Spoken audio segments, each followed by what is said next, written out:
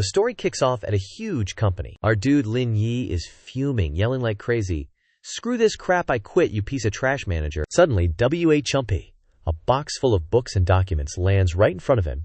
Lin Yi jumps a mile. Manager Wu Lilai, face purple with rage, barks, "Get out." Lin Yi grumbles as he picks up his box, muttering to himself, "What a freaking world, I work my butt off, but because I didn't bribe the boss, I get screwed." Suddenly, his phone rings. "It's Liu C. Lin Yi answers, totally bummed. "Yeah, what is it?" A cold voice comes through the phone. "Lin Yi, we're through." Lin Yi's eyes pop. "What?"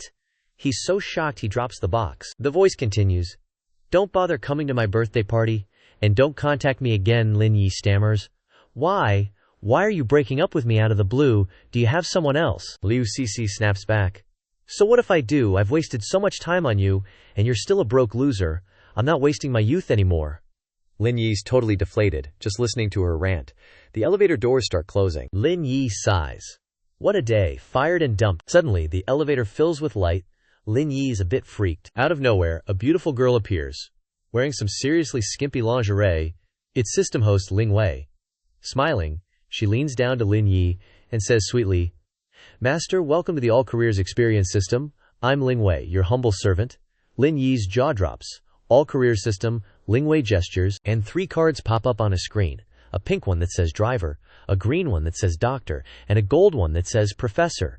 "Master, each week you'll randomly experience a new career. Complete all the tasks, and you'll get the ultimate reward. I'll help you become a global big shot." Lin Yi's stoked. He's so happy he throws his stuff in the air, yelling, "Haha, is this really the legendary system? My time has come." Suddenly a notification pops up. "Congratulations, you've received the Didi Driver Starter Pack, 10 million RMB, 100% controlling stake in the Peninsula Grand Hotel, and a 30 million Pagani Zonda." There's a voucher with a picture of a white supercar and 2 buttons, accept or declined. Lin Yi's grinning like a maniac. "Hell yeah, even if I'm stuck as a driver forever, it's worth it." Ling Wei bounces excitedly. "Master, we only get to experience each career for a week, not forever." Lin Yi slams the accept button without hesitation. This is way better than being a newbie. A new job every week plus tons of cash. Ling Wei pulls something weird out of her. Cleavage. She winks. "The Peninsula Grand Hotel needs you to take over. The Pagani Zonda is in parking lot C, space 22 at the Chaoyang Group. Here are the keys."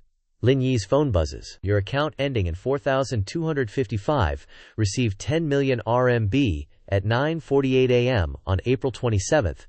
Daijing Bank. Congratulations on becoming a Didi driver."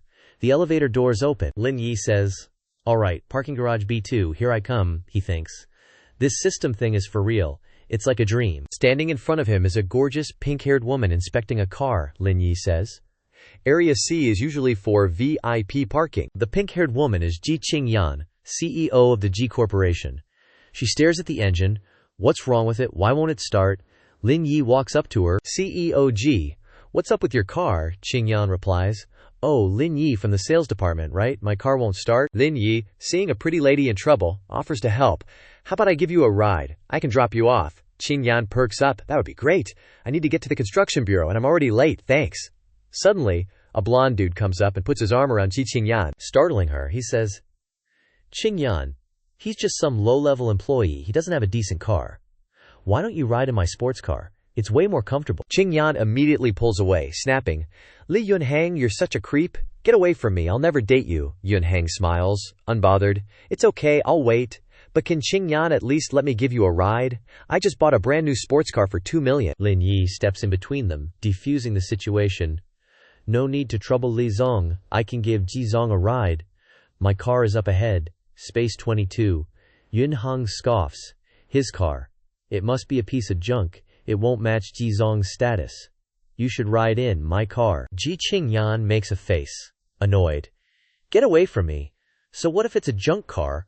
I'll ride in whatever I want." Ji Qingyan is walking. Suddenly she sees something and is shocked. Her eyes widen, and she stops, suddenly, causing Yunhang to follow behind, crashing into her. She sees the 30 million Pagani Zonda supercar in front of her, gleaming, and shouts, This is..." Lin Yi grins proudly. Touching the supercar, he introduces Ji Zong. "This is my car." Li Yunhang's face turns purple with rage, and he shouts, "Yours my ass. Stop bragging. Do you even know how much this thing costs?" Lin Yi doesn't reply, just pulls out the car key nonchalantly. He opens the car door, inviting Ji Qingyan in. Jizong, please get in. Then, turning to Li Yunhang, he says, trying to win over Jizong with a junky car. Huh? You're still way off. Yunhang is speechless, thinking, damn it, a 30 million Pagani, and a limited edition. Even if I pre-ordered, I wouldn't get one. In contrast to his previous disdain, Li Yunhang now shows humility, sticking his face on the glass and grabbing it with both hands, knocking and trying to call out the people inside. Big brother, I am a person who couldn't recognize Mount Tai. Can you let this little brother go along for the ride? Lin Yi shows a look of disgust at him. Get out! You don't even qualify to be taken for a ride. With that, he zoomed off in his car, leaving those thugs trembling in fear. Qi Qingyan, sitting in the car, turned to Lin Yi with admiration and said, Lin Yi, is this really your car? Aren't you just a sales department employee? Lin Yi chuckled and replied, haha, seriously, I'm actually a rich second generation experiencing life. He laughed cheerfully. Driving is my next job, and you're my first customer, Qingyan, you know. Seeing this, Qingyan excitedly picked up her phone and said, all right, this is interesting. Looks like it's my honor. A notification popped up on her phone. Ding! Your ride has been booked. The supercar then drove to the construction bureau. Qingyan got out of the car, turned to Lin Yi, raised her phone, and smiled cheerfully. Paid. Thank you, Master Lin. She left gracefully, waving goodbye. At this moment, Ling Wei's figure suddenly appeared on Lin Yi's shoulder. She happily said, congratulations, host, on completing your first ride. Reward, 50,000 proficiency points. Job completion rate, 5%. Reward, 50 million yuan. Lin Yi looked at his phone with extreme excitement. Holy crap! Completing one ride gets me 50 million. This feels so damn good. At the Peninsula Hotel, which looked extremely luxurious, Yunji's voice rang out. This Peninsula Hotel is a 5-star hotel, and it's one of the most luxurious hotels in Shanghai. A handsome man and a beautiful woman were embracing each other affectionately. It was Yunji and Lin Yi's ex-girlfriend, Liu Cixi said, many celebrities even hold their weddings here. I wonder if my party can be held here. Yunji replied indulgently, it'll be held here. Whatever you like, it's yours. Renting this whole place is just like 7 or 8 million anyway. Hearing this, Liu Cixi happily hugged Yunji tightly. Honey, if only I had met you a little earlier, that would have been great. Yunji put his arm around Cixi's waist, looked into the distance, and his face turned slightly unpleasant. Cixi, look, isn't that Lin Yi? Seeing Lin Yi, Liu Cixi angrily shouted, Lin Yi, what are you doing here? Just because you came to this place doesn't mean you can get me back, you broke loser. Lin Yi just replied nonchalantly, crossing his arms. Don't flatter yourself. Can't I come here to spend money? I think this place is just like any other small hotel. Yunji said disdainfully. A small hotel? Are you still pretending to be cool when you are poor trash? This is a 5-star hotel. Not the kind of place someone like you can come to. Liu Cixi immediately turned her head and shouted, Security! Quickly kick this beggar out of here. A team of security guards rushed over. Yunji crossed his arms triumphantly. Hey, aren't you leaving yet?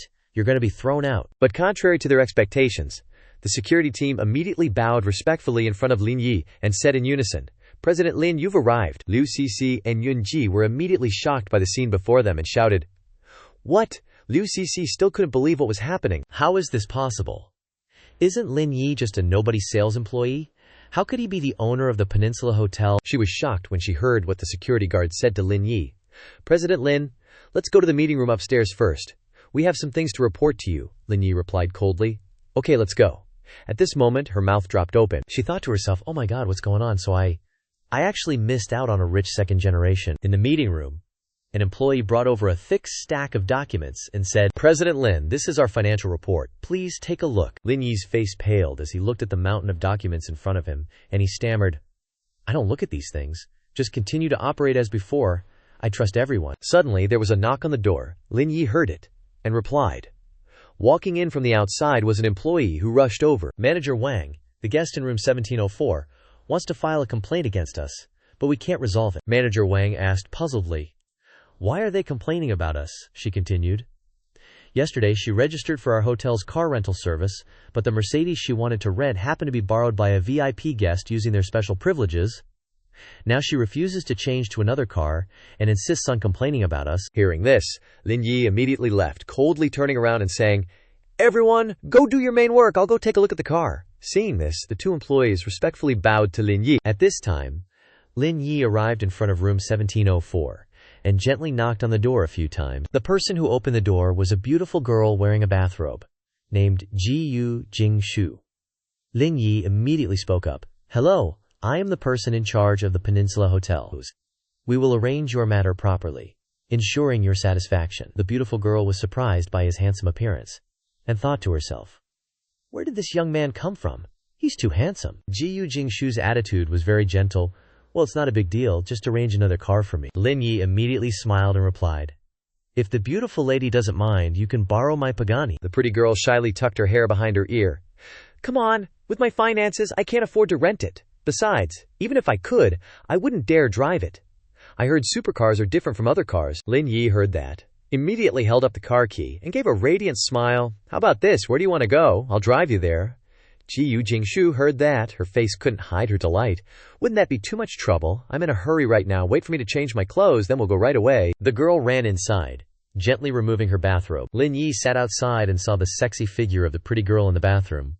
Couldn't help but feel embarrassed enough to have a nosebleed. A moment later, a pair of legs wearing luxurious shoes came out. Ji Jingshu appeared in a daringly cut dress and said softly, "I'm changed. Let's go." At this moment, in the main hall, Liu Cixi was arguing with Yunji. She said coldly, "Yunji, please leave quickly. Lin Yi will be out in a moment. I don't want him to misunderstand." Yunji was chased away in an instant, turned back and angrily gritted his teeth. "You slut, do you think Lin Yi will still care about you? What a daydream." A girlfriend of Liu Cixi worriedly asked her, "Cixi, you just said those things to Lin Yi. Will he still turn back?" Liu Cixi replied with great confidence, "I've been with him for many years, there's still some affection. As long as I pretend to be pitiful later, he will definitely forgive me." The girl immediately showed an admiring look. "I really envy you. I'm afraid I won't have the chance to find a man with such good conditions in this lifetime." Liu Cixi curled her lips and smiled. "You don't need to regret it. After we reconcile, I'll borrow the car to take you for a spin." Suddenly, she turned her head back. It was the figure of Lin Yi and Ji Jingshu happily walking together. Liu Cixi saw that the prey had arrived, immediately ran towards him, with a bright smile on her face. "Honey, she must be the secretary who manages your work and life, right? Let me manage it for you from now on." Ji Jingshu looked at the woman in front of her with disgust. Lin Yi showed a clear look of displeasure and said, "Who is she? Is it any of your business?" Liu Cixi shed crocodile tears and pitifully replied, "Lin Yi, so many years of relationship. Have you stopped loving me? Have you forgotten the romantic times we had together? Even if her figure is better than mine, her skills can't be as good as mine." Ji Jingshu suddenly spoke this time, came closer to Lin Yi, making him surprised at that confident smile. Ji Jingshu said, "How do you know my skills aren't as good as yours? He just praised me for being even better than his previous girlfriend." Lin Yi directly put his arm around her waist, looking at Ji Jingshu with affectionate eyes, praised, "Not only are the skills amazing, but the personality is also very good." These words and actions made Ji Jingshu also feel both startled and a little shy. Immediately afterwards, Lin Yi put his arm around Ji Jingshu's shoulders and left. "If there's nothing else, we'll go now." Liu Cixi saw that and quickly stopped him. "Don't go. I agree to be your mistress.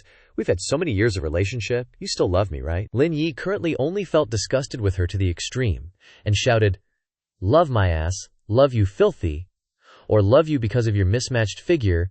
You're a gold digger, Liu Cixi, get out of my sight, don't make me feel nauseous here." Being scolded like that, Liu Cixi had no face left, slumped down in failure watching him leave in the luxurious supercar. Lin Yi asked, "Where do you want to go?" Ji Jingshu replied, "Jingshu Hotel. My classmates are preparing to hold a wedding there, sorry to trouble you." Lin Yi heard that and laughed. "You're being polite, you just helped me out of a tight spot." At the luxurious Jingshu Hotel, in front of the door were 3 girls wearing beautiful and sexy dresses. The blonde girl happily said, "Jingshu is different from before. A few days ago, she said her boyfriend bought her a Mercedes-Benz." The girl in the black dress was a little impatient. "What's wrong with Jingshu? It's just asking her rich boyfriend to drive her here, why is it taking so long?" The remaining girl sarcastically said, Don't listen to her bragging. Based on that relationship, how would she know the rich class? Our boyfriends are all second-generation rich kids. When we make an appointment to go out, we don't see her bringing her boyfriend along. She admires people, so she's bragging like that." As soon as she finished speaking, a car stopped right in front of the gate. All 3 looked at that shiny supercar. Ji Jingshu, wearing a luxurious sunglasses, stepped down from the car. The girl in the black dress saw that and exclaimed, "Jingshu, your boyfriend actually let you drive the Pagani. That's amazing." Ji Jingshu turned around and said through the car window, "I helped you block a peach blossom once, so you helped me once too." Lin Yi heard that and leaned out loudly so that all 3 girls could hear, "Honey, remember to have fun today." Scene changes to an apartment building. Zhang Jingxing grabbed the phone back, saying, Mom, it's just a little over 10 days of rent. Don't be so anxious. She smiled, trying to calm her mom down. Just wait a few more days and then hurry, Lin Yi. Okay, Wu Jinlan, her mom, retorted, face red with annoyance. What if he runs off one day? Let me tell you, don't even think about him. You're going to be a civil servant, and I can't stand someone like him, just a wage earner. Before she could finish, there was a knock on the door. The door opened, and Zhang Xingxing greeted him. Lin Yi, you're here. Lin Yi walked in, dropping a bombshell that stunned Zhang Xingxing. Auntie Wu, I'm not going to be living here anymore, so I came to say goodbye. I'll pack up and leave right away. Hearing this, Wu Jinlan immediately tried to stop him, warning, if you want to leave, you gotta pay the rent you owe first. Don't think you can skip out on me. Lin Yi cheerfully picked up his phone, grinning. Auntie Wu, you've got it all wrong. I'll pay you the rent right now. Instantly, a notification popped up on Wu Jinlan's phone. Your account ending in 2219 has received 4,000 RMB. Seeing this, Wu Jinlan was taken aback, saying, Lin Yi, the rent is 2,000. Why did you transfer me 4,000? Lin Yi replied, I always owed you rent before, and I felt bad about it. Seeing him about to leave with his luggage, Wu Jinlan couldn't help but ask, Lin Yi, why are you suddenly moving out? Do you have some new plans? Lin Yi replied modestly, just finding a way to survive. It's not too bad, otherwise I'd starve. Zhang Xingxing quickly offered to help. Let me help you carry some things. Wu Jinlan followed behind, thinking to herself, I have to see if this little rascal is really moving out. As soon as they got downstairs, they saw a luxury car parked in front of the door, making Zhang Xingxing exclaim, Whose supercar is that? So cool, Wu Jinlan asked, confused. Lin Yi, where's your car? I don't see it. Lin Yi picked up a car key and answered, the other one doesn't run anymore, so I switched to this one. Xingxing put the stuff in the car. This scene stunned both mother and daughter. Wu Jinlan blurted out, Lin Yi, aren't you just a wage earner? How did you suddenly become rich? Lin Yi sat in the car, casually replying, working was just an experience of life. No need to pretend anymore. Actually, I'm a fu er dai. Watching the car drive away, Zhang Xingxing cautiously said, Mom, you always complained that Lin Yi was poor, now he's rich. Wu Jinlan immediately pinched her ear, warning, don't think about useless things, Xingxing. He wasn't good enough for you before, and now you're not good enough for him. Go home and study. Arriving at a luxury hotel, the staff announced, President Lin, the presidential suite is ready. Lin Yi ordered, help me bring the things from the car up, and then bring up some food. I'm starving after a busy day. After eating his fill, Lin Yi rubbed his full stomach with satisfaction. No wonder it's a 5-star hotel, the food is really good. His phone then popped up with a message from Ji Qingyan. I've finished my work. Can you come pick me up? I'm at the construction bureau, Lin Yi replied. Of course, I'll be there in 30 minutes. Arriving at the construction bureau, Ji Qingyan was already waving in front of the door. After she got in the car, Lin Yi jokingly teased, President Ji, can you book the ride in advance? Qingyan, clueless, asked. Book what ride? The mischievous guy held up his phone.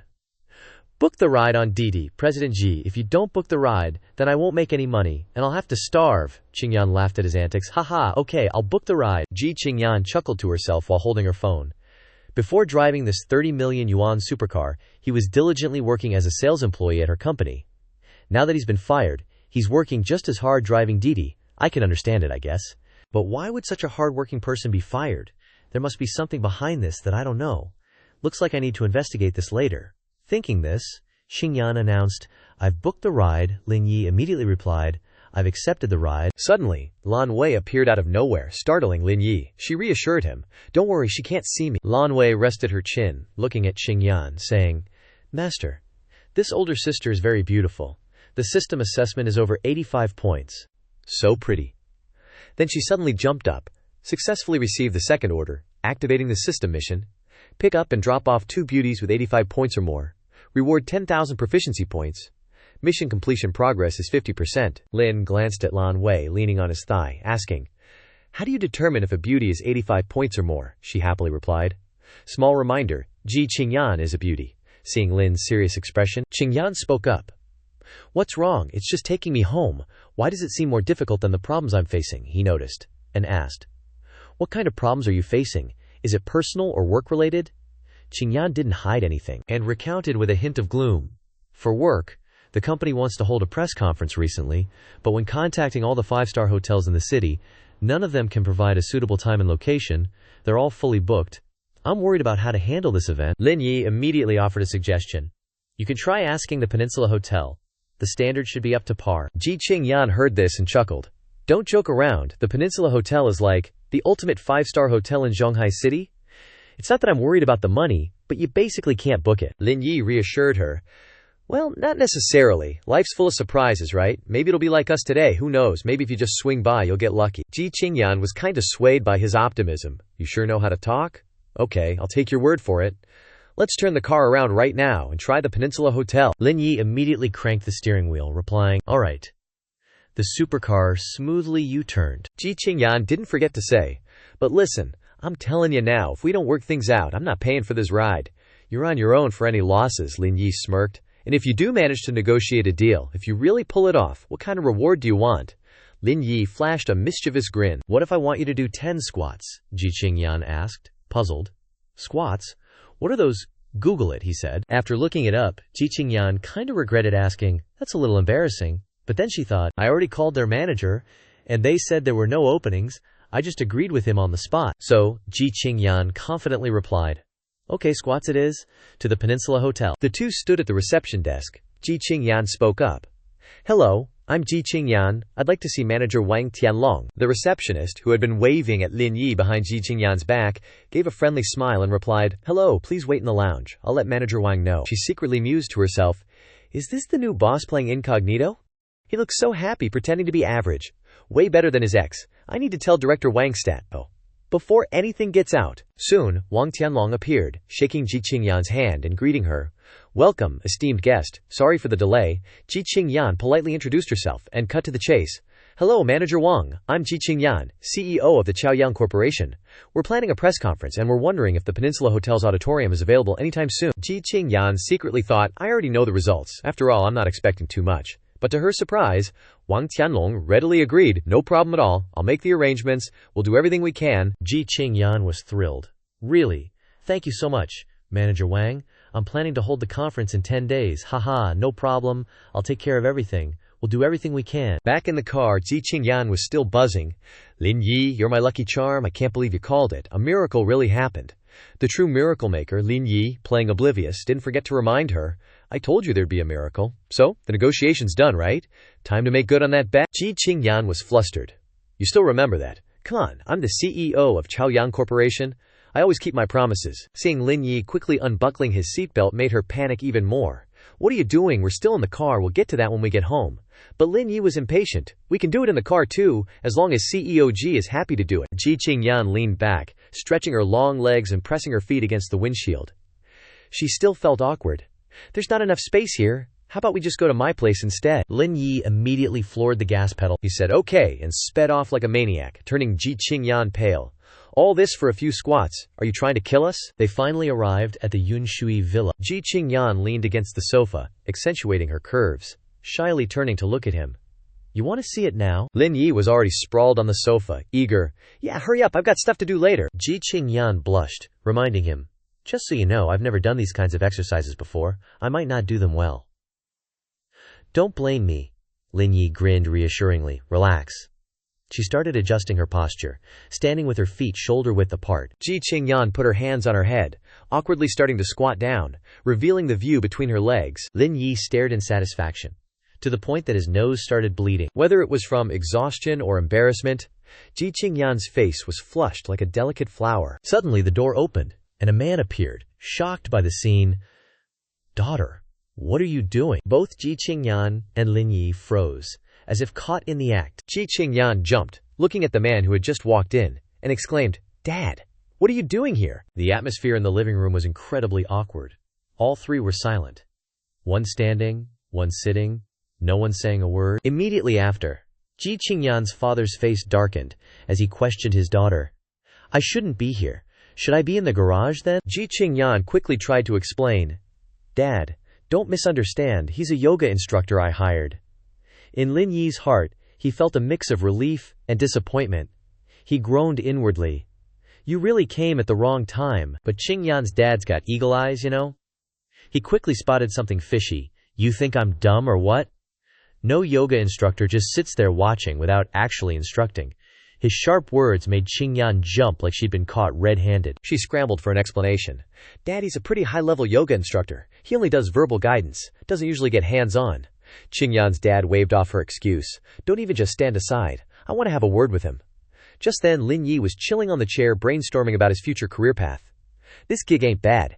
If I could add massage instructor to the list, that'd be freaking awesome. Suddenly, Qingyan's dad crossed his arms and plopped down heavily on the chair. Lin Yi got the fright of his life, and he scrambled to dodge out of the way. Qingyan's dad's face darkened as he turned to quiz him. Young man, what's your name? What do you do? Lin Yi's brain short-circuited, his vocabulary reduced to pre-programmed phrases. Lin Yi, drive, go. Qingyan's dad was both shocked and ticked off, yelling, "Don't talk nonsense! What's with the drive, go? You need a sports car to impress my daughter." Lin Yi quickly got his smooth-talking mojo back, scratching his head in a way that was both an explanation and a boast. "Oops, you caught me there. I do use a sports car to, go places." Qingyan's dad's face instantly lit up. He clapped Lin Yi on the shoulder, chuckling with approval. "That limited edition Pagani parked out front is yours, huh? Well done, you little rascal. You're way better than those spoiled trust fund kids. I feel good about entrusting my daughter to you." Lin Yi felt things were escalating way too fast. He was screaming internally. "I was just peeking. How did I get railroaded into becoming your son-in-law?" Qingyan immediately tried to set her dad straight. "Dad, we're not in that kind of relationship." Qingyan's dad sighed. With the world-weary expression of someone who understands young people, "You two, I get it." He waved them both off, adding with a knowing smile, "It's just that Qingyan's grandpa's birthday is coming up. You two should come by together. Let the family meet you. You guys keep doing your thing. Don't let me cramp your style." As soon as Qingyan's dad left, Qingyan collapsed onto the chair. She said to Lin Yi, flustered and apologetic, "My dad totally misunderstood us." Lin Yi immediately dropped his act, pinning Qingyan to the chair. "This misunderstanding isn't so bad, though." He gave her a smoldering look, saying suggestively, "So, shall we continue?" Qingyan, both shy and expectant, her face already flushed, put on a show of being tough. "Continue what? It's already been misunderstood this way." Lin Yi reached down to her leg, touching her thigh, continuing with a straight face. "Continue exercising. What else?" "You just did squats, so this area is going to be tight and uncomfortable." Qingyan quickly got embarrassed, pushing Lin Yi away, pretending to reject him, yelling, "You!" Lin Yi put on a serious face, gesturing like he was really giving instructions. "Squats are all about working this muscle group."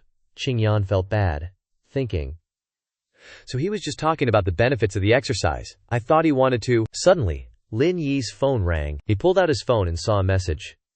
"Little Yi, ever since you left, your colleagues at the company have really missed you. They want to have a farewell dinner tonight." Lin Yi quickly took off, not forgetting to say goodbye to Qingyan. "President Ji, I have something to take care of, so I'll head out first. We can do business next time." Qingyan pouted in her seat.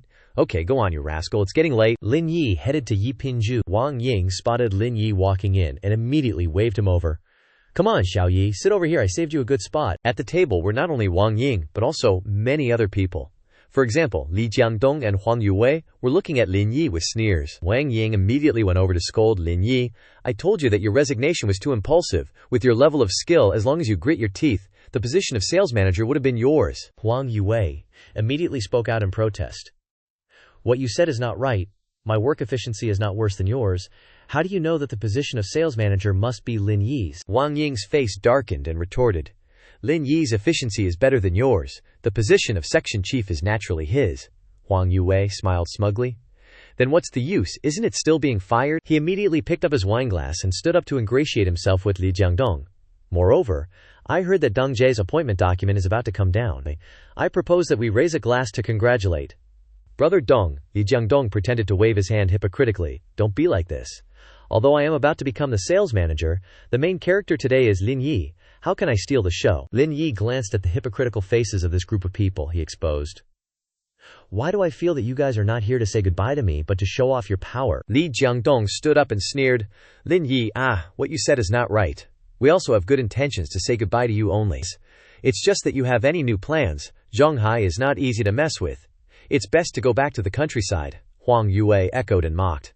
"Back to the countryside? He is an orphan. Even without a home, how can he go back?" Li Jiangdong said sarcastically, "I am quite familiar with the property management in my neighborhood. Why don't you come to my house to guard the gate?" While speaking, he handed the wineglass towards Lin Yi. Wang Ying suddenly turned to look at Lin Yi, afraid that he would be hurt by Jiangdong's words. Lin Yi knew that he was being looked down upon. He uncomfortably said, "I don't dare to bother him. You can run away," and refused his toast. As he was talking, the waiter of the restaurant opened the door and asked, "Whose Pagani is that down there?" Lin Yi turned to ask, "What's the deal with that Pagani?" The anxious staff member said. "That car's blocking the way for the others, so we wanted to ask the owner to move it back a bit." Those guys peeked out the window, praising the Pagani endlessly, Jiang Dong said. Only super big shots can afford that car. Yu Wei turned to mock Lin Yi, saying, "You're such a country bumpkin. They're talking about a Pagani, not that beat-up car you drove here." Seeing Yu Wei being so condescending, Lin Yi took out the Pagani's keys and said with a touch of arrogance, "It's my car, can't I ask about it?" Those guys were utterly shocked to see the keys. Jiang Dong, all flustered and disbelieving, said, "You're clearly an orphan, so where would you get the money to buy a car?" Lin Yi was furious at Jiang Dong's words. He looked at him coldly and said, "Orphans can't have money. You really have a limited perspective." With that, he turned to leave, asking to be excused and offering to take Wang Ying home. She smiled and agreed. That Jiang Dong now revealed his true, pragmatic nature. He rushed to stop Lin Yi, his tone all sweet and apologetic. "I'm sorry, please forgive my unintentional offense just now." Lin Yi, disgusted by his behavior, brushed his hand away and sneered, "You're about to be a department head. How would an orphan like me dare offend you?" Afterward, he left with Wang Ying. While those guys could only stand upstairs and watch, Wang Ying, sitting in the car, was full of admiration. Her eyes sparkled as she looked around at the car. Wang Ying was surprised, saying, "I've worked with you for so long, and I didn't know you were rich," Lin Yi humbly replied. "It's from an inheritance. If I didn't have to, I wouldn't want to show off," Wang Ying asked. "Just now, you mentioned driving to get rewards. Is that for real?" Lin Yi cheerfully replied, and while speaking, he took out his phone and asked if Wang Ying wanted to create an account to support him. Wang Ying immediately agreed. Taking out her phone to register, she said, "You're so enthusiastic, it'd be a loss if I didn't support you." While Wang Ying was registering, the system started scanning her image. Her total score was only 84, so Lin Yi couldn't complete the mission requirements.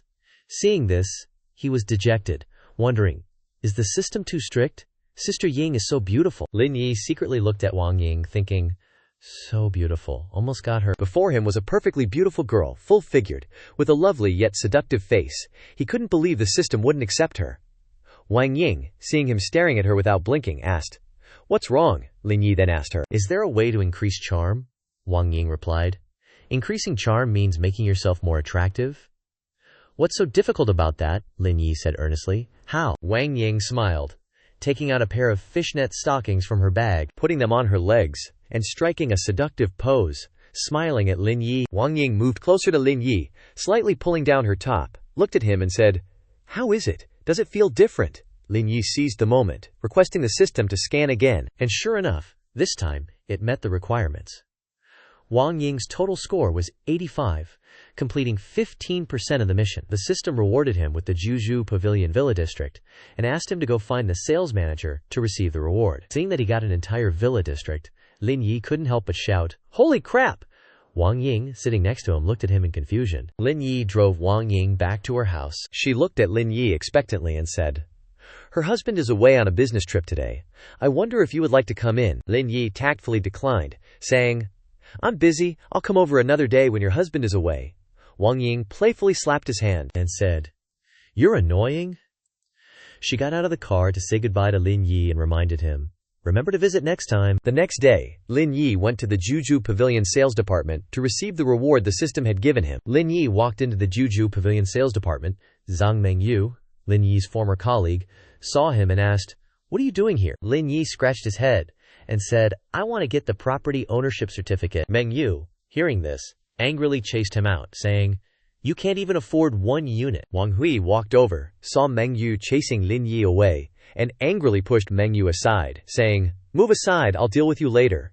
Mengyu was surprised. Wang Hui came over and hooked arms with Lin Yi, enthusiastically introducing, "You must be Mr. Lin Yi. I'm manager Wang Hui.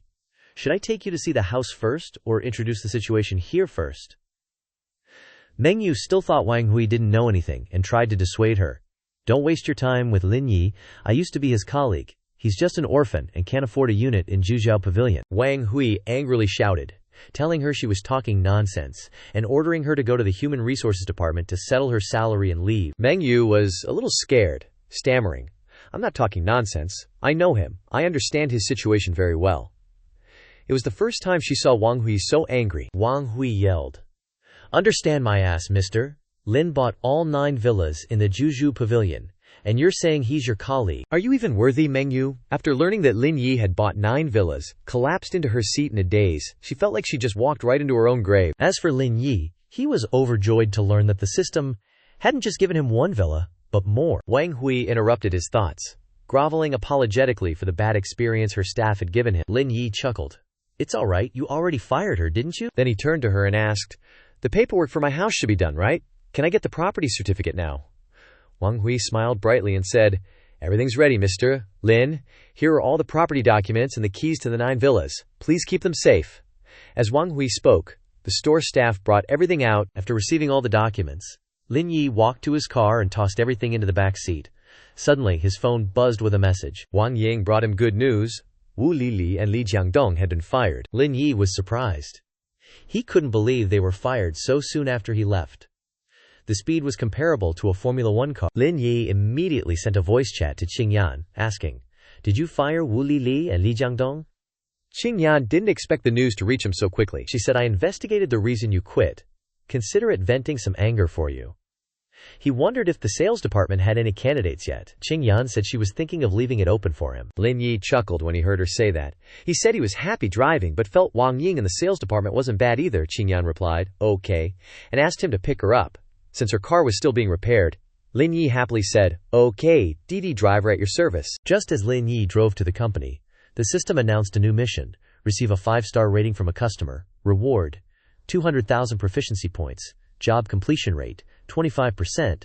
Lin Yi turned to Qingyan with a smile and said, don't forget to give me a 5-star rating. She turned to him and asked, you want a 5-star rating? He immediately replied, of course. Then she shyly bargained with him, then trade a 5-star rating for the 9 squats I still owe you. Deal. Suddenly, Lin Yi lunged at Qingyan. She startled and screamed. What are you doing? Lin Yi said. Forget the 5-star rating. Lin Yi revealed a rather indecent expression.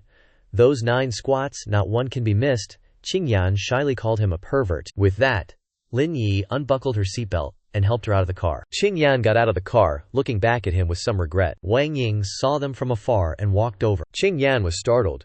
When she saw Wang Ying coming towards her, Lin Yi quickly explained that he was a Didi driver and happened to pick up Qingyan.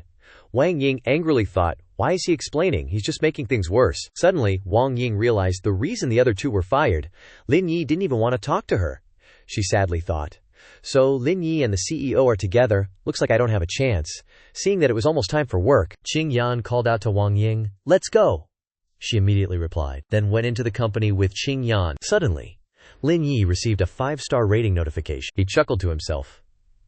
This girl may be sharp-tongued, but she has a heart of gold. Lin Yi was looking at the next trip on the Didi app. He saw the next trip was in the Tianyi apartment, not far from where he was, so he accepted it. Suddenly, he received a call from the customer.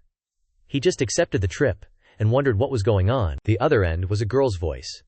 Hello, are you the Didi driver? How old are you? Lin Yi was confused. But, out of respect for the customer, he still answered, 24. The girl then proposed that Lin Yi pretend to be her boyfriend, and she would give him a 5-star rating. Lin Yi thought for a moment he didn't have anything to lose, and he could even benefit, so he immediately agreed. At the Tianyi apartment, Lin Yi arrived and knocked on the door. He smiled. Hello, I'm here. The girl opened the door and was stunned by his beauty. It turned out her name was Jia Jinyu. She thought to herself, how can a Didi driver be so good-looking? He's even more handsome than those trainee idols. Xinyu then led him into the house. Her mother saw him and happily asked, you're Xinyu's boyfriend? Lin Yi quickly replied, yes, hello auntie, my name is Lin Yi. Xinyu's dad sized him up, thought he looked decent and quick-witted, so he asked, what do you do for a living? Lin Yi didn't hesitate. I'm a Didi driver. Xinyu's parents exchanged a look of shock, like he was some kind of bug. Xinyu panicked and explained, Mom, Dad, Didi drivers make good money. Lin Yi buys me cosmetics and jewelry, and he's saving up to start his own business. Xinyu's dad got angry. Start a business? Haven't you heard that 9 out of 10 startups fail? Do you want to be a widow early? Her mom nodded in agreement. Xinyu changed the subject. Didn't you guys have a meeting with your colleagues today? Her dad suddenly remembered. Oh yeah, it's almost time, Xinyu cheerfully suggested. Let me have him drive you guys there, then you can stroll around the mall. We should get going, Lin Yi said nervously. My car only has 2 seats, so we can't all go together. Then he said, Uncle, Auntie, you'll probably have to call another car. Xinyu and her parents were speechless. When they heard 2 seats, is it a motorcycle? They went outside. Xinyu's mom kept nagging her from behind, and she didn't know what to say. Xinyu's dad couldn't take it anymore and turned to scold her. Did you hit your head or something? Why would you find a driver as a boyfriend? Her mom also looked pale and said, if people find out about this, they'll laugh us to death. When they arrived, Lin Yi pulled out the key and unlocked the car. All three of them were stunned, only he was grinning smugly. Xin Yu couldn't help but ask in surprise, "Lin Yi, is this your car?" Lin Yi smiled and told her to get in. Xin Yu's parents saw the expensive sports car and did a 180, warmly saying, "Xin Yu, hurry up, don't keep Lin Yi waiting." She had no choice but to agree. As soon as Xin Yu got in the car, Lin Yi asked her, "Which shopping center do you want to go to?" Xin Yu replied, "Times Square." Then she kept praising how beautiful the car was. After a while, Xin Yu shyly said, "Hey, I have a small request, can you agree to it?" "I'm a streamer. Can I live stream in your car?" Lin Yi generously said. "No problem, just remember to give me a 5-star review after," she happily agreed. "No problem." Then she turned on the live stream and cheerfully greeted everyone in the live broadcast. "Everyone, guess where I am?" The comments section immediately exploded. "Xiao Yu, where are you? Are you being a co-pilot for a rich guy? Holy crap, that's a Pagani. The driver is so handsome. Who is he? Is he a second-generation rich kid?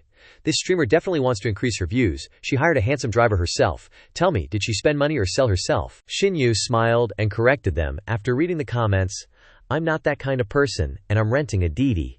But in her heart she thought, if this hottie accepted my body, I would have thrown myself at him already. At Times Square, Xin Yu leaned over and showed Lin Yi her phone. 5-star review already? Thank you, handsome, see you next time." Suddenly, Lan Wei appeared, startling Lin Yi.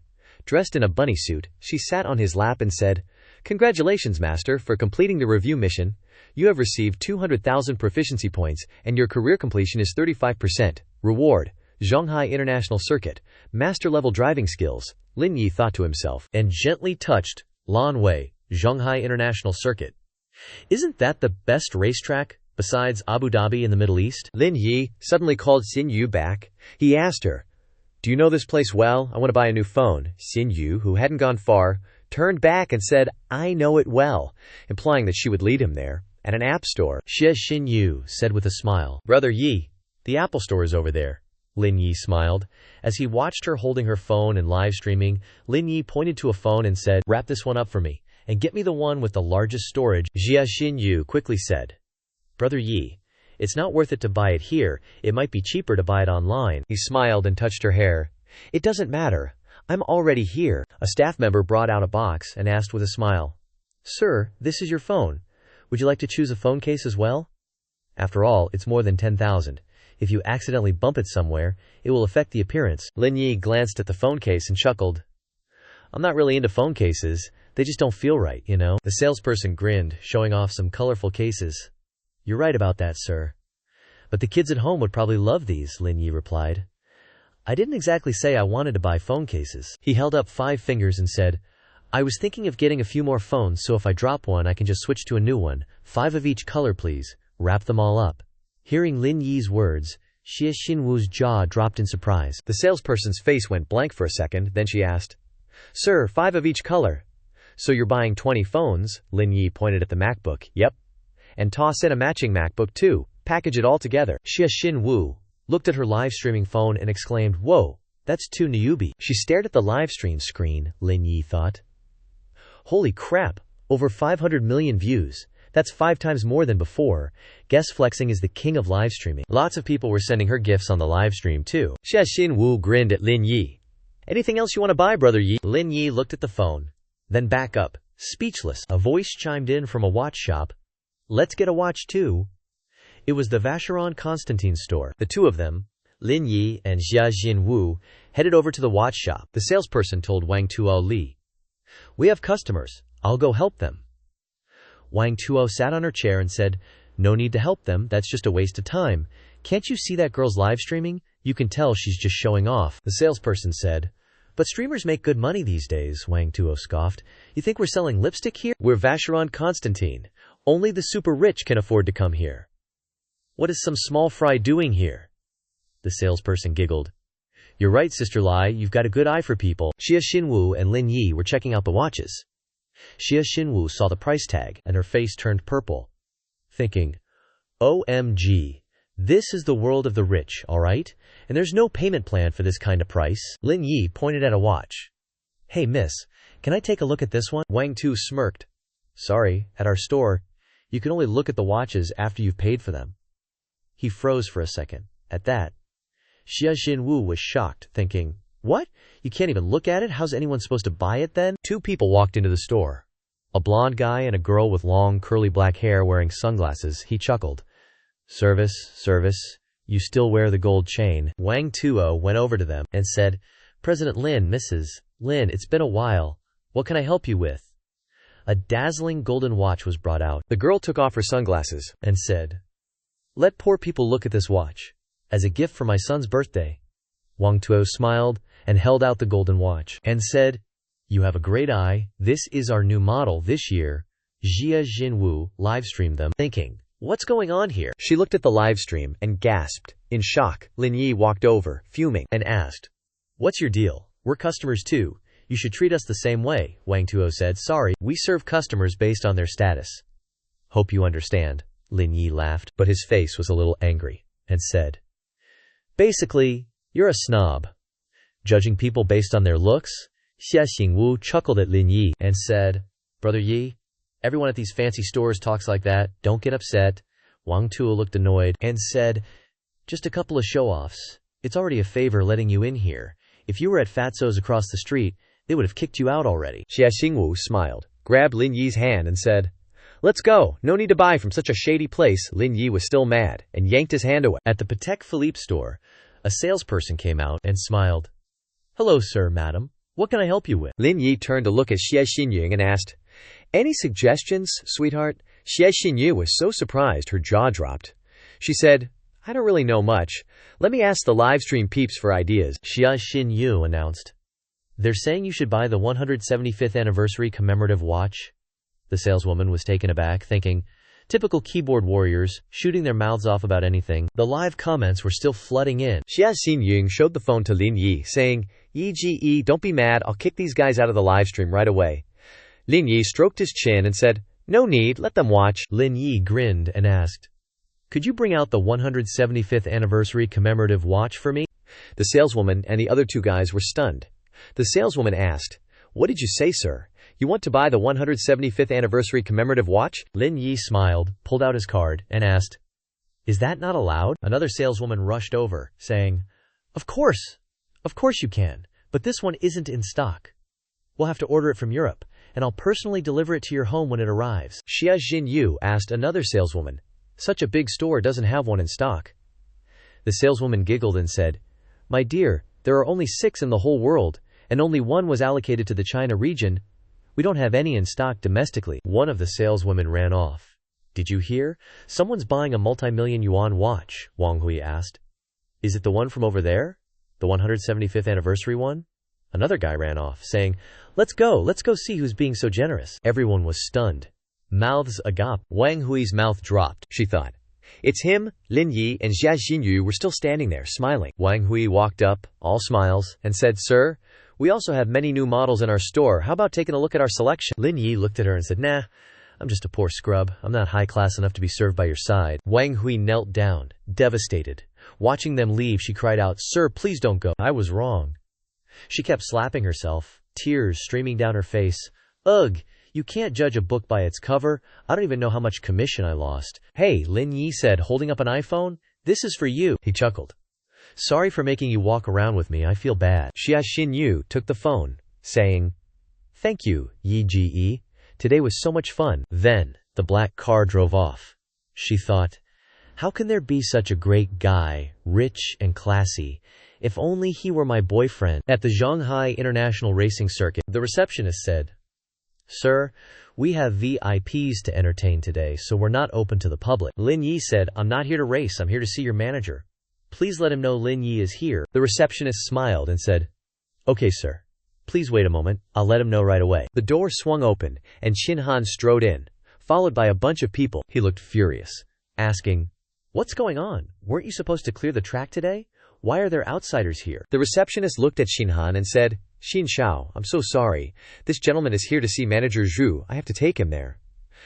Another receptionist said to Lin Yi, "Quick, follow me to the second floor. Don't upset Xin Shao." Lin Yi glanced back at Qin Han and asked, "Who's that guy? Why is he so arrogant? Is he the only one allowed here?" The receptionist said, "Don't you know him?" She continued, "That's Qin Han. He's super famous in Shanghai. No one dares to mess with him." Inside an office, a voice said, "Manager Zhu, Lin Yi is here to see you. Zhu Haitao looked around, all smiles, and said, "Oh, Lin Zong.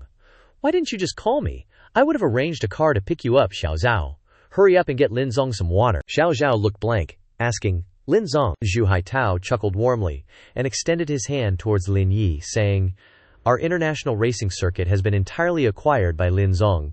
He's the boss here now." Zhu Haitao was like, "President Lin, this is the company's business. Please take a look." Lin Yi, sitting in his chair, replied, "Nah, I don't need to see it. Just do things the way we always have. If there's anything you can't handle, just let me know, Manager Zhu. Why don't you show me around the racetrack? It's a beautiful day." Zhu Haitao was all, Sure.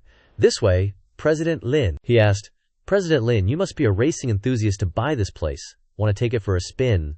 Lin Yi was like, "Sure, have someone bring one over here for me." Then, there they were, just standing there, checking out the race cars. Cars were racing each other, wheels just barreling straight ahead. Someone put their foot down. Chin Han, looking pissed, yelled, "Fat Zhu, what the hell are you doing? I booked this whole place. You're bringing strangers in here. You trying to die?" Zhu Haitao just chuckled nervously. "How would I dare bring a stranger here? Young Master Chin, you've got it all wrong. This is President Lin. He's the one and only boss of our Zhonghai International Racetrack. He's here to inspect his property." Everyone stared at Lin Yi, shocked. They were thinking, "What?" Lin Yi spoke. "Manager Zhu, I want to do a few laps later. Get anyone who doesn't belong out of here. Just pay him whatever compensation he wants." Zhu Haitao's face was a picture. Chin Han pulled out a pack of cigarettes. "Bro, my bad. We got off on the wrong foot." Chin Han grinned, holding up the cigarette pack. "In Zhonghai, no one dares to kick me out. How about you and I race a lap? The winner gets to stay and play," Lin Yi said. "Nah, forget it." Chin Han lit a cigarette. "Even though everyone in the scene calls me Chin God, and my car can give you a 10-second head start, I've never been afraid of anyone," Lin Yi responded. "Then let's do 2 laps. I'm itching to try this place out anyway." Chin Han took a drag, looked around and asked, "Where's your car? If you think mine is too good, I can switch to another one." Lin Yi also smoked, just stared at him, speechless. A black car showed up. Chin Han was surprised. "This is your car." Lin Yi held a cigarette. "Yeah, it's nothing too fancy, but it's a little better than yours." He looked at him. "What's wrong? You think I'm bullying you with this car?" Chin Han got a little pissed. "Don't think that the $3 million I spent on upgrades was for nothing. Performance-wise, I definitely won't lose to you." The racetrack was still winding, looked pretty tough. The 2 cars, black and white, lined up ready to go. The race girl held up the flag, smiling. 1, 2, 3, go. The cars started rolling. The other car started rolling slowly too. Someone yelled, "WTF? What's going on?" Zhu Haitao gaped, totally shocked. Young Master Chin slowed down at the turn. President Lin is speeding up at the turn. A brown-haired guy exclaimed in disbelief, "Holy crap, even professional racers wouldn't dare take a turn at that speed. One slip and you're meeting your maker." Lin Yi's car was still in front, leading the way. The car was getting closer to the turn. He thought, "He's really taking that turn at that speed." The crowd gasped in shock. "Holy shit, this guy is insane." Lin Yi's car crossed the finish line first. The race girl smiled, raised her hand. "The boss wins."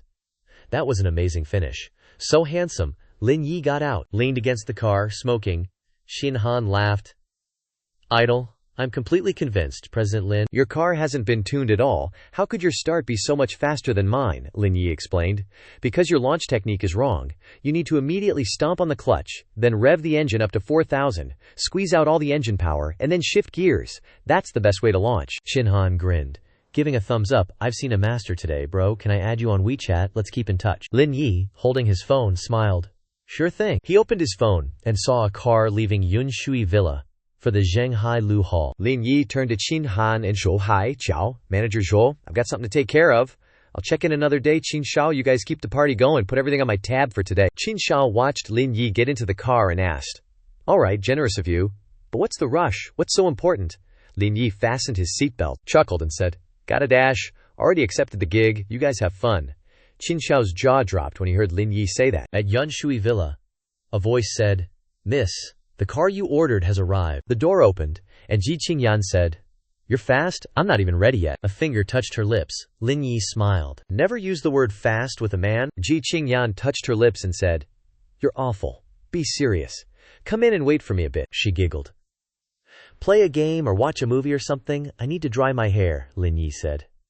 "Okay." Then he sat down in a chair. Lin Yi said, "There's an email for you." Ji Qingyan, drying her hair, said, "Probably just work stuff. Don't worry about it." Lin Yi opened the image and saw a blonde girl in a bikini, said, Doesn't look like work to me. It's a delivery of lingerie, black, size 36E for you. He blushed as he looked at the computer screen, said, President Ji, there's another email for you. Ji Qingyan, her legs still wet, rushed out. She shielded the computer screen, saying, No way. But Ji Qingyan's legs tripped over each other. She was about to fall forward. Lin Yi's expression also became panicked. He quickly pulled the towel she was wearing around her. Her feet managed to regain balance. Ji Qingyan smiled and said, Lucky I have good balance, otherwise you would have found out what I was missing. But after that tumble, the towel Ji Qingyan was wearing was now in Lin Yi's hands, and she didn't have a stitch of clothing on. Lin Yi saw Ji Qingyan's chest, and his nose immediately started bleeding, his face flushed red. Ji Qingyan quickly snatched the towel back, her face flushed red. She screamed shyly, Kya! Lin Yi wiped the blood from his nose, his face flushed red, and said, I was just going to say there was spam, but you already ran out here. Ji Qingyan shyly wrapped the towel around herself and hurriedly ran away, saying, don't say any more, so embarrassing. A hairpin with rhinestones looked very beautiful and classy. Ji Qingyan had changed her clothes. She wore a very beautiful black dress, looked very classy, and she clipped the rhinestone hairpin onto her hair. She asked, How does this outfit look? I have a school reunion party. Lin Yi looked at her, face red, and said, This party outfit looks great. Moreover, I feel this outfit is very suitable for doing squats. Ji Qingyan touched his body and said, Don't worry, I haven't forgotten. Isn't it just the other 9 squats left? She said shyly. Go close the curtains, I'll do it for you to see. Then Lin Yi went to close the curtains. He sat on the sofa and said, I'm ready. Ji Qingyan's foot had also taken a step forward. Then Ji Qingyan closed her eyes, kneeling down. She swept her hair back. Ji Qingyan, her cheeks flushed, said, I've kept my promise, you know. Let's go, Hailu Zhang restaurant. Lin Yi walked over, about to open the door, and said, Wait a sec, gotta hit the restroom real quick. Half an hour later, Lin Yi came out, grinning from ear to ear, looking like he just, took care of business. Ji Qingyan asked, Why aren't we leaving yet? Lin Yi said. Ran into some acquaintances. She asked. You know people here, Lin Yi said. Just met him yesterday. But he probably knows you even better. Then Ji Qingyan's parents walked in through the door. She saw them and was totally stunned. The atmosphere became super awkward. Her dad chuckled, giving a thumbs up, and asked, You two all done? Ji Qingyan asked. Dad, what are you talking about? How long have you been here? Her dad chuckled. Been here a while, saw you two close the curtains, so we waited outside. Her mom smiled, covering her mouth, and said, Silly girl, you're so old, still embarrassed. It's just normal adult needs. We get it, Ji Qingyan quickly said. Mom, it's not what you think. I was just changing clothes, her mom said. Okay, you were changing clothes. Her dad chuckled, turning to his wife. Well, looks like they want to head out. Let's not be a third wheel, her mom said with a smile. Zhao Lin, we don't see you as an outsider. Her grandpa's birthday is the day after tomorrow. You absolutely have to come, okay? Lin Yi scratched his head, laughing. Okay.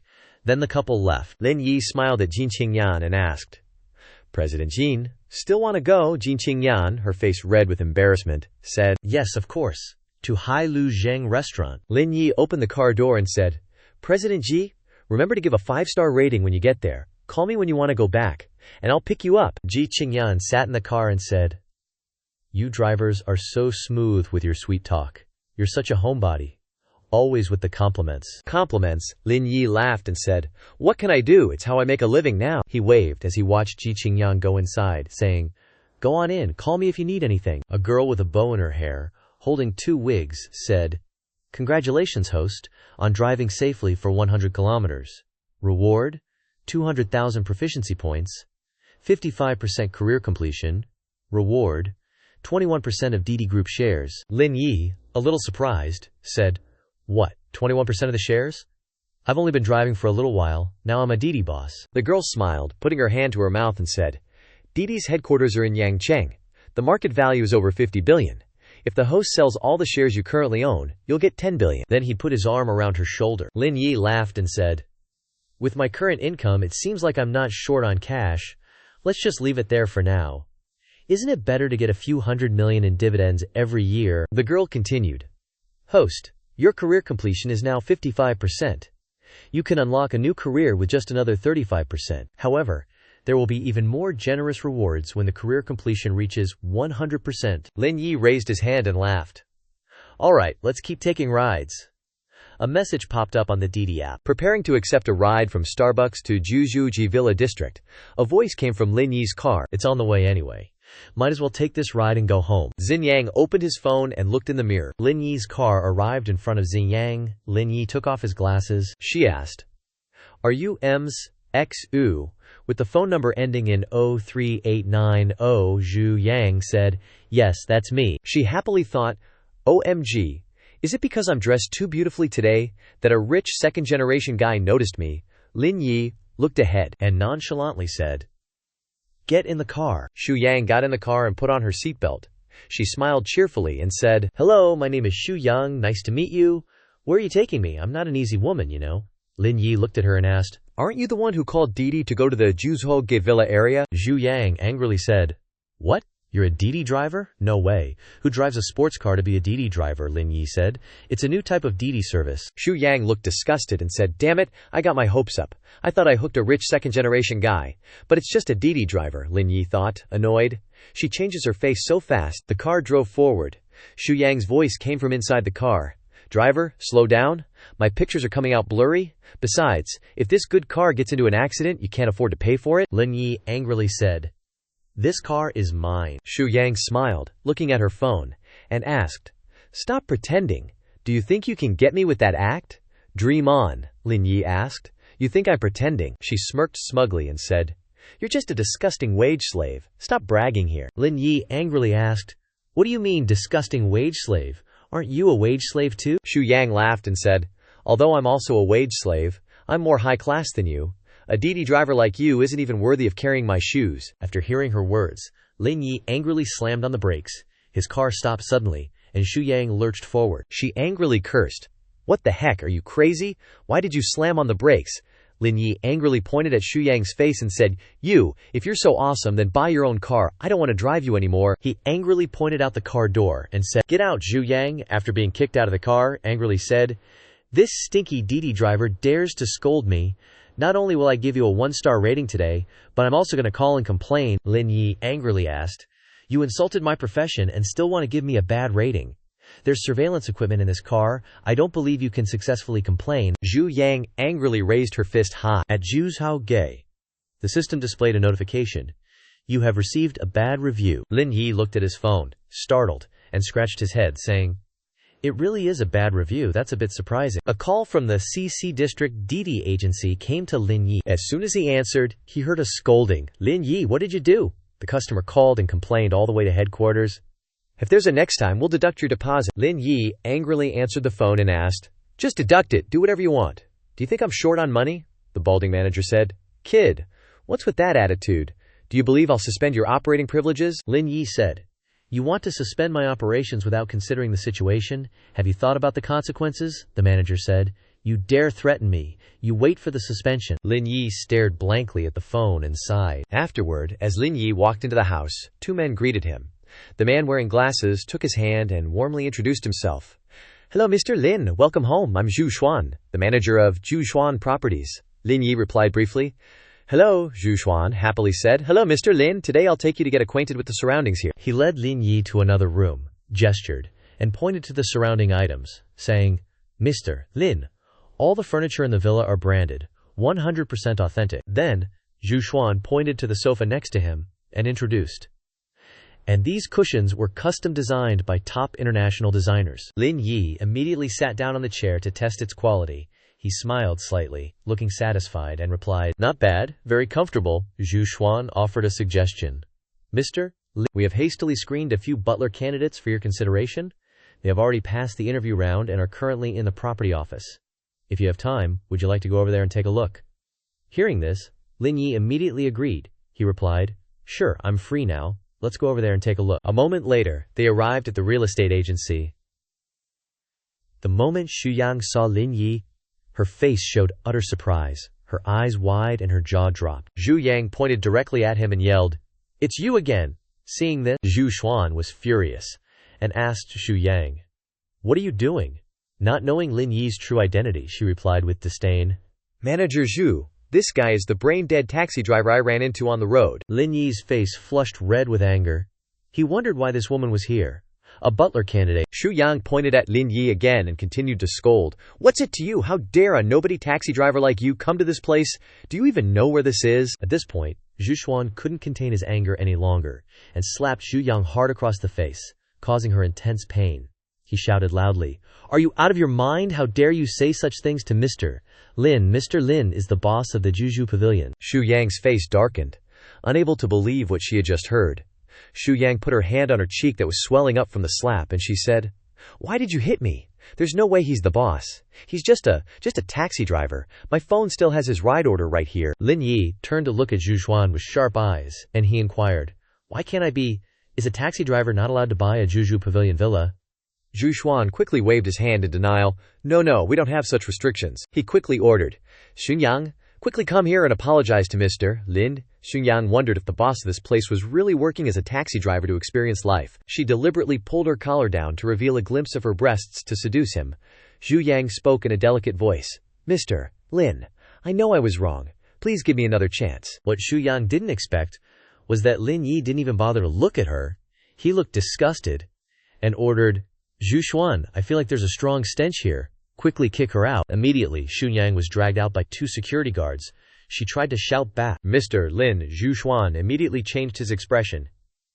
He gestured towards the 4 young and beautiful girls standing in front and said, "Mr. Lin, these 4 are the private butlers that we have helped you screen." But Lin Yi didn't seem satisfied with any of them.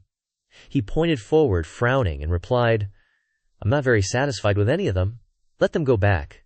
Each of them will receive 5,000 yuan for travel expenses. I'll cover it." Suddenly, a text message popped up on his phone. "Come to the Shanghai Luhui lobby to pick me up. I'm ready to go." Lin Yi hurriedly left. He didn't forget to turn around and tell Zhu Xuan, "I have something to do, so I'll leave first. Please recruit a few more butlers." Zhu Xuan hurriedly bowed respectfully. A moment later, Lin Yi moved to the Shanghai Luhui lobby. "Nyan, don't go yet. Let's have another 2. The blonde girl had drunk so much that she was acting crazy. Her face flushed red, and she couldn't stand steadily, which made Ji Qingyan very worried. Suddenly, from behind them, a platinum-haired guy waved his hand and said, "That's right. It's been years since we've seen each other. Stay and hang out for a while longer. We'll take you home later." This guy's name is Didi. Ji Qingyan quickly waved her hand and made an excuse to refuse. "I still have things to deal with, and I've already called a car." The blonde girl advised, "You called a car? It's not safe to take a taxi these days. I think you should let Ding Yi take you home." Ji Qingyan replied, "It's okay. The driver is a friend of mine. No need to worry." From outside the door, a figure of a man walked in quietly, none other than Lin Yi. He walked in with a calm demeanor, filled with the aura of a CEO. As soon as she saw him, Ji Qingyan waved her hand and called out, "Lin Yi," causing the 2 people next to her to be startled, their faces looking dazed. The blonde girl clung to Ji Qingyan and exclaimed in admiration, Nyan, is he your friend? He's too handsome. I could go deep biz with him right now." Di Yi looked uncomfortable. He sarcastically said, "What's the use of being handsome? He's just a taxi driver." Lin Yi asked back, "What's wrong with being a taxi driver?" Di Yi heard this and replied, "Oh, nothing. I just think it's amazing that you were able to get to know Qingyan." Lin Yi was a little confused, he wondered. Is getting to know her considered amazing? Di Yi turned to Ji Qingyan and said, "Qingyan, is your friend not all there? He's a taxi driver who thinks he's superior." She quietly said nothing but walked towards Lin Yi. Ji Qingyan put her hand on Lin Yi's arm. She spoke up to protect him decisively. He should have this sense of superiority. The blonde girl moved closer, grabbed Din Yi's shoulder, and sarcastically said, "Superior my ass. Din Yi just bought a Mercedes-Benz he could drive his whole life and not be able to afford one."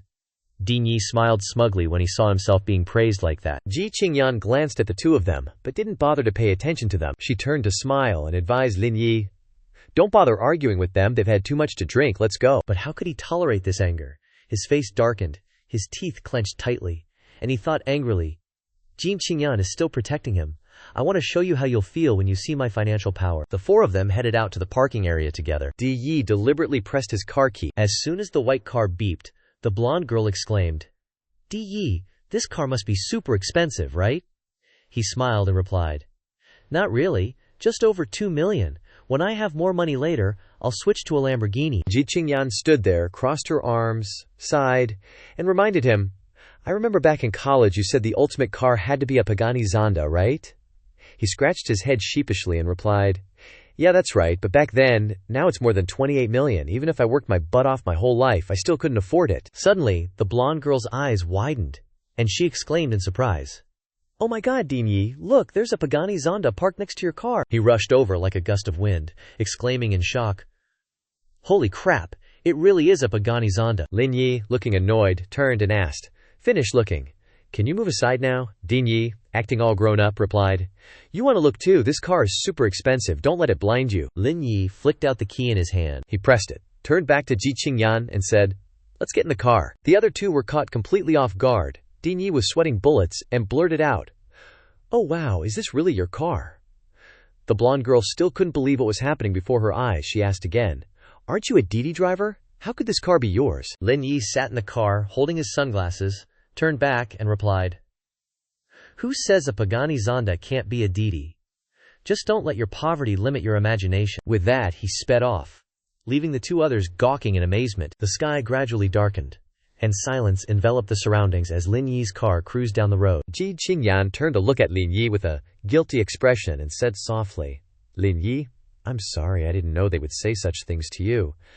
Lin Yi simply smiled and asked, "I don't care about what they said. Do you want to go home or what?" Ji Qingyan held her phone in her hand, rested her chin on the other, and replied softly, "I drank a little wine earlier. I wanted to go to the beach to sober up." Hearing this, Lin Yi replied, "Let me change the destination." He cheerfully continued, "Good idea. Let's go out and get some fresh air to get rid of the alcohol smell." A notification sounded.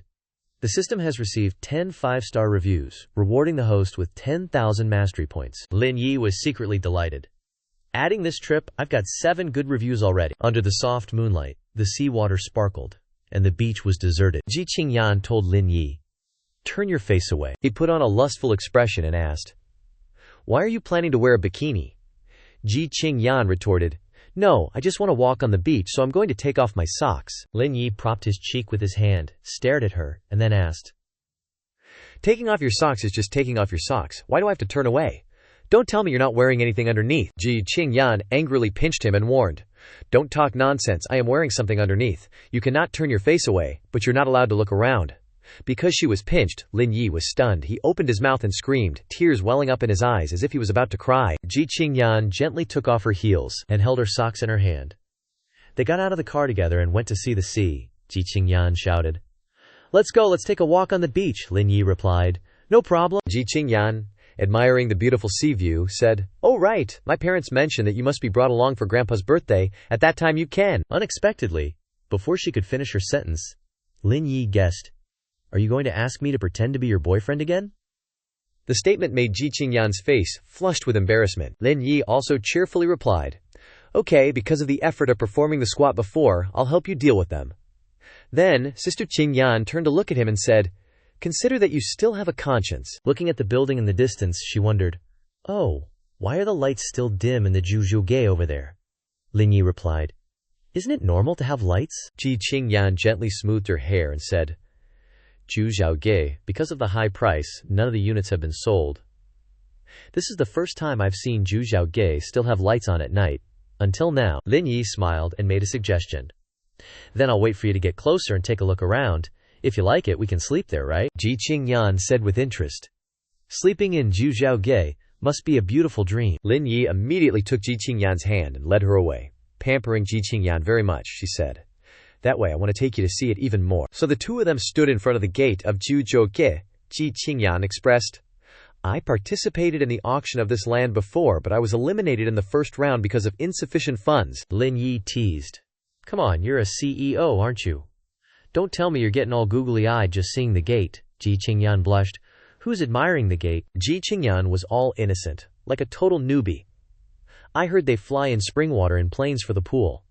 Just a little curious, that's all." Lin Yi grabbed Ji Qingyan's hand again. Lin Yi said all bossy, looking at Ji Qingyan with so much doting in his eyes, "What's there to be curious about? I'll take you for a spin and you'll know." Ji Qingyan panicked a bit, advising, "Hey, just looking from the outside is fine. You can't just wander around here. It'll be embarrassing if we get kicked out." Lin Yi asked slyly, "What if I could get us in?" Ji Qingyan didn't think twice and confidently replied, "If you can get us in, I'll wear a bikini and swim a lap to broaden your horizons." Seizing the opportunity, Lin Yi pulled Ji Qingyan into the car.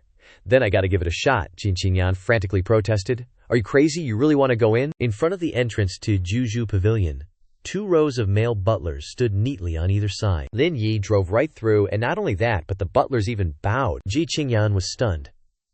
What's going on? Isn't Juju Pavilion supposed to be the most secure villa area? Qingyan couldn't believe it. She had to ask again. They're just letting us in like that, Lin Yi nonchalantly said. See? Getting in here isn't that hard. Inside the yard, Ji Qingyan got out of the car. Ji Qingyan exclaimed when she saw her surroundings. Lin Yi, look! There's even fruit on the trees. Lin Yi, being totally clueless, asked Ji Qingyan, You want to eat some? Should I pick a few? Nef. Ji Qingyan politely declined. No need, no need. Suddenly, Ji Qingyan's eyes landed on something. Ji Qingyan shouted to Lin Yi when she saw the swimming pool in the yard. Wow, look over there, it's the pool. Lin Yi said, not too loud, not too soft, reminding Ji Qingyan, That's right, we've seen the pool. Time for CEO Ji to fulfill her promise, isn't it? Hearing this, Ji Qingyan jumped. Even so, Ji Qingyan wasn't one to brag and not deliver, she begged. I didn't bring a bikini, so I can't swim. How about next time? Lin Yi saw Ji Qingyan so embarrassed that he couldn't help but blush and stared at her without blinking. Lin Yi didn't push Ji Qingyan too hard. Then we'll talk about it another day, but I have a good memory. You can't break your promise, Ji Qingyan firmly replied. Don't worry, Ji Qingyan always keeps her word. This place is too big, let's go home. Lin Yi pointed to the door of the house, wondering. Not going inside to take a look, Ji Qingyan sensibly said. We're already lucky enough to see the yard. We can't just barge into someone's house. Lin Yi acted like it was nothing. There's no one inside the villa. What are you afraid of? Ji Qingyan tried her best to stop him. Don't go in. Quick as a flash, Lin Yi touched the sensor lock, and as soon as he touched it, the lock opened. Ding dong, welcome home. Ji Qingyan was like, WTF is happening right now? Ji Qingyan panicked. Oh my god, is this your house? Lin Yi then introduced, I just bought it yesterday, CEO Ji. Now that you're here, why not take a look around? Ji Qingyan, both angry and embarrassed, hit Lin Yi a few times. You deliberately tricked me, didn't you? Seconds later, Ji Qingyan had to exclaim when she saw the interior of the villa. This place is too beautiful, Lin Yi. How much did this villa cost you? Yet Lin Yi didn't remember the exact amount. I don't really know the specifics, probably a few billion or so. Ji Qingyan immediately retorted. You're lying to me again. The most expensive villa here is only around 1 or 2 billion. How could it cost several billion? Unless you bought the entire Juju Pavilion. Lin Yi leisurely sat down on the sofa, admitting, That's right, I bought the entire Juju Pavilion. Ji Qingyan's face changed. You. What did you say? Is your money blowing in the wind? Lin Yi pondered. It's even easier than blowing in the wind. Ji Qingyan also sat down on the sofa. Wow, this is comfy. She was amazed. Lin Yi makes money so easily. No wonder he went to experience life. Lin Yi suddenly said, Ji Qingyan, it's late. I can't take you home. Just stay here. Pick anywhere you want to sleep. Ji Qingyan replied. Okay, it's late. I won't stand on ceremony with you. I can wait for you to take me to work tomorrow. Ji Qingyan was a little embarrassed. She tentatively asked, Lin Yi, do you have any women's pajamas here? Lin Yi replied bluntly. It's just me here. How would I have women's pajamas? I'm not gonna peek. Why don't you just sleep naked? It's good for your skin.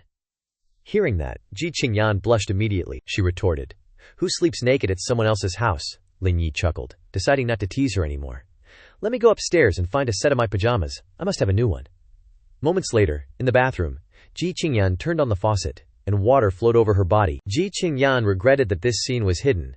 Lin Yi was reading a book outside, when he suddenly heard a noise from the bathroom and stopped. Lin Yi said into the bathroom, Qingyan, are you okay? Ji Qingyan was sprawled in the bathroom. She hurriedly said, Lin Yi, come in here for a sec, I fell. Lin Yi worriedly rushed in to see if Ji Qingyan was hurt. Are you okay?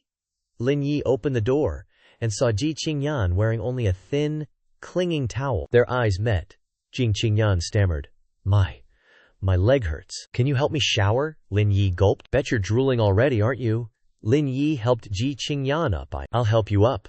They exchanged longing glances, their lips almost touching. Lin Yi hugged Ji Qingyan. Is the water temperature okay? Ji Qingyan's towel gradually slipped down. They started doing the adult thing. Ji Qingyan moaned. Lin Yi. The faucet was still running, water gushing.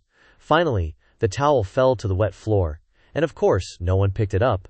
Early the next morning, a pair of birds perched on a branch, chirping to welcome the sunrise. Ji Qingyan pulled open the curtains to let the light into the room. Ji Qingyan flipped back Lin Yi's blanket and grumbled. Lazy pig, wake up.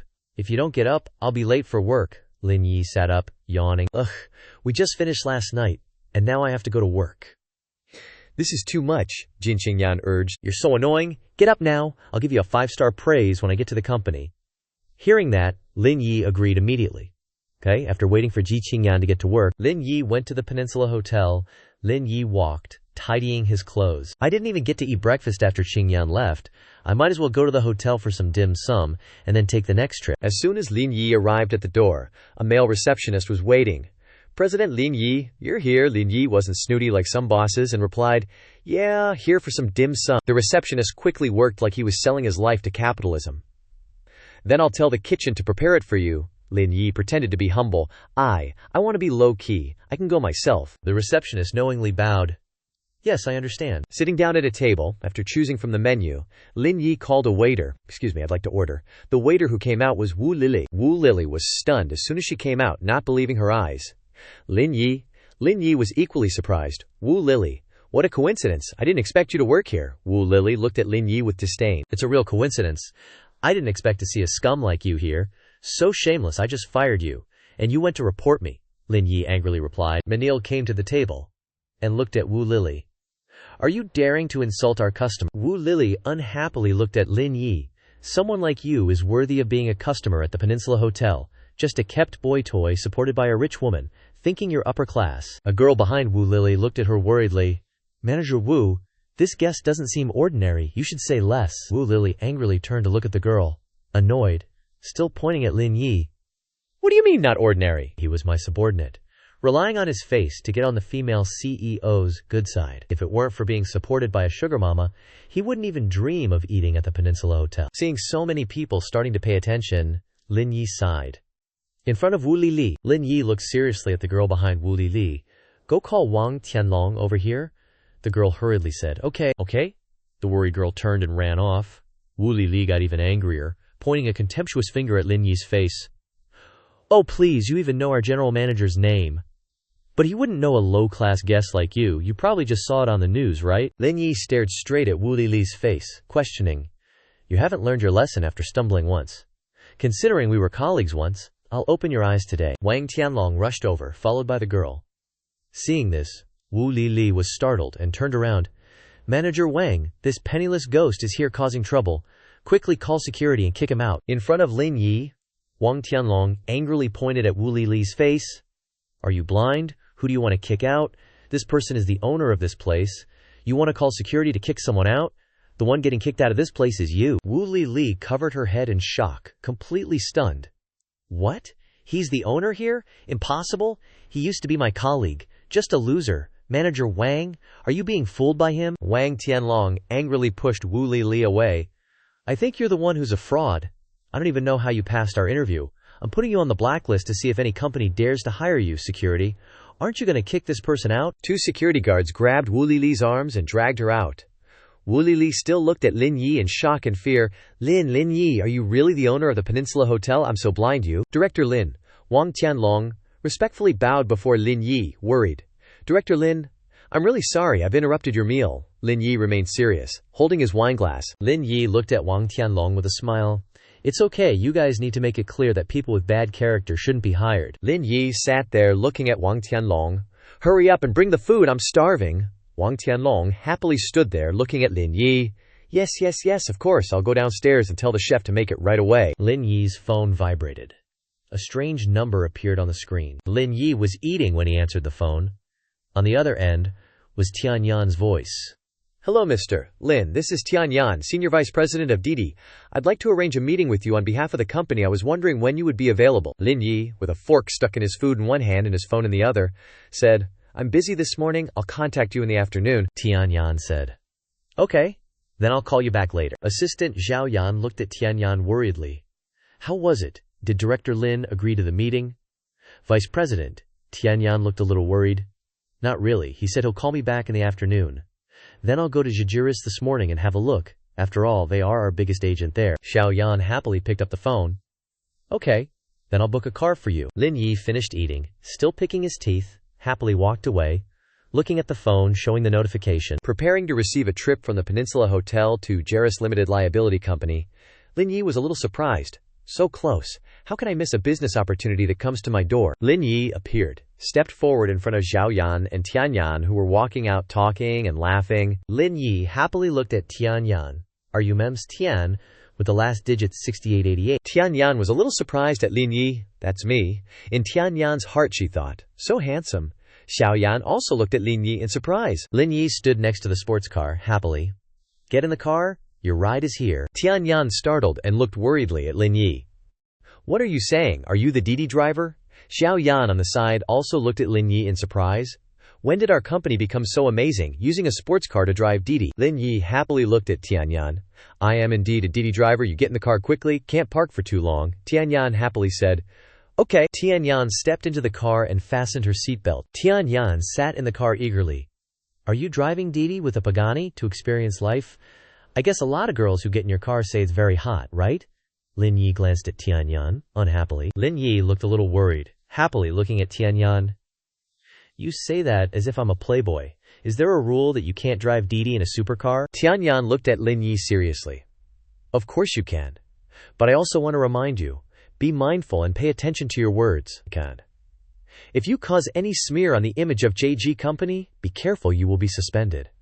Lin Yi looked at Tian Yan worriedly. Do you have such great power? You can suspend me just by saying so? Tian Yan was serious.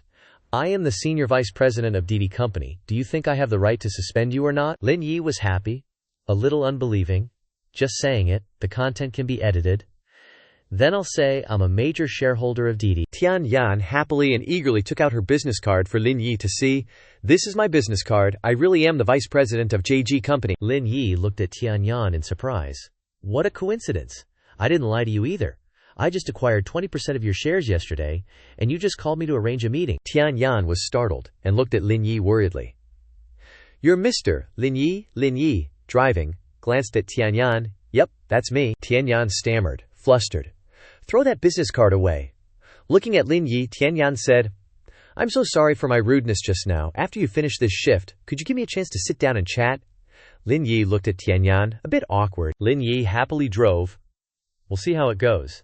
I still have a few more rides to complete. Arriving at the destination, the sports car had already stopped. Tian Yan cheerfully picked up his phone. Then I'll contact you after Chairman Lin is free. Thank you for the ride, Chairman Lin. Tian Yan was shocked. What the heck? Why can't I pay?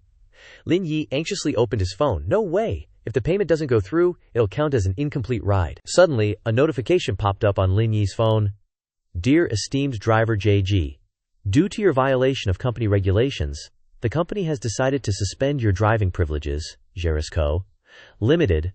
Lin Yi stared at his phone, his face turning purple. Suspended by Jerisco Limited, Lin Yi thought. Could it be because of that person who called me earlier? Lin Yi got out of the car. Looking at Jerisco Limited, he asked, Does this Jeris company have any connection to your J&J group? Tian Yan glanced at Jerisco Limited. This company is our group's representative in Shanghai. Tian Yan angrily thought. What is Jeris up to? Offending our biggest shareholder is a death sentence, Lin Yi seriously thought. It must be because of yesterday. That woman must have called to complain. Tian Yan worriedly looked at Chairman Lin. Chairman Lin, don't worry, let me handle this. They even dared to suspend your car. They're really out of control. I'll find out what happened. And have the company revoke their agency status. Lin Yi, with his hands in his pockets, said seriously, Hold on, let's go up together and take a look. Tian Yan anxiously followed Lin Yi. At the meeting room, Lin Yi pushed open the door. Lu Wenda jumped in surprise and shouted, Who are you? How dare you barge into our conference room? Lin Yi said seriously, I'm Lin Yi. Didn't you guys just revoke my driving privileges? I'm here to ask you about it. The CEO of Jeris said seriously. Zhao La, this is the responsibility of the sales department. Handle it.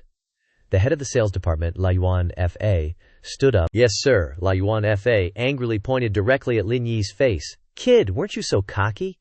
You even came to the company? Someone complained, so I suspended you? What's up? Get lost, or I'll call security. Lin Yi sat down on a chair. He rested his chin on his hand. Tian Yan, maybe you should handle this. Tian Yan was a little surprised. Tian Yan angrily pointed a finger at La Yuan Fei's face. Suspended just because of a complaint. You didn't even investigate. I, in my capacity as the vice president of J&J Group, am revoking your Jeris company's agency status. Lu Wenda was shocked and looked at Tianyan in disbelief. You're the vice president of J&J. Tianyan threw a business card onto the table. Tianyan stood behind with her arms crossed, annoyed and angry. Seeing the business card, Yuan Fa was shocked and terrified. Lu Wenda was worried and flustered. Why, you're really the vice president of J&J. Lu Wenda angrily turned to question Yuan Fa.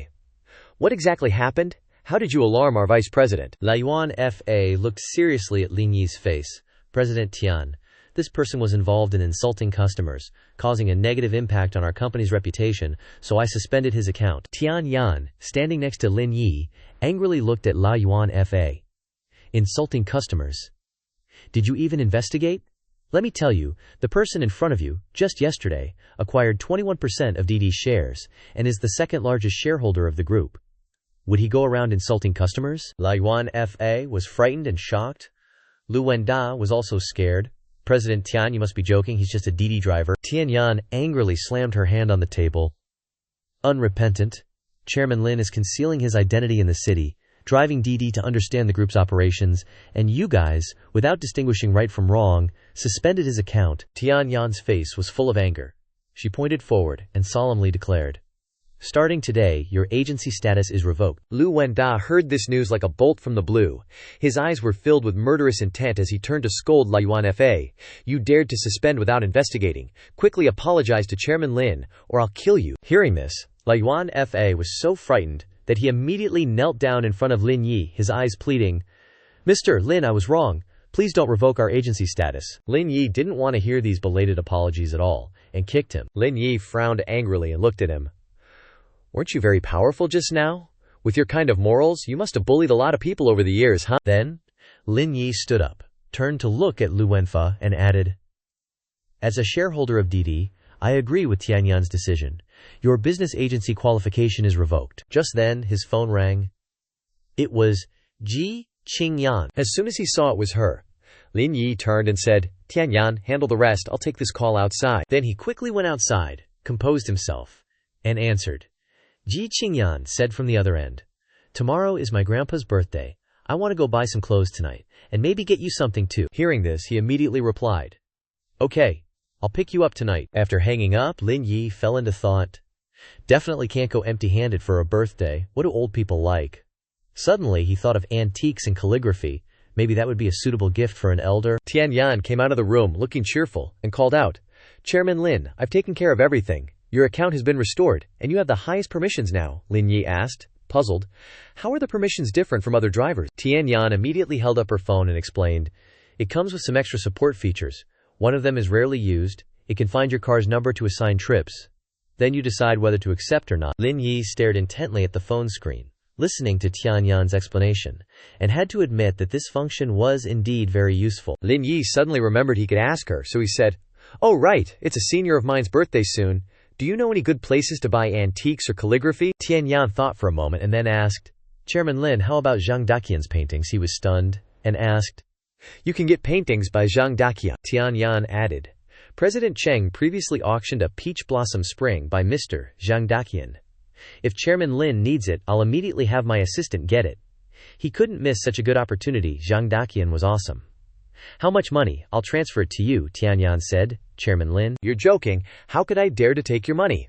Where can I deliver it to you? He smiled and replied, bring it to the Peninsula Hotel and give it to the manager. Then Lin Yi raised his index finger. To be square, I don't like owing people favors, so I'll trade 1% of my shares for this painting. Consider it settled. Tianyan was quite surprised. Her mind immediately raced. 1% of the shares is 500 million. Chairman Lin is too generous. Lin Yi saw her surprised expression and said before leaving, it's nothing, I'm leaving. You guys continue your business as usual. I won't interfere much. Tianyan replied, okay, Chairman Lin. Our president wants to invite you to Yangcheng as a guest, so Before she could finish the invitation, Lin Yi interrupted. I will go to Yangcheng. I will contact you then. A hint of sadness flashed across Lin Yi's face, thinking to himself, it's been a while since I've been back to the orphanage in Yangcheng. It's time to visit. At this time, the system sent a notification. You have received a 5-star praise. Inside a luxurious black car speeding down the road, a voice said, one more ride, and the mission is complete. The screen displayed a question. Accept the ride from Banday Square to the Peninsula Hotel. Holding the phone, the person said, what perfect timing. Going to my place again. Scene changes to Yang Tiangxin. She's carrying several bags in her left hand and holding her phone in her right, cheerfully saying to the person on the other end, "Honey, don't be impatient, wait for me at the hotel. I bought a lot of new lingerie. If you behave well, I'll wear it for you." At this moment, the black car stopped in front of Yang Tiangxin. The person in the car asked, "Hello, are you Ms. Yang?" With the last four digits 3838, Yang Tiangxin was stunned. "Who are you?" Lin Yi, sitting in the car, gave a friendly smile and introduced himself. "I'm the JG driver you booked." Yang Tiangxin got into the passenger seat, fastened her seatbelt, and said, "Your JG company is really good. You can even come up with such eye-catching promotional stunts," Lin Yi said. "It's not the company's idea, this is my car." Yang Tiangxin didn't believe it at all. What rich second generation would be a driver? Do you take me for some naive girl who's never seen the world? Lin Yi didn't want to waste words with this girl and just sighed inwardly. Another argumentative woman? Forget it, the important thing now is to complete the mission. He focused on driving. But Yang Tiangxin suddenly looked panicked. She turned and asked in a panic, "What are you doing? Why are you taking a longer route? Are you trying to charge me more?" Lin Yi immediately denied. "It's not a longer route. I usually take this route to the hotel, it's shorter." Yang Tiangxin didn't believe it at all and said, "Liar. I think you're just trying to take a longer route. Do you know how much of my time you're wasting?" But then he noticed what she was carrying, buying lingerie to go to a hotel. His expression now was really ugly. Confusedly looked at her for a while. Lin Yi's black car parked at the back entrance of the Peninsula Hotel. Yang Tiangxin said from inside the car, "Okay, don't stay at the back entrance." Then she got out of the car and strode inside on her own 2 feet. Lin Yi watched her back as she entered the hotel, thinking to himself, "Figures. Doing something shady so she doesn't dare use the main entrance." His phone screen lit up, and the system chimed, "You've received a 1-star review." Lin Yi frowned, annoyed. Can't really blame him. Yang Tiangxin, that woman is seriously over the top. Looks like getting a 5-star rating's gonna be tough. Then he said, "Whatever, time to pick up Qingyan." With that, Lin Yi zoomed off to find his baby. Moments later, Lin Yi's car pulled into the parking lot at Times Square. Lin Yi saw Ji Qingyan get out of the car just like that, so he held the pile of stuff in his hands and called out, "Hey, you didn't give me a 5-star rating yet." Ji Qingyan turned her head, wagged her index finger and replied, "A 5-star rating depends on how well you perform today." Lin Yi, still lugging the bags, caught up with her, saying, "I get it, you wanted me to come here to be your bag carrier, didn't you?" Leaving the parking lot, as they walked inside, Ji Qingyan's eyes lit up when they reached the CCAN store. "Ooh, looks like they're selling bikinis up ahead. Let's go buy some." Lin Yi stepped up from behind, touched her shoulder, and reminded her, "They're selling bikinis here. It's time for you to keep your promise." Ji Qingyan looked aggrieved, blaming him. "You're always tricking me. If I'd known Ju Zhao was yours, I wouldn't have said that." Lin Yi happily pushed her, who was feeling embarrassed, into the store, saying, "But I didn't know either.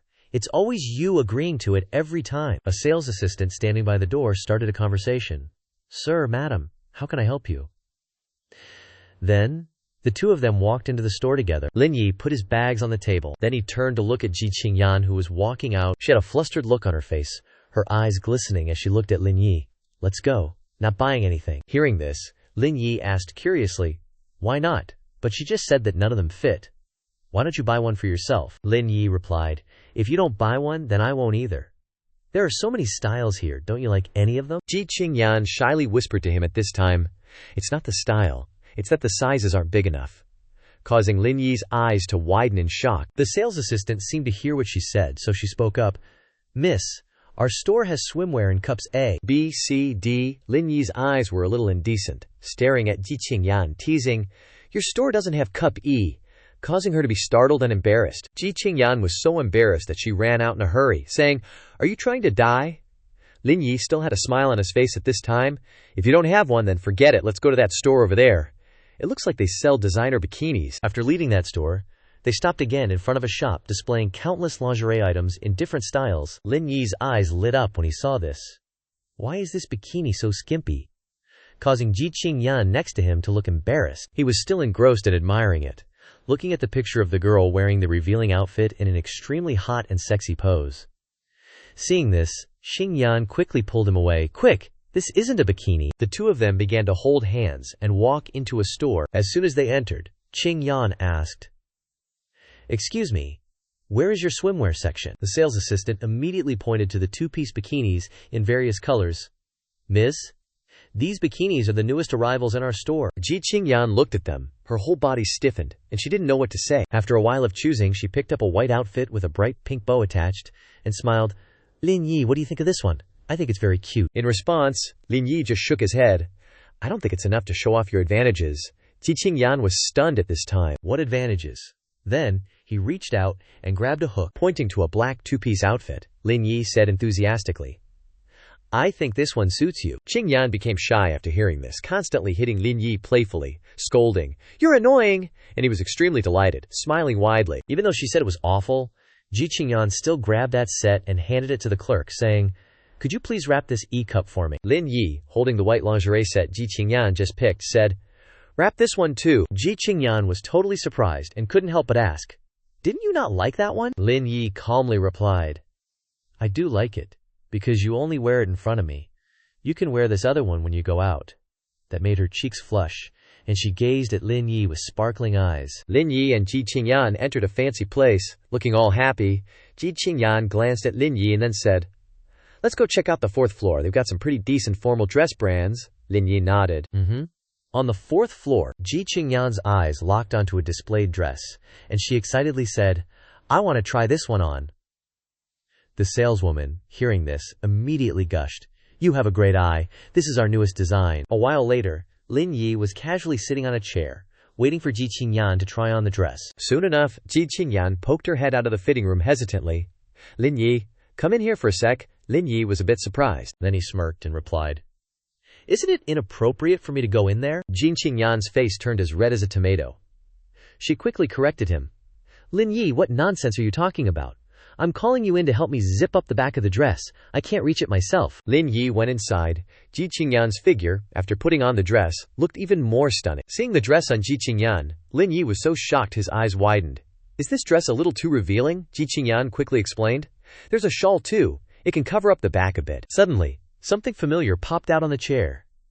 Ji Qingyan's dreamy purple squid. Lin Yi's gaze then shifted to Ji Qingyan's boobs, looking doubtful. Ji Zong, are you sure you're an E cup? I think you might be an F cup. Seeing that look, Ji Qingyan quickly covered herself with her hands. I forgot to put on a bra when I changed. Don't look. Lin Yi then helped Ji Qingyan zip up the dress. All right, Ji Qingyan said, staring at the mirror excitedly. Does it look good? Hearing Ji Qingyan's question, Lin Yi happily replied, Not just good, it's amazing good chop. Hearing those compliments, Ji Qingyan smiled brightly. If you say it looks good, then let's go with this one. The saleswoman grinned and said, Ma'am, I feel like this dress was designed just for you. It fits perfectly. In the distance, a man and a woman were slowly approaching. The woman whined, Zhang Zong, that dress is so pretty, I want one just like it. The man, hearing this, looked smug and replied to her pouting, Get me a dress just like that one. Hearing this, the saleswoman immediately turned around and apologized profusely.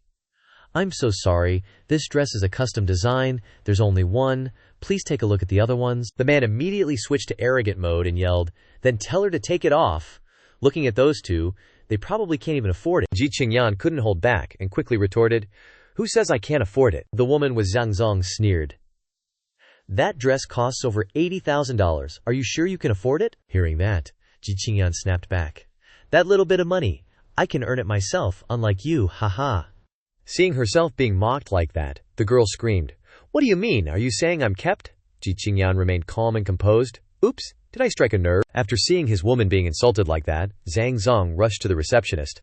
I'll give you an extra $20,000 in commission. You sell me that dress. The receptionist politely declined. Sir, that's against the rules, Zhang Zong yelled. Rules my ass, I am the rule. Lin Yi couldn't take it anymore and said, You can buy it with more money. Then I'll add $200,000. Plus, look at the style of this dress. It doesn't suit your girlfriend at all because your girlfriend is flat.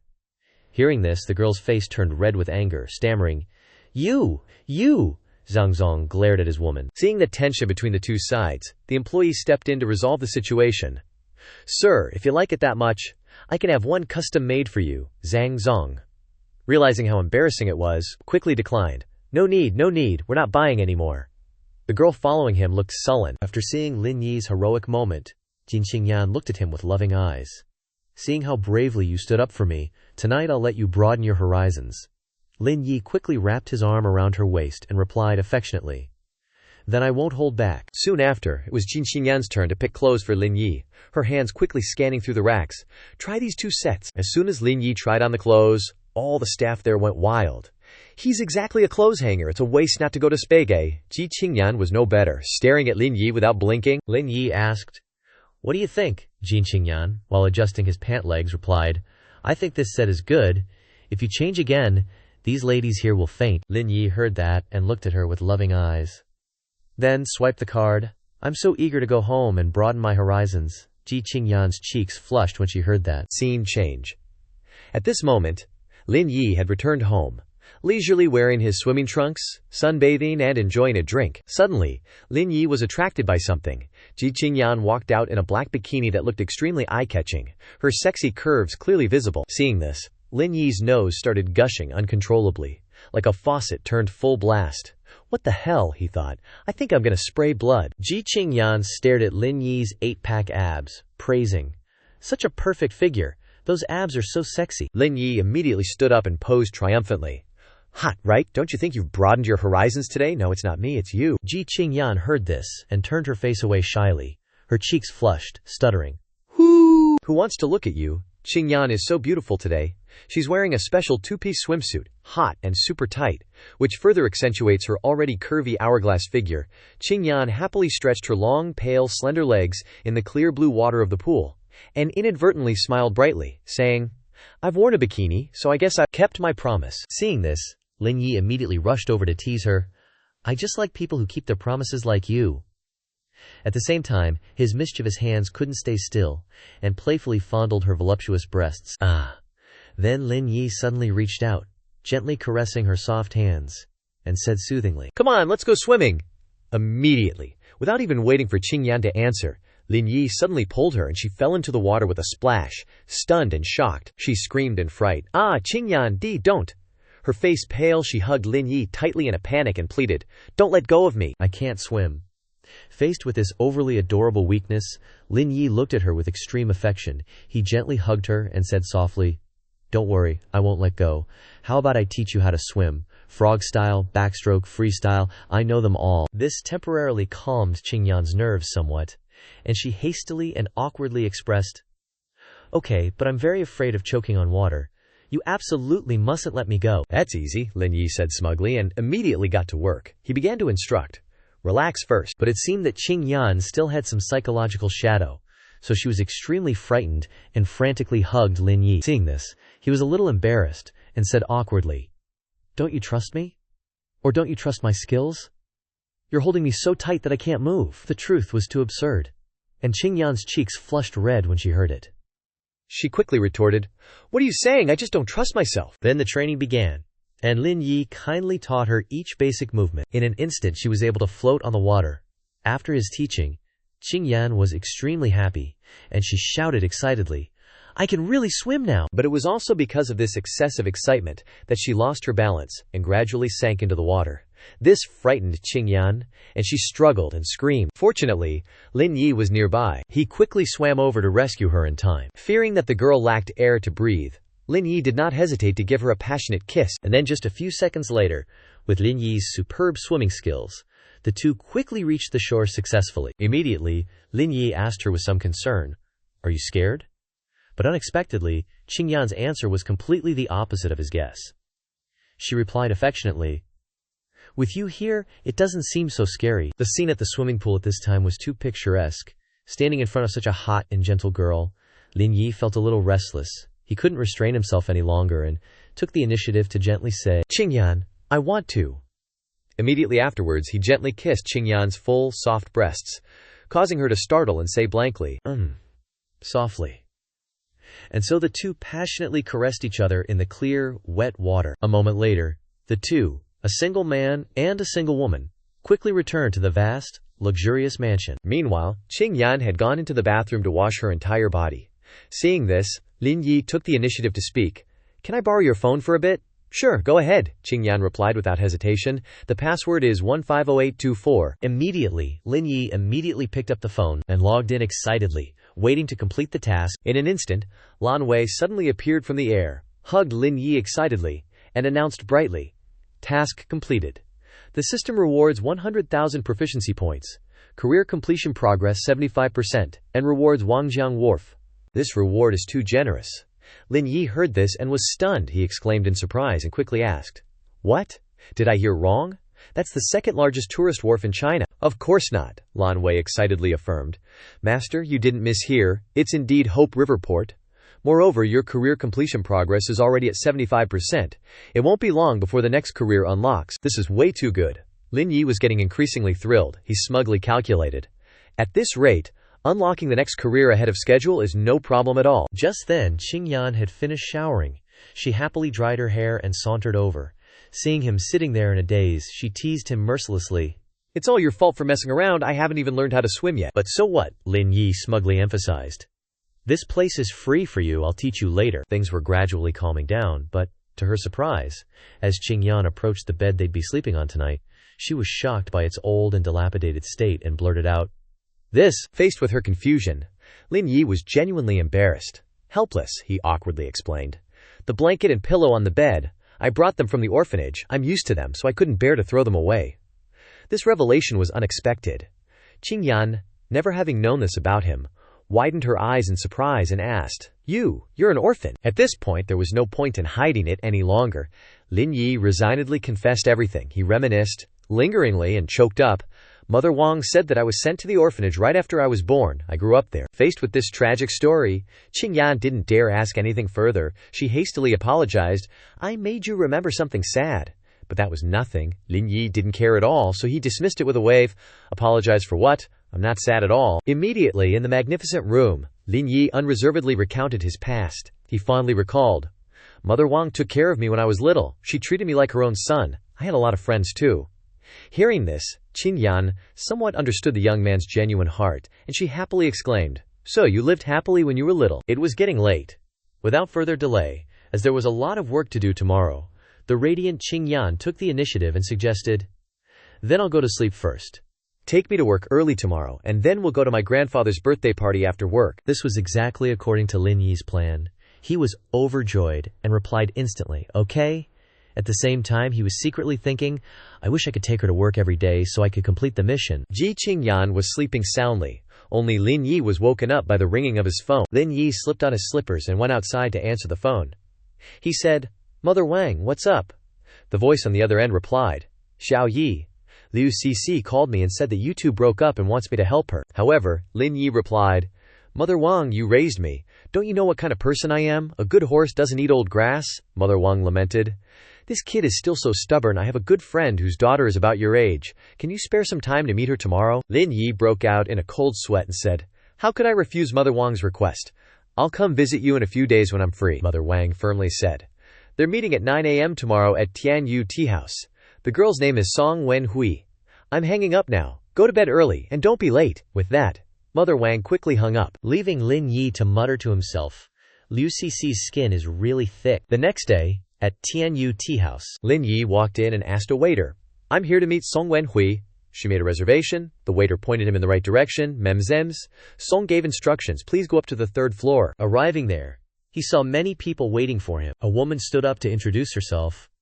"Oh, you must be Lin Yi. I'm Wen Hui's mother. This is my son, and these two are Wen Hui's eldest aunt and second aunt." Lin Yi, dressed neatly, stepped forward to greet them. "Hello, aunts," Wen Hui's mother asked.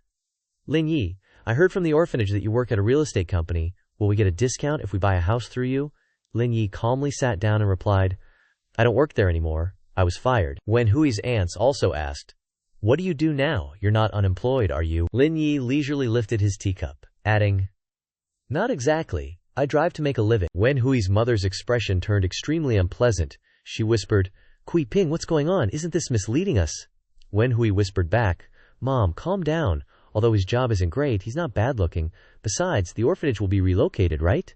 Let's talk first." Wen Hui's mother then said, "Wen Hui works at a bank and has good conditions. I hope you can buy a house outright in Shanghai.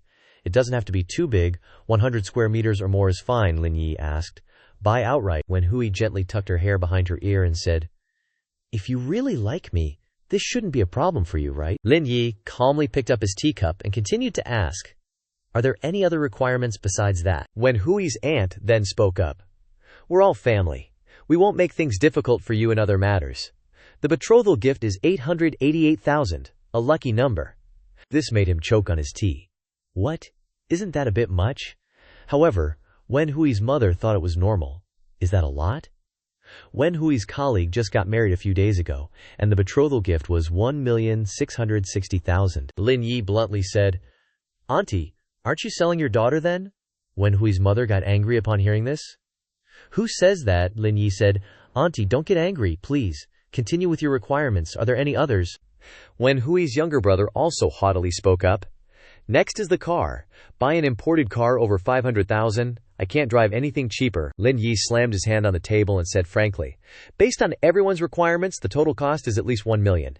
Given my circumstances, do you think I can come up with that kind of money?" Wen Hui's mother frowned and said, "Young people getting married these days all rely on their families." Lin Yi's face instantly darkened, his eyes icy as he said, "My parents passed away early. Where am I supposed to get family to help me out?" Wen Hui's mother felt a pang of guilt. No, that's not what I meant. Wen Hui's younger brother stopped pretending and laid his cards on the table. "We heard the orphanage is about to get compensation for relocation. Won't you make a ton of money selling the land then?" Lin Yi angrily splashed the tea in his hand right in his face. He was furious. "So that's what this is about. You're eyeing the orphanage." Lin Yi stopped pretending too, revealing his true intentions. "I originally just wanted to play along with you guys. But I didn't expect you to be eyeing the orphanage, wanting me to buy you a house and a car. You guys are shameless." With that, he turned and left, ignoring Wen Hui's mother. Son, are you okay? Mom will take you to the hospital right away," Wen Hui's younger brother yelled. "He dared to splash tea on me. I won't let him get away with this." Wen Hui's younger brother grabbed a potted plant by the window, saying, "When he comes out, I'll smash him to death." As soon as he saw Lin Yi's figure stepping outside, "Go die." He threw the potted plant down from the 3rd floor, aiming for Lin Yi. Lin Yi dodged in time, stunned. What the heck is going on? He quickly looked up to where the potted plant had fallen from. He saw Wen Hui's younger brother, still not knowing what's good for him, saying, "Lucky you dodged fast. Otherwise, I would have smashed you to death, old man." Lin Yi's face turned extremely gloomy as he said, "Do you know the consequences of dropping things from a height? It's a serious offense." Then, he pressed the key to his car, not forgetting to remind them, "Even though the potted plant didn't hit me, the shards scratched my car. So, how are you planning to compensate me?" They stared in shock at Lin Yi's supercar. Wen Hui's younger brother had already run downstairs. Looking at Lin Yi's supercar, he couldn't believe his eyes and asked, "What? This car is yours?" Lin Yi crossed his arms leisurely and replied, "That's right. The original price of this car was 28 million, and a complete repaint cost almost 2 million. Are you paying in cash or by transfer?" Wen Hui finally stepped forward, covering her mouth in disbelief. Lin Yi, is this car really yours?" Lin Yi replied impatiently. "If it's not mine, is it yours? Decide how you're going to compensate me. I don't really care." Hearing these words, Wen Hui immediately hugged his arm, her attitude completely different from before. She said flatteringly, "Lin Yi, please don't be angry. My younger brother was just acting impulsively. Plus, I think you're not that bad of a person, even if you don't have a stable job. I'm willing to work hard with you." Lin Yi showed his disgust clearly. "Get away from me. Go find enough money. If you don't bring 2 million within a week, you can wait for the court summons." With that, Lin Yi arrogantly left, leaving them behind. When Hui's mother slapped her, "You're so useless, you can't even hold on to a man." Her younger brother took the opportunity to push the blame, angrily saying, "You let a sugar daddy get away. This is all your fault. You should think about how to compensate him." Meanwhile, at Wangjiang Pier, Lin Yi just got out of his car.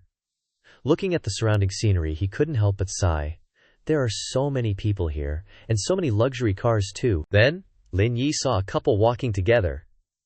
The girl said, "Manager Meow, I accidentally broke a chair on the boat just now when I was out at sea." The girl, wearing a revealing bikini, leaned against the man beside her and said, "Help me think of a way. I didn't do it on purpose." He, the operations manager here, kept harassing the girl and said, "Well, that's not good. The chairs on the boat are made of very expensive leather." Hearing this, she hugged him tightly and coquettishly said, "I'm just a small-time internet celebrity. I don't have money to pay.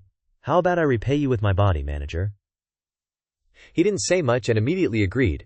"Okay, come to my office tonight and tell me how you'll repay me with your body." Lin Yi interrupted their conversation. "She damaged the pier's property, and you're just letting it go like that." The two of them immediately changed their attitudes upon hearing this. She said, "What's it got to do with you?" And he rudely retorted, "Bro, I'm the manager here. It's my decision whether to ask for compensation or not." Lin Yi turned to leave, but didn't forget to say, Remember that you're the manager? If she doesn't compensate, then you compensate yourself, he angrily shouted. Are you sick? I already said I don't need compensation. Who do you think you are? So there's this corporation, right? And the receptionist is all, sir, can I help you? And Lin Yi's like, I'm Lin Yi, I'm looking for your manager, Bi Songjiang. The receptionist's eyes widen.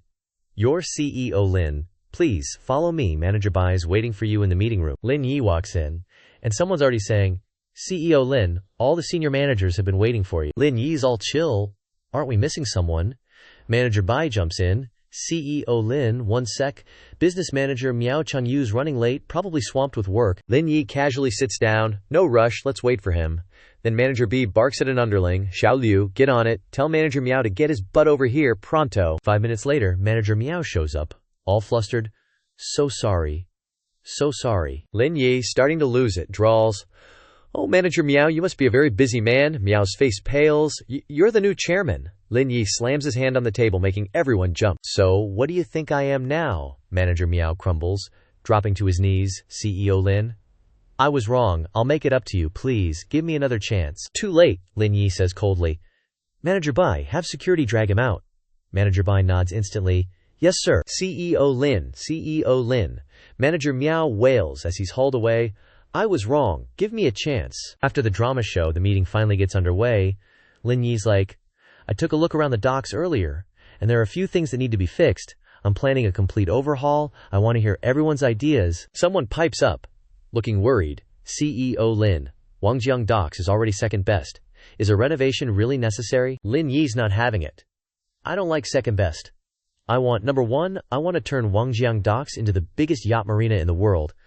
I've already secured the funding for the upgrades, plus a 20% raise for all dock workers and 10% for all senior managers. Everyone's stoked. Thanks, CEO Lin. After the meeting, he bolts from the docks. His phone buzzes with a text. CEO Lin, someone dropped off a painting for you, said it's gotta go to you. He types back, got it, I know, I'm on my way. Then his phone rings. Hello? A voice chirps on the other end. Hello, is this Mr. Lin Yi? You ordered a commemorative watch from our store 3 days ago, and it's arrived. Would you be available to receive it now? Lin Yi thinks, after the painting, I've got to hit up the Ji Qingyan's grandpa's birthday bash at the Eastlake Villa. No time. So he gambles, I'm super busy, just deliver it to the Juzu Pavilion Villa area. But the voice on the phone says, sir, because of the high value of the item, we must deliver it to you personally. Lin Yi sighs, thinks for a sec, and says, all right, send someone to the Eastlake Villa area then. Night falls at the Eastlake Villa. Lin Yi hops out of his supercar and saunters toward the mansion. Ji Qingyan's already waiting for him at the door. Lin Yi, she calls, looking absolutely stunning, rocking a fancy dress and an eye-catching emerald necklace. Ji Qingyan playfully tugs at her dress, blushing. Can't your eyes look somewhere else? Lin Yi grins. It's hard when that's so prominent, I can't help it. They stroll into the party, and the whispers start. Isn't that the Ji family's young miss? Gorgeous? Who's the guy with her? Ji Qingyan heads straight for her granddad. Grandpa, sorry we're late. Ji Yongqing smiles kindly. It's all right, Qingyan. This is the first time you've brought a boyfriend home. Introduce him to your grandpa. Suddenly, Yang Tiangxin pops up, shouting, Well, isn't this the Didi driver? Ji Qingyan, you're really lowering your standards, aren't you? Yang Tiangxin sidles up to Ji Yongqing. Grandpa, this guy's a Didi driver. I even rode in his car once. He thinks he's hot stuff because he's driving the company's sports car and had a terrible service attitude. He even tried to hit on me. Ji Qingyan steps in to defend Lin Yi. Sis, what are you talking about? Ji Yongqing frowns, looking pissed. His face darkens. Is this true? Ji Qingyan tries her best to protect Lin Yi. Grandpa, the car is actually Lin Yi's. He's just driving Didi for the experience. Yang Tiangxin won't let up. Qingyan, are you playing dumb or are you really this naive? Those second-generation heirs are always partying in nightclubs with hot babes. Why would they be out driving Didi? Someone speaks up. Hey, pipe down. Let your brother-in-law take a look to see if this guy is a fraud or not. Ji Qingyan looks shocked. Bro-in-law, Yang Tiangxin said, hooking her arm around the dude next to her. Meet my new boyfriend, Fu Zhengping. Future bro-in-law right here. He's the general manager of Didi Group's agency in the Yanjing area. Fu Zhengping was all smiles, introducing himself. Starting last month, Didi's been rolling out luxury car services. I'm guessing this Lin dude here is probably a chauffeur specializing in fancy cars.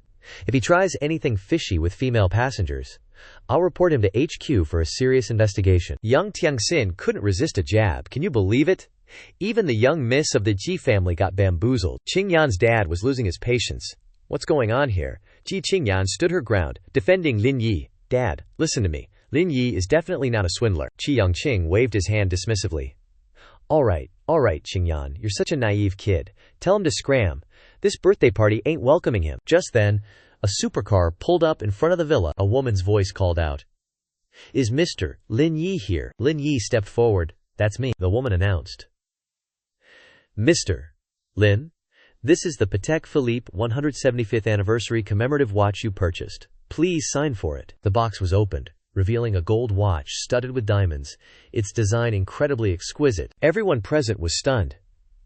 This is really the Patek Philippe 175th anniversary commemorative watch, Fu Zhengping blurted out in shock. This watch costs at least 17 million. How could he afford it?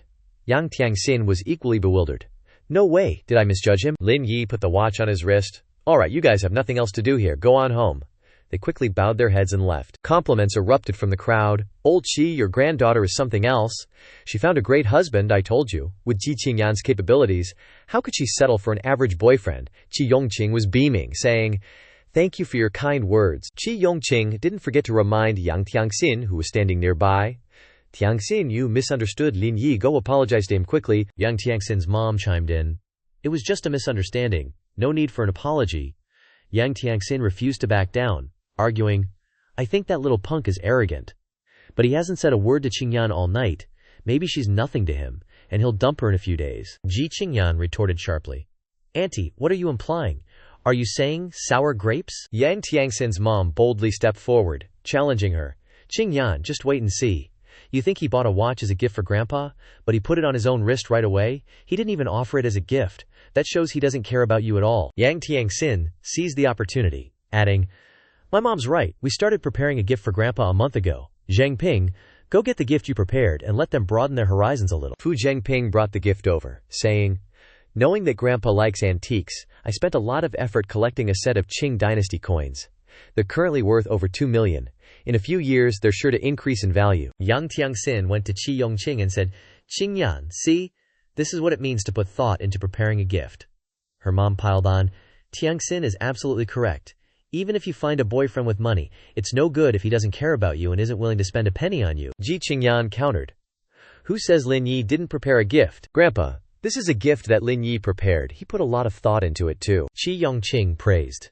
"This jade looks very beautiful." Yang Tianxin scoffed. "Qingyan, your boyfriend drives a supercar worth over 20 million, wears a watch worth over 10 million, and gives a cheap gift." Qi Yongqing disagreed. "Money isn't important. It's the thought that counts." Lin Yi put his hand on Ji Qingyan's shoulder, saying, "Qingyan, this was originally a gift you prepared yourself.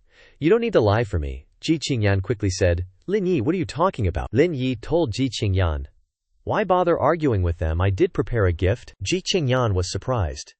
You already prepared a gift?" Lin Yi walked up to Qi Yongqing, saying, "Coming to wish old Mr. Qi a happy birthday without bringing a gift would be too impolite, old Mr. Qi. This is a gift I prepared for you. I hope you like." Qi Yongqing opened the painting, his eyes widening in surprise. Zhang Daqian's Peach Blossom Spring. Everyone was shocked. "What? The market value of this painting is at least 200 million. Yang Tianxin whispered, "Grandpa, are you sure you're not mistaken? Is this painting really worth more than 200 million? I don't see anything special about it." Qi Yongqing immediately replied, "This is the original work of Mr. Zhang Daqian. The profound meaning within it is something ordinary people can't possibly understand." Fu Zhengping then chimed in, "Grandpa, I'm afraid you're mistaken. The owner of this painting is our president Cheng Song.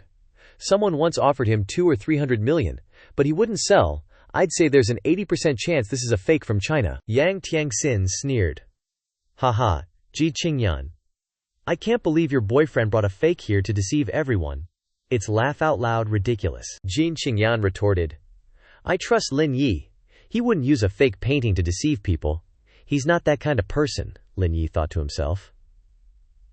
"Even though we haven't known each other for long, Qingyan is truly a good girl." The painting was torn in half. It was Fu Zhengping. "Everyone, I've personally seen this painting, in President Cheng's house. I can vouch for it. This painting is a fake." Lin Yi thought. "How interesting." Fu Zhengping said, "Qingyan, it's a rule in the investment world to destroy fakes on the spot." Qingyan was furious. Lin Yi comforted her. Don't be angry, leave this to me. Lin Yi stepped forward and said, I heard you're the person in charge of JG Company in the Yanjing area. Well, I'm here to inform you that your managerial position is revoked. Fu Zhangping replied. Ridiculous. What gives you the right to spout nonsense here? I have 20% of the shares, Lin Yi asked. Do you think I have the right to revoke your managerial position? Fu Zhangping retorted. Are you crazy? There's a limit to talking nonsense. Ji Qingyan reminded him. Lin Yi, now is not the time to joke around. You can't win against Fu Zhangping, Lin Yi casually replied. If I really have 20% of the shares, then I'll have to open your eyes tonight. She blushed and said, You're still teasing me at a time like this. Lin Yi offered a solution. You can call President Cheng now and tell him I'm Lin Yi. He'll tell you whether what I said is true or not, Fu Zhangping said. I'll put it on speaker so this clown can be exposed in front of everyone. Then he picked up the phone and called President Cheng. This is Fu Zhangping, the operations manager in Yanjing. I'm calling to ask if you know someone named Lin Yi. The other end of the line replied, You've met him? I order you to treat President Lin with the utmost respect. He holds 21% of our company's shares. If you don't treat him well, I'll immediately revoke your managerial position. Fu Zhangping's face turned pale as he asked. That's not right. Lin Yi said he only had 20% of the shares. President Cheng, could it be that I've met someone with the same name? The other end of the line replied, That's because I gave Zhang Daqian's Peach Blossom Spring to Lin Dong, but Lin Dong didn't want to profit from me, so he transferred 1% of the shares to me. Fu Zhangping was so scared that he dropped the phone, his whole body trembling as he knelt down. Lin Yi announced once again. Now, as the second largest shareholder of the company, I announce the revocation of your managerial position. Yang Tianqin said, Lin Yi, don't go too far. Today is Grandpa's birthday. You don't have to push him to the end like this, do you? At least you are Qingyan's boyfriend. Don't you have any affection at all? Lin Yi said. If Qingyan asks, I'll agree to anything. But he turned to glare at them and continued. But you don't get. Qi Yongqing was still holding the painting, saying, what a pity, it's all ruined, Lin Yi said. That's right. You tore up the Peach Blossom Spring I gave to old man Ji just now, worth over 200 million. Shouldn't you compensate for that? Fu Zhangping was now kneeling and begging. I didn't mean to, Lin Dong. Please give me another chance. But he was coldly pushed away. If saying sorry worked, what would we need the police for? Then he turned to beg Yang Tianxin. You have to help me, or I'm really done for, Yang Tianxin replied coldly. Get lost. You want me to help you pay your debts? Dream on. From now on, I have nothing to do with you. Fu Zhangping grabbed her legs and begged Tianxin, Don't leave me. I've always been good to you. You can't abandon me at this time. Ignoring his pleas, she heartlessly scolded him. Stay away from me. Don't get my dress dirty. Lin Yi spoke up to remind him. If you're still a man, stand up now. It's not worth it for a woman like that, Yang Tianxin. Angrily shouted Lin Yi. What do you mean by that? Lin Yi said to Ji Qingyan's father, Uncle Ji, please ask your family to go inside. I have something I want to discuss with your family alone. He nodded. Got it. In the closed room, the Jing family had gathered. Ji Yongqing spoke up. Nephew-in-law, what exactly do you want to say? Why so mysterious? Lin Yi said. It concerns your granddaughter, Yang Tianxin. Yang Tianxin impatiently urged. Stop playing mysterious. Spit it out, dare. Lin Yi asked. Yesterday, didn't you take my car to the Peninsula Hotel? Yang Tianxin retorted. So what, I had a date with a friend to gamble there? Got a problem with that? Lin Yi said. I don't have a problem, but you brought a whole bunch of adult toys, dating two black dudes, playing Dao Diju perhaps. Yang Tianxin replied, her voice a little stuttering. You're talking nonsense, Lin Yi calmly responded. I have some videos on my phone I can send over, Qingyan. If you were just having fun in the room, I wouldn't really have any proof. But I didn't expect you'd be all freaky-deaky with them in public. With that, he presented the video evidence to everyone. Ji Yongqing was so angry he was shaking. He said, You disgraceful thing. How could the Ji family have someone so shameless? Yang Tianxin knelt on the ground, saying, Grandpa, let me explain. I did go to the hotel with those two black friends, but it was to discuss business. Ji Yongqing slapped Tianxin across the face. Just now you said gambling, now you're saying business. Do you really think I'm so old I'm senile? Her mother still spoke up in defense. Dad, maybe that idiot is holding a grudge and slandering her? Ji Qingyan's father replied loudly. Enough. You can't slander if there's no video to see. If those videos get leaked, where will the Jia family's face be? While the Ji family was arguing, Lin Yi excused himself. Old Mr. Ji, Uncle Ji, I'm not one to butt in your family's matter. I'll head out first. Outside, Ji Qingyan immediately said, Lin Yi, thank you, and for such expensive gifts. You really shouldn't have, Lin Yi replied. Too bad it's not in Grandpa's hands. You will have to book more rides later to make it up for me. Then, anyway, there's no way I can stand by and watch you get bullied. Ji Qingyan watched Lin Yi's car drive away. She thought to herself, I thought he was going to ask for something outrageous. But he just said to book more rides. Elsewhere, Lin Yi was overjoyed, saying, "Can't make it to the birthday party. Might as well get some rides in and finish the mission ASAP." His phone screen displayed a notification. "You have a new ride. Please accept the order at Hua Yi Residential Complex." A voice rang out, calling out a girl's name. Yuan, Yuan. The girl replied, Ma Rui. What are you doing here, the guy said. Let me take you to school. My dad just bought me a BMW. Isn't it awesome? Yuan immediately turned to leave. I'm not interested. You go on ahead. My ride will be here any minute. Ma Rui refused to give up, still grabbing her arm. But you're the school beauty. Taking Didi to school seems kinda lame. Get in my car, Yuan said unhappily. I don't want to. Let go of my arm. Just then, Lin Yi's supercar appeared. Lin Yi lowered the car window and asked, Anyone here, miss? Teo, with the last 4 digits 4,389. My mobile has the last 4 digits 4389. Yuan said. That's me, Lin Yi gestured. Then get in.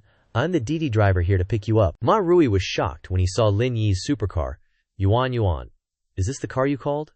She avoided him. Get out of the way, I want to get in the car. Sitting in the supercar, Yuan was super excited. Yuan asked. You drive sports cars and also do Didi, Lin Yi replied. What you drive isn't important, it's about earning money through your own hard work. You're so awesome, Lin Yi reminded her. We've arrived at your destination. Yuan said shyly, her face red. Can I add your WeChat? He asked. Add my WeChat. Why? She said. Do you believe in love at first sight? Lin Yi was stunned. Love at first sight, little girl, you're way too naive. How do you know I'm not a bad guy? Don't just say stuff like that next time. Goodbye, Yuan finished and thought. Are little girls nowadays too naive? Or just naively transparent? Suddenly his phone rang. Song Wenhui? The voice on the other end said, Lin Yi, I'm going to work tomorrow. Can you pick me up? Lin Yi replied straightforwardly. Are you sick? Or have you prepared the 2 million for the car repair and want me to come get it tomorrow? Wenhui responded, Lin Yi, Wenwu is already your sister-in-law. We're family. Why are you still joking around like this? We were just testing you during the day. Now you've passed our test, and we're all one loving family. Lin Yi was speechless at their audacity. Lin Yi said, Keep dreaming. Not a penny less for compensation, or you can wait for a court summons, he thought to himself. These low-grade green tea BT Ches can't even show their faces. At this moment, the sunlight was covering the entire Tianyi apartment complex, making the scene extremely warm. Jia Xinyu seemed to see something surprising. Ah, she exclaimed happily. Brother Yi, what a coincidence. Lin Yi saw Xia Xinyu and replied happily. Yeah. After Xia Xinyu got into the car, he quickly asked, Are you going to the Shanghai International Circuit? Xia Xinyu excitedly replied. The government is organizing an outdoor live event at the circuit. I worked hard to get a chance to go inside. Xia Xinyu skewered a piece of fruit and said, Brother Yi, it's too hot. I bought some fruit. Don't move while you're driving. I'll feed you. After Lin Yi ate it, he praised. So sweet. Xia Xinyu smiled happily upon hearing this. The two of them quickly arrived at the Shanghai International Circuit. At this moment, Lin Yi said, It just so happens I want to go see the excitement too. I'll go in with you. The scene quickly shifted to inside the circuit, where two people were arguing fiercely. Xia Xinyu immediately said upon seeing this, Oh my, why are they arguing? Lin Yi quickly asked her, Do you know them? Xia Xinyu gave a brief introduction. The woman is Ren Zixuan, and the man is Sun Rui. They are both famous streamers in our community. I'll go see what happened. Xia Xinyu walked towards them and asked, Brother Rui, what happened? Sun Rui angrily replied, What else could have happened? Miss Ren wants to kick us both out. Ren Zixuan wasn't to be outdone, replying immediately, Don't go around making false accusations. It's not that I'm kicking you out. It's that the circuit owner said they only need one streamer. Xia Xinyu stepped in to mediate. Sister Xuan, the circuit is so big. Wouldn't it be better if the three of us streamed together? Sun Rui gnashed his teeth and said, Ridiculous. Bringing in the circuit owner, it's obvious that Miss Ren is sucking up to young Master Qin, trying to show us who's boss, Ren Zixuan replied without hesitation. So what if I'm sucking up? I'm a phoenix. Why would I stream with you peasants? At this moment, a girl ran in happily. Sister Xuan, it's done. We can go in with this card. Young Master Qin is waiting inside. Ren Zixuan mocked, I'm the only one streaming here, got it. If you have nothing else, get lost. Sun Rui was so angry he was speechless. Oh, Xia Xinyu quickly went to persuade him. Brother Rui, let's go. She has young Master Qin backing her. We can't compete with her. Shin Rui said dejectedly. Let's go, what else can we do? This is infuriating. At this moment, a voice suddenly rang out. No need to go. Lin Yi smiled. Since we're already here, let's just stream here today. All three of them were a little stunned. Ren Zixuan angrily shouted. Who are you? You're not so tough. Daring to mess with young Master Qin, you won't even know how you died. But he replied very calmly. Oh, then go call him over here so I can see how I'm going to die. Xia Xinyu went over and said worriedly, Brother Yi, don't get angry. We won't stream. There's no need to argue with her. Let's go. Lin Yi said with absolute certainty. No way. You two follow me in. Today I will make sure you two stream successfully. Sun Rui immediately whispered in Xia Xinyu's ear. Xinyu, what's the background of this friend of yours? She replied in confusion. I'm not really sure, but I trust Brother Yi. Even if there are mountains of knives and seas of fire ahead, I will go with him. Sun Rui was even more dumbfounded, but after a while he decided, okay, then I'll trust him this once. Ren Zixuan sneered at them. It'll be really embarrassing if you get kicked out later. They quickly went to the parking area, where there were countless gasoline cars of different colors and brands, and of course, their prices were not cheap. Xia Xinyu gasped as soon as she saw it. OMG, this racetrack is huge. Sun Rui's eyes next to her lit up too. If we could stream live from here today, I guarantee the views would explode. Lin Yi spoke up at this moment. You guys set up your equipment. With me here, no one will dare to kick you out. Sun Rui couldn't believe it, and asked again, Bro Yi, are you sure we can stream here? Just then, Sun Rui suddenly said, Xin Yun, look, Qin Shao and Ren Zixuan are coming over here. Ren Zixuan quickly tattled when she saw them. Xin Shao, didn't manager Zihao say I was the only one streaming today? Why are these people trying to barge in? Especially that guy in the lead, he's super arrogant and doesn't respect you at all. But then, Manager Xiao hurried over and greeted Lin Yi respectfully. President Lin, you've arrived. Lin Yi replied casually. Thanks for your hard work. At this moment, Qin Han also greeted him happily. Lao Lin, what brings you here? Ren Zixuan, next to him, was completely flustered. She asked in confusion, Xin Shao, Manager Zihao, do you guys know this guy? Qin Han, upon hearing her ask, angrily roared, Are you blind? This is the boss of the Zhonghai racetrack. How could we not know him? Ren Zixuan was so shocked that her mouth dropped open. Lin Yi spoke up at this time. Lao Qin, is this your friend? She wasn't very polite to me outside just now. Qin Han immediately waved his hand. Ren Zixuan, what friend? She's just a female streamer I was hanging out with. I'll tell her to scram right now. She panicked upon hearing that. Qin Shao, please don't kick me out. If I can't stream today, my streaming career is over. But Qin Han didn't budge at all. I know Lao Lin's personality well. If he didn't do anything wrong, he wouldn't react like this to you. Anlong, get her out of here. Ren Zixuan was quickly dragged out by the bodyguards. As she was being dragged away, she didn't forget to cry and struggle. Wah, let me go. I'm not leaving. Qin Han then smiled and said to Lin Yi, Is that female streamer your type? Her face is okay, but her body is so-so. Need me to introduce you to some hotties with killer figures? They're super exciting. Lin Yi patted the car lightly. He said coldly, You can enjoy those things yourself. Sun Rui thought to himself, What's Lin Yi's background anyway? He even dares to make fun of Qin Shao. So badass. At this time, Qin Han invited, This is the newest track. Let's do a few laps. My hands are itching. Lin Yi replied without hesitation. Okay, my cornering skills have improved a lot too. It won't be so easy for you to beat me. The sound of the car engine soon roared. Sun Rui said excitedly, Don't just stand there. Stream it now. We'll miss out on a huge opportunity if we don't. At this moment, Qin Han said to Lao Lin in the car, Let's make a bet or something. It's too boring to just race without stakes. Lin Yi quickly asked, What do you want to bet? He immediately stated his terms. 10,000 per second, 5 laps total. However many seconds you're behind, you give the other person that much money. What do you think? Lin Yi agreed immediately without hesitation. You're on. At this moment, a hot girl in a red dress raised a flag and counted down. 3, 2, 1, go.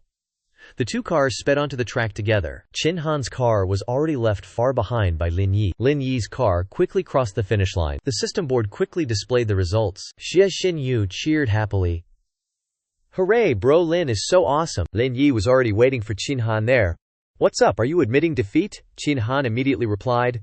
You're too scary. I've been practicing hard these past few days and I still can't beat you. He reluctantly took out the money and willingly paid the bet. Here's 2,100,000, Lin Yi said happily. Thanks, bro. At this moment, he said to Manager Zhao on the side, I have a scratch. Take this money and find someone to fix my car. Manager Zhao took it and respectfully replied, Understood, President Lin. I'll take a photo and notify the factory so they can send engineers from abroad to repair it. Lin Yi turned to Jia Xinyu and Sun Rui and said, You guys stream here. If you need anything, just find Zhao Haitao. I'm leaving first. Xia Xinyu quickly said, Thanks, bro. Qin Han walked over and clapped Lin Yi on the shoulder, cheerfully. What's up, got your chickadee on the side?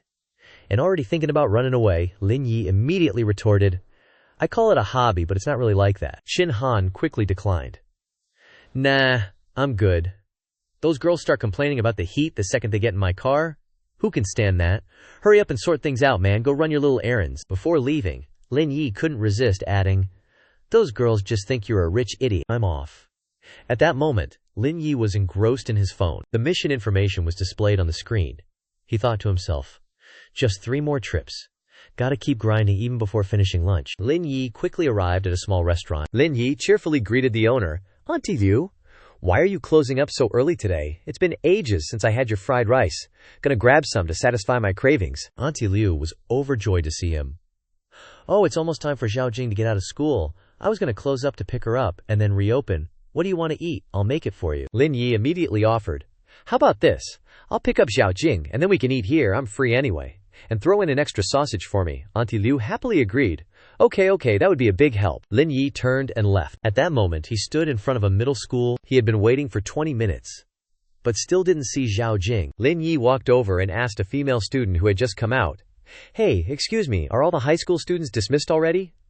The student politely replied, Yes, they are. At this moment, in a certain classroom, he was a little stunned as he entered the room. The figure of Jiyu Jing appeared before his eyes. Lin Yi was shocked and thought to himself, It's her. Inside a classroom, a parent was angrily pointing and yelling at teacher Jiyu, Look at my son's face. Scratched by this little brat. In front of her was teacher Jiyu Jingshu and little Xiao Jing, whom she was currently scolding for scratching her precious son's face. She continued, He still has to go into showbiz. If this ruins his career, you'll all be sorry. Hearing this, Xiao Jing felt very wronged. Tears welled up as she tried to defend herself.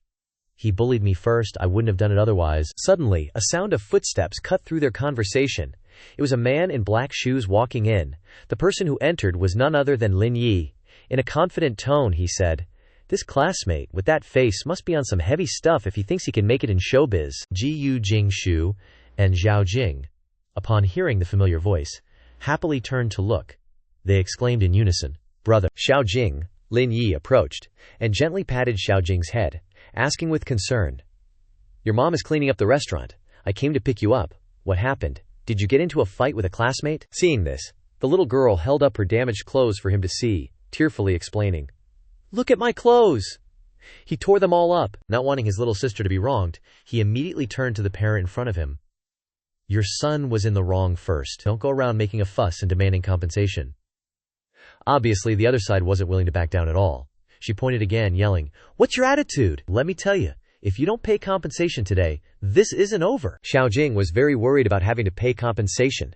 With tears in her eyes, she said, He clearly bullied me first. That unreasonable parent didn't listen to reason at all, pointing at the little girl and angrily shouting, So what if he bullied you? Poor wretches like you should be bullied. Lin Yi, who had been very calm, couldn't stand these harsh and offensive words any longer and slapped her hard across the face. To wake her up, holding her face, which was swollen from his slap, she still spoke without knowing her place. You dare hit me! Not bothering with any more arguments with such a person, Lin Yi simply replied, When the superiors are not upright, those below will be in chaos, meaning, she, as a mother, was doing wrong, so her children could not be proper. How could someone who considered herself superior accept such humiliation? If I can't get to Lin Yi, then I'll blame you, teacher Jiyu Jingshu. Are you dead? Just standing there watching him bully us. My husband is the HR director at Zhonghan Capital. I'll have his colleagues in the legal department handle this. Contrary to her expectation that the teacher would side with someone in a position of power like her, Jiyu Jingshu bluntly replied, You were in the wrong first. It's useless even if you sue. The parent became even angrier and cursed. Fine, you won't handle it, huh? Now not only Kongjing but even your school can forget about having any peace. Instead of being frightened or worried by her family's influence, she calmly turned to Lin Yi and said to him, You go back first. I'll tell the principal what the situation is. Xiao Jing was very grateful and replied, Thank you, teacher. Lin Yi didn't argue either. He turned to Xiao Jing and said, Let's go, your mom is waiting for you. Let's go home. Suddenly, the outside door swung open again. A man rushed in, shouting, "Teacher! My son's being bullied at school. What kind of teacher are you?" The mother and son duo immediately started complaining about Lin Yi and Xiaojing. "Dad? It was them. That guy even hit mom just now." Just like mother, like son, the whole family's unreasonable. Without even asking for the details, the man pointed at them and yelled, "Hold it right there! You better kneel down and apologize to my wife right now. My boss is Qin Han. You know who that is? You dare mess with me, I won't let you live peacefully in Zhonghai." Hearing the name Qin Han, Lin Yi took out his phone, his face darkening. He muttered to himself, "Qin Han, huh?" He immediately called his friend Qin Han. "Qin Han, all I did was win a bit of your money. Now you're sending your HR director to make me kneel and apologize." The other end responded, sounding confused. "Are you pulling my leg? My company doesn't have any idiots like that." Lin Yi asked seriously, "Do you think I'm joking with you?" On the other end, Qin Han realized something was up. His face also darkened. He replied, "Let me see who that idiot is. I'll definitely give you an explanation." The director, seeing this, panicked and stammered. Who did you just call?" Lin Yi didn't hesitate to say, "Qin Han." But the director didn't believe it at all, saying arrogantly, "Are you kidding me? Look at yourself. What makes you think you can know young Master Qin? If you're gonna brag, at least make it believable." While he was still boasting and looking down on others, the phone in his pocket suddenly rang. As soon as he answered, Qin Han's angry voice boomed. "Li Lao Duang, you dare mess with Lin Yi? Are you tired of living? Get back here now, pack your things, and get lost. Zhonghan Capital doesn't need idiots like you." Hearing this, the director turned pale with fright, only managing to utter, "Young Master Qin." Director Li Duang slumped to the ground in fear, stammering, "Young Master Qin, please let me explain. I'll go apologize to him right now. I just bought a house and a car. If you fire me, my life is over." Qin Han then said, "Fine. Coincidentally, the company branch in Africa is short of people. Go to Africa if you don't want to be fired." The sudden shock was too much for him to handle, and he trembled so badly that he dropped his phone, shattering it. At this point, Liu Duang was completely lifeless, sitting blankly on the floor. His wife rushed over and asked, "Honey, what happened? Why are you spacing out?" He was covered in cold sweat, his face pale, as he replied, He really knows young Master Qin. Young Master Qin fired me without a word." The mother and son were speechless, unable to believe it. Immediately, Liu Duang bowed his head in front of Lin Yi. Only now did he realize the vastness of the world and the important figure he had offended. He pleaded frantically, "Young Master Lin, we were wrong. Please give me a chance. Don't let young Master Qin fire me." However, Lin Yi not only didn't forgive him but also kicked him. Then, he and Xiaojing turned to leave, not forgetting to warn the whole family. "It's lucky I was here today. If it were just Xiaojing and Aunt Liu, who knows how you would have bullied them. Get lost. Try to be better people in the future." With that, the two walked away on their familiar path. Back home, Xiaojing was eager to tell her mother what had happened. "Mom, I'm home today, Brother Yi." But before she could say anything more, Lin Yi shushed her, signaling her to keep quiet about what happened at school. Seeing this, Xiaojing didn't say anything else, but her cheeks flushed, and she happily thought to herself, "Got it. This is our secret." One starry night, at the Chaoyang Corporation, where Lin Yi works, he was walking through the company, thinking about someone. "Working overtime so late, huh?" As he walked, he suddenly stopped at a corner. It turned out his gaze was fixed on a room nearby. As soon as he opened the door, Lin Yi was a bit surprised. He thought to himself, "Is this girl trying too hard? Everyone in the company has gone home, and she's staying late to work overtime?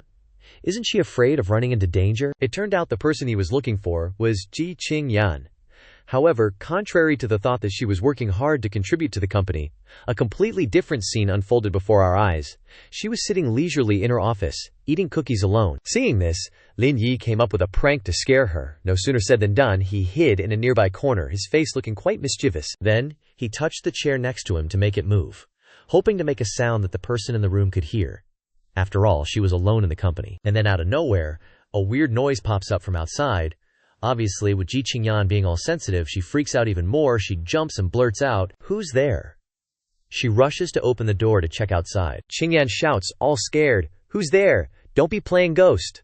But little does she know, Lin Yi's hiding around the corner snickering because he totally scared her. By now, she's seriously spooked.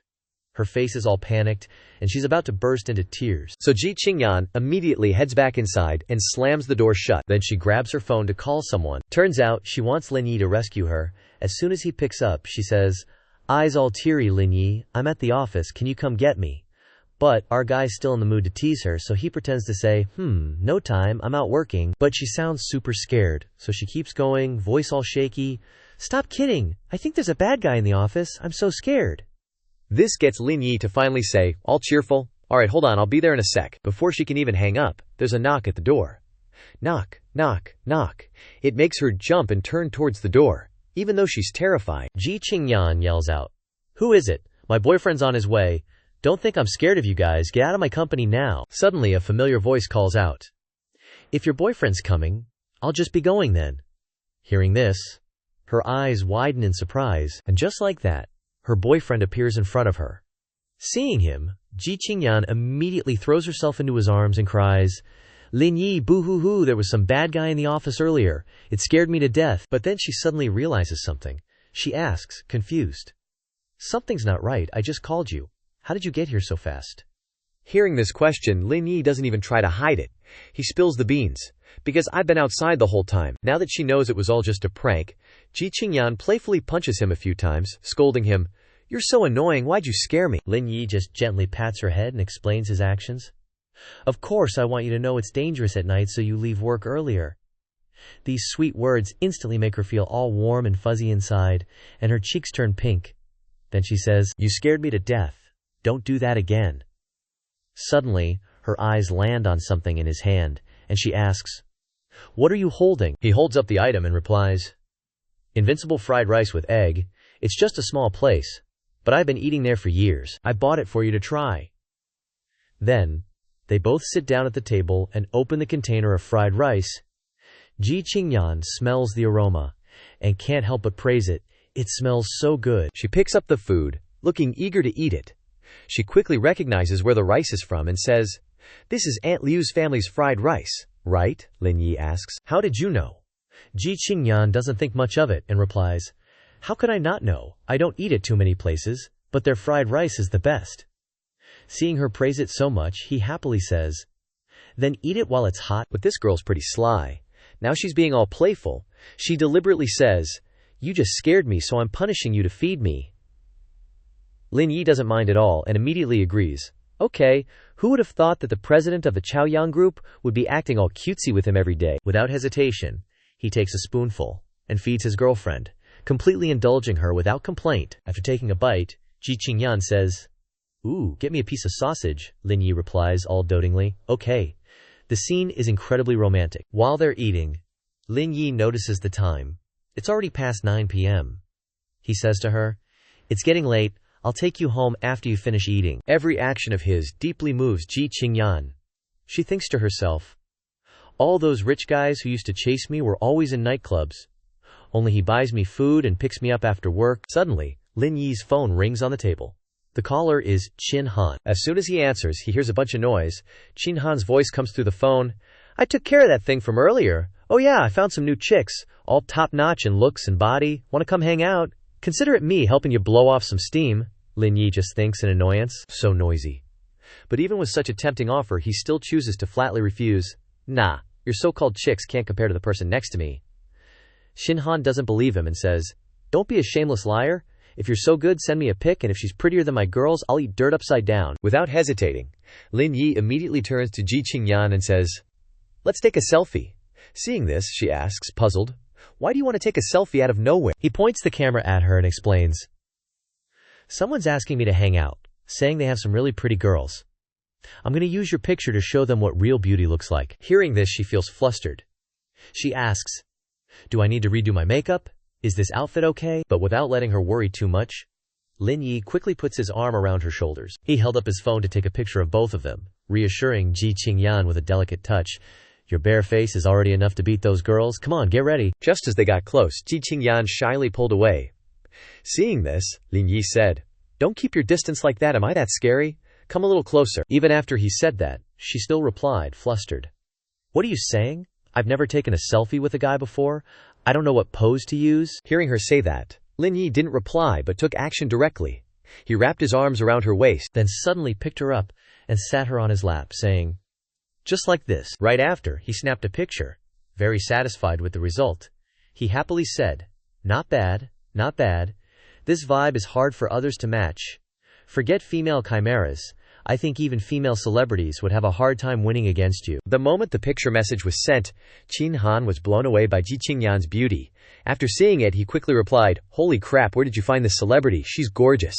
At this moment, Lin Yi triumphantly replied, "Don't forget to let me know when you're live streaming eating poop upside down." Ji Qingyan, sitting next to him, couldn't help but giggle as she read their messages. She joked, "So vain." After a while, they finally decided to go home. As they entered the parking lot, Lin Yi offered, "No need to book a ride today, I came here to take you home." But Ji Qingyan decided to decline his offer. "No way, I still want to support your experience of life." Rejected by her, Lin Yi suddenly reached out and grabbed her chin, smiling. "Alright, if a fat sheep like you actively offers herself at the door, it would be a waste if I didn't take even the wool." Hearing these words, she pushed his hand away, replying with a sense of grievance, "Why would you use those words to describe me? You're the big fat sheep." In the end, she allowed her boyfriend to take her home. When they were both in the supercar, Lin Yi spoke up again. "Oh right, I have something I want to discuss with you. If I want to set up a charity foundation, what procedures do I need to go through?" Ji Qingyan got a little worried when she heard that he wanted to set up a charity foundation. She reminded him, "It's hard for even the country to handle a non-profit organization like that." "Well, it's a little difficult for you to solve the problem of charity on your own." Contrary to her worries, he replied with a confident look, "Qingyan, I know you're worried, but I don't care, I just want to do as much as I can." Hearing this, Ji Qingyan felt much more at ease. She happily praised him. "You're amazing." "I'm not as good as you." The car rolled through the underground parking garage. Lin Yi's voice still rang out. "You're being modest. I remember you had 2 houses for the migrant worker brothers and sisters working in Shanghai to rent at a low price. Compared to me, you've been doing charity for a long time. On the contrary, it's been hard on you." "Help me ask what's needed to set up the foundation." Seeing that he was determined to do good, she agreed without hesitation. "Okay, I'll help you ask around." After a while of driving, they finally arrived at Ji Qingyan's villa. Just as she got out of the car to go home, Lin Yi called her from behind. "All right." Thinking it was something important, he unexpectedly said, "I plan to go to Yangcheng tomorrow. If you're free, come with me." Qingyan was very happy to be invited to play. But, instead of agreeing right away, she winked and replied, "Let me see if I have time. Bye-bye. Remember to drive carefully on the road." At the same time, inside Lin Yi's car, his phone just showed a notification. "You have received a 5-star praise review." As soon as the notification appeared, the system girl Lan Wei appeared before his eyes. She said gleefully, "Task completed. Career completion progress 100%. New career unlocked. Congratulations, Master, for completing the career." Then she gave a notice board and asked Lin Yi for his opinion. "Master, do you want to unlock a new career?" Of course, without needing to think much, he immediately selected the option to unlock a new career. When he clicked on it, a card was displayed on the notice board. Lan Wei also quickly introduced the career that this card brought. "Welcome, Master, to experience the career of a university physical education teacher. Please receive the Career Grand Prize Package, 500 million RMB, a potion to strengthen all attributes, Sage Wisdom." Hearing this, Lin Yi said, "The new career is a university physical education teacher." "That's too simple," Lan Wei said. "Master, after drinking this potion, don't mention physique. Even advanced mathematics will be a piece of cake." At this time, he jokingly asked the system, "Don't tell me you want a physical education teacher to teach math to students, haha." Following that, he wondered, "What is sage wisdom?" Receiving the question, Lan Wei gave a blue potion. She explained, "Sage wisdom includes all the wisdom of the top scholars in the world, helping the host adapt to the career of a lecturer in the most perfect way." At this point, Lin Yi was holding the potion in his hand, staring blankly at it. He said with a sigh, "I'm just a physical education teacher. What do I need so much wisdom for? Can you not overdo it?" Saying that, he still decided to drink the potion to see what the effect would be. As soon as he finished drinking, Lan Wei enthusiastically announced, "New career unlocked." Suddenly, blue rays of light radiated around Lin Yi, because the potion had quickly taken effect. Instantly, his whole body emitted a glow of various colors, symbolizing the power of wisdom, including foreign languages, physics, mathematics, chemistry. In just a short moment, Lin Yi was able to comprehend everything thanks to that magical potion. He smiled confidently because he could see the change in himself now. Unexpectedly, Lan Wei raised his shirt. She said to him, "Master, can't you feel anything? Your body has also changed. This is the effect of strengthening all attributes." Just like the system said, when I lifted my shirt to check, I could actually see a ripped six-pack on my abs. Isn't this like hitting the jackpot? Lin Yi couldn't contain his excitement and hugged Lan Wei, yelling, "This is awesome!" Lan Wei giggled, saying, "Oh, Master, stop it." Cut to another time and space. Lin Yi was back home, chilling on his bed, super happy, he muttered to himself. Finally finished my first professional mission, kinda. No sooner had he said that than his phone on the table started ringing. Someone was calling. He quickly reached for it. As soon as he answered, someone reported, "President Lin, we've contacted the Pagani engineer." Hearing this, Lin Yi replied immediately, "Okay, I'll have the butler drive me over there." Just then, Ji Qingyan sent a message. "I have something on tomorrow, so I can't go, but I've booked your plane ticket for 10:20 a.m. tomorrow. Also, what's the name of your hospital's nurse?" Lin Yi quickly replied. "Thanks, the sanatorium, Lan Tian." "Why?" she replied instantly, like she was glued to her phone. "No biggie, just be careful on your trip, and don't go seducing any nurses." He sent back a helpless smiley face. On the day of the flight, the sky was clear and fresh, perfect for flying. Lin Yi was at the airport, scrolling through messages, and totally impressed. She even booked me a business class seat. He quickly settled into his seat and started messing around on his phone. A noisy group of people came from behind. Feng Xinying suddenly exclaimed, "Yang Yang, look over there, that guy is so handsome." Li Yu Yang couldn't help but agree. "I've sat in business class so many times and always see chubby middle-aged dudes. This is the first time I've seen a hot guy here." Unlike the two girls, Feng Haoyu glanced at Lin Yi and said, annoyed, "You two, can you tone down the thirsting over guys? It's so embarrassing. You'll learn that good looks are all the same. A rich second gen with money is 1 in a million." With his super hearing, Lin Yi chuckled and said, "Bro, if you want to brag, do it yourself, alright? Don't drag me into it." The group was startled. He plopped down in his seat, annoyed. With a competitive tone, he challenged, "I'm not bragging or showing off. I'm just stating facts. Money is way more important than looks." He put on a knowing look and started lecturing, "Wanna bet? We'll both ask the flight attendant to add us on WeChat and see who she accepts." As soon as he finished speaking, Feng Haoyu was captivated by the flight attendant who just walked in. He quickly flashed a friendly smile and waved her over. "Flight attendant, could you come here for a moment?" The girl quickly approached, standing formally and asking, "Hello sir, how can I help you?" Haoyu held up his phone and said, "It's like this. Me and this brother here both want to add you on WeChat, but you can only choose one." Hearing this, the girl's heart fluttered. She thought, "I've heard that there are always rich second gens in business class who want to add you on WeChat. Is my lucky break finally here?" But due to her job, she had to reply, "Sir, I'm really sorry, we have a rule that we can't casually add passengers on WeChat." Feng Haoyu immediately started showing off, pulling up his sleeve to reveal his expensive watch. "It's okay. According to your airline's rules, you can't easily refuse when a passenger makes a request, right?" The flight attendant then noticed Lin Yi, who was busy playing a game. A luxurious watch was peeking out from the young man's wrist. The flight attendant quickly recognized it and exclaimed in her mind, "Oh my god, isn't that a Patrick Phillip watch? Worth over 10 million yuan?" Then, abandoning her usual professionalism, she excitedly said, "Sir, what's your WeChat? I'll add you now." He looked up, startled, and quickly replied, "Oh, okay, wait a sec." Feng Xinying said, laughing at her brother's misery. "Bro, what you said earlier seems to be useless now." Feng Haoyu clenched his fist, grinding his teeth in frustration. "How can this be?" Lin Yi happily held up his phone and smiled. "Give up yet?" The other party growled, "Give up my ass." Haoyu, annoyed, glared at the flight attendant. "Are you new? You are new, right? I was just transferred to business class today." He then used a tone as if he knew everything. "No wonder you don't have any knowledge at all. If it were someone experienced, I would definitely win." Lin Yi mocked. "Why bother embarrassing yourself like this?" Suddenly, Feng Xinying exclaimed, pointing towards the entrance, "Bro, turn around and look. There's a beautiful lady coming over here." He immediately looked over. Ji Qingyan's appearance stunned everyone, especially the guy surnamed Feng. OMG. What kind of celestial beauty is that? Lin Yi became the challenger this time. "Bro, we have to get her WeChat today, you game."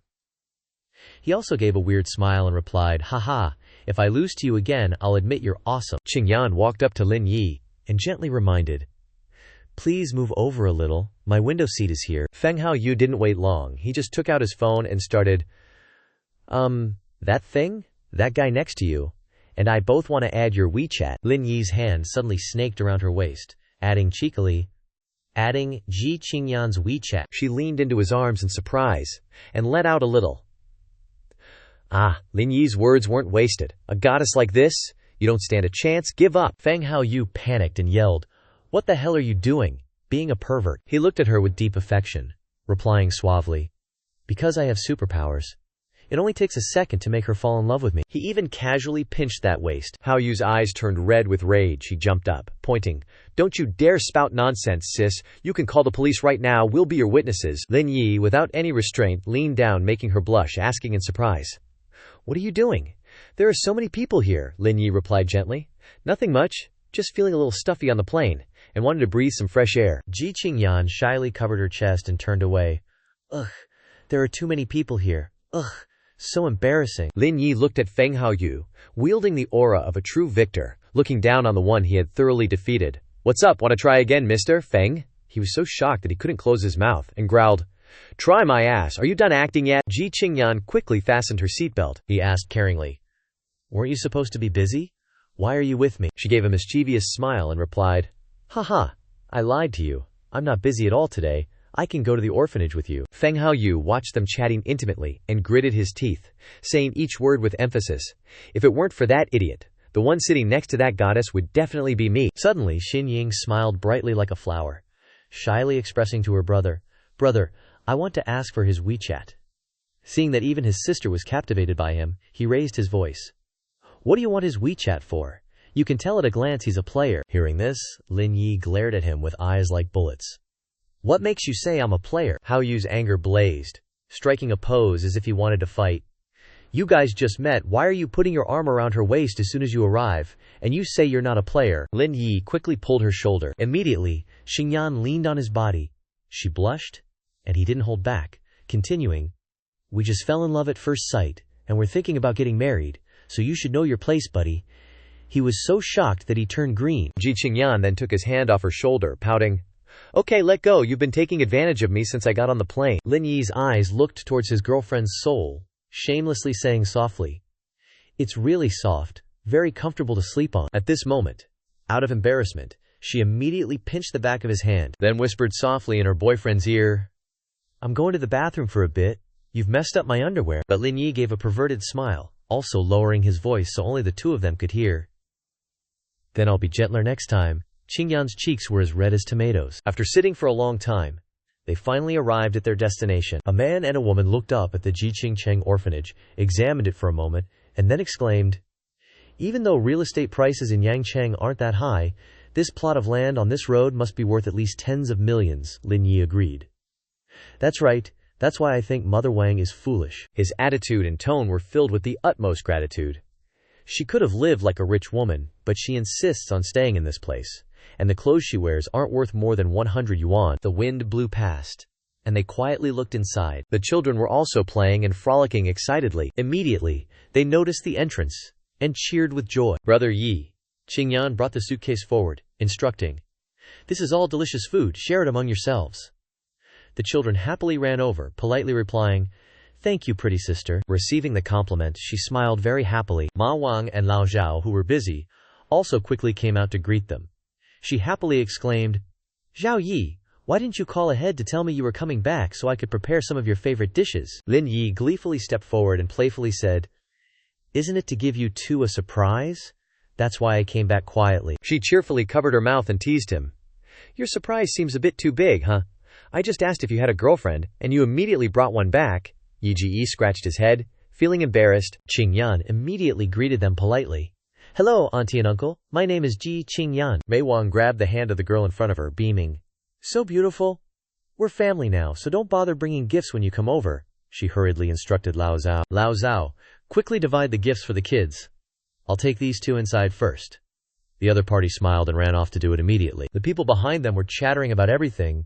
He suddenly stared ahead, exclaiming in surprise, Shui Ping, come here. Yu Yue brought her boyfriend home. Mata Wang was doubly happy. She looked all around. Really, hurry up and come see. I didn't expect everyone to bring their significant others home today. Qingyan asked Lin Yi quietly. Who is Yu Yue? He kindly explained. Her full name is Guo Yu Yue. She also came from the orphanage, but she's studying at Yangcheng University, while I'm in Zhonghai. Then he gestured to lead the way for her. Let's go take a look too. A luxury car parked in front of the house. Her boyfriend, Wang Tao, with a constantly annoyed expression, appeared with Ningyu. The girl was full of joy, and her smile carried happiness. She handed the bag to the kids, gently saying, I brought back a lot of yummy food. The kids all cheered. At this time, Wang Tao frowned. looking at the kids admiring the car behind him. He looked unhappy and immediately transformed into a boogeyman. He loudly scared the kids. Hey, take it easy. This is my BMW, you know? Don't touch it carelessly, or I'll have to go wash the car again. The children were so scared they turned pale.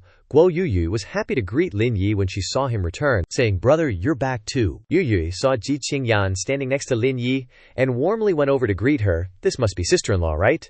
Introduce her to me." Qingyan took the initiative to introduce herself. "Hello, Lin Yi often mentions you to me. Today we finally meet." Yuyu happily stepped forward and held Qingyan's hands, praising her.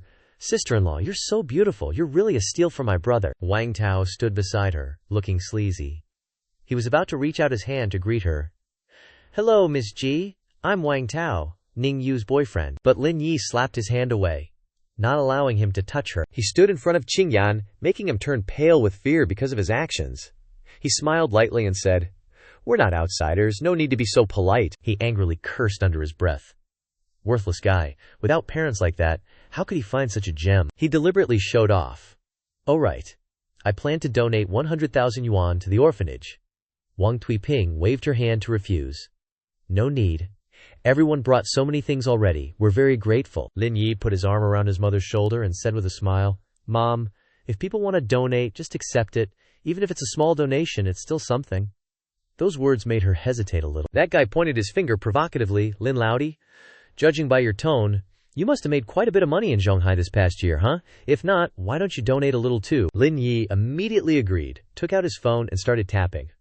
"Sure, then I'll donate 100 million. Wang Tao turned pale when he heard 100 million and asked in surprise, "What did you say? You want to donate 100 million? Then he burst out laughing, not believing it, and said loudly, "Don't make me laugh. Are you dreaming at midday?" His words startled Lin Yi's mother. She turned and grabbed her son's arm to smooth things over. "All right, everyone hasn't been back in a long time. Let's not talk about this anymore. Let's go eat." But Wang Tao continued to push his luck. "As a driver, if you can donate that much, then I'll donate 10 times more than you." Ma Wang, standing behind, panicked and tried to stop him. But before she could say anything, Lin Yi immediately responded. "Okay." He dialed a phone number. The next operation was to put the phone to his ear, still smiling at the person on the other end of the line. "I'll send you the card number. Immediately transfer 100 million to that card number for me." At the same time, his mother's phone rang with a notification. She looked at the phone, her mouth gaping in surprise. Startled, Auntie Wang lost her balance and swayed like she was about to faint. "Xiao Yi, did you really transfer 100 million to Mom?" Seeing his mom about to fall, Lin Yi panicked slightly and reached out to support her. Wang Tao snatched the phone from Wang Tuiping, not believing his eyes. He still tried to argue, "That's impossible. He's just a delivery driver. How could he have so much money?" But the text message on the phone was like a slap straight to his face, leaving him gaping in shock. The message read, "Hello Wang Tuiping, Lin Yi has transferred 100 million RMB to your account, ending in 3489. Please check." The message was from the official bank, Shanghai Bank. Lin Yi looked down at him, kneeling with a smug look, hands in his pockets, and said, "I've already made the transfer, Mr. Wang. When will that 100 million donation be arriving?" Qingyan saw this and chuckled. He just loves slapping people in the face, doesn't he? Wang Tao was still wide-eyed and speechless, internally plotting how to deal with this. What now? This face slap stings like crazy. Lin Yi looked down with glee and mocked. "Weren't you saying you were loaded earlier? What's with the sudden silence?" He fearfully scrambled towards his fancy car, weakly trying to explain, I have something to do, excuse me." Then he drove off in a flash. Ning Yue, in the back, tried to call out his name to stop him. Wang Tao, Lin Yi saw his sister pining over someone like that and earnestly advised, "He's already gone, and you can tell at a glance he's no good. You won't be happy following him." Immediately after, Lin Yi's mom spoke up, grilling Lin Yi. "Tell me the truth, what's with this money? Where did you get so much money?" He answered without hesitation, "Just a little business venture that made some profit. Just take it and use it. Don't overthink it." Qingyan also chimed in to reassure her. "Auntie, don't let his bum-like appearance fool you. He has some big projects in Shanghai." Still, she was worried. "Even so, this is 100 million, not a small amount. You're giving us all of it. What about you? Businessmen need money in many places. Give me your account number. I'll transfer it back to you." Lin Yi patted her shoulder, gently persuading. "Mom, just take it. I have plenty left. Enough to use." With that, he went inside with everyone, whining, "Your son is doing great now. Let's eat. I'm so hungry." Wang Tuiping also relented, replying, Alright, Mom will stew some beef for you, to satisfy your craving. At the dinner table, everyone chatted lively. Qingyan was eating, and turned to Lin Yi next to her and asked, "Do you have anything else you need to do?" "I was planning to go to the branch company in Yangcheng to take a look. I feel like the books there have been dodgy recently. If you don't have anything to do, come with me." While chewing, he replied, "I think you won't find anything out. They must have made preparations thoroughly." She put her index finger near her lips and said with certainty, "Don't worry, I didn't tell anyone about this trip." Lin Yi smiled wryly, thinking, "You're too naive." After finishing the meal, Lin Yi stood up and said, "Mom, we're done eating. We have to go out and do some things." At this time, Qingyan's clothes were a little disheveled. She excused herself from everyone. "I'll go change." Lin Yi put his hands in his pockets, waiting for his girlfriend outside the bathroom. Suddenly, she opened the door and said a little flustered, "Help me pull up the zipper. It seems to be stuck." He had no choice but to go in, grumbling as he pulled. "Can't you wear something without a zipper?" she retorted. "Isn't pulling zippers something you men always want to do?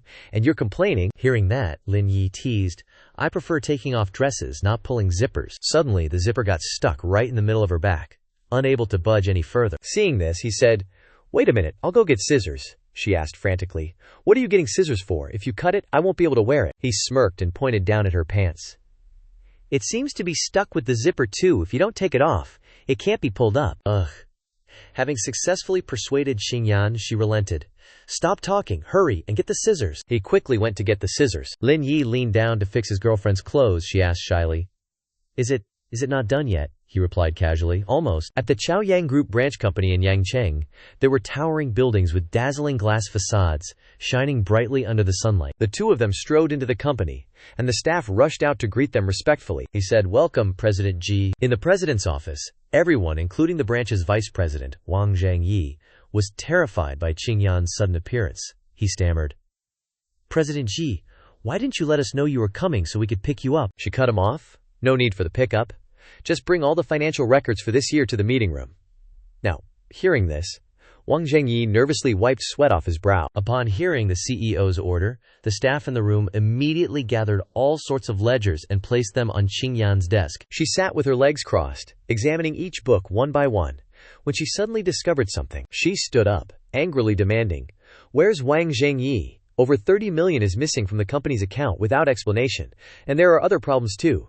This can't be. I'm calling the police." A loud bang echoed as the door was kicked open by someone standing outside. A thug with a buzz cut, carrying an iron rod over his shoulder, stormed in, looking fierce. Several bodyguards stood guard beside him. Qingyan immediately demanded, "Who are you people?" he sneered. "We're here to collect Wang Zhengyi's debt. He owes us 1 million. You guys better cough up the money now or none of you are leaving." She was confused by what he said. She asked again, "Owes a debt?" He saw how beautiful Qingyan was and started to get the hots for her, stroking his chin and flirting. Well, this little beauty is quite the looker. If you agree to spend one night with yours truly, I'll consider that $1 million debt settled." She was shocked by his words, and reflexively covered her mouth in surprise. Lin Yi, seeing his girlfriend being harassed, immediately stepped in front of her protectively, speaking without fear. "If I'm not mistaken, Wang Zhengyi doesn't just owe you money, does he? He called you here to delay us from reporting this to the police, right?" "Hit where it hurts," the thug threatened. "What nonsense are you spouting, kid?" Ignoring him, Lin Yi's face darkened as he responded, "How much did that bastard pay you guys? I wonder if 2 million would be enough for you to help me drag that scumbag to the police station." As he spoke, he pulled out his phone. The thug's underlings looked shocked, mouths agape at what he just said. They had been tough talking just a moment ago, but now they cowered, bowing obsequiously. Enough. If you want us to cripple him, we can do that too, boss." Hearing this, Lin Yi yelled, chasing them away. "Then get going." They scurried away immediately. Yes, we'll do it right away." Even so, Qingyan was still worried about what just happened and asked him, So what do we do now?" Lin Yi replied, "Sort out the financial reports. I'll take you to report the crime." The luxurious car drove straight to the police station. Lin Yi sat in the car and advised her, "Go report it to the police, but this matter can't be made public. If this hits the news, Chaoyang Group's finances will take a huge hit." She was very grateful to him. "If it weren't for you, I wouldn't know what to do." Lin Yi felt proud hearing that and said to her, "Go in by yourself, I'll go after Wang Zhengyi." Qingyan immediately stopped him. "No, it's too dangerous, I can't let you go." Qingyan reorganized and called back the thick stack of reports in her hand. Seeing her worried expression, Lin Yi took her hand to reassure her. Don't worry, I have people helping me. You go report to the police first. If we don't catch the person responsible, the losses will be even greater. Hearing this, Qingyan felt somewhat relieved. With that, Lin Yi drove off in his trusty steed. Qingyan watched until the car disappeared from sight before stepping into the police station. About 3 hours later, Lin Yi leisurely walked into the police station. Behind him, Wang Zhengyi was being led, handcuffed, with his head hanging low. Qingyan sat in a corner of the station, feeling uneasy. She stared at the water in her cup, the calm surface only making her more worried about Lin Yi. Suddenly, the police station door opened, catching her attention. It was Lin Yi. Seeing that he was safe and sound, Qingyan smiled brightly. The weight in her heart lifted. She quickly rushed over to Lin Yi, asking anxiously, "Lin Yi, are you okay? Did you encounter any danger?" Seeing how worried she was about him, Lin Yi could only smile. "It's nothing, I brought the guy back. Just leave the rest to the police and the courts." Wang Zhengyi, still shameless as ever, started wailing and begging for forgiveness in front of Ji Qingyan. "Director Ji, I realize my mistake. I can return the money, the house, and the car. Please, please, don't press charges." Ji Qingyan couldn't help but stare him down, snapping, "What good are those words now?" she added. "You'll face the law." Wang Zhengyi was speechless. He'd have to deal with the consequences and do some serious time. In the end, everything was settled smoothly. Ji Qingyan looped her arm through Lin Yi's. "Everything's taken care of on my end. Let's swing by the orphanage to say hi to your mom, then head back to Shanghai." "Okay, sounds good." And with that, the two of them casually left the police station. With the serious stuff out of the way, they grabbed a taxi to the Yunshui villa. Getting out of the taxi, Ji Qingyan made sure to thank Lin Yi. "Lin Yi, thanks to you today. How about I cook you a thank you meal?" Lin Yi, hearing cook, was surprised and asked doubtfully, "You can cook?" "You don't believe me." Ji Qingyan knew he'd react that way. She confidently replied, "I'm a great cook, okay? The neighborhood kids are so jealous they cry." She even gave Lin Yi a cheeky wink of reassurance. A little while later, Ji Qingyan had changed into a tight, backless brown dress that showed off her figure. She brought out 2 plates of freshly cooked steak. "Ta-da! Ready to try my cooking." Lin Yi, seeing how happy she was, didn't want to disappoint her. He finally sat down at the table with Ji Qingyan and started eating. Lin Yi's eyes lit up after the first bite. "Wow, this is amazing. Ji Qingyan's cooking is seriously impressive." Looking at the glistening brown steak, cooked just right, still juicy when he cut into it, Lin Yi couldn't stop eating. Ji Qingyan was pleased. "Have some more then." Suddenly, Lin Yi paused, asking, "I heard you on the phone earlier. Were you dealing with Wang Zhengyi's case?" Ji Qingyan gave a wry smile. "Yeah, if nothing unexpected happens, we can submit all the evidence for prosecution tomorrow." Lin Yi was surprised. "That fast? Seems like things are moving quicker than I thought." Ji Qingyan looked at Lin Yi, puffed out her chest with confidence and said, "If I couldn't handle something this small, how could I be a CEO?" Lin Yi was even more reassured. Ji Qingyan's steak was so good that Lin Yi cleaned his plate, not leaving a single bite. Lin Yi, full and satisfied, didn't forget to compliment Ji Qingyan's cooking again. "I didn't know you were such a good cook. I can't let you go unrewarded," Ji Qingyan playfully scolded. "Don't be so formal. Didn't you help me with company matters?" He got up and walked over to Ji Qingyan. Lin Yi moved closer, a mysterious smile on his face, surrounded by floating flower petals. "That's not related to the reward. Close your eyes." Lin Yi gently placed his hand on Ji Qingyan's hair, signaling her to obey. She could only helplessly and shyly close her eyes. "What is it? Why so mysterious?" Ji Qingyan was curious, waiting for her reward from Lin Yi. Suddenly, Lin Yi pressed his lips to Ji Qingyan's, surprising her and making her eyes wide. Lin Yi's hands started wandering all over her body. Lin Yi started teasing her, squeezing Ji Qingyan's full chest, making her flustered.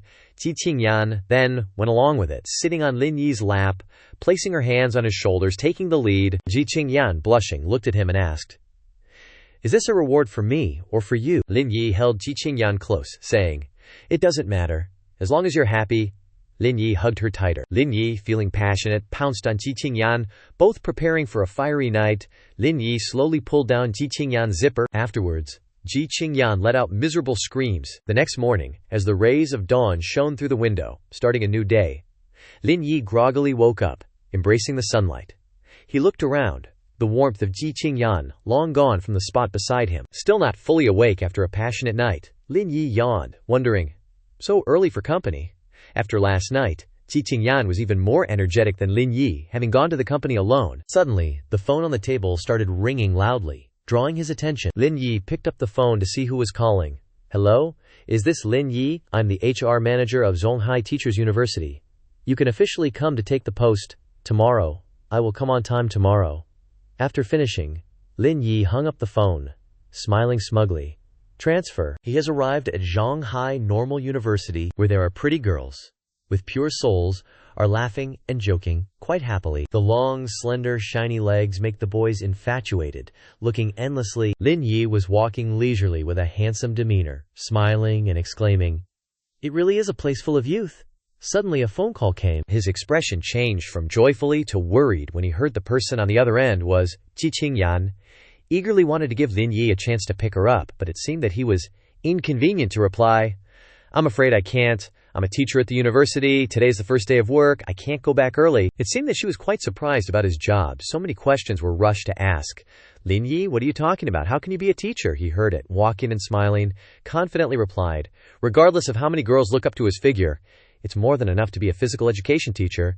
Qingyan on the other end of the phone showed her anger and replied, "It's really uncomfortable. You hurry up and do it." The eyes of the girls next to her were still unmoving, looking at his back and sighing. "Everyone look there. That male student is very handsome. If our school also has such a handsome teacher, I will definitely go to school every day." He ignored all the beautiful girls out there and went straight to the office. As soon as he arrived, he politely greeted, "Hello, I'm Lin Yi. I'm new here." The young man next to him saw Lin Yi approaching and greeted him back. "Oh, your teacher Lin, I'm Li Xingbang." Across from them, a woman seemed to have noticed Lin Yi. Xingbang continued to introduce the woman across from them. "This is our head of teaching, Zhang Su-ge, also known as Head Chung." Despite the introduction, she kept staring at the two of them, her face unreadable. Xingbang continued to introduce the woman across from them. "This is our head of teaching, Chung Su-ge, also known as Head Chung." Lin Yi walked closer to Chung Su-ge. Seeing this, she crossed her arms, her expression stern. "Teacher Lin, I don't care who arranged for you to come here. Now that you're under me, you have to work hard." Before he could even respond, she went straight to the point. "Right now, I have a task for you. Only after you complete it will I arrange for you to teach a class." Hearing her, he didn't seem to have any objections, but he wondered what the task was. She handed him a pink file and explained, "This is a list of graduating students from the Advanced Hotel Management Department. You need to contact internship companies. The internship salary must not be less than 3,000, and it must include room and board. This is the most basic requirement." He smiled, but inside he was collapsing. He took the file and thought, "Isn't this deliberately making things difficult for me, asking a physical education teacher like me to do this? Besides, where can you find an internship with such a high salary these days?" Although that's what he thought, he still agreed to take a look at this difficult task. Xingbang was enthusiastically showing Lin Yi to his seat in the corner, but he seemed to notice the conversation between two colleagues. "Head Chung hates people who get in through connections the most. Looks like this idiot won't last long." Li Xingbang seemed to have heard their conversation too. He gave an awkward smile. "I can't help you with this, but I can give you some ideas." Lin Yi was curious about the idea and told Xingbang to continue. "Our school isn't a top-tier university. You just need to focus on 3-star hotels." Lin Yi seemed to understand and walked away, not forgetting to turn around and thank Li Yi. He raised his hand and said, "I'll go contact them right away." Xingbang smiled back. Lin Yi quickly made a call. As he walked, he said to the person on the other end of the phone, "I'll send you the address. Come here for a bit." Half an hour later, a young man got out of a luxury car and rushed to Lin Yi, looking anxious.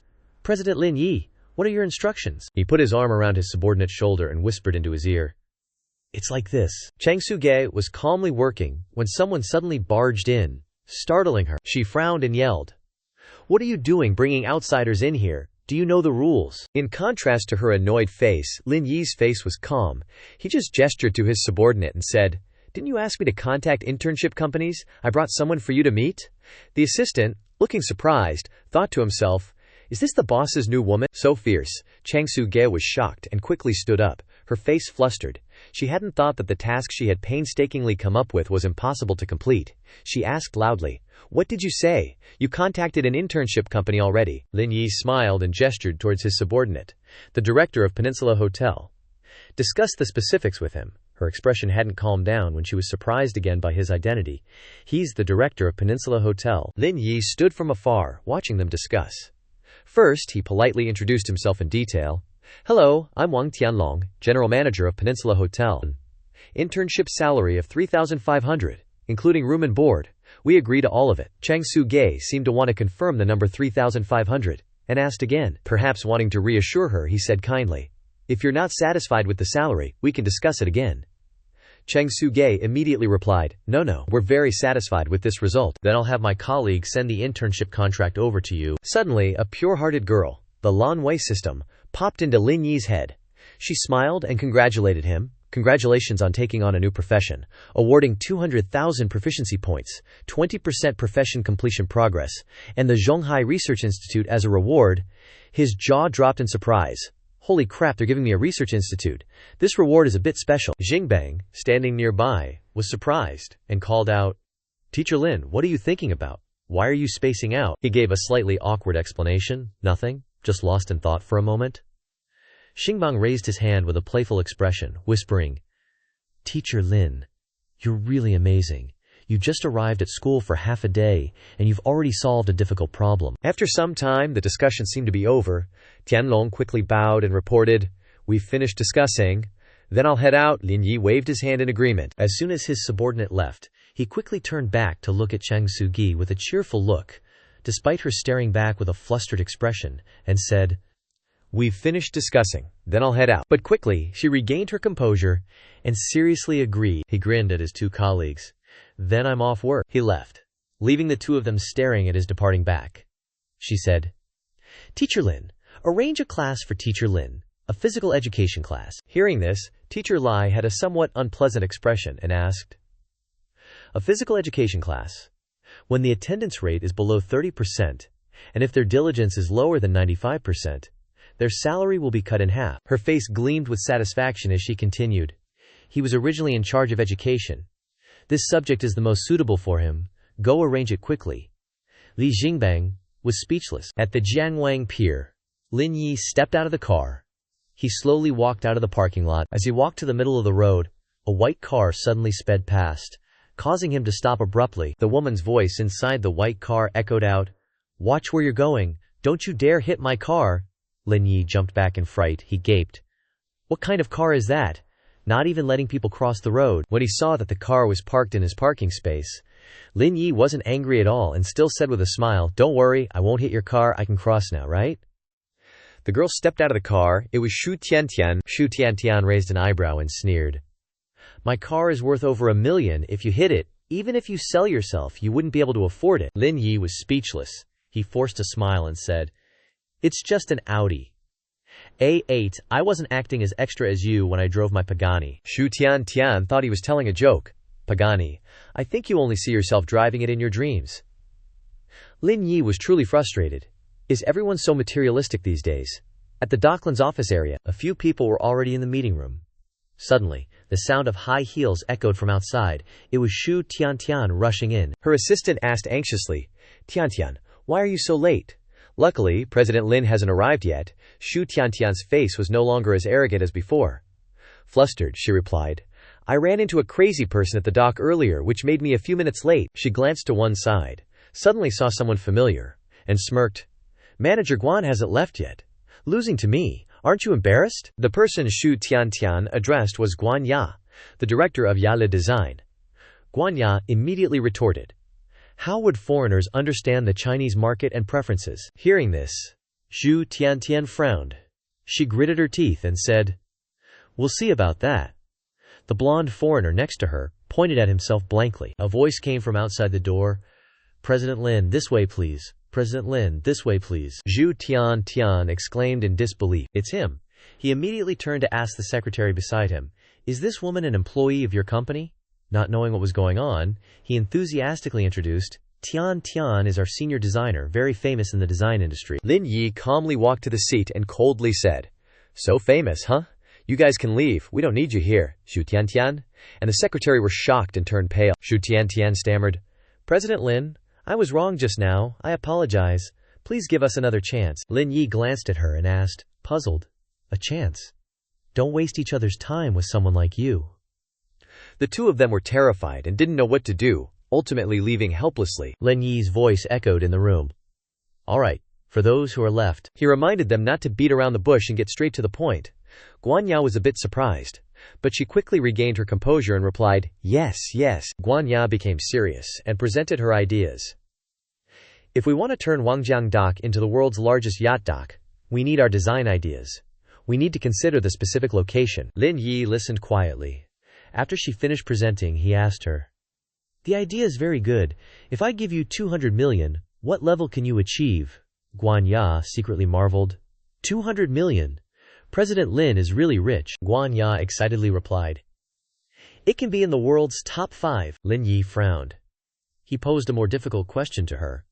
Then if I give you 800 million, do you have the confidence to lead Wangjiangdoc to the top of the industry for the next 10 years? This time, not only Guan Ya was shocked, but the secretaries behind her were shocked too. Then, she confidently replied, if President Lin really invests 800 million, I have the confidence to lead Wangjiangdoc to the top of the industry for the next 10 years. Lin Yi slammed the table and stood up. He decided, okay, let's do it that way. He left casually. Before leaving, he told Guan Ya and the others, go prepare the plan. I'll allocate 200 million for the project up front.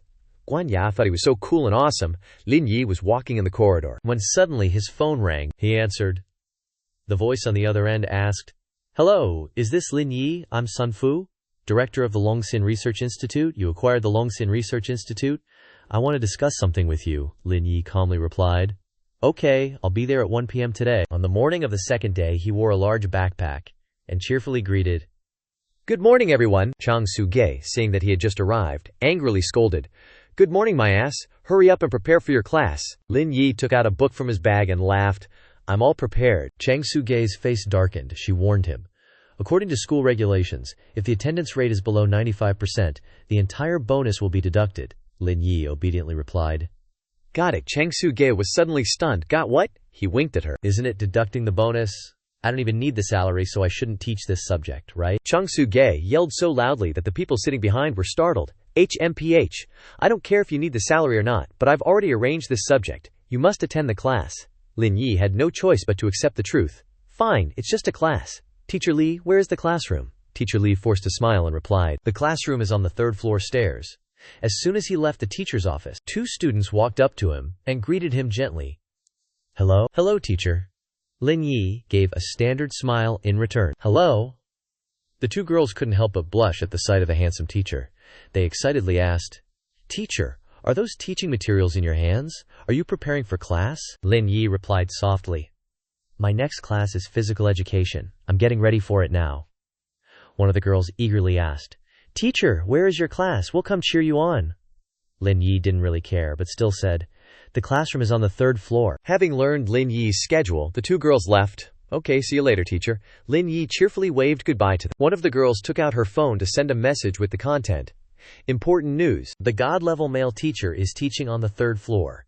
Quickly gather and head to the classroom immediately. In the 3rd floor classroom, Lin Yi stood on the podium. Noticing the rather small number of people present, the sound of high heels echoed as a woman walked in. It was Su-ge, followed by Teacher Li. Su-ge smirked.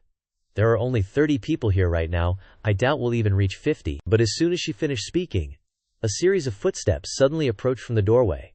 All 3 of them turned to look. She couldn't believe her eyes. Students were continuously entering the classroom. How could so many people be coming? Su-ge couldn't believe what she was seeing. What's going on? Teacher Lin thought for a moment and said.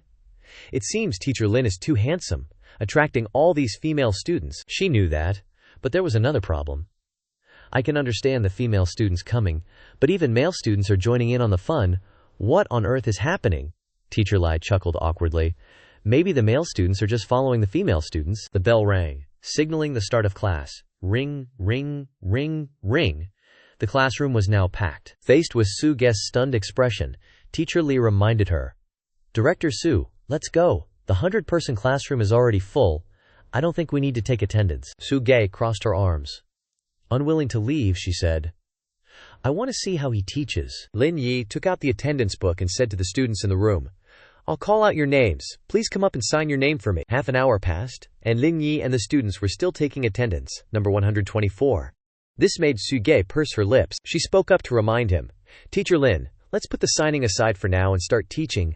Lin Yi reluctantly replied, Oh, okay. But the students wouldn't have it, they said irritably. No way, I have to write down my name, in case Teacher Lin forgets it. That's right, Teacher Lin has his own plans. You have no right to interfere with his decision. The female students' sharp gazes all targeted Su-ge. Teacher Lai hurriedly advised.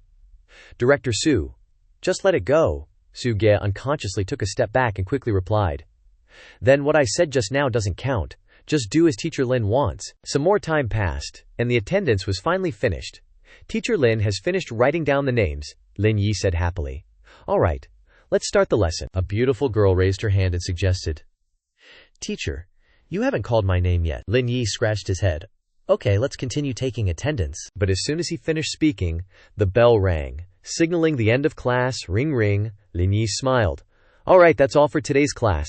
For those students whose names haven't been called, we'll continue in the next class. Everyone looked at him adoringly and replied in unison, okay. Teacher Li stroked his chin, exclaiming in amazement. This is the first time I've seen teaching like this. It's amazing. Suger was currently frozen, dumbfounded. Lin Yi walked over to her and asked, Director Su, would you say my class met the standards? She was stunned. Her reply was almost gritted out. It met the standards. Lin Yi laughed loudly. Then I'm off work. I've completed my work for today. He waved goodbye to them and started to leave. Teacher Li's eyes lit up. I think I understand a little bit now. Lin Yi doesn't want to be a sugar daddy, but those female students are actively seeking him out. Suge, behind him, was so angry that she was biting her nails. On this side, a pair of hands grabbed Lin Yi's arm. It was Lan Wei. The girl leaned close to him and congratulated him. Congratulations, master, on completing your first class in your teaching career. Job completion progress, 40%. Reward, Master of Memory. Lin Yi was fiddling with the system screen, asking, What's this Memory Master thing? How's it different from Sage Wisdom? Lan Wei whispered into his ear, Sage Wisdom is broad but not deep. Memory Master has specialized knowledge in a specific field. Want to add one? Master, Lin Yi pondered for a sec, then he wrapped his arm around her waist. He raised an eyebrow at her and asked, Who's the most badass dude in the chip biz? Lan Wei giggled, covering her mouth. The father of the microchip, Jack Kilby. Lin Yi smirked. I've made my decision, he announced. Gimme him. Lin Yi's eyes widened in amazement at the space before him. The system chimed, announcing that the Memory Master had been successfully added. He was stoked, buzzing with excitement over this new breakthrough. This Memory Master is insane. With this chip knowledge, I can definitely make some big breakthroughs. Scene change. To the Longxin Research Institute, inside the research lab, Liu Ying, a key member of Longxin Research, looked totally lost. She turned to Director Sun and asked, I heard the institute was bought out. Who's the buyer? He replied. Some rich second-gen. Sun Fu checked his watch, looking at the time. He continued worriedly. We made an appointment for 1 o'clock. He should be here any minute now. Hearing this, Liu Ying's face fell, clearly resentful. No way. A rich kid. My research is at a critical stage. This is going to be a disaster. Seeing this, Sun Fu quickly tried to reassure her. Don't worry too much. Let's just act normal. Maybe he's not completely clueless. Liu Chu didn't think this was right. He spoke up. Director, if someone without any expertise in the field is running things, I'm not optimistic about our future. As soon as he finished speaking, the atmosphere among the three of them became unusually gloomy. Just then, a phone call from Lin Yi broke the gloomy silence. He answered, Mr. Lin, you've arrived. Okay, I'll come out to greet you. Lin Yi smiled confidently as he walked. Sun Fu and the 2 researchers from the institute came out to greet him, welcoming him warmly. Mr. Lin, hello, I'm Director Sun Fu. We've been waiting for you. Let me give you a tour. Lin Yi walked inside the institute. He seriously observed the surrounding equipment and then asked, Does the equipment here seem a bit outdated? Sun Fu replied with a smile. Mr. Lin, you might not be familiar with our field, but this equipment is very expensive. We've been planning to replace it, but our current finances are a bit tight. Then he turned to ask him, Mr. Lin, that's basically the situation inside. Do you have any thoughts? Lin Yi replied blandly. I have quite a few thoughts, actually. Let me sort them out, and then I'll tell everyone. Sun Fu added with a smile. Okay, we'll follow Mr. Lin's arrangements. Liu Chu suddenly spoke up. Mr. Lin, as an employee I have something I want to say. He began to speak aggressively. The Research Institute has its own scientific research direction. I hope you won't interfere too much with our work. I hope you can let us do what we want to do. Lin Yi glanced at him and asked, What qualifications do you have? Liu Chu adjusted his glasses slightly and said proudly, Nothing much, just a PhD in computer science. Hearing this, Lin Yi narrowed his eyes unpleasantly and replied, If you hadn't said anything, I would have thought you only had a kindergarten diploma. Consequently, his words annoyed him. He immediately retorted, Mr. Lin, we know you're rich, big deal, but I'm a rare talent from Fudan University, so don't use those words to insult me. Lin Yi replied without hesitation, I'm not insulting you, I'm looking down on you. You're someone without a brain. Hearing this, Liu Chu asked in disbelief, I don't have a brain. Lin Yi emphasized unhappily, I bought this Longxin Research Institute, so I have absolute control. I don't need people like you here telling me what to do. Oh, if you don't want to work here anymore, you can just leave. Seeing that the situation was quite tense, Sun Fu hurriedly stepped forward to dissuade him. Mr. Lin, Xiao Liu is just worried about the research and development. He doesn't mean anything else. Please don't misunderstand. Hearing this, Liu Chu felt insulted. He grabbed Sun Fu's shoulder angrily and said, "Mr. Lin, as long as my research project is successful, it can at least advance the domestic chip industry by 10 years. If I leave, it will bring immeasurable losses to you." Hearing this, Lin Yi became even more annoyed and asked, "Who's talking nonsense? Do you think that without you, the earth won't turn anymore?" Liu Chu snapped angrily. "Without me, this project would never be completed." "Really?" Hearing this, Lin Yi curiously asked Director Sun, "What kind of project is he talking about?" Sun Fu replied, "The preliminary work of the project has been completed, but the control unit program is still missing. But the programs we've written never match the control unit." As soon as he finished speaking, Lin Yi suspiciously asked, "Is it that difficult?" Sun Fu smiled and replied, "Very difficult. This is the most important step in chip research." His words made Lin Yi feel curious, and he sat down. Lin Yi seriously examined it. "Let me take a look."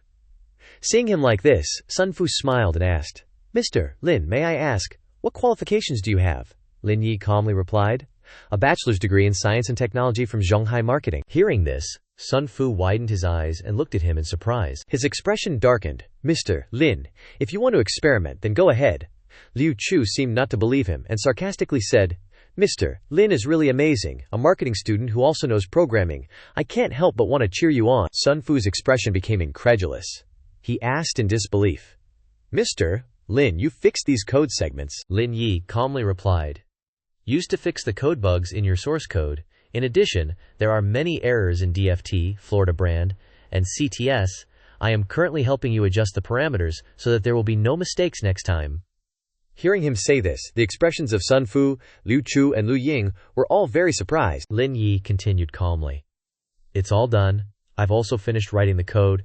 The rest is up to you to check." Liu Chu suddenly asked, "Mr. Lin Yi, don't you need to check it again?" Lin Yi casually replied, "No need.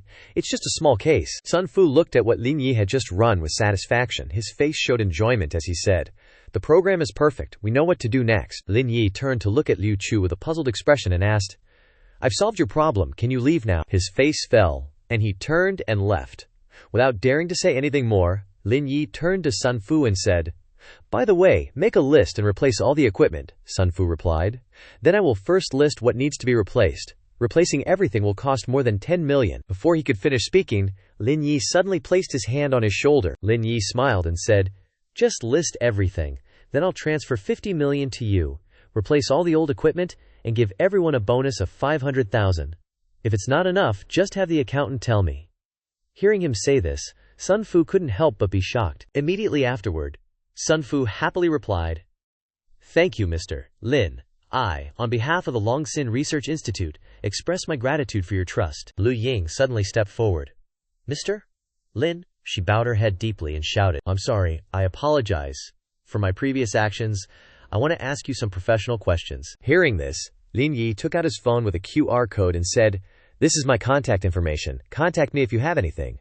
Seeing this, Liu Ying was overjoyed. After finishing, Lin Yi turned to leave. "I'm leaving. Contact me later if there's anything." Seeing this, Sun Fu said, "Mr. Lin, wait for me, I'll see you off."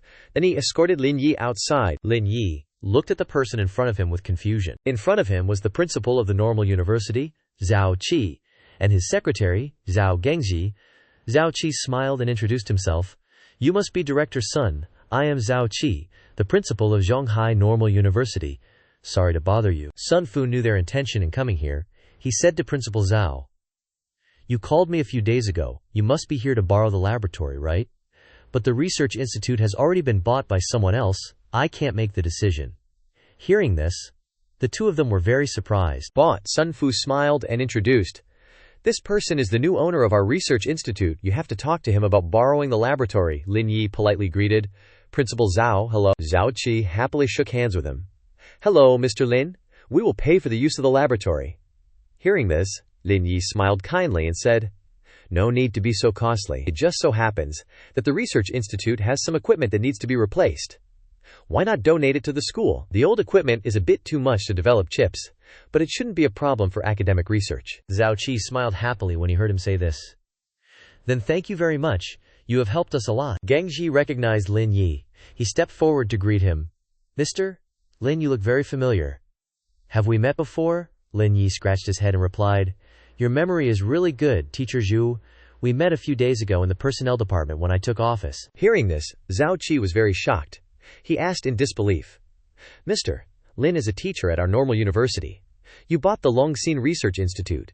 Why did you still come to work as a teacher at the normal university? Lin Yi smiled and said, just experiencing life. Zhao Qi happily made a suggestion.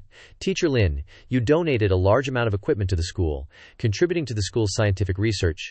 The school will never forget it. I will promote you to the position of honorary vice principal. What do you think? Lin Yi smiled and replied, you're too polite, principal. I don't want to be too high profile. Ignoring his refusal, Zhao Qi said, Teacher Lin, I know you are a humble person. We will do it secretly, and the certificate will be given to you tomorrow. Then he turned to Genji and said, go arrange it.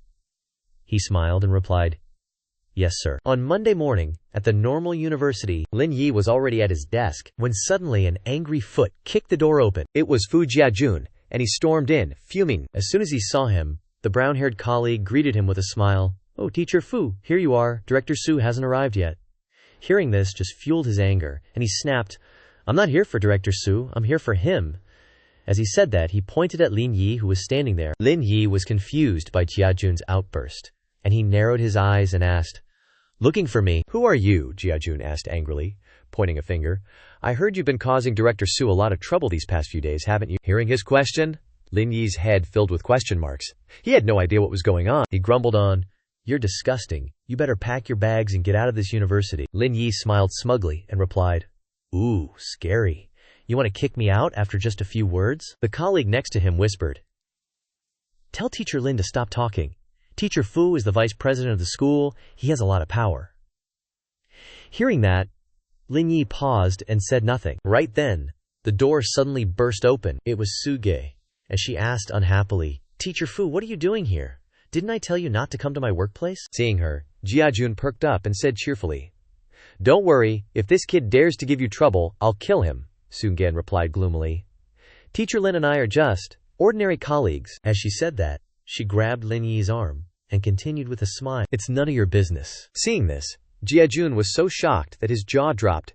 Director Su, he's a rotten apple. We can't let him stay at our school. It's just that I don't want him to bother me, that's all. It's okay.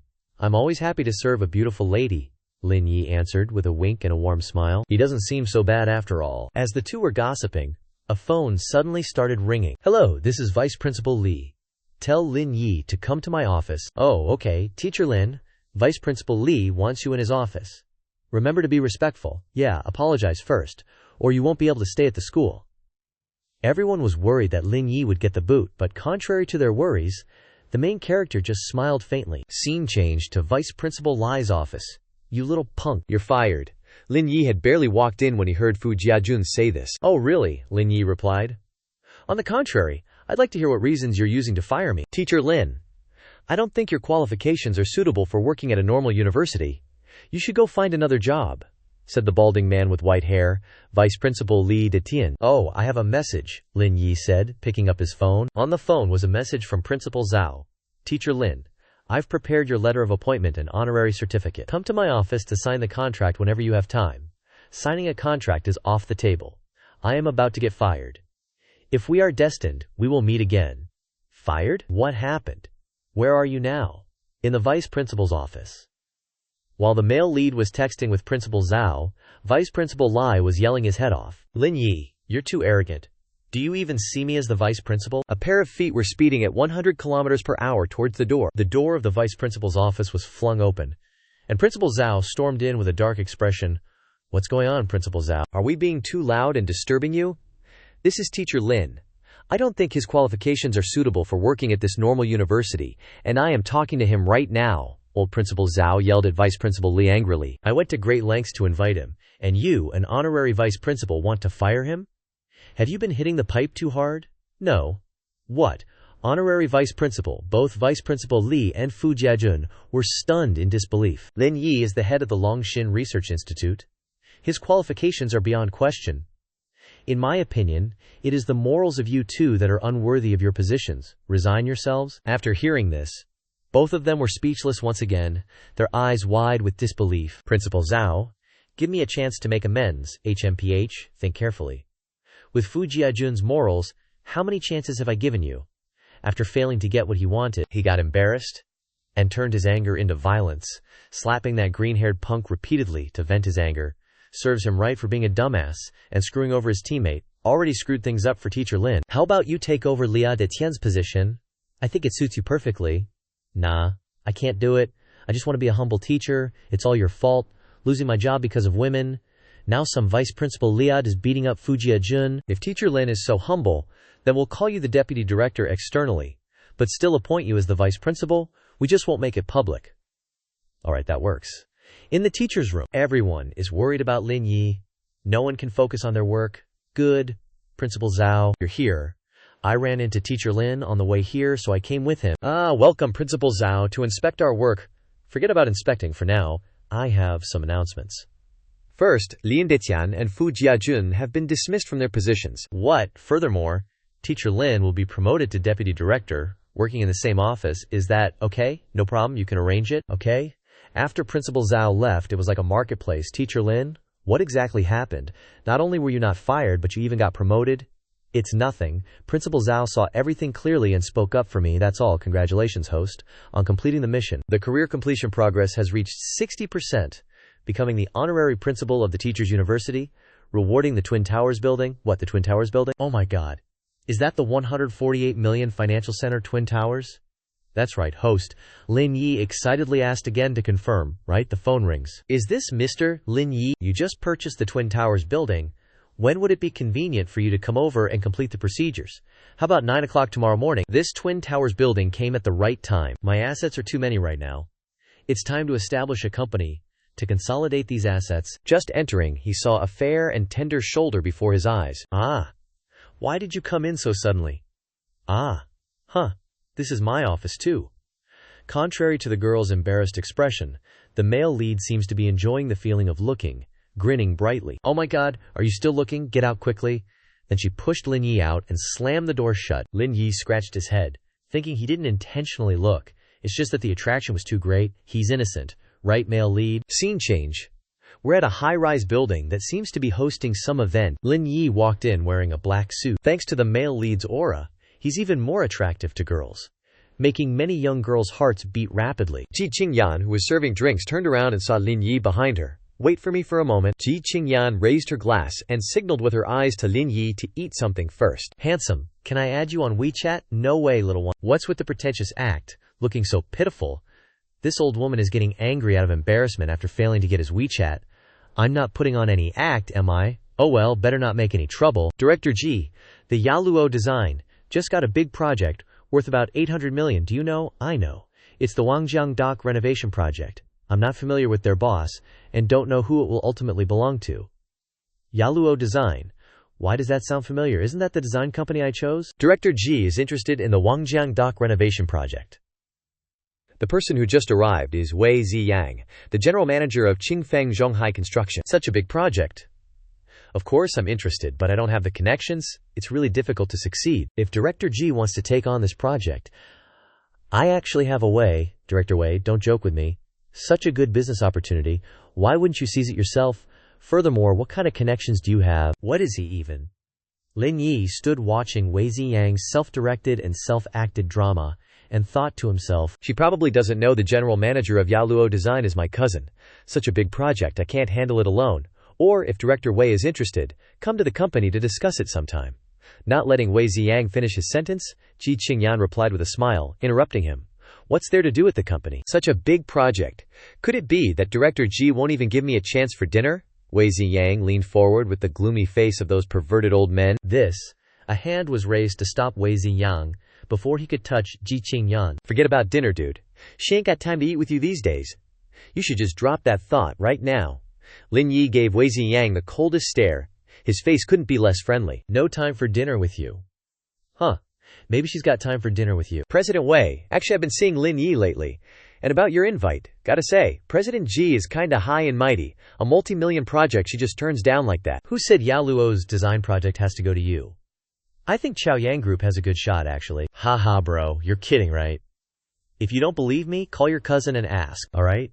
I'll let you listen for yourself, he said, dialing his cousin. Sis, do you have a suitable candidate for the Wangjiang Dock project on your side for the engineering department? What are you asking for? It's always been your project, hasn't it? This is Lin Yi. Who is this? The other end of the line gasped. President Lin. Sis, you know someone named Lin Yi. Of course, Wangjiang Dock is President Lin's property. He entrusted me with the renovation project. Ji Qingyan and Wei Ziyang were shocked, not believing their ears, staring at our male lead. Now you believe me. I have full authority over this project, President Lin. I was rude. Please forgive my ignorance. Wei Ziyang was scared now, pleading in a low voice. All right, get lost. Wei Ziyang ran like the wind, getting away from danger to save his skin. Eat up and go back to your room and wait for me, Lin Yi said to Ji Qingyan, making her blush and look shy. So domineering, the woman President Ji has her eye on is no ordinary man. Scene changed to the VIP lounge. The door opened. Ji Qingyan walked in to see Lin Yi sleeping on the sofa. She walked over and knelt down on the floor next to Lin Yi. Before she could even sit properly, a large hand grabbed her wrist and pulled her up, making her fall onto the sofa right on top of the male lead. You were pretending to sleep, Ji Qingyan realized, questioning Lin Yi. But he just laughed, looking at her. A hand gently placed on Lin Yi's chest, she said sweetly. Lin Yi, you really bought Wangjiang Dock. You're a bit of a mystery to me. Lin Yi's arm wrapped around Ji Qingyan's shoulders. She smiled mysteriously. You work a regular job, but also invest in other businesses. You hide it well. Lin Yi embraced her lovingly. Without getting deep into the daily grind, how else would I understand the ins and outs of the market? Ji Qingyan looked at Lin Yi adoringly, reminding him playfully, Okay, you win, but business is business. I'll make sure the Wangjiang Dock project is top quality. Just as she finished speaking, Lin Yi charmingly put his hand on her chin. Unexpectedly, Lin Yi laughed. Hold on. Did I say I was giving the Wangjiang Dock project to you guys? Hearing that, she pouted instead of getting angry, tugging at Lin Yi's sleeve. HMPH. If you don't give me the project, you can sleep on the sofa. Suddenly, Lin Yi couldn't resist and flipped her over like a tiger pouncing, Lin Yi said as he lunged. Little minx, you dare pinch me. You're so violent, she gasped. Then she giggled at Lin Yi's cute words and closeness. All right, I won't do it again. The scene was romantic. They shared a passionate kiss. Lin Yi kissed her deeply, making her moan, And then, things escalated quickly. Lin Yi couldn't hold back and went straight for her sensitive spot. Ji Qingyan moaned with pleasure, while caressing Qingyan's huge rack. About the project, talk to Guan Ya from Yaluo Design when you get a chance. I'll tell her. Hearing that, she was thrilled, stroking Lin Yi. Hey, thanks. After that, she turned the tables, took the initiative, and sat triumphantly on Lin Yi. He suggested invitingly. Let's sleep on the sofa together tonight. She happily agreed. Next is your reward. Don't close your eyes. And then, she boldly unbuttoned her bra. Thwack. The scene changed. And it was the next day. At a very large company, our main character was strolling along, hands in his pockets, smiling, as if he was thinking about something. Suddenly, a startled shout came from behind, making him jump. Lin Yi, is that you? Reacting, he turned around, blankly calling out the girl's name, Mo Qingwan. It turned out this person was his college classmate and the class beauty. Qingwan cheerfully said, It really is you. It's been over a year since graduation. What are you doing now? An unexpected reunion of two not-so-familiar friends. He replied casually, I'm a physical education teacher at a university. Hearing that, she kept asking questions. APE teacher. You probably don't earn much, huh? Then, Qingwan showed off with a smug look. Life is really unpredictable. You had such good grades and now you're a PE teacher. I work at Far East and I get a salary of 200,000 yuan at the end of the month. Maybe this is everyone's destiny. Lin Yi, with a stiff face, reluctantly replied, Yeah, you're so right. She was very curious to see him here, asking, Right, what are you doing here? He said his purpose with an indifferent look. I'm here to receive this building. Do you believe it? Hearing that, Qingwan was speechless. Suddenly, at this moment, many people were standing at the glass door, watching the gossip. Making Lin Yi confused, he asked, Is something happening at your company? Why are so many people standing in front of the door? She frankly replied, This is because a mysterious tycoon bought the Gemini Tower. Today, they're coming to complete the formalities. Then, she laughed excitedly. Vice President Luo Wan and several senior directors are already standing at the door to welcome. From afar, Far East's marketing director, Ren Zhongshu, holding a contract with a serious expression, shouted at her, Qingwan, why are you still standing there talking? Hurry up and come in. Qingwan walked forward cheerfully and explained, I ran into a college classmate. Then, she approached Zhongshu, constantly hooking his arm and introducing, Lin Yi, this is Ren Zhongshu, my boyfriend, Far East's marketing director. How about we have dinner together tonight? I'll ask him to arrange a new job for you, okay? Hearing that, he refused bluntly with a disgusted look. No way. With an angry attitude, he said, The people who have dinner with me must be dignitaries. Eating with him is a waste of time. Let's go in quickly. That mysterious tycoon is about to arrive. Just like that, he left without looking back, leaving Qingwan embarrassed to say, Lin Yi, let's talk next time. I have something to do, so I'll go first. Lin Yi was silent at this moment, not knowing what to say, his face filled with helplessness. Then he raised his hand to wave casually. In front of the company at this time, under the bright sunlight, everyone who came to welcome him was arranged in 2 neat rows. As he approached, he was surprised, with an uncomfortable expression, asking, "Isn't it just buying your building? Why so much fanfare?"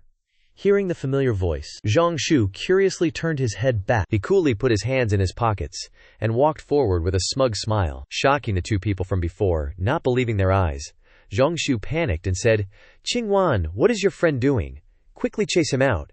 Hearing her boyfriend say that, she also panicked and went to push him away, saying, "Lin Yi, move away." Then, she continued to persuade him, "This isn't a place you should be." Faced with her annoyance, Lin Yi just stood still and groped to take something out. Suddenly, a familiar voice scolded, "Mo Qingwan, what are you doing?" President Luo approached with a very angry expression, staring ahead with a fierce look. Hearing that, Qingwan explained, "President Luo, I'm sorry, my friend's brain isn't normal. I'll chase him away right now." The situation was very tense at this moment, and Zhang Shu rushed into the conversation from somewhere with an angry face. He shouted loudly, "Guards, get this psycho out of here." Just when everything seemed to be going smoothly, it didn't. At this moment, President Luo walked over and slapped him hard, making him contort in pain. After regaining his senses, he hugged his painful face and asked in confusion, "President Luo, why did you hit me?" And then President Luo shouted, revealing his identity. "What the hell, this is Mr. Lin who just bought the Gemini Tower. You dare to call Mr. Lin a psycho? You 2 pack your things and get out of here for me." The guy didn't believe his ears after hearing this and mumbled, "How could it be?" Qingwan understood the situation at this moment, and she panicked and followed behind him, asking, "Lin Yi, did you really buy the Gemini Tower?" He looked back at her with a disgusted expression and replied, "Didn't I tell you just now? I came to receive the building, but you didn't believe me." Zhang Shu returned to his cheerful state, bowing to greet him warmly.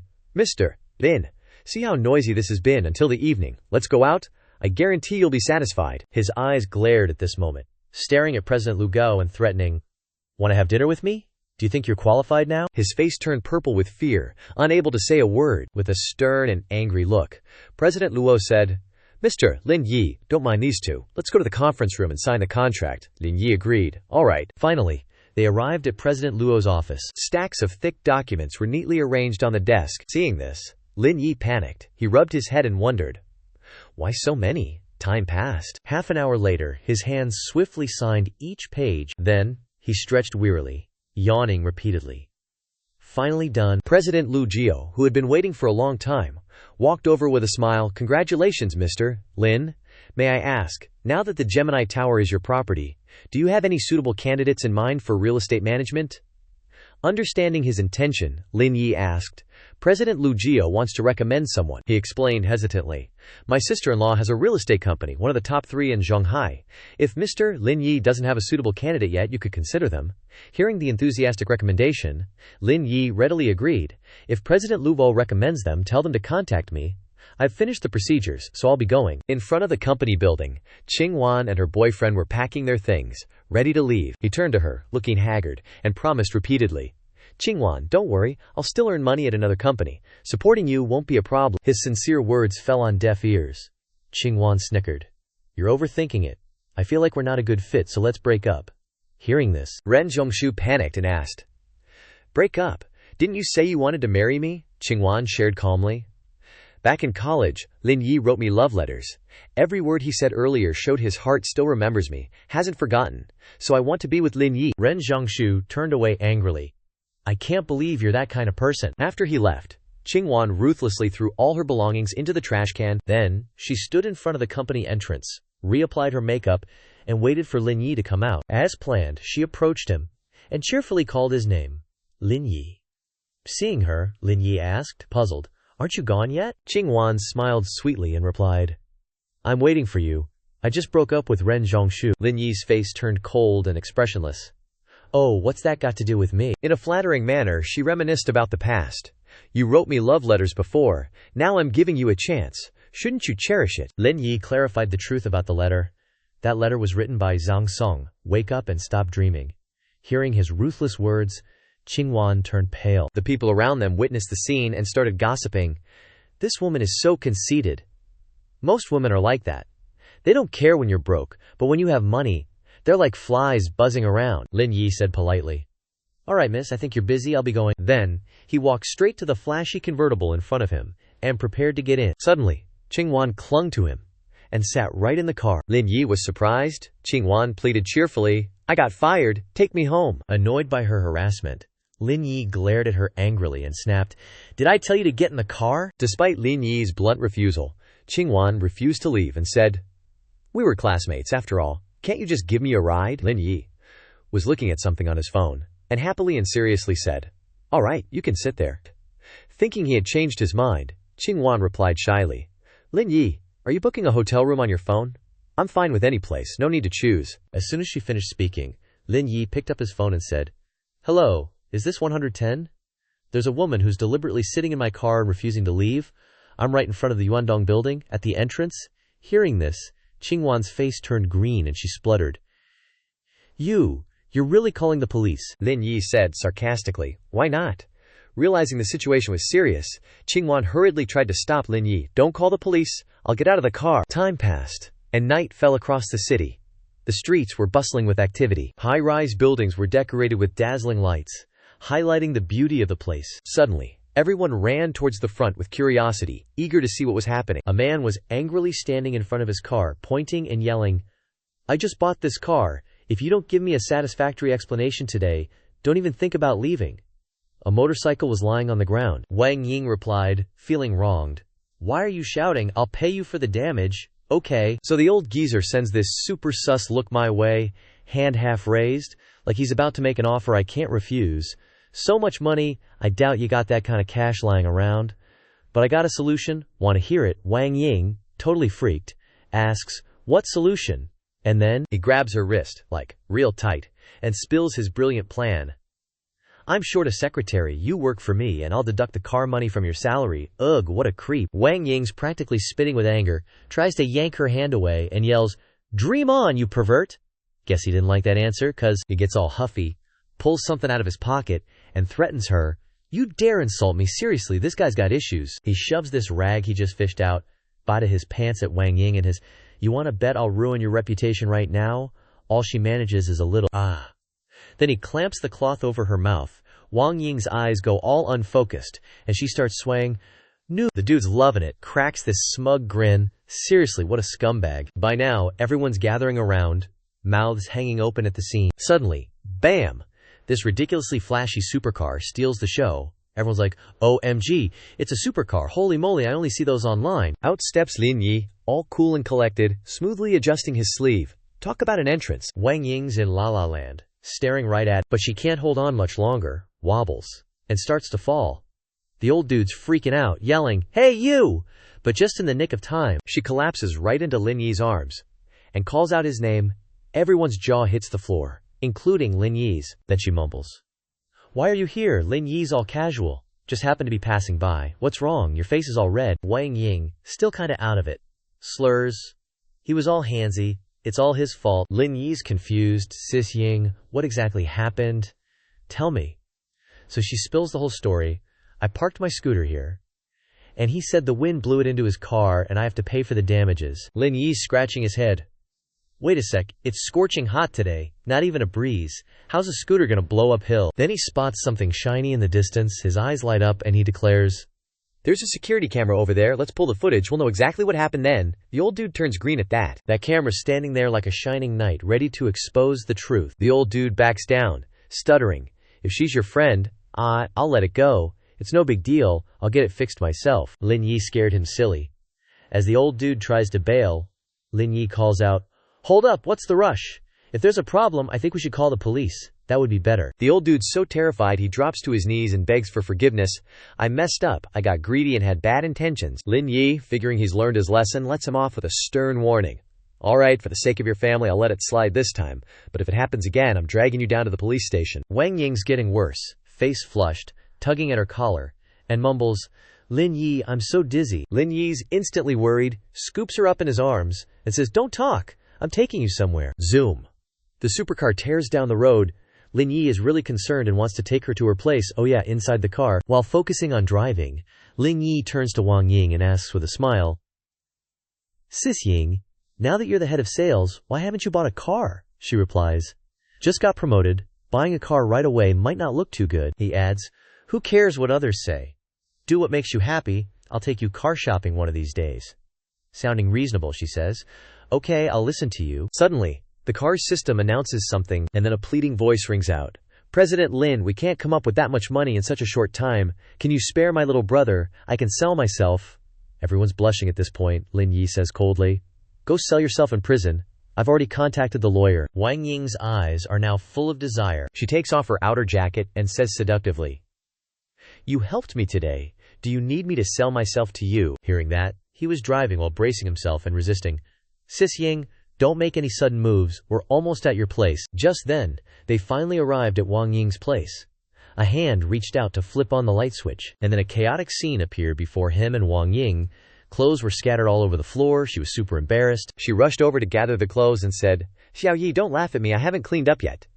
Hearing this, he chuckled awkwardly and replied, "It's nothing. My place is the same. I just cleaned it up." Wang Ying felt stuffy all over. Her face was burning, and she regretted it, saying, "I'm so hot. Just wait here. I'll take a shower and then treat you to a feast." So he just sat on the sofa and agreed. Then she hurriedly left. Suddenly he blushed with embarrassment. His hand picked up a piece of Wang Ying's lingerie that she hadn't cleaned up. During this time, he also joined the Free Fire craze with his pro-level shooting skills, and soon took down an enemy. A familiar voice spoke up, "Xiao Yi, come check on me. My head is still dizzy, and I'm really hot." She walked out with a hot body after just showering, with only a cloth wrapped around her, playing games smoothly on her iPhone 16 Pro Max. Witnessing this scene, he was extremely embarrassed, flustered, and didn't know what to do, thinking to himself, what to do? But that was just in his head. In reality, he still reached out and gently touched Wang Ying's forehead, exclaiming, "It's really hot." And then Lin Yi helped her into the room. When she was obediently lying on the bed, Lin Yi squatted beside her and asked with concern, "Do you live alone, sis?" Wang Ying frankly replied, "Yeah, I'm divorced." But at this moment, the two of them got even closer. She turned to call Lin Yi's name, causing him to ask in confusion, "Sis Ying, what's wrong?" With eager eyes and a seductive expression, she reached out and pulled him closer, saying, "Kiss me. I feel so uncomfortable." Faced with this temptation, he calmly pushed Wang Ying away, saying frankly, "Sis Ying, I don't want you to regret it." It seemed like it was the end, but no. Wang Ying attacked Lin Yi again. "Kiss me already." Before he could recover, Wang Ying gave him a sweet kiss on the lips before Lin Yi's astonished eyes, and said, "I don't care about anything now. I just need you. I just want to feel your body." After that kiss, she couldn't bear it anymore, and begged him, "Lin Yi, please save me." He looked at the hot body in front of him, not daring to look away but still stammering, "Sis Ying, I haven't." Before he could finish speaking, she attacked again, this time taking off her shirt, revealing his slightly blurred six-pack abs. "I want you, Lin Yi." Facing this temptation, he couldn't resist. Reaching out and placing his hand on Wang Ying's petite, rosy lips, "Okay?" As soon as he said the words, the two of them gave each other a satisfying kiss. Time passed by. After a passionate moment, the two of them lay naked on the bed. At this moment he asked curiously, "Sis Ying, why did you get divorced?" She shared without hesitation, "Ever since he cheated, our relationship has been cracked." With an affectionate look, he gazed at her obsessively and kept exclaiming, "How can someone cheat with a wife as beautiful as a flower and as precious as jade like Sis Ying?" Her expression became sad and she replied, "Don't men always like something new?" Then, a foot slowly stepped down from the bed. He coldly put on his clothes, leaving her alone on the bed, and said frankly his point of view. "If there are no more feelings, it's better for you to break up sooner." Wang Ying asked with concern and suggested, "It's very dangerous to drive at this hour. Why don't you stay here tonight?" He said while tidying up his clothes, "I have to go to school tomorrow morning. It's far from here. I should still go back." The sky had already turned to the next morning. At this moment, Lin Yi was extremely dazed. His eyes widened, with thousands of thoughts and questions. The scene in front of him was very empty. He asked in panic, "Where's my desk? Such a big desk." Teacher Li was happy at this time, holding a hot cup of coffee and explaining, "Director Lin, you are now the Deputy Director of the Youth League Committee, so you share an office with Director Su." Hearing this, his bored expression was obvious, saying, "I don't want to be with that tigress. Go and carry that desk out here for me." Suddenly, the door opened unexpectedly. A familiar figure walked in like that and shouted, "Who are you calling a tigress?" Before Principal Su's bravery that scared him so much, he stuttered in denial. No. You must have misheard." The entire school scene at this moment was like something out of a campus romance movie. Sunlight shining through every window. The greenery lush and vibrant. On the desk at this moment, the landline phone was ringing incessantly. Ring, ring, ring. Suge, hearing this, picked up the phone. "Hello?" The other end of the line delivered shocking news. "Ms. It's terrible. Zhao Yu wants to jump off the building. Everyone come here quickly." Hearing this information, she was utterly panicked, her face ashen, her mouth agape in disbelief. "Jump off the building." Just a few seconds later, Suge regained her composure and exclaimed in a panic, "Oh no, where are you all now? I'll be there immediately." Seeing her so flustered, Teacher Li asked, "What happened?" She hurriedly replied, "Liu Yang called and said Sun Xiaoyu wants to jump off a building because of job issues." Then, she turned to Lin Yi. "You come along too." He then got into gear and replied, "Okay, I'll drive. It'll be faster." Everyone had successfully piled into Lin Yi's car by this time. The car sped off at a very high speed. Inside the car, everyone was worried. Lin Yi, still not understanding the situation, asked, "What exactly happened? Who is it that wants to jump?" Hearing his question, Su Jie, sitting beside him, explained, "The female student who wants to jump is named Sun Xiaoyu. She's an outstanding graduate from this year's class. After her internship, she rented a place outside. I'm not sure what exactly happened." Teacher Liv in the back was also constantly panicking. "You just said it was because of a job issue. Where did she do her internship?" Suge said, "Zhonghan Capital. Principal Lin must have heard of it, right? It's a very famous investment company." Hearing the extremely familiar name, Zhonghan Capital, then he suddenly realized, with a serious expression, thinking to himself, "Isn't that Shin Han's company?" Switching to another scene, the situation was extremely chaotic. People were crowded all around, and a rescue cushion was placed below. Their group's car had also arrived. Suge shouted, "Here, stop the car," making everyone rush out quickly. Lin Yi looked ahead, the scene making him utterly stunned, his face darkening with worry. On the tall building, a figure stood there, waiting for death, and this person was none other than Sun Xiaoyu. Seeing the situation was too dangerous, Suge immediately bent down and sneaked inside the cordon. The police, seeing this, shouted loudly, "What are you doing? Get out of here now, at this moment," she explained. "Comrade police officer, we are the teacher of the girl on the roof. Can you let us go up there to persuade her?" Hearing this, the police officer let them through.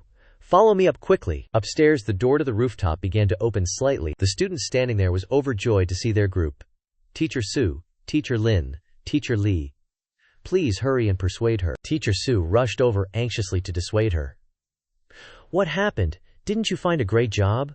Why are you taking your life so lightly now?" Then Suge slowly comforted.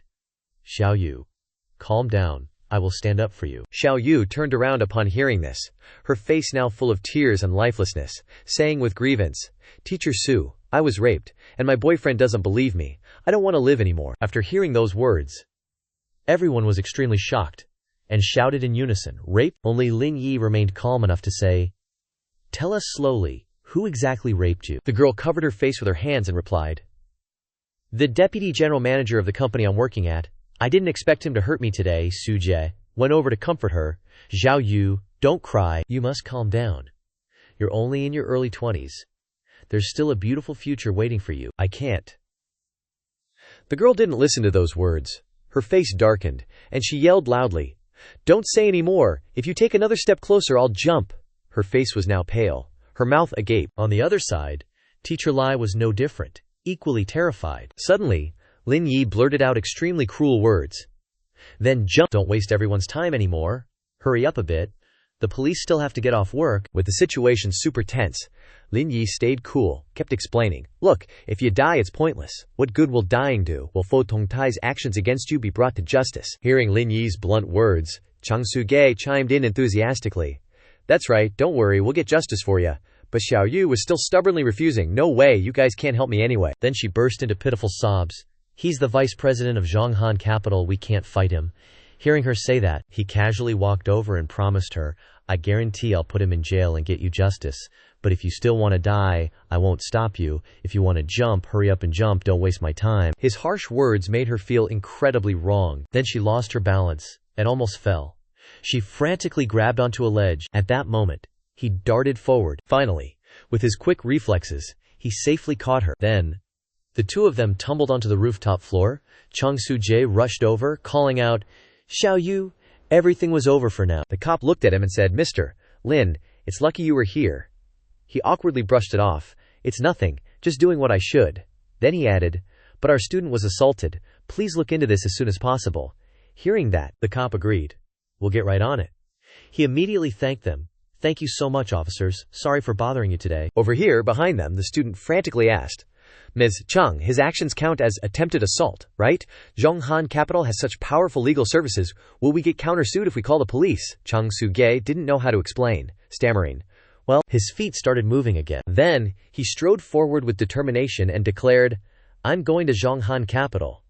Hearing that, I panicked. "Director Lin, where are you going?" He ignored the questions. Chung Soo-jae was furious. "What are you going to Zhonghan Capital for? Are you more powerful than the police?" Pushing open the door, his face was full of anger as he said, "Sun Xiaoyu is a student at the normal university, so I have to help her get justice. I'll find the evidence no matter what." Teacher Lee behind him speculated, "Is he going to Zhonghan Capital alone?" Hearing that, she frantically ran after him, turning back to say, "No way, I have to go. Thank you, Teacher Lin and Teacher Lee, please keep an eye on them." Then, Lin Yi's car was about to start and leave, when suddenly the door handle moved. Someone was grabbing it. She yanked open the car door. Seeing that, he coldly asked, "What are you doing here?" She anxiously tried to dissuade him. "Lin Yi, calm down. I want to help Xiao Yu get justice too, but what's his status? Don't be rash." Seeing her stopping him, he angrily grabbed her hand and shouted, "This is none of your business. Get out of the car now." But then, a seatbelt clicked. She sat firmly in the passenger seat and stubbornly said, "I'm not getting out. Wherever you go, I'm going." Then he didn't say anything more. He shifted gears, and then just sped off down the road. Now they were standing in front of the company lobby. Lin Yi and Su-ge said imposingly, "I'm looking for Pan Long." Hearing that, the receptionist politely greeted them. "Hello, sir. Do you have an appointment?" He said no. Then the receptionist continued, "Sir, I'm very sorry, but without an appointment you can't meet Director Pan." Hearing that, he pulled out his iPhone 16 Pro Max and then called someone. The other end picked up. "Lao Lin, what's up?" Then he replied, "Just this, which room is Pan Long in? I need to see him." The person on the other end of the line said that Kui Pan Long works on the 18th floor. "What do you need him for? If there's anything, just tell me and I'll help you handle it." His expression darkened instantly. His eyes were incredibly sharp and full of murderous intent. "It's nothing much, just coming to give him some bracelets." At the Zhonghan Capital Company, when Lin Yi and Geji walked in, a staff member saw them and immediately stopped them. "Oh my gosh, you can't come in here." At this moment, in the deputy director's office, a man in a neat suit was talking to Kui Panlong. He said, "Director Kui, we'll have to rely on you to guide us with overseas investments in the future." Kui Panlong replied, "No need to be so polite." Kui Panlong said with a determined face, "I'm in a bad mood today. I'll take you to broaden your horizons." As the two were talking, someone kicked the door open and stormed in. The person who kicked the door was Lin Yi, followed by Geji. At this point, Kui Panlong and the man in the suit had also stood up. Lin Yi spoke up. "Being a badass, huh?" Geji chimed in. "Haven't played enough and want to go play outside too." Kui Panlong shouted, "Who are you people? How dare you barge into my office? Do you believe I'll send you to jail?" Lin Yi retorted. "You harassed a student from our school, and you still have the nerve to talk about reason." Hearing this, his face turned green, and he said, "Are you teachers from Sun Xiaowu's school?" Lin Yi snapped. "Is your head full of crap or what?" Kui Panlong pointed at Lin Yi's face and yelled, "I was just about to look for you," he continued. "Sun Xiaowu took the initiative to seduce me. When I refused, she slandered me. What do you say we should do about this?" Geji, hearing these words, angrily swung her fist at Kui Panlong, saying, "You are shameless." Before she could hit him, her hand was grabbed by Kui Panlong. Kui Panlong pushed Geji away and shouted, "You people aren't qualified to talk to me. I've already handed this matter over to the legal department," he continued. "Get out of here now. Don't affect our business negotiation." Lin Yi rolled up his sleeves high as he clenched his fist towards Kui Panlong, pushing Geji aside.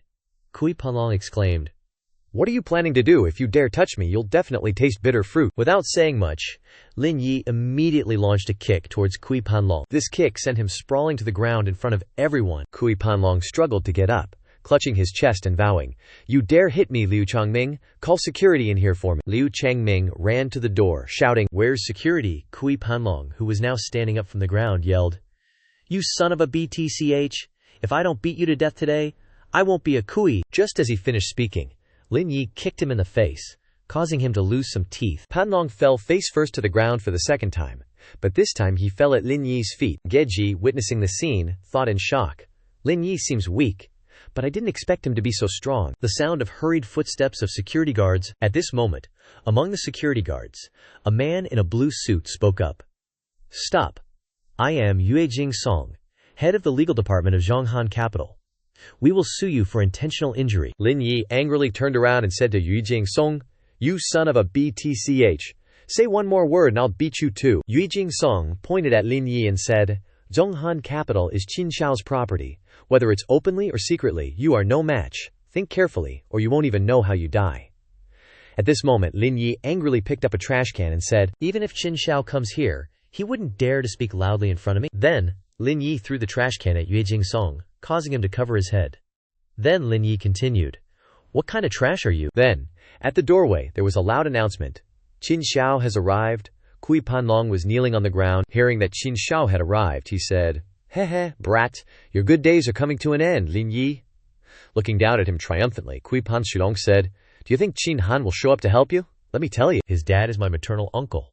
Do you think he'll come here to help me?" Lin Yi replied. "Let me tell you too, even if it's his real dad, I'll still beat him the same way." At this moment, Qin Han had arrived at the scene. He kicked the door open and barged in, followed by his bodyguards. Someone yelled, "Young Master Qin!" Kui Panlong, seeing this, ran towards Qin Han and shouted, "This guy not only came to the company to cause trouble, but also beat me up. We absolutely can't let him get away with this." Contrary to Kui Panlong's expectations, Qin Han angrily slapped him. Qin Han roared, "Help your mother, what have you done? You've made me lose all my face." Hearing this, Kui Panlong could only gape, speechless. To make matters worse, he saw Qin Han approaching Lin Yi obsequiously. "Lin Yi, Lao Lin, calm down. What exactly happened? I'll definitely give you a satisfactory explanation." This also surprised both Gi and Yue Jingsong. After Qin Han took Lin Yi's side, Lin Yi explained what had happened. He glared at Kui Panlong and said, "This fat bastard dared to harass my student. Now she wants to jump off a building. Tell me, shouldn't I beat him up?" Kui Panlong flinched when he heard Lin Yi's words. Qin Han turned to question Kui Panlong. "Is that true?" Lin Yi continued. "Moreover, he even said my student was seducing him. You're letting your subordinates run wild." Hearing this infuriated Qin Han, he kicked Kui Panlong in the face and yelled, "Even I wouldn't dare to do something like that. You're really running rampant, aren't you?" Kui Panlong's face was bleeding from the kick. He stammered, "Young Master Qin, I'm still your distant relative. You can't treat me like this." Qin Han grabbed Kui Panlong by the collar and said, "Just because I let you work here, do you really think you're the boss?" After speaking, he turned to Lin Yi and said, "Lao Lin, just leave this matter to me. I'll definitely give you a satisfactory answer." Lin Yi turned away and said, "All right, I'll head out first," he continued. "Before you came, he even said he wanted to send me to jail." "Think about it." Qin Han waved his hand and said, "Okay, however you want to deal with it, just do it." Lin Yi walked over, grabbed Gezerist, and pulled her away, saying as he walked, "Let's go, let them handle the rest." Gay blushed a little when Lin Yi held her hand, speechless. Only then did Gay speak up. "How are you so well connected? Is this matter just resolved like that?" By this time the two had already walked to the company entrance. Gay continued, "You're amazing, you actually know Qin Han. No wonder you dared to cause trouble here," Lin Yi replied. "How can I stand by and do nothing when my student is being bullied? Is that being diplomatic enough?" He frowned and said, "But I feel that this incident exposes a major problem in our school. Our education system is too coddling, resulting in the students' inability to adapt to the cutthroat pace of society when they leave the protective bubble." After chatting for a while, the two arrived at the car. Geen said, "I'll report this situation to the principal. The near future will be a step back for education." Lin Yi sat in the car, and a hand reached out in front of him. It was Lan Vic's system, who hugged his shoulder and said, "Congratulations to the host for cleverly saving a university student and proposing a plan to reform education. Career progress 60%. Reward 1 billion RMB. Lin Yi happily responded, "Such a small matter also counts as completing a mission." Lan Vic repeated, "Host, the reward of 1 billion has arrived. Remember to check it." A voice called out, Lin Yi, Lin Yi." It was Gedrel, she prompted. "Are you going to drive or what?" Lin Yi jolted slightly. "Oh, right." On the way, the two chatted happily. Ji said, I saw that you were busy all day. You don't need to go to school this afternoon. Thank you for today. Tomorrow, come with me to meet my boyfriend, Xiji Yu. Lin Yi said, okay, I'm a teacher. It's what I should do. At this moment, at Zhujiaoge, Lin Yi was lying in bed when the phone rang. Mi picked up the phone. Hello? A voice came through the line. Mr. Lin, hello. This is Yang Tian, the CEO of Dinghui Real Estate. I was wondering when you might be free. I'd like to present the development plan for the Songzine Tower project to you. Lin Yi sighed and said, I'm a bit tired today. Meet at the coffee shop at the Peninsula Hotel tomorrow afternoon.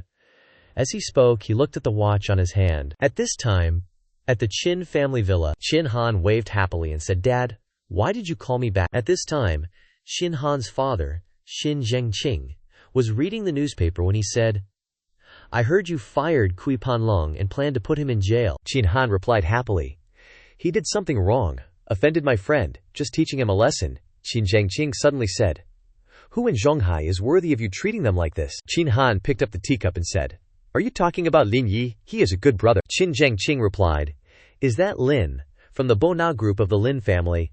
Qin Han took a sip of tea and replied, how can the Bona group compare? Lin Yi's identity must be unusual. He bought the entire Zhonghai racing school, Juzhu Villa. Scary, isn't it? Qin Zhengqing said, his background is so great. Okay, let's not talk about Kui Panlong anymore.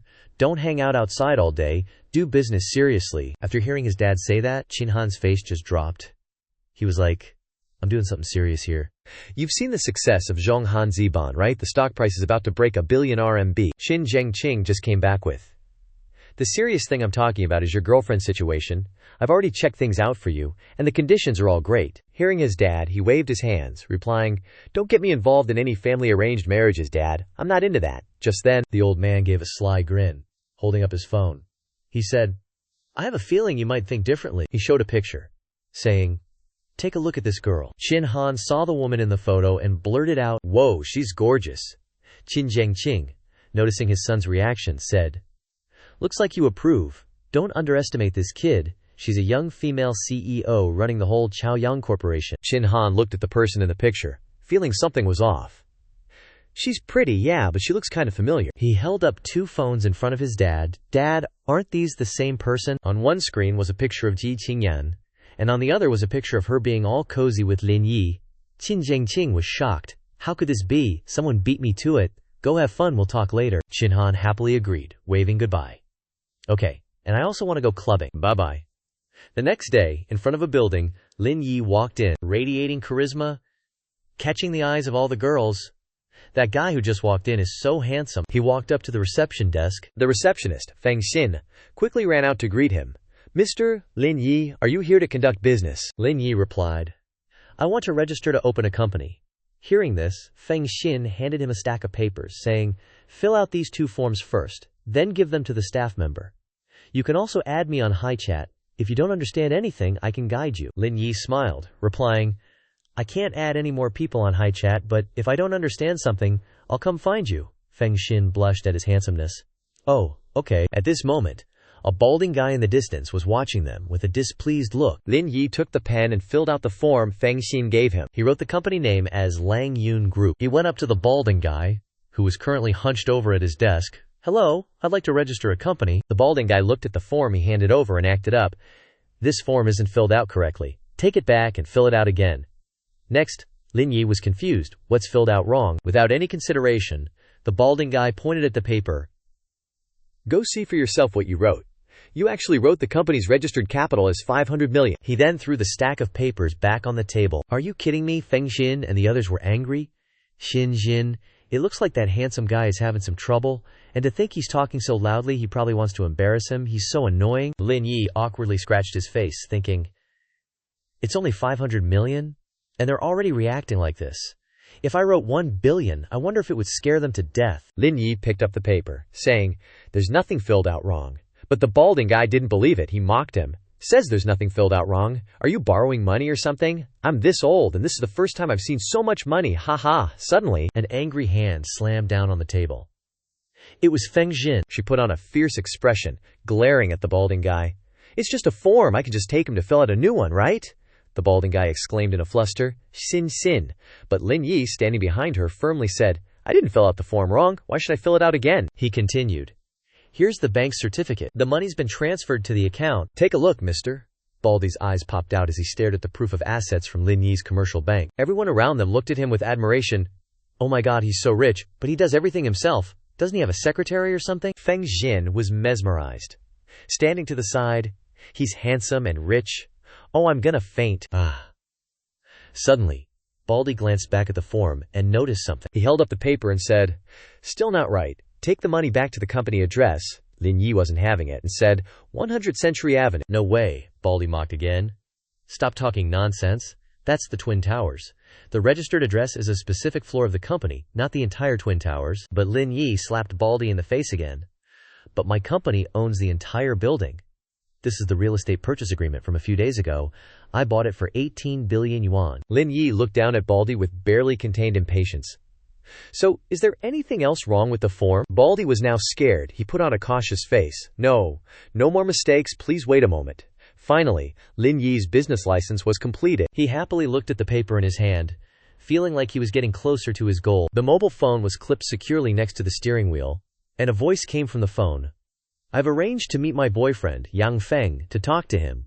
The location is near the school. Lin Yi, who was holding the steering wheel, replied, Okay, I'll be there in 20 minutes. With that, the black sports car sped forward. At a restaurant, Lin Yi walked in, looking around for someone. Around him, girls were drooling over Lin Yi's beauty. Upstairs, a brunette girl waved to Lin Yi below. Lin Yi was soon at the table. Isn't he here yet? They're graduating in a little over a month, so they won't value us. Plus, their family conditions are very good. As soon as she finished speaking, a foot stomped on the ground, and a young man with a smug look on his face, chewing gum, entered. It was Yang Feng. The brunette girl saw this and spoke up. He's here. Yang Feng plopped down in a chair, twirling his car keys, and said with a displeased look, Director Su, I have things to do this afternoon. If you want to meet me next time, don't make it in such a low-class place. Su Gei frowned involuntarily upon hearing her student speak in such a tone. Then she said, I asked you here today to talk about Xiao Yu. She nearly committed suicide because you're such a jerk. Receiving the scolding from Su Gei, Yang Feng still replied indifferently, What happens to her has nothing to do with me. We've already broken up. I don't want that kind of dirty girl. Lin Yi finally spoke up. We don't want to interfere in your relationship. We just hope you can comfort Sun Xiaoyu a little bit, to avoid harming her mentally. Although he tried to persuade him, Yang Feng still refused, and said with a dark face, Are you kidding me? We've already broken up. Now she's just a normal friend to me. I don't intend to get back together with her. Su Jie, receiving an unsatisfactory answer, raised her hand high, wanting to slap Yang Feng out of impulse. Scaring him, Lin Yi stopped her just in time. How can you say that? Director Su Yang Feng didn't care and turned to leave, leaving Lin Yi and Su Jin furious. Why so fierce? Just because you're a teacher doesn't mean you're all that. I'm not dealing with you people anymore. Su Gao was visibly angry. You shouldn't have stopped me just now. I really wanted to slap him. What's the point of getting angry if someone records a video and puts it online? You won't be able to clear your name, even if you jump into the Yellow River. Lin Yi continued. By the way, I have something to do this afternoon. Can I take a day off? Su Gen quickly calmed down, gently tucking her hair behind her ear. I'm really too angry. How can there be someone like that? At a magnificent building, a white car parked in front of the building, and a conversation came from inside. Where have you been? I can't see you now. Don't you know we have to meet a big shot this afternoon? Don't mention it. The school is a pain in the butt. Inside the car were Yang Feng and his father, dad, and uncle are exaggerating the big shot to such an unbelievable degree. Is he really that amazing? Of course. If it weren't for wanting you to take over Thay Tra, I wouldn't have brought you today. Pay attention, don't bother me when I'm discussing business. The door of the building finally opened. Yang Feng and his father got out of the car. Yang Feng scratched his head and replied, Dad, don't worry. Someone as worldly wise as me will definitely be careful. The man's face lit up after receiving a call. Mr. Lin, I've arrived. Have you arrived yet?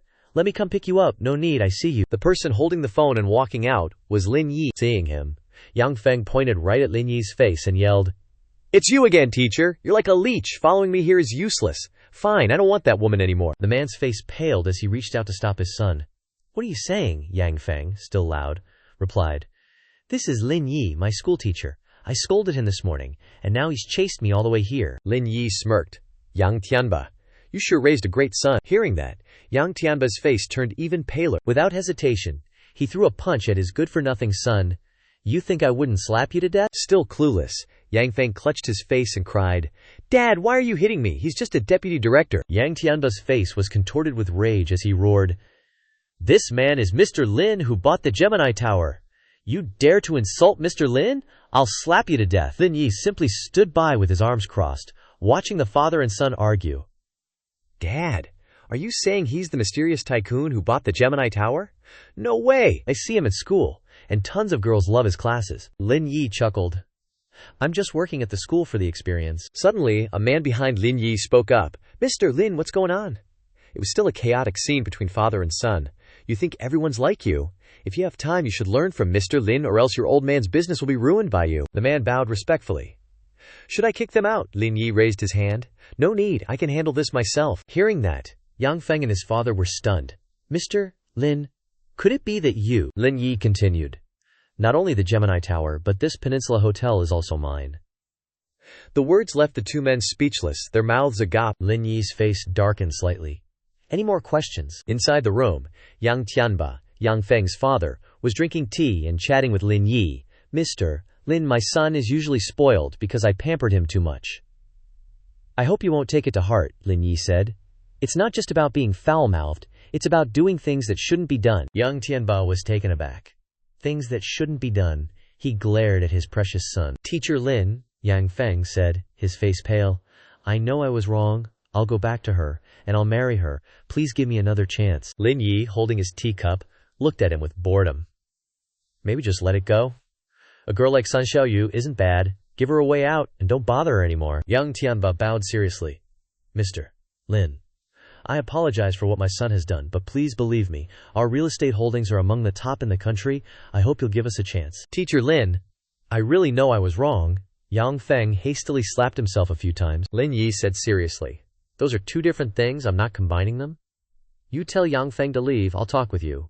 Yang Feng obediently nodded. Okay, I won't bother Mr. Lin anymore." After saying that, Yang Feng bowed his head and retreated towards the door, while Lin Yi continued, "I've heard of your rankings, but I advise you to re-educate your son. Otherwise, no matter how big your business gets in the future, it will be destroyed by him." The discussion between Lin Yi and Yang Feng's father, Yang Tianba, lasted for half an hour. Half an hour later, they both stood up and shook hands. Yang Tianba said, "Mr. Lin, thank you for your trust. Regarding Lai Real Estate, we will definitely not disappoint you." Lin Yi simply said, "Let your actions speak for themselves." Scene change. At the school, Sister Su, there's no hope at all on Yang Feng's side. A colleague asked Su Ge. "Just mentioning him makes me angry. Isn't it just some dirty money? He's acting like he won the lottery," Su Ge said angrily. The colleague asked worriedly, "Didn't Director Lin also go? Could it be that he couldn't solve anything?" "Mens," Su shrugged helplessly. "Don't you know Lin Yi's personality? He's calm to a fault. He won't be as hasty as us." "Sister Su, are you praising him or complaining about him? You two are really a match made in heaven." Su Ge immediately reacted. "What are you saying?" Then she turned away to hide her blushing face. Suddenly, her phone rang ring in her pocket. Su Ge answered the phone, and a voice on the other end said, "Director Su, Yang Feng is here, saying he needs to see you urgently." Su Ge asked in surprise. "Yang Feng is here. Tell him to wait for me in the office. I'll be there right away." The colleagues scratched their head awkwardly. "What's going on? Why is Yang Feng here?" "Mems?" Su shrugged and sighed. "I don't know either." At the office, Su Ge entered and saw Yang Feng sitting in a chair, head down. "Yang Feng, what do you want to see me about?" she asked. Yang Feng still didn't look up, but said, "I'm sorry, Director Su. I was being ignorant. Please don't hold it against me." As he spoke, he stood up and bowed. Both Chung Su Ge and her colleague were utterly shocked. Yang Feng seemed increasingly meek, like a problem student who'd made a mistake and was being severely reprimanded, he said. "Under Teacher Lin's instruction, I've realized my mistake. I wanted to see Xiao Yu this afternoon. Can you take me there?" The two others exchanged glances. Then Teacher Cheng said, No problem at all." In her head she thought, Lin Yi is too amazing. He even resolved Yang Feng so smoothly. Scene change. At an apartment complex, Lin Yi knocked on the apartment door. Wang Ying, who was wearing an apron and cooking inside, called out, "Coming!" She opened the door and exclaimed, "Xiao Yi." Lin Yi smiled gently and said, "Sister Ying, I'm taking you to buy a car today." "You must not have eaten yet, right?" Wang Ying said, gesturing towards the lavish meal she'd just prepared. "Let's eat together." "Okay," Lin Yi agreed readily. Wang Ying smiled brightly, holding a plate of food she'd just made, and said, Come and taste my cooking skills. I'm sure I won't disappoint you. A table full of delicious food was laid out. Lin Yi asked curiously, Sister Ying, making such a lavish meal so early in the morning, and even a big bowl of ginseng soup, isn't that a bit extravagant? Wang Ying replied. No way. Men need to replenish their strength. Saying that, she happily picked up some food with her chopsticks and brought it close to Lin Yi's mouth. Here, open wide. Seeing this, the male lead obediently complied. While chewing, Lin Yi flattered her. Married women really know how to take care of people, Sister Ying. Do you have any requirements for the car you want to buy? Wang Ying replied, Choose a pretty one. White, maybe. Hearing that, Lin Yi suggested, Then how about a Maserati? Wang Ying was startled. That won't do. I only budgeted 200,000. Besides, what right do I have to drive the same brand as General Manager G? I'll just buy an Audi. The male lead chuckled. You don't have to pay. I said before that I'd get you a new car, and now's the time to fulfill that promise. Then, he urged, let's go look at Audis. Scene change. In front of the Audi dealership, Lin Yi and Wang Ying, looking sharp, walked into the store. A sales representative saw them and approached them, greeting, Sir, hello. Are you here to look at cars? He continued. Do you have any specific requirements for the car? Normally I'd give you a detailed introduction. Wang Ying spoke up. I'm the one who'll be driving. I don't need a lot of features, just something pretty. Around 200,000. 200,000. The sales consultant was stunned. He thought to himself, a budget of only 200,000. Good luck buying a new car. I don't want to advise them at all. Saying that, he turned and passed the job on to a colleague. Li Jing, you take these customers. The female employee replied. Okay, Brother Vu. She quickly chimed in. Hello, my name is Lin Jing. You can ask me anything you don't understand. But Lin Yi's attention was fixed on the guy. The male lead called him back and asked, Hey, did you see our budget was too low so you didn't want to introduce us? And just found someone random to deal with us? The consultant turned around, annoyed. Don't you know it yourself? Do I need to spell it out for you? Suddenly, someone appeared and asked, Excuse me, whose sports car is that parked outside? The Vu guy abruptly turned around, looking outside, and said, What? A sports car? Seeing the black supercar outside, his eyes lit up, and he exclaimed, Wow, that car looks like it's worth over 30 million. He turned back and asked the person who just walked in, Manager Liu. What's wrong with that sports car? Manager Liu replied. I was going to drive into the parking lot, but that car is blocking the way. I came in to ask whose car it is so they can move it a bit. Oh, that's my car, Lin Yi spoke up at this moment. Sorry, I'll move the car right away. The consultant stuttered in shock. You're saying that sports car is yours? Lin Yi replied coolly. Is that a problem? This dealership doesn't exactly welcome us anyway. Yingji, let's check out the place across the street. Manager Liu panicked when he saw his VIP customer about to leave. He rushed over to stop them. Sir, please don't go. What do you mean we don't welcome you? Let me personally assist you both. The consultant also stammered anxiously. Sir, please give me another chance. I know I messed up. Lin Yi frowned, annoyed. Forget it. It's not like I'm short on places to spend my money. The consultant, surnamed Vu, dropped to his knees, terrified. Sir, he turned to Manager Liu for help, but the manager just glared at him. Vu Hongyang, look at the mess you've made. You're fired. The two of them left and headed to the dealership across the street. Wang Ying said apologetically, Zhao Yi, I embarrassed you. It's all my fault. Lin Yi reassured her. Don't say that. When I first started, if you hadn't held my hand and guided me for a whole month, I wouldn't even have understood the workflow. Let's not stand on ceremony. With that, Lin Yi turned towards a white BMW B series worth 110,000 RMB and said, What do you think of this one? Wang Ying said worriedly, If I drive this to work, people will gossip. They'll say all sorts of things, maybe even that I'm being kept. But Lin Yi didn't care and replied, Who cares what they say? The important thing is, do you like it? Wang Ying replied shyly, I do. I like it a lot. Lin Yi smiled, satisfied. If you like it, that's all that matters. Just drive it confidently. With that, Lin Yi flashed his shiny gold card and declared loudly, Swipe it! Then, Lin Yi turned to Wang Ying and said, You haven't driven since you got your license, right? Let me take you out for a practice run. Overjoyed, Wang Ying threw herself into Lin Yi's arms, gratefully saying, Lin Yi, you're so kind and generous. Thank you for giving me this car. Lin Yi leaned down and replied, It's just a car. Don't worry about it. Lin Yi arrived in front of a restaurant, where Guanya was already waiting. Seeing him, Guanya greeted him cheerfully. President Lin, you're here? I've been waiting for you. Lin Yi smiled back. All right, let's talk while we eat. At the table, Lin Yi asked, When will the first phase of the renovation project be completed? Guanya, still beaming, replied, based on the current construction progress, the earliest would be 2 months. Lin Yi frowned, showing his displeasure, and said while putting food in his mouth, too slow. I'll transfer another 400 million to the project tomorrow and hire another company. Guanya remained calm on the surface, but inwardly she was screaming, I've never met anyone with such an aura. Lin Yi changed the subject, saying to Guanya, oh right, I just founded a company called Lang Yun Group. Can your company design a logo for me? Guanya agreed. Such a small matter, just leave it to us.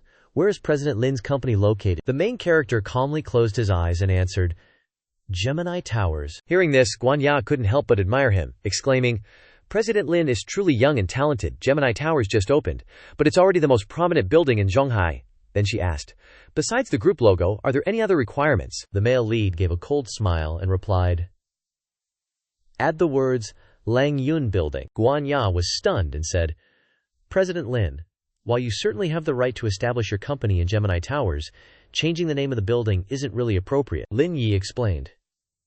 There's nothing inappropriate about it. I bought the entire Gemini Towers. Guanya couldn't believe her ears, and asked again, Lin, Mr. Lin, what did you just say? You bought Gemini Towers? Lin Yi raised an eyebrow and asked, it's just 2 big buildings. Don't be so surprised. Embarrassed, Guanya immediately stood up and bowed apologetically.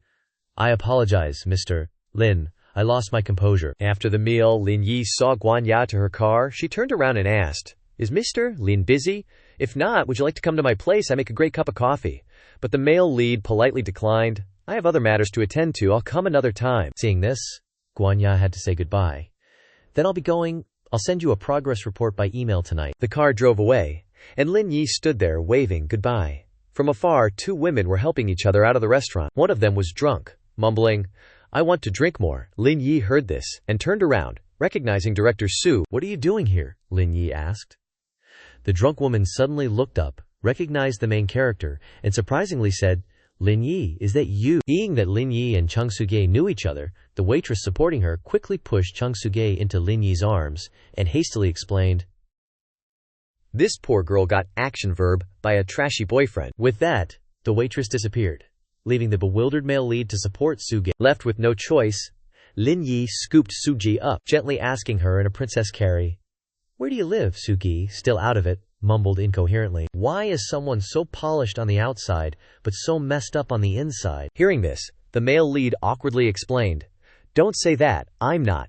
Before he could finish, Suget interrupted, yes you are. And with that, she wrapped her arms around Lin Yi's neck. Sujen looked directly at the male lead, reached out to touch his face and said, you're even prettier than him. Lin Yi was stunned, speechless. Once inside the car, Lin Yi asked again, what's your address?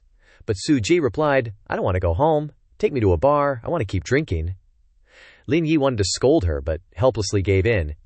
You still want to drink? Fine, I'll take you to the Peninsula Hotel. It's relatively safe to drink there. Soon after, at the Peninsula Hotel, the staff greeted them with smiles. Lin Yi thought, has the boss picked up another girl already? After just a few days? Lin Yi draped Sujay's arm over his shoulder, supporting her as he said to the staff, don't talk nonsense, get me your best room and bring up a few bottles of wine while you're at it. The drunk Sujay, hearing the word wine, added, right, get wine, get more. The understanding staff happily replied, yes, I'll go arrange it. Sugecha raised a glass of white wine to drink. Lin Yi grabbed her wrist, stopping her. Don't drink anymore. Seeing this, the drunk Suge leaned into the male lead and asked, what's wrong? Are you afraid I'll do something to you if I get drunk? Lin Yi held Suge away from him, not touching her, and replied, I wouldn't lose out on anything. Why would I be afraid? Suge looked up directly at the male lead, her face full of ambiguity, and said, that's right, I have a surprise for you. Inside a luxurious bedroom, the walls and bedside lamps were a noble gold, the bedsheets pure white, magnificent, and somewhat mysterious. Suge happily pushed Lin Yi forward. Get in bed, Lin Yi asked, confused. What for? Suge winked, her eyes sparkling. Just go, Teacher Lin, I won't hurt you. Faced with such a look, Lin Yi could only helplessly sit on the bed, asking, puzzled, what are you doing? Suge was searching for something in her bag. She pulled out a blindfold, her eyes full of confidence, but her face flushed as if she was about to do something unspeakable. Lin Yi quickly recognized what Suge was holding, his face turning red as he shouted, where did you get that? Suge immediately deflated. Sighing, she slumped to the ground, dejected.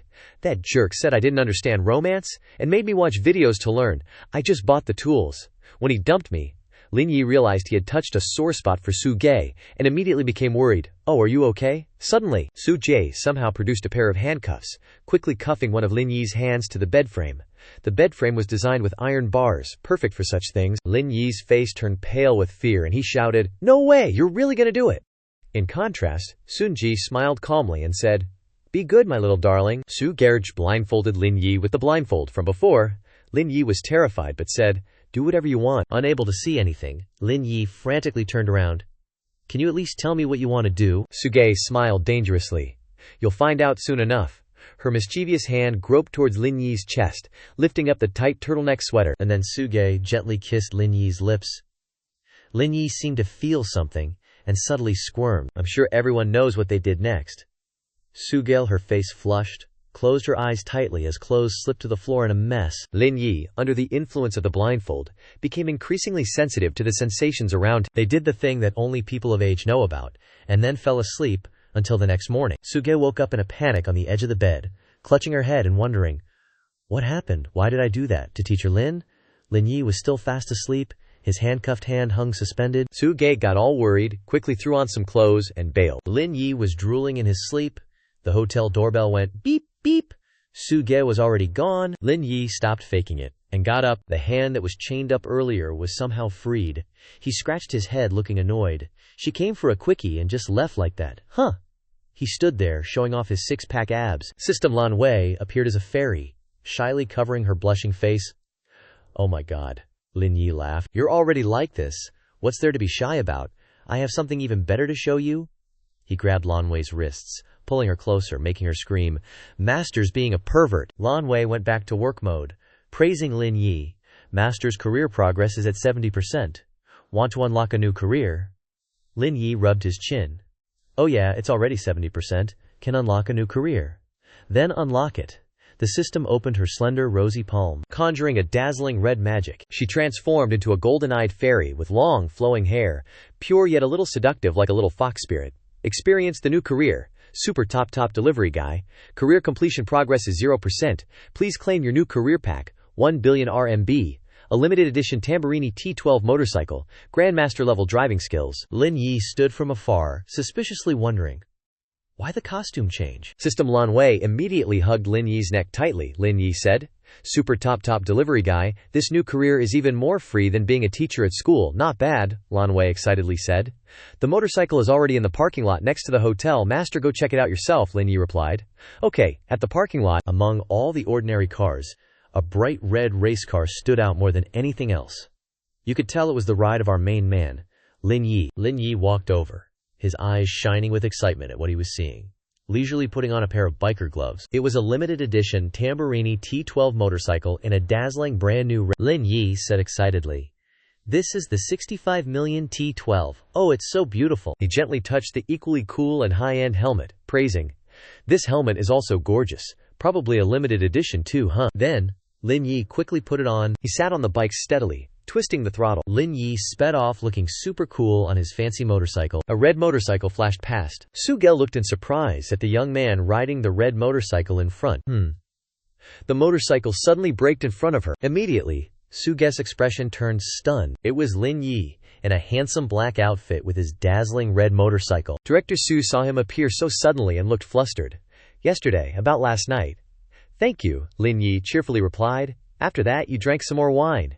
Seeing her cover her face in surprise, then we went together." Chung Su-ge saw that he was dressed so handsomely today, and couldn't help but praise. "You look so handsome riding this motorcycle today. I've never seen you ride it before, and all those female students were staring at you just now." Lin Yi seriously replied, "School is a place for education. I don't like showing off." Su-ge agreed. "That's right." Suddenly she seemed to realize something in his words and asked in surprise, "Then why did you ride that car here today?" Lin Yi calmly replied to Su-ge's question, "I came to pack my things and resign, so it doesn't matter what car I drive here." Hearing him say that, she turned to ask in surprise, "Why are you resigning? Is it because of what happened between us last night?" He explained, "No, my resignation has nothing to do with you." She was a little curious and asked, "So after you quit, what do you plan to do?" Hearing her question, he happily replied, "Going to work for Super Top." Hearing his answer, Su-ge was extremely surprised. "No way, you're so rich and you're going to be a delivery guy." "Oh." But she quickly changed her expression to a sly one and asked, "Then can I book you later?" Lin Yi pretended to avoid it, saying to her, "Can you not smile so lewdly? I'm just delivering stuff. How can there be that kind of relationship?" Ignoring his words, Chang Su-ge happily said, "Let's go, I'll take you to the HR department to do the paperwork." He could only helplessly watch her happily walk ahead. Suddenly, his phone displayed a notification. "You have a new order, please check it." He was quite surprised to receive this notification. "Just registered successfully, and already got an order. Is the speed too fast?" Then he checked what the order was, a sheet music stand. The scene changes to a building. Ring, ring, ring. In his hand, he's holding the order that needs to be delivered. The person who opened the door was none other than Professor Guo of the Zhonghai Conservatory of Music. Lin Yi happily handed the order to her, saying, "Hello, the piano sheet music stand you purchased has been delivered. The total is 128 yuan. She happily replied, "Thank you, you've worked hard. Let me get the money for you." Suddenly, a young man rushed to the door, looking at him with a face full of disbelief. It was, "Hu Hao Ran, you're delivering? How is it so fast? Couldn't you have waited for me to finish this game before delivering?" Seeing him like that, he seriously lectured. "Practicing piano is a good thing. You should think about your mom's feelings," Hao Ran irritably replied. "You nag. If it's such a good thing, why don't you go practice?" He sneered at him. "Oh right, if you were so good you wouldn't be a delivery guy." Lin Yi was very annoyed to hear him say that. "How do you know I haven't practiced before?" Hao Ran said with a look of disdain.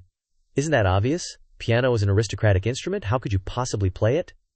Hearing the kid talk to him like that, he couldn't suppress his anger and thought to himself, "You little brat." His mother quickly brought the money out, reminding Hao Ran, "Stop talking." Then she apologetically said, "I'm so sorry I've spoiled this child. Please don't take it to heart." Lin Yi didn't mind, and replied, "It's okay, but I really know how to play. How about I play a piece for you?" The woman's face had a hint of pride as she said, "It's no problem for you to perform, but my son's piano level has already passed grade 8. It's not just some amateur level." Hao Ran's nose grew a little longer as he listened to his mother, feeling pleased with himself. Lin Yi didn't pay attention to the woman's words, and quickly walked towards the piano, saying, "Although I'm self-taught, surpassing a kid's level is not a problem." He then started touching the piano. The little brat Hao Ran still arrogantly said, "Mom, don't stop him. Let him play. See if he can win against me." Lin Yi leisurely replied, "Little brat, if I win you, you have to listen to your mom and study piano." "Well, okay." The little brat's face immediately turned cunning. "No problem. Am I afraid of you?" Immediately afterwards, Lin Yi didn't say much and started playing, witnessed by Hu Hao Ran and his mother. He gently rubbed his hands. "Since obtaining the sage's wisdom, I haven't touched this." A pair of slender hands gently touched the piano keys, only to hear a series of melodious sounds emanating from the piano. To the surprise of Hu Hao Ran and his mother, Guo couldn't help but exclaim, "This is Devil's Fire, at the world's 9th level." This song requires handling melodies in both keys, which gives many performers a headache. The little brat Hao Ran couldn't stand still anymore and ran his hands through his hair, uttering with a face full of doubt, "What the hell?" Professor Guo had to run over to praise him. "Little master, you really are hiding your talent. I'm a professional conservatory professor, and I can't play it as perfectly as you," Lin Yi humbly replied. "You flatter me, just messing around." He then turned to Hao Ran and asked, "Shouldn't you listen to your mom and study piano well?"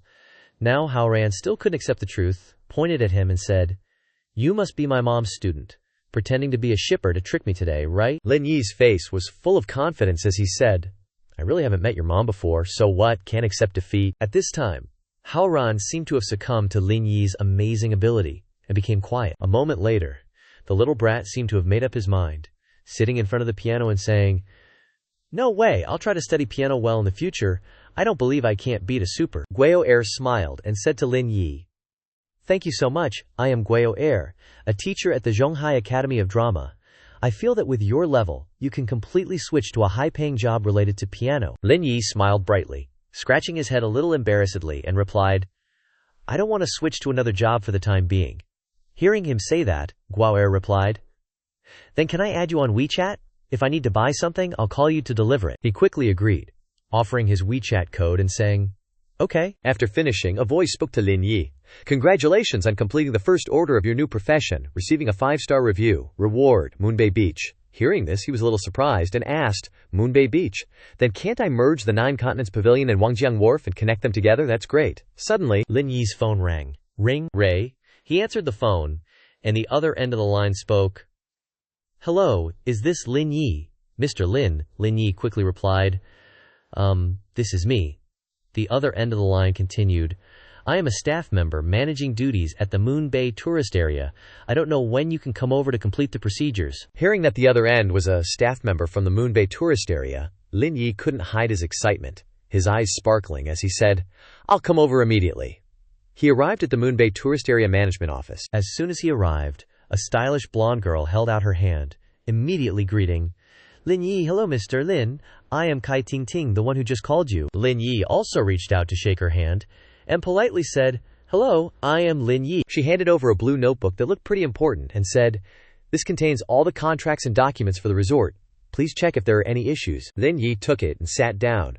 Crossing his legs, he said with a bit of surprise, Moon Bay Resort is an asset. How can it be personified and sold off like this? Ting Ting pouted, looking sad, and replied, actually, Moon Bay Resort didn't have the budget to hire security, so it was outsourced to external management. But those people have deep social connections, and the resort had no choice but to put it up for auction. Seeing his surprised expression, Ting Ting smiled lightly and continued. Although Moon Bay Resort has been sold to you, the land still belongs to the state. You only have usage rights for 70 years, and you'll need to renew it when it expires. Hearing this, Lin Yi said, so how it's used next needs to be negotiated between me and the managers? Ting Ting replied, that's right. They're at 142 Xinhua Road. He frowned, looking thoughtful. Lin Yi walked out of the resort management office and immediately pulled out his phone to make a call. Bi Songjiang, how much do you know about Moon Bay Beach? Bi Songjiang on the other end said in surprise, President Lin, don't tell me you're planning to buy Moon Bay Beach. It's a bit of a mess over there. Wes Maseed. They still owe us 20,000 yuan. Lin Yi wasn't happy to hear about the debt and said sternly, they owe us money. Sort out the IOUs. I'll pick you up, and we'll go see them right where Tai Ting Ting said. 142 Xinhua Road. The front of the place was full of guys squatting and smoking. Lin Yi was walking with Bi Songjiang. Seeing that the place didn't look very formal and was a bit run down, he said, doesn't look like much, and it's supposed to be a company. The guy with brown hair and the guy with green hair who were smoking across the street got pissed off when they heard them talking. They stood up and walked towards Lin Yi and Bi Songjiang, yelling, oh, Boss B, what brings you here? Bi Songjiang angrily snapped, get your manager out here, I need to talk to him. The green-haired guy took another drag of his cigarette and said softly, sorry, our brother Dong is busy and not here right now. Songjiang glanced at the car next to him and retorted, who are you trying to fool? His car's still here, and you're saying he's not here. Bi Songjiang gestured towards Lin Yi. Lin Yi, with his hands in his pockets, stood watching Songjiang and said, this is the boss of Wangjiang Wharf and Moon Bay Beach. He's here for more than just the money you owe. The two guys still had cigarettes in their mouths, but they looked a bit scared. The green-haired guy muttered, Moon Bay Beach got bought. The brown-haired guy, looking pale, replied, you two follow me, brother Dong is in the office. Lin Yi suddenly snatched the blue notebook from Songjiang's hand. He threw it at the brown-haired guy, startling him. Lin Yi angrily scolded, I'm not going to the office. You two go back and tell brother Dong. Tell him to get the hell out of Moon Bay Beach right now. Let's keep the water from the well from bothering the river. Pay us back what you owe us quickly, and don't let this little thing affect our harmony. After speaking, Lin Yi turned and said, Songjiang, let's go. The brown-haired guy immediately walked into the office and frantically said to everyone there, brother Dong, brother Chiang, the boss who bought Moon Bay Beach just came by and said we shouldn't get involved with the beach anymore, and that we should quickly pay back the money we owe Wangjiang Wharf. The person playing mahjong snapped, why should I pay back Wangjiang Wharf? What's it got to do with that guy? This person was Yao Donglai. Hearing this, the brown-haired guy could only reply, brother Dong, he said Wangjiang Wharf is also his business. Yao Donglai was furious. That punk's got some nerve, acting tough on my turf. The brown-haired guy replied, yeah, he was acting all high and mighty, said a few words and left. Donglai, the guy really doesn't give you any face, Liu Qiang, while playing mahjong and smoking, glanced at Donglai nonchalantly. Liu Qiang put out his cigarette and said, let's go see him tomorrow. If he doesn't know what's good for him, Donglai was seething with anger. He gritted his teeth and replied, I'll make his business fall apart, Liu Qiang excitedly chimed in.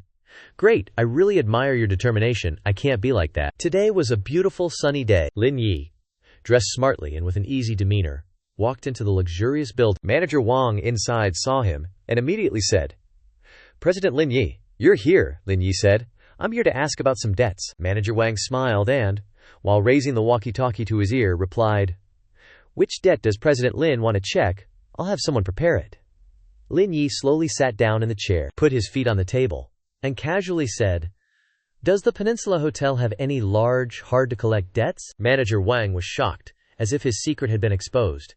He replied, President Lin, There is a hard-to-collect debt, totaling over 3 million yuan, Lin Yi said unhappily. Why didn't you tell me when I took over? Quickly find the ledgers and bring them here for me to see. Manager Wang hurriedly agreed, cautiously went to the large bookshelf in front of him, opened the cabinet, and took out the ledgers. He whispered to him, President Lin, it was out of desperation.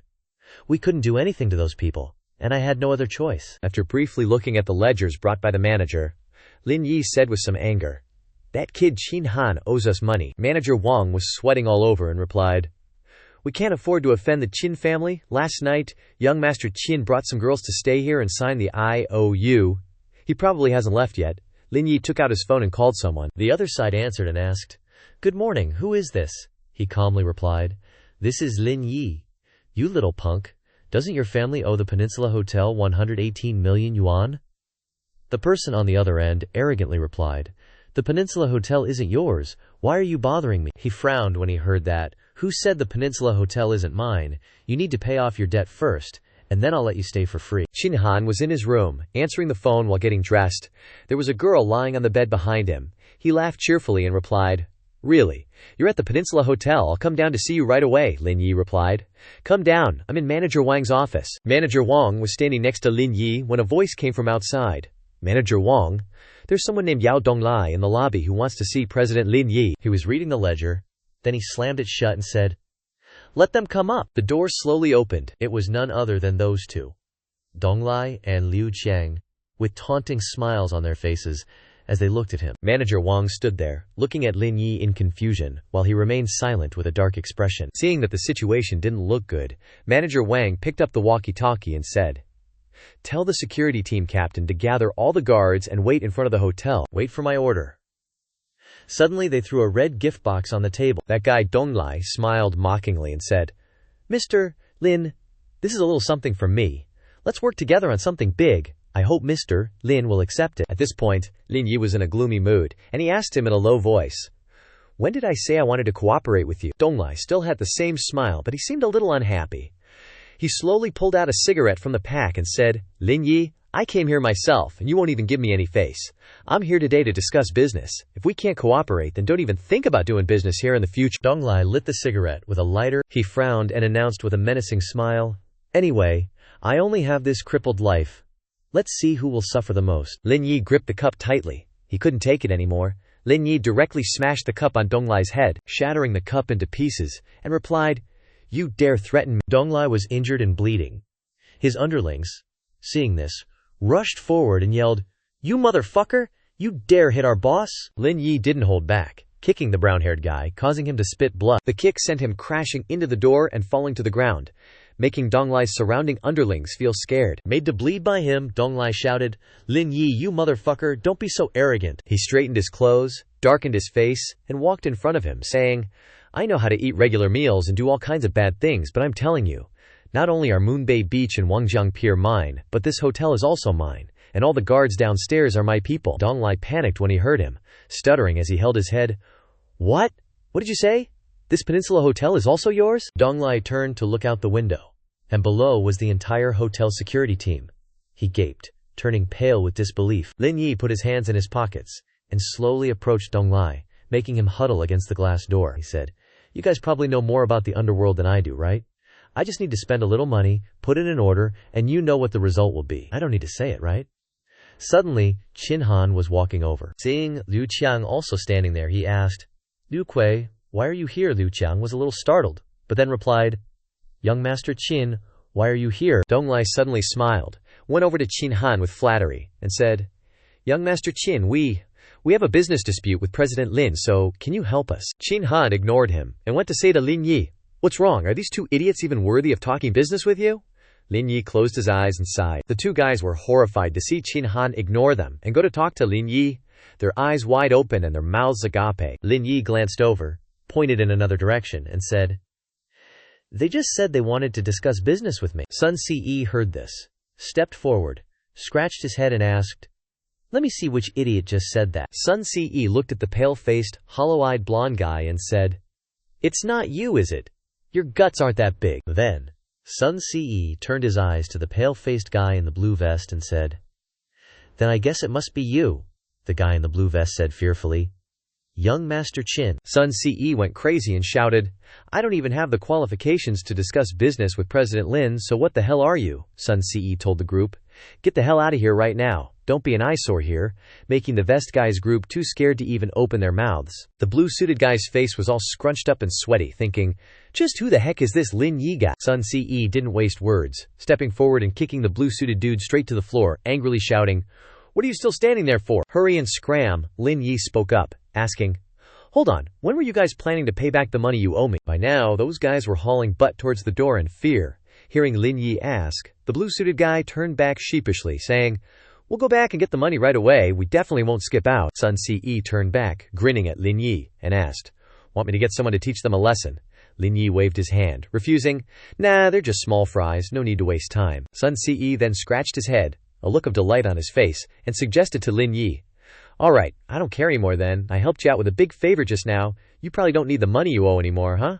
Hearing that, Lin Yi's face turned purple with anger, scolding, "You're really thick-skinned." Sun Ce laughed loudly, looking up at the sky, saying, "When you're out trying to make a living, who needs face? Can face even be eaten?" Lin Yi had to grudgingly admit, giving a thumbs up. "Alright, I'm impressed." While he was chatting with Sun Ce, the phone in Lin Yi's pocket suddenly rang. It was Qing Yan calling. "Teacher Lin, are you busy with something?" Lin Yi replied gently, "Don't call me Teacher Lin anymore. I quit a while ago." Qing Yan immediately asked, "Quit? What, you're not a teacher anymore, so you can seduce students?" And got kicked out by the school. Hearing that, Lin Yi's voice became serious. "Do you think I'm that kind of person? I'm just experiencing life, and after I'm done experiencing it, I'll change jobs. I'm working as a super top now," Qing Yan quickly replied. "Really? I'll place an order right away then." Lin Yi gradually walked out of the door, still answering the phone. "If it's the young Mrs. order, how could I dare not accept it?" Sun Ce witnessed Lin Yi's conversation with Qing Yan, standing there dumbfounded as he watched Lin Yi leave the building, dissatisfied. Is everyone like this when they're in love? At this moment, Lin Yi arrived at Qing Yan's place, with a bag of things in his hand. He said with a radiant smile, "Hello, beautiful. Your order has arrived." Qing Yan said excitedly. "You're so fast," Lin Yi immediately replied. "Don't use the word fast with a man." "Got it." Qing Yan heard that, shyly saying, "I don't know anything." Lin Yi asked, "Qing Yan, did you buy all vegetables and meat? Do you need me to bring anything else back from the company?" Qing Yan quickly smiled and said, "No need, there's a kitchen here, and I often call the chef up to cook." Qing Yan asked kindly, "Lin Yi, do you want to try my cooking skills again?" Lin Yi then took off his jacket. "Alright, I'll do it this time. I don't want to eat steak again." Qing Yan immediately sneered. "What, Lin Yi?" Stepping in knowing how to tie an apron, saying the wise sage also has cooking skills. "Today I must try it out." Afterwards, Lin Yi professionally cut the meat and started the stove to prepare the food. 20 minutes later, a nutritious and equally attractive table of food was set up neatly. Qing Yan's eyes lit up, saliva already dripping, blurting out, "Not to mention how it tastes. Just looking at the decoration is so attractive." Lin Yi and Qing Yan sat down at the table. Qing Yan clapped her hands in admiration. "It smells so good, you're amazing." Lin Yi gently turned to pat Qing Yan's head, whispering, "Then eat a lot, my little kitten. I'll get you some fruit juice." Qing Yan's face couldn't hide her happiness. Lin Yi opened the refrigerator to get fruit. Suddenly hearing Qing Yan's earth-shattering scream, Lin Yi quickly turned back to look, tensely asking loudly, "What's wrong?" It turned out that Qing Yan had tried the food, saying with a satisfied expression with all her love, "This is so delicious." Qing Yan continued to try the next dish, still with a satisfied and happy face, enjoying, saying, "Compared to the dishes in the five-star restaurant, you cook much better."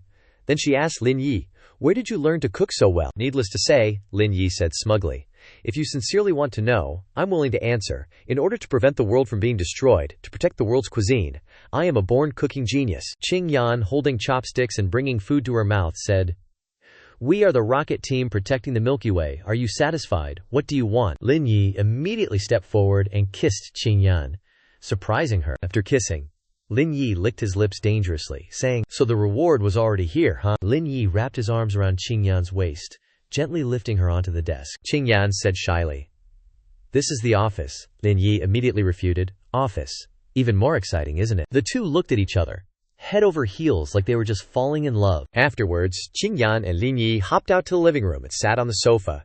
Qing Yan nestled cozily in Lin Yi's lap. Lin Yi lovingly held her hand and asked, "Oh yeah, did you call me this morning for something?" Qing Yan replied, "It's nothing big. I just wanted to go with you to Wangjiang Pier this afternoon to take a look." Lin Yi reached for a French fry on the table.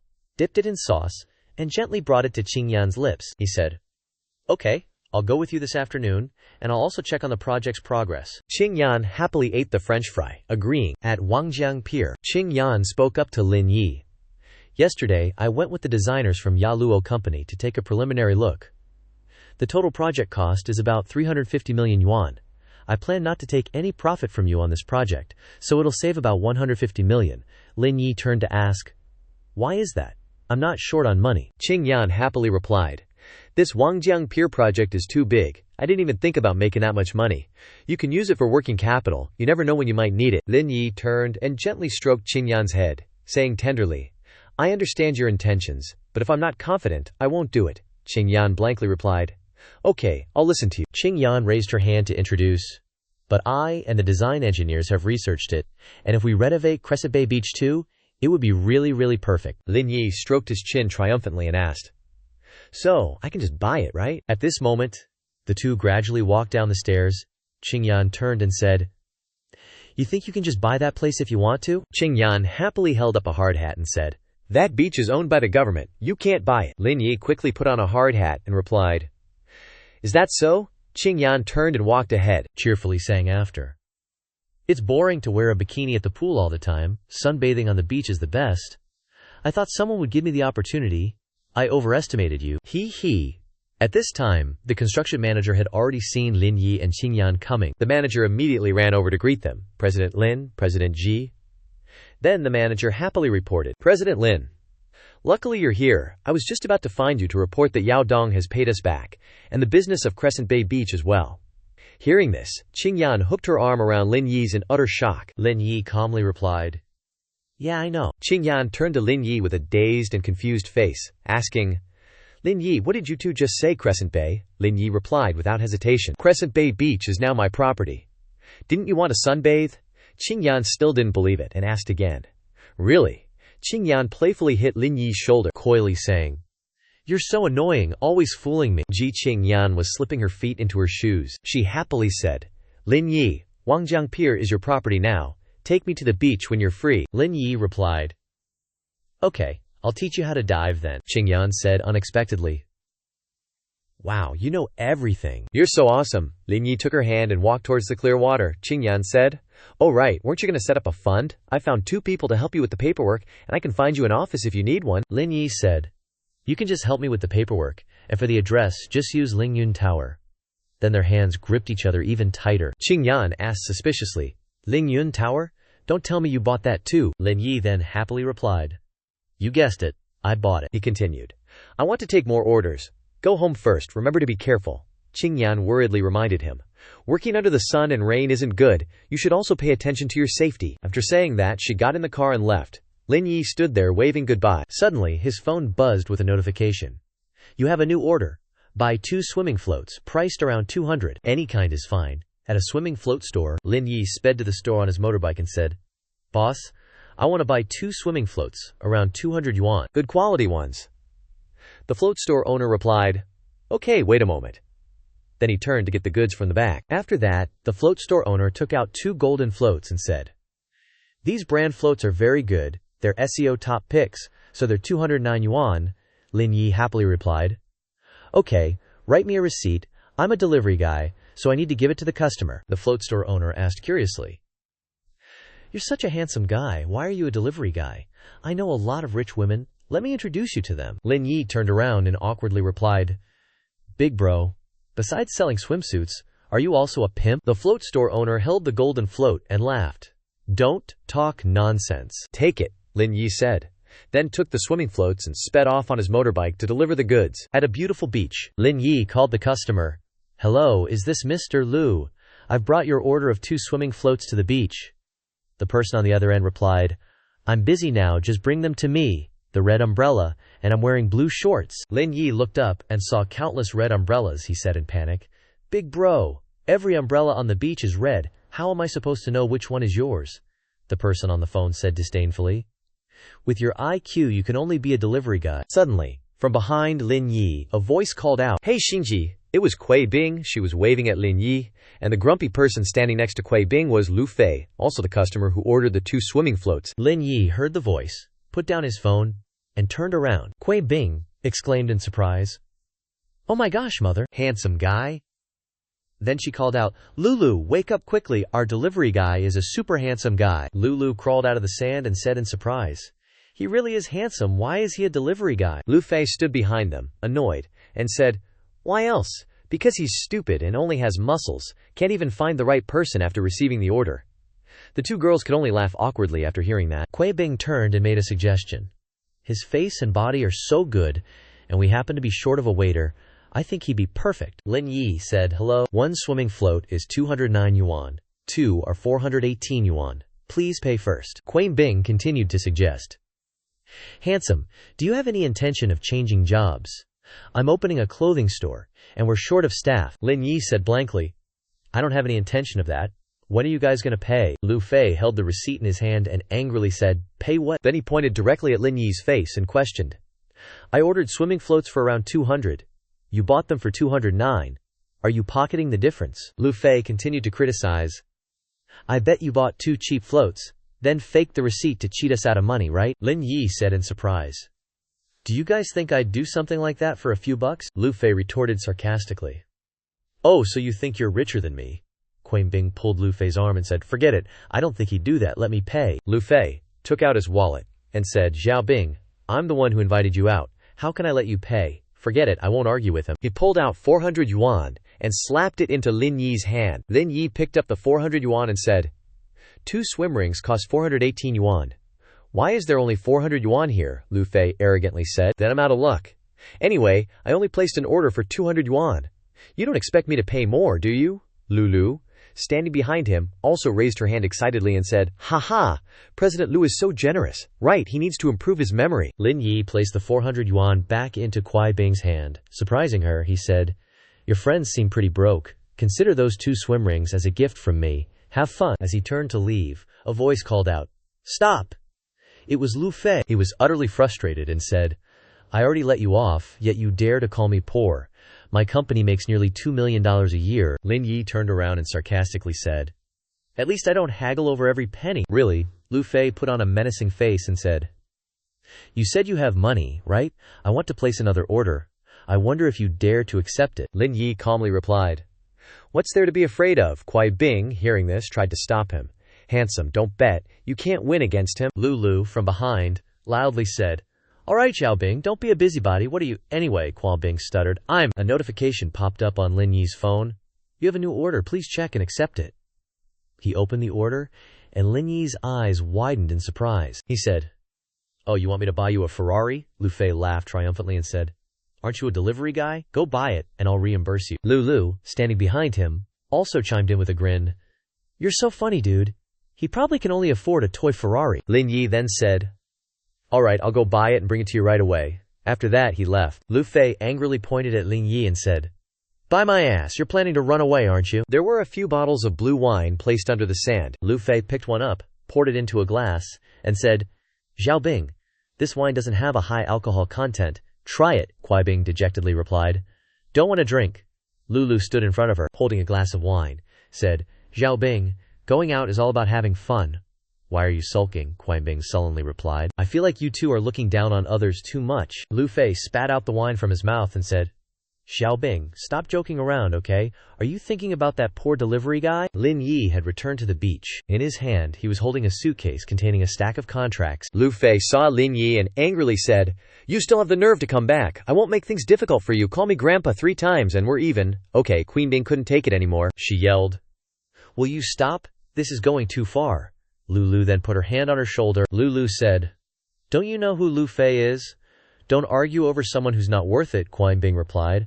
"I just don't like him looking down on others." Lu Fei was still extremely smug at this moment. Suddenly, Lin Yi turned the suitcase upside down. A stack of contracts fell out. Lu Fei was so shocked that his mouth dropped open. He jumped back in surprise. Then, from behind Lin Yi, a truck slowly drove up. The door of the truck swung open. It was a Ferrari 812, Lu Fei exclaimed in shock. "It's really a Ferrari 812. Lin Yi said, "You're a rich guy. You can definitely afford it, right?" Lu Fei stammered. I? Lu Fei was now trembling with fear. He stuttered, "Sorry, I don't have that much money." Lin Yi reminded him that he had to accept the consequences of his bet. kneel down and call me grandpa 3 times, and we're even. Lu Fei was so angry he was grinding his teeth. Grandpa, your head. But Lu Fei was still being cocky. He said, today I'm stiffing you, old man. What can you do about it? You probably know Brother Dong around here at Crescent Bay, right? Lin Yi tried to hold back a laugh and replied, Brother Dong. Never heard of him. Lu Fei immediately called the guy called Brother Dong. Brother Dong, it's Xiao Fei. I'll pay you 100,000. Can you bring some guys over to sort out this problem for me? Then he pointed at Lin Yi threateningly. Just wait. Brother Dong will be here with his crew soon. Xiao Bing stepped forward to warn him. Hey, handsome, you probably don't come to this beach often, so you don't know. You better run. But he refused. It's okay. In no time, a bunch of guys showed up at the beach, carrying sticks and other weapons. Lu Fei felt like he'd found his savior and eagerly ran up to them. Brother Dong, the guy messing with me is standing over there. Take care of him for me. Then Lu Fei said smugly, Kid, let's see how cocky you are now. Lin Yi turned his head and replied, You think I'll be scared just because you called them? As soon as the group saw him, they were so terrified their hair stood on end. They all bowed their heads. Lin Xiansheng, Lin Yi's face darkened, and he asked, I told you guys to leave Crescent Bay. It hasn't even been a day, and you're already back causing trouble. Did my words go in one ear and out the other? Lin Xiansheng. It's our fault, the man said with his head bowed. Lu Fei, standing to the side, still didn't understand what was going on. Brother Dong, what's going on? Brother Dong kicked Lu Fei and said angrily, Is your brain waterlogged? You dare mess with Lin Xiansheng? This whole Crescent Bay Beach and Wangjiang Wharf belong to him? You're looking for death, aren't you? The 2 women beside him were so shocked their mouths dropped open. Brother Dong, who was so imposing just a moment ago, now bowed and said, Lin Xiansheng, how do you want to handle this? I'll definitely make sure you're satisfied. Lin Yi casually replied, I don't have any special requests. He wanted me to kneel down and call him Grandpa 3 times. Hearing this, Brother Dong spoke up. He looked at Lu Fei. Do you want to do it yourself, or do you want a beating first? I think calling him 3 times isn't enough. Call him all night long. Lu Fei was finally scared out of his wits and knelt down, saying, Okay, Grandpa, I won't dare to do it again. Grandpa. Lin Yi sighed. Lin Yi added, I'll give you guys another chance this time. If you can't find work in the future, just look for Bi Kongjiang. He'll arrange something for you. They obediently cupped their hands and replied, Yes. Thank you, Lin Xiansheng. Xiao Bing spoke up at this moment. Lin Xiansheng, I don't want to stay here anymore. Plus, I didn't drive here today. Can you wait for me? Lin Yi replied, Sure, but you need to change your clothes first. Wearing beachwear doesn't seem appropriate. Xiao Bing happily stepped forward. She said, It's okay, it's hot today. Wearing beachwear is nice and cool. The girl next to her chimed in, Lin Xiansheng, can I come with you? I didn't drive here either today. But he said, My bike only has room for 1 more person. If you want to go, you can only sit in the trunk, she said angrily. You! On this side, Lin Yi had already started his motorcycle to wait for Xiao Bing. She happily wrapped her arms around his waist. At this moment, the system spoke up. Master, you're amazing. You completed 3 orders and got 3 5-star ratings. Career progress 40%. Reward 1 billion RMB. New task activated. Lin Yi quickly thanked the system. Lin Yi's phone screen displayed, Dear customer, your account has been credited with 1 billion RMB. The balance is 15 billion RMB. Dahang Bank, Xiao Bing, saw this just at the right moment. She couldn't help but exclaim, Lin Xiansheng is so amazing, his bank account is in the billions. Then, Lin Yi and Xiao Bing were leisurely riding down the road on his motorcycle. Xiao Bing was like, I didn't mean to peek at your messages. With that kind of balance, all the money in my clothing store ain't even a fraction of your wealth. Lin Yi just glanced over and said, it's nothing. Just 15 billion, you know? Xiao Bing couldn't help but exclaim, Just 15 billion? Oh my gosh. She was thinking, did I accidentally stumble upon a freaking immortal or something? They finally arrived at her clothing store. Xiao Bing had already changed into a more elegant dress. So, what do you think? Lin Yi asked. This is my store, Xiao Bing replied. Yep, I graduated from Donghua University with a degree in fashion design. She even happily brought out some wine, saying, Mr. Lin, would you like something to drink? But Lin Yi quickly refused. Nah, I've got stuff to do. I'll just grab one of your business cards, okay? Xiao Bing eagerly held up her phone, replying, Why bother with a card? Let's just add each other on WeChat. Lin Yi broke out in a cold sweat. That's not what I meant. I'm planning to start a company soon, and I need to order uniforms, so I'm just getting your contact info in case. Xiao Bing was a little embarrassed, replying, okay then, she quickly added. That's no problem at all. It's my pleasure to serve you. Lin Yi quickly stepped out of the store. Just then, Lin Yi's phone screen lit up with an incoming call. On the other end was Zhang Song, Lin Yi's college buddy who was working sales at KHTK company. He said, "Hey boss, I'm heading to Shanghai in a few days for business. It's been half a year since we talked. I thought you'd kick the bucket somewhere." Lin Yi laughed and replied, "Haha, stop talking nonsense." Zhang Song continued, "Boss, do you know about C-Key? They've solved the programming issues with the control unit, which will advance the domestic chip industry by at least 10 years. I'm about to head over there to discuss a partnership." Lin Yi happily replied, "All right, let's not talk about that anymore. Call me when you get here, and I'll treat you to a feast." Hanging up, Lin Yi thought to himself, "Didn't I write the entire source code a few days ago? How did Sin K figure it out first?" Then he hopped on his motorcycle and sped off. Not long after, the motorcycle came to a stop. Lin Yi parked in front of the Longxin Research Institute. Just then, Liu Ying walked out, approaching him and saying, "Director Lin, you're here," Lin Yi said. "Yeah, just wanted to take a quick look. What are you guys working on?" Liu Ying replied. "The control device program is complete, and we're in the third phase of testing, but we're running into some issues with shortwave frequencies." They talked as they walked, and soon arrived at Liu Chu's office. Seeing him, Liu Chu said, "Mr. Lin, you're here." Lin Yi calmly sat down in a chair. He shared some news with them. "I heard that CK has developed the final program for the control device." They both couldn't believe their ears.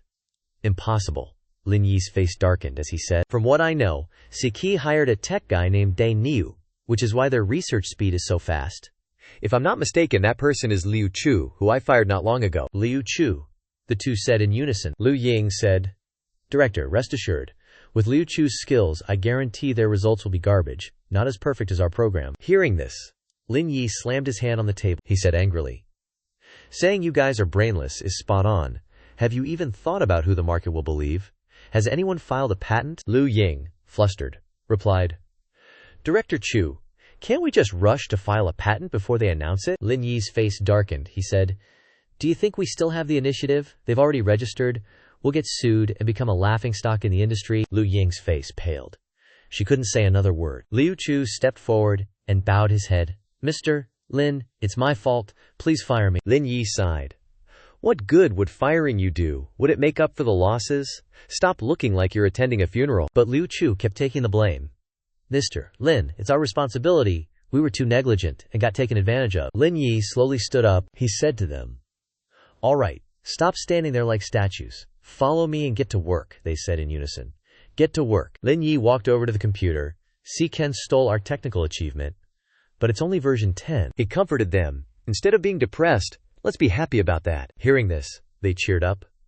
They replied in unison, "Mr. Lin, we'll do everything we can to support you." Lin Yi was now highly focused in front of the computer screen. His fingers flew across the keyboard with amazing professionalism. It turned out he was writing code. Lines of code flashed by like a gust of wind. This made the two behind him gasp in surprise.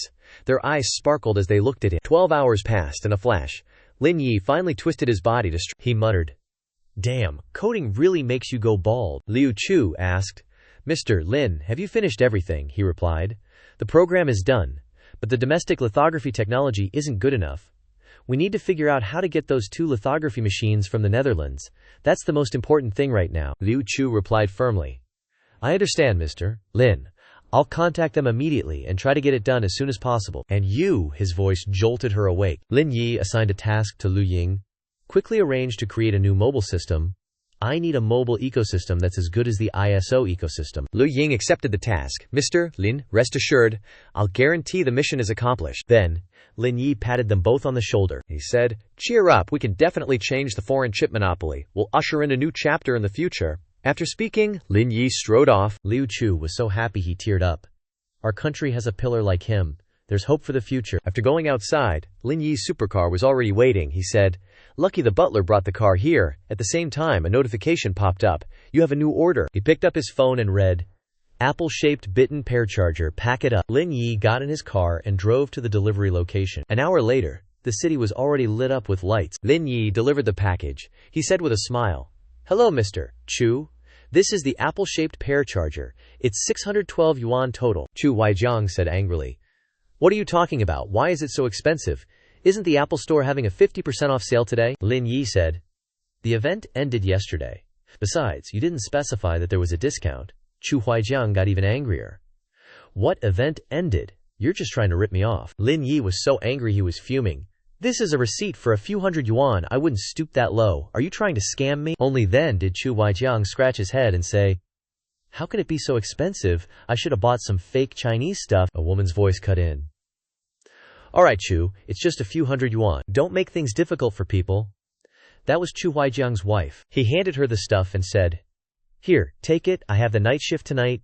You and the kid go to sleep first. Don't wait for me. Just as Lin Yi turned to leave, Chu Huijiang called him back. Wait, take these 2 bags of trash out. Lin Yi flatly replied.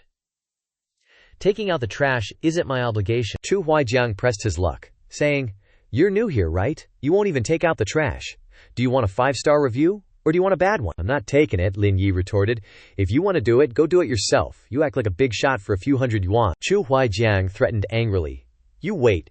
If I don't give you a bad review, I'm not a Chu. Lin Yi was too lazy to argue. He just tossed back, whatever, and swaggered away. Lin Yi finally made it down to the first floor of the building. Lin Yi sighed, seeing his fellow delivery guy. This job is really tough. The other shipper's legs were shaking from carrying something so heavy alone. He was straining so hard his face was red. Lin Yi stepped forward. Hold on, let me give you a hand. The heavy object was finally delivered, with Lin Yi's help. The other shipper thanked him. Bro, you're a lifesaver. Sometimes I don't know if I'm a garbage collector or a shipper. You can refuse them, you know, Lin Yi responded. The shipper scratched his head and said, can't do that. If they give me a bad review, it's like wasting half a day. There aren't enough helpful customers like you. Lin Yi clarified. I'm not a customer. I'm just a shipper too. We're the same. Chu Huijiang came down with the 2 bags of trash. He yelled, still not gone. I'm telling you, there's no 5-star review for you? Plus, I already called the company to complain about you. Forget about this job, he continued. Lin Yi replied. It's fine. Do whatever you want. I'm not going to put up with trash like you. Chu Huijiang threw down the trash bags in anger. He said, who are you calling trash? Just a shipper acting so arrogant. I'm the sales director at Hairui Chemical Company in Shanghai. He didn't forget to brag. Any car I pull out is enough to kill you, Lin Yi scoffed. Just an Audi A6. And you dare to act so cocky? Lin Yi unlocked his supercar, leaving the 2 of them stunned. Chu Huijiang said softly, if you're so rich, why are you working as a shipper? Lin Yi calmly explained, can't I experience life? Didn't you just say you're the sales director at Rui High Chemical? What about it? His voice was trembling. Lin Yi pointed to his 2 bags of trash. With your attitude toward service, I guarantee you'll be unemployed soon. Why don't you try this job for a bit and experience it yourself? Chu Huijiang collapsed to the ground. He was terrified and picked up the garbage that spilled out when he threw the bags. He said, I won't dare to again, never again. Lin Yi's phone displayed a notification.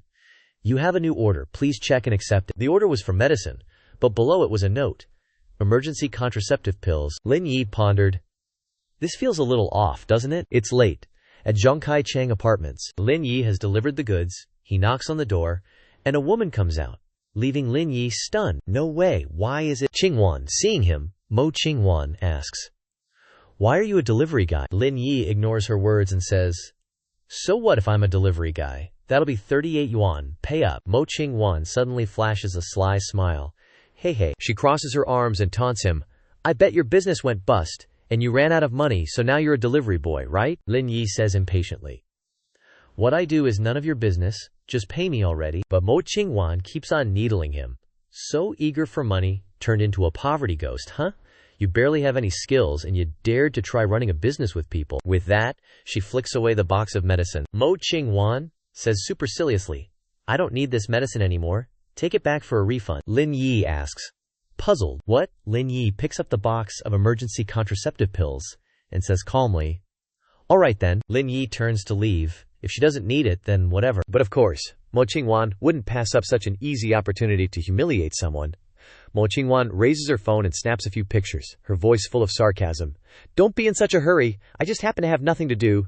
Let me take a few pictures for you. Lin Yi is really annoyed and puts his hand up to block her, saying unhappily, why are you taking pictures of me? Mo Qingwan rudely swats Lin Yi's hand away, looking down on him. Our school has a friend who failed in their startup. Such big news, I have to share it so the classmates know, right? A man walks out of the room, grumbling. Just hearing those words, you know you're coarse scum of the earth, why not use a condom? And then blame others when you catch something. Did the medicine arrive yet? Turns out this scumbag is Ding Yi. Ding Yi runs out naked, still drying his hair, and urges Mo Qingwan, hurry up and let's get started. Ding Yi sees Lin Yi, and his face turns pale. Why are you here? Mo Qingwan, emboldened, starts badmouthing, her face twisted into all sorts of ugly expressions, her double chin bulging out, her eyes squinting, and her mouth crooked, sneering. He's my classmate. He started a business after graduation and failed. Now he has to be a delivery boy all day. Head bowed. Before Mo Qingwan can finish speaking, Ding Yi slaps Mo Qingwan. You dare scold Mr. Lin. Do you believe I'll beat you to death? Mo Qingwan falls to the ground, complaining. Why are you showing me up? He's already bankrupt. How can he compare to you? Ding Yi angrily spreads his legs and curses. Mr. Lin is clearly experiencing life. Can you be a little smarter, you idiot? A bunch of huge question marks pop up over Mo Qingwan's head. Experiencing life, Ding Yi bows his head sincerely, ignoring Mo Qingwan's dumbfounded expression. I apologize to you sincerely on her behalf, Mr. Lin. Lin Yi throws the medicine box back to Ding Yi. All right, remember to tell her to stay away from me in the future. Remember to give me a 5-star rating. Ding Yi acts like a dog licking his owner's feet. No problem, absolutely. Lin Yi gets to where he parked his car, opens his phone and sees a notification. You've received a 5-star praise. Lin Yi is a bit surprised. That was fast. Ding Yi had already given Lin Yi a 5-star rating on the app. Ding Yi shoves a handful of pills into Mo Qingwan's mouth. Deadly dangerous behavior. Don't try this at home unless you want to end up behind bars. Ding Yi curses madly. Are you crazy? You almost ruined my plans, Mo Qingwan begs. That's too much, I can't swallow anymore. Lin Yi checks his mission progress in the car, saying that it's going pretty fast. Looks like with a little more effort this afternoon, I can complete this career mission. Suddenly, Ji Qingyan calls. As soon as Ji Qingyan picked up the phone, she whined. Lindsay, are you done with work yet? Weren't you supposed to come home and cook me something yummy? Lin Yi dotes on Ji Qingyan like crazy. Relax, I remember, I'm driving over to pick you up right now. Ji Qingyan immediately said. Don't bother coming to the office, just go straight to the supermarket at Times Square. Let's meet there, my fridge is totally empty. Lin Yi made a U-turn. Alright, you wait for me in front of the supermarket. Ji Qingyan was already waiting in front of the supermarket. The moment she saw Lin Yi, Ji Qingyan waved her hands like crazy. So here's the deal. Ji Qingyan jumped right into it. I heard they opened a super huge supermarket here, and since you're a diamond member, you probably get some discounts. Let's go check it out. Inside the supermarket, they looked like a happy couple. Lin Yi's face turned pale. Lin Yi pretended. Aren't we here to buy groceries? Turns out Lin Yi was being stingy. Ji Qingyan didn't even notice and replied innocently. Yeah, we are, Lin Yi hinted. Why are you buying so many cakes and snacks? Ji Qingyan winked. Don't you know sweets make all women happy? After getting everything she wanted, Ji Qingyan clung to Lin Yi. Okay, now let's go buy groceries. Lin Yi was speechless. Then he shamelessly said, Nyana, isn't your happiness always because of me? He. This made Ji Qingyan blush with embarrassment. Ji Qingyan playfully hit Lin Yi. You're so annoying. After getting the essentials, Lin Yi acted like a big shot and sighed, then said, Okay, that's enough. We can't take any more. Ji Qingyan insisted. Okay, let me buy some more beef. You made that beef dish last time. It was so delicious. Make it for me again today. A blonde man suddenly approached them with a friendly smile. Hello, miss? Ji Qingyan asked in surprise. Are you talking to me? The strange man acted all important and replied, Yes, I am. The man handed over a business card and introduced himself. I'm Pan Wen, a talent scout from Boyuan Media. Are you interested in joining showbiz? With your looks, you're sure to be a hit. Lin Yi, like any other CEO, reached out to block the business card. Lin Yi spoke up. She's not interested. Why don't you go check out the fishmonger next door? I think she's got potential too. Pan Wen glanced at the fishmonger with disgust as she picked her nose and asked, Fan Wen buys fish. Sounds like Lin Yi's body-shaming women. Pan Wen scoffed. Don't interrupt. I'm talking to her. I guarantee that as long as you enter showbiz, you'll definitely be super famous. Do you know Liu Fangfei? I was the one who discovered and trained her, and now she earns over 100 million a year. Ji Qingyan sweetly said to Lin Yi, Over 100 million a year. I'm kinda tempted. Pan Wen seized the opportunity. Mister, your girlfriend's planning to develop in showbiz. I think if you love her, you wouldn't stop her, right? Lin Yi scrolled through his phone and said thoughtfully, Not bad, but it'll have to wait another 15 years. Pan Wen was stunned.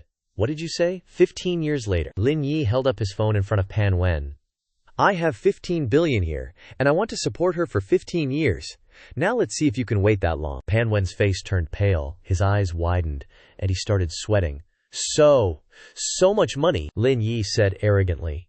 Then let's contact each other again in 15 years. I hope you haven't changed careers by then. Pan Wen realized what was up and bowed apologetically. I was wrong. I won't have any more illusions. With that, Pan Wen ran away. Please don't hold it against me. Sorry for the interruption. Ji Qingyan burst out laughing and happily said, Mr. Lin, if it's 1 billion for 15 years, should I take some deposit first? Lin Yi agreed immediately. You can take a deposit. But the next second, Lin Yi changed his tone. But no matter what, I have to see the plan tonight first. Ji Qingyan reminded him shyly. Are you trying to die? There are so many people here. Before anything else, Ji Qingyan turned around and dragged Lin Yi home. Let's see how I punish you. Lin Yi was all hyped up. All right, babe, let's go for a 300-round battle and see if you can keep up. Ji Qingyan wasn't backing down either, challenging him right back. Who's afraid of who? At the Yunshui villa, Lin Yi asked worriedly. Are you sure your parents aren't home today? Ji Qingyan confirmed. 100% sure? What's with you? All of a sudden you're so chicken. Lin Yi plopped down on the sofa and explained. Who said I'm chicken? It's just, I've been caught a few times, so it's a little awkward. Ji Qingyan was exasperated. Oh, so you know it's awkward? I think your skin's just getting thicker and thicker. I haven't even settled the score with you about what happened at the supermarket. Lin Yi spread his arms wide. Come on, let's go upstairs and have our 300-round battle. Suddenly, Ji Qingyan grabbed Lin Yi's hands and powerfully sat on Lin Yi, provoking him. Go on, keep going. Let's see how you resist. But how could a woman's strength compare to a man's? Lin Yi easily pulled his hands back, catching Ji Qingyan completely off guard. Lin Yi grabbed her by her thighs and flipped Ji Qingyan over. Lin Yi's eyes landed on the plate of grapes on the table, and he gave a perverted smile. Lin Yi signaled for Ji Qingyan to open her mouth so he could feed her a grape. Naive Ji Qingyan did as she was told, but Lin Yi dropped the grape right into the cleavage between those massive, soft, white mountains. Ji Qingyan stared wide-eyed as Lin Yi leaned in to slurp it up. Lin Yi used his tongue to retrieve the grape and chewed it with relish. Delicious? Ji Qingyan asked curiously. Why are you eating it like that? That's so gross. Lin Yi licked his lips like a dog after eating and declared, Not gross. This grape is super sweet. Qingyan suddenly remembered that the procedure for Lin Yi was completed, and she took out the documents and handed them to Lin Yi, saying, Oh right, the fund procedures are done. I've told the finance department to send over 10 million as initial support for your work. Lin Yi was surprised at how efficient they were. After receiving the documents, Lin Yi read them carefully. Qingyan leaned on his shoulder and asked, I'll arrange for you to meet the person in charge at 12:00 tomorrow in my office, okay? Lin Yi tossed the documents aside and said, Just arrange it. He lifted Qingyan's chin, looked at her with seductive eyes, and said, Let's have our 300-round battle first. Qingyan's face flushed red with embarrassment, but she was a little happy and smiled. You're such a jerk. The next day, Lin Yi drove Qingyan to the company. She hurried out of the car but didn't forget to remind him. There's a meeting at noon. Lin Yi said, Don't worry, I remember. Then he said goodbye to Qingyan and drove off. Lin Yi was checking orders when he suddenly received a notification for a new order. The location was very strange. Moreover, the customer wrote, Don't buy anything, just come to this address. Lin Yi found this note very odd, but he still decided to go. A few dozen minutes later, Lin Yi arrived at the customer's address. But when he got there, he just looked around in confusion. The whole place was just fields. In the distance, there was a car and a few people standing there. Looking closer, Lin Yi saw a car that had fallen into a ditch, and a man dressed in expensive clothes was yelling at the other delivery guys. On the side of that man, he said without shame, F.A. Lai proudly said, Everyone, today my car fell into a ditch. I called 6 shippers here to pull this car up. What is this? This is the mindset of someone with money. Lin Yi stepped forward and said helplessly, With that kind of thinking, you dare to say you have the mindset of someone with money? As soon as that man saw him, he angrily shouted, Hey, shipper, you're the only one missing. Then he turned around and smugly said, Today, if you guys can pull my car up, I'll give you a 5-star praise right away. You guys understand, right? The shippers panicked when they heard that. Lin Yi felt that 6 people might not be able to pull the car up, so he advised the man to call a few more people to come. He angrily turned around and mocked him. 6 people are too few. Don't you guys usually put in a lot of effort at work? What's pulling up a car? Are you trying to run away? Lin Yi felt that he had advised him, but he still refused to listen, and even mocked him, which made him annoyed. Lin Yi angrily turned around and left, telling him to play by himself there. He had things to do. That dude got all worked up seeing that, and started ranting to his livestream audience like, Look at this guy's work ethic. He'll be a delivery guy for freaking ever. Lin Yi hopped in his car and purposefully revved the engine super loud. Everyone was taken by surprise. The other delivery guys were like, What the heck was that? Sounds like a sports car. Hey, look, there's a supercar coming this way. Looks like a Ferrari. The dude, seeing the supercar heading his way, got all smug. He immediately pointed his phone at the car, beaming, and said, See that, guys? That's the mindset of a successful person. Someday, I'll be sitting in a car just like that. Suddenly, he realized the person in the supercar he'd been drooling over was the same guy he'd just been dissing. He watched Lin Yi drive up, his face turning white as a sheet. He couldn't believe his eyes, just gaping at him in shock. Lin Yi pulled up and stopped right next to him, smirking. Surprised to see me, huh? I don't know what your idea of a successful person is, but I wouldn't dream of sitting in a car like this if I were you. Just give it up. The dude frantically waved his hands, begging him not to ruin his livestream. Suddenly, he glanced at his phone and yelled, "Son of a—" He wailed in despair. "The livestream's off." Lin Yi immediately sped off, leaving the dude to wallow in his misery. At the Chaoyang Corporation, in the president's office, Lin Yi was in Ji Qingyan's office, looking around and not seeing anyone else, so he asked her. Qingyan just smiled and pointed.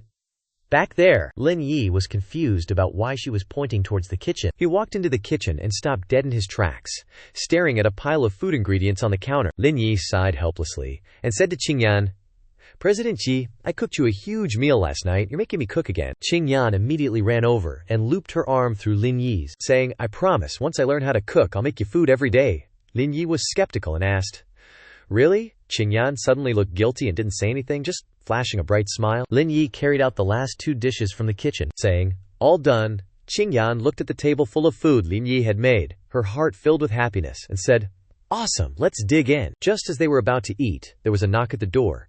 Qingyan called out, "Come in." The door opened, and in walked He Yuan and Ji Zhanjiao. Qingyan looked surprised, smiling. Yuan, we were supposed to meet at 2 p.m. "Why are you guys here so early?" Yuan replied. "I was just so eager to meet the new boss, so I came a bit early." Suddenly, Yuan noticed Lin Yi. She giggled, teasing Qingyan. "You're really something. You want the highest standards, and you go and find a chef who's this handsome? I've learned something new today." Qingyan chuckled, asking, "Does Yuan think Lin Yi looks like a chef?" Yuan thought he was too good-looking to be a chef, so she guessed he was a newly hired secretary. Qingyan burst out laughing, waving her hand. "Actually, he's—" Suddenly, Lin Yi gestured for her to stop talking.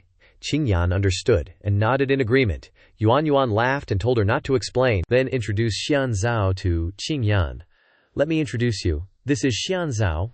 I met him during a student exchange program in the US. His business skills are top-notch." After speaking, Xian Zhao reached out to shake Qingyan's hand. Seeing that they were here and she hadn't had lunch yet, she offered to invite them to join. Yuan didn't hold back with the pleasantries either. By afternoon, the 4 of them finally finished eating, with not a single scrap of food left on the plates. Yuan smiled brightly and said, "Handsome, your cooking is seriously amazing. I just couldn't help myself." Xian Zhao immediately chimed in with praise. "Lin Yi, besides cooking, I didn't realize you were so knowledgeable about the domestic economy and the chip manufacturing industry as well." Incredible. Yuan suddenly noticed the time. Seeing that it was almost 3 p.m. and the new boss still hadn't arrived, she complained, "Does he even have any concept of time?" Hearing Yuan say that, Qingyan decided not to hide it anymore, standing up and saying, Ahem. Actually, your new boss has been here for quite a while." Yuan asked, puzzled. "Been here for a while?" Then, Ji Qingyan raised her hand towards Lin Yi, introducing him to the 2 of them. "He is the founder of the Lingyun Fund." Lin Yi. The 2 of them were utterly shocked to learn that the person who had just cooked for them was the boss they were waiting for. Yuan, recalling that she had called him a chef earlier, apologized profusely. "I didn't mean to call you a chef. I really didn't know you were President Lin." Lin Yi didn't blame Yuan at all, and cheerfully said, "It's okay, I have a good understanding of your abilities and character. Feel free to ask me anything you want." Yuan looked at Xian Zhao with a puzzled expression.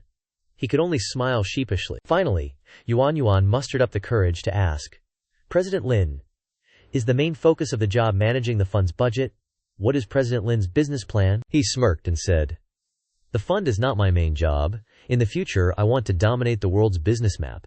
Do you 2 believe it?" As soon as Lin Yi finished speaking, a silence fell. Everyone looked at him without saying a word. Suddenly, Lin Yi broke the awkward silence. "Are you feeling like I'm being overly ambitious?" Ji Qingyan looked at him with infatuated eyes. "Everyone has their own ambitions, and they all deserve respect." Xian Zhao smiled awkwardly and scratched his head. "Originally, I had a lot of questions I wanted to ask, but with your answer just now, I don't think I have anything else to ask." Yuan, seeing Xian Zhao so flustered, teased him. "Your expression is still the same. It hasn't changed at all in all these years." Ji Qingyan pinched Yuan's cheek and said, "You're the same. You haven't changed at all in all these years either." Lin Yi stood up and announced clearly, "The cake has been drawn. Now it's time to get down to business. The salary for each person will be 5 million per year, with potential dividend sharing after the company goes public. The specific timing will be discussed further. As he spoke, he raised his glass. Yuan, seeing this, also respected Lin Yi and raised her glass, intending to tease him. President Lin, you are the perfect example of throwing money in someone's face. It makes me eager to start working now, Xian Zhao said with some concern. Thank you, President Lin, for your generosity, but with such a high salary, I still feel a little embarrassed. Lin Yi smiled and said, money is not important. What I care about most is talent. You two are the first people to follow me into the business world, so I won't mistreat you. Xian Zhao smiled gratefully and said, then I must thank President Lin in advance. After speaking, the four of them toasted to celebrate the success of today. Lin Yi, with a cheerful expression, laughed and said, let's go. I'll take everyone to the company's new headquarters for a look. I'll leave the work to you guys later. Hearing this, everyone around was a little surprised. One of the men happily spoke up. Sounds good, I'm really looking forward to it. Behind him, Ji Qingyan stepped forward, covering her mouth with one hand, and replied with a radiant expression.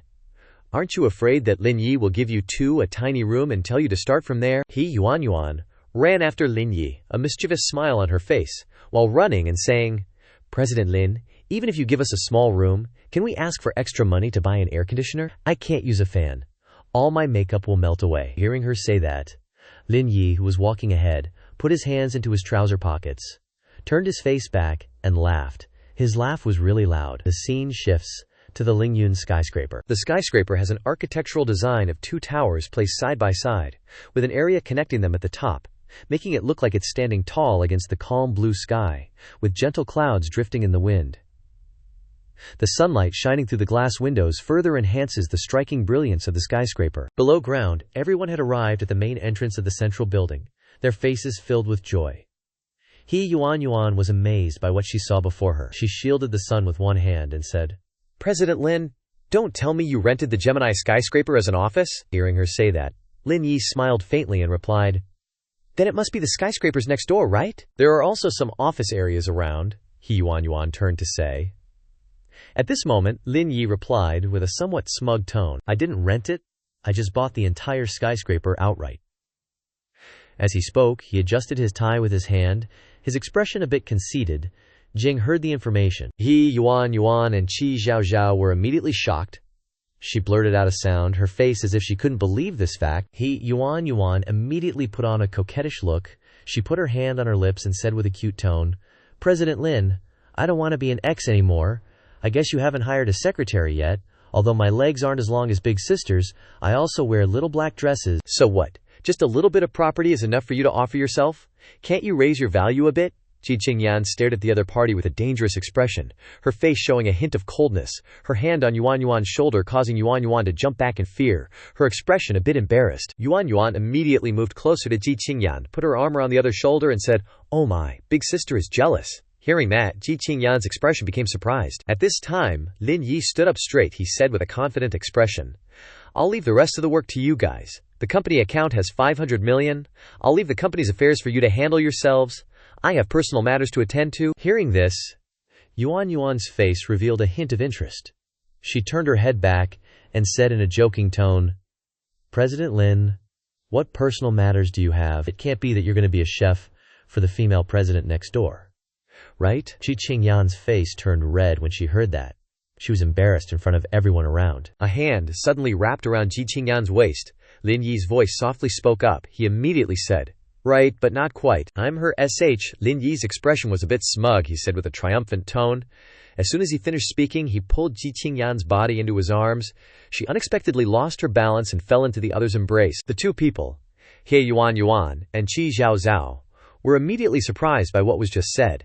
Their faces, as if they didn't believe what they just heard, both of them shouted loudly. Ugh, this awkwardness is killing me, Ji Qingyan jumps in like, Alright, you two, stop grilling him. Lin Yi's not your typical rich dude, okay? Let's go check things out. So they're inside this massive building, and the gang splits up to explore. First, Ji Zhao and Yuan bounce. Yuan pipes up. Think this spot would work for the finance department? Zhao's all, nah, way too exposed. Finance needs to be tucked away somewhere secret. Cut to Ji Qingyan, running a hand through her hair, sighing like she's super stressed. Lin Yi sees this and grins. Want to move the Chao Yang group over here? Her face lights up. She cups Lin Yi's face and whispers in his ear, Well, that depends if you can figure out how to buy it back from me. She gazes at him all lovingly, and Lin Yi's totally returning the look. He pulls her close, and Xingyan's caught off guard. She starts to say something. Then, he whispers, "I'll start by buying back CEOG." Xingyan giggles. Shh, they're right there. They're super close now, both blushing like crazy. She finally wriggles free. Xingyan turns her head and asks, "Got any big picture ideas for future development, real estate, or services?" Lin Yi strokes his chin. "Nothing concrete yet, but I trust your data analysis." She's surprised. "So you want to dive deep into everyday life, then use big data and cloud computing to decide the next move?" Lin Yi nods. "Yeah, pulling that off won't be a walk in the park." Xingyan's quiet for a sec, then grins. "I've got an idea. You could start as an investor and set up an investment company first." Suddenly, a hand lands on her shoulder. Lin Yi gives her a pat and says, "You're so smart, you read my mind." Xingyan blushes and playfully says, "You're annoying." Lin Yi's eyes dart over to the other two. He says, "Even though Yuan's working for me, she's still a CEO somewhere, so make sure you use her skills." "Relax. Talent like that won't go to waste," he winks, putting a finger to his lips. Then he sidles up to Xingyan, grinning like a goofball. "CEOG, thinking about a career change. We just happen to have a secretary position open." She's blushing like mad, and she pushes him away. Clutching her shirt, she retorts, "Dream on." The sudden tug makes Lin Yi gasp for air, looking pale, while Xingyan's got a smug look on her face. She turns and starts walking away, saying over her shoulder, "Hurry up and come back. The company's got tons of work to do." Lin Yi immediately perks up, giving a little salute. "Yes, madam." Cut to the Shanghai airport, where planes are taking off against a clear blue sky, with the central business district in the background. A voice suddenly chimes in. Zhang Tianlong's Bentley is pretty sweet. Lin Yi's standing next to a flashy blue car, admiring it like a kid in a candy store. He holds up his phone, grinning. Finally got all 10 five-star praises. The system flashes gold.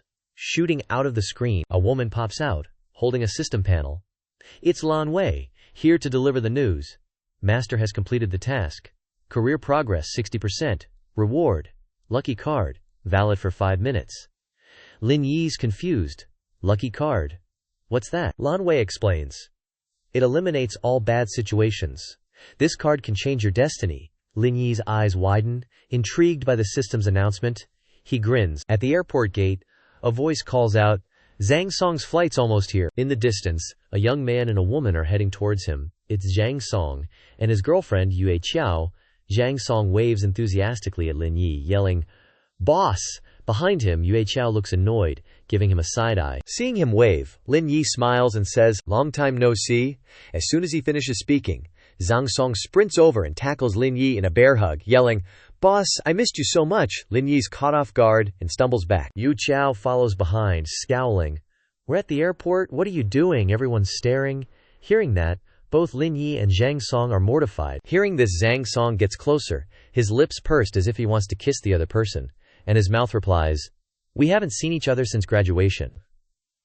"I'm so happy. Come on, boss, give me a kiss, please." Seeing his lips moving towards him, Lin Yi panicked, covered his mouth with his hands, and shouted in fear, "Get down from me, you old man! Don't let your girlfriend suspect your personality." At this moment, Zhang Song approached the girl, put his hand on the other's shoulder, and said with a bright face, "This is Yue Qiao, who also lives in Shanghai. This time, she is going home to visit her family, by the way." Hearing this, Lin Yi turned around, stretched out his hand to them, and replied, "Let's go. You two must have not eaten anything. I will take you to eat together." Yue Qiao's face twisted with disgust when she heard that, and she said in a condescending tone, "Just so you know, I don't do those street food stalls. They're so dirty and unhygienic." Zhang Song looked a bit awkward at that, and turned to his girlfriend, saying, "What's wrong with street food? We used to eat there all the time back in college." At this, his girlfriend pouted, clearly unhappy with his remark. Suddenly, Yue Qiao exclaimed, "I heard there's a fancy buffet restaurant in Shanghai called Longfeng. How about you take us there to try it out?" Zhang Song was taken aback by her words, a look of fear flashing across his face. He blurted out, "Stop messing around. We're not strangers here. Why go to such an expensive place to eat for no reason?" Not one to back down, Yue Qiao hooked her arm through his and said in a spoiled tone, "You didn't even get me a gift when we first met. Are you saying I can't even have a nice meal now, Zhang Song? You said you make good money working at that real estate company?" Just then, Lin Yi turned his head, raising his hand as if to greet them, and said, "I don't work at the real estate company anymore. I'm a freelancer now, but I can still treat you to a buffet. Let's go." Hearing him say that, Zhang Song and Yue Qiao both looked surprised. He exclaimed in a panic, "Dude, what are you saying? You were the most promising one in the dorm. Why don't you wait for me to sort things out, and come to Yanjing with me? I can look after you." Enraged, Yue Chao slapped her boyfriend and yelled, "Are you crazy? I don't have enough money to host him. If you dare bring him to Yanjing, we're breaking up." Zhang Song looked utterly mortified upon hearing that, glancing around awkwardly. Seeing the two of them arguing like that, Lin Yi chuckled and replied, "All right, you two, calm down. I'm doing great in Zhonghai. Why would I go to Yanjing?" Hearing this, her face lit up with joy while her boyfriend cried out in dismay, "Dude!" The scene shifted to the parking lot, where the three of them were walking deeper inside, surrounded by countless luxury cars. Suddenly, a blond man approached with a beaming smile, waving his hand and calling out, "Ciao, ciao!" Seeing the man approach, Yue Chao happily said, "Bro, why are you here?" Hearing his sister's question, he replied, "I saw the new Bentley CG and was taking some pictures to send to my friends, so I got delayed. I thought you guys had already left, but I ran into you here in the parking lot." Lin Yi and Zhang Song, who were behind them, looked at each other, their faces showing discomfort. In his head, Lin Yi thought to himself, "See? Only family can be so alike. I could tell these two were siblings at first glance." The blond guy glanced around, a hint of disdain in his voice, and said, "This must be your boyfriend, right? Mom told you two to come home for dinner, by the way. Have you guys bought a car in Yanjing yet?" Hearing this, Zhang Song jumped, and he stammered in response, "Not yet. Chow Chow hasn't started working yet, and our salaries barely cover our living expenses, so buying a car is out of the question for now." The blond man scoffed, reached into his pocket, pulled out a car key, and said in a condescending tone, "I bought a top-of-the-line Magoten after working for 2 years.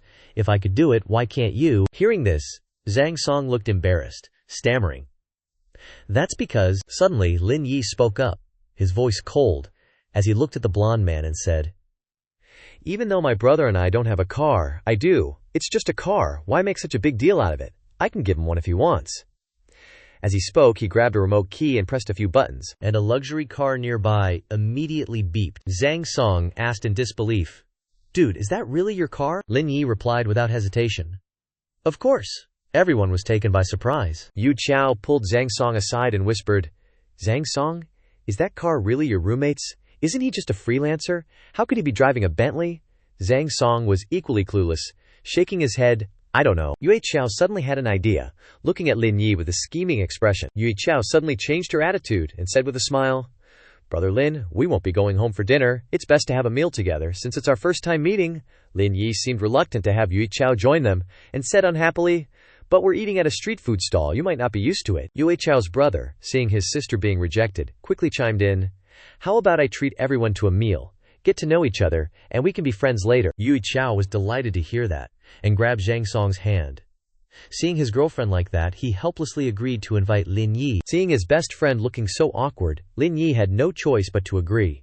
He coldly said, "Get in the car." Zhang Song was about to sit in the front seat with Lin Yi when Yue Chao's brother pushed him out of the way, saying, "You sit in the back." Lin Yi was annoyed by that, thinking to himself, "This family really has no shame." Once everyone was in the car, Lin Yi started the engine. Without any sense of shame, Yu Qiao took out her phone to take pictures, excitedly saying, "Wow, it's a Bentley for a reason. The interior is so luxurious." Zhang Song embarrassedly stopped her. "Don't do that." Her brother, Yu Qiao, replied arrogantly, "Of course. This is a top-of-the-line luxury car. The average person can't afford it." Shamelessly, he turned to Lin Yi, all smiles, acting like they were old buddies. "Hey bro, let's add each other on WeChat. I'm going to a friend's wedding in a few days. Could I borrow this car for a drive? We're practically family." The girl sitting next to him looked visibly uncomfortable. Lin Yi, seeing how shamelessly and obnoxiously these two siblings were acting, coldly said, "Who's family with you?" Yue Qiao's brother felt a shiver down his spine, seeing Lin Yi's scary face. Yue Qiao, sitting in the back, apparently didn't hear what Lin Yi just said. She leaned forward and said to her brother, "Just ask my brother-in-law for the car. Didn't he just say he'd gift this car to Zhang Song?" Zhang Song eagerly agreed, but Zhang Song panicked.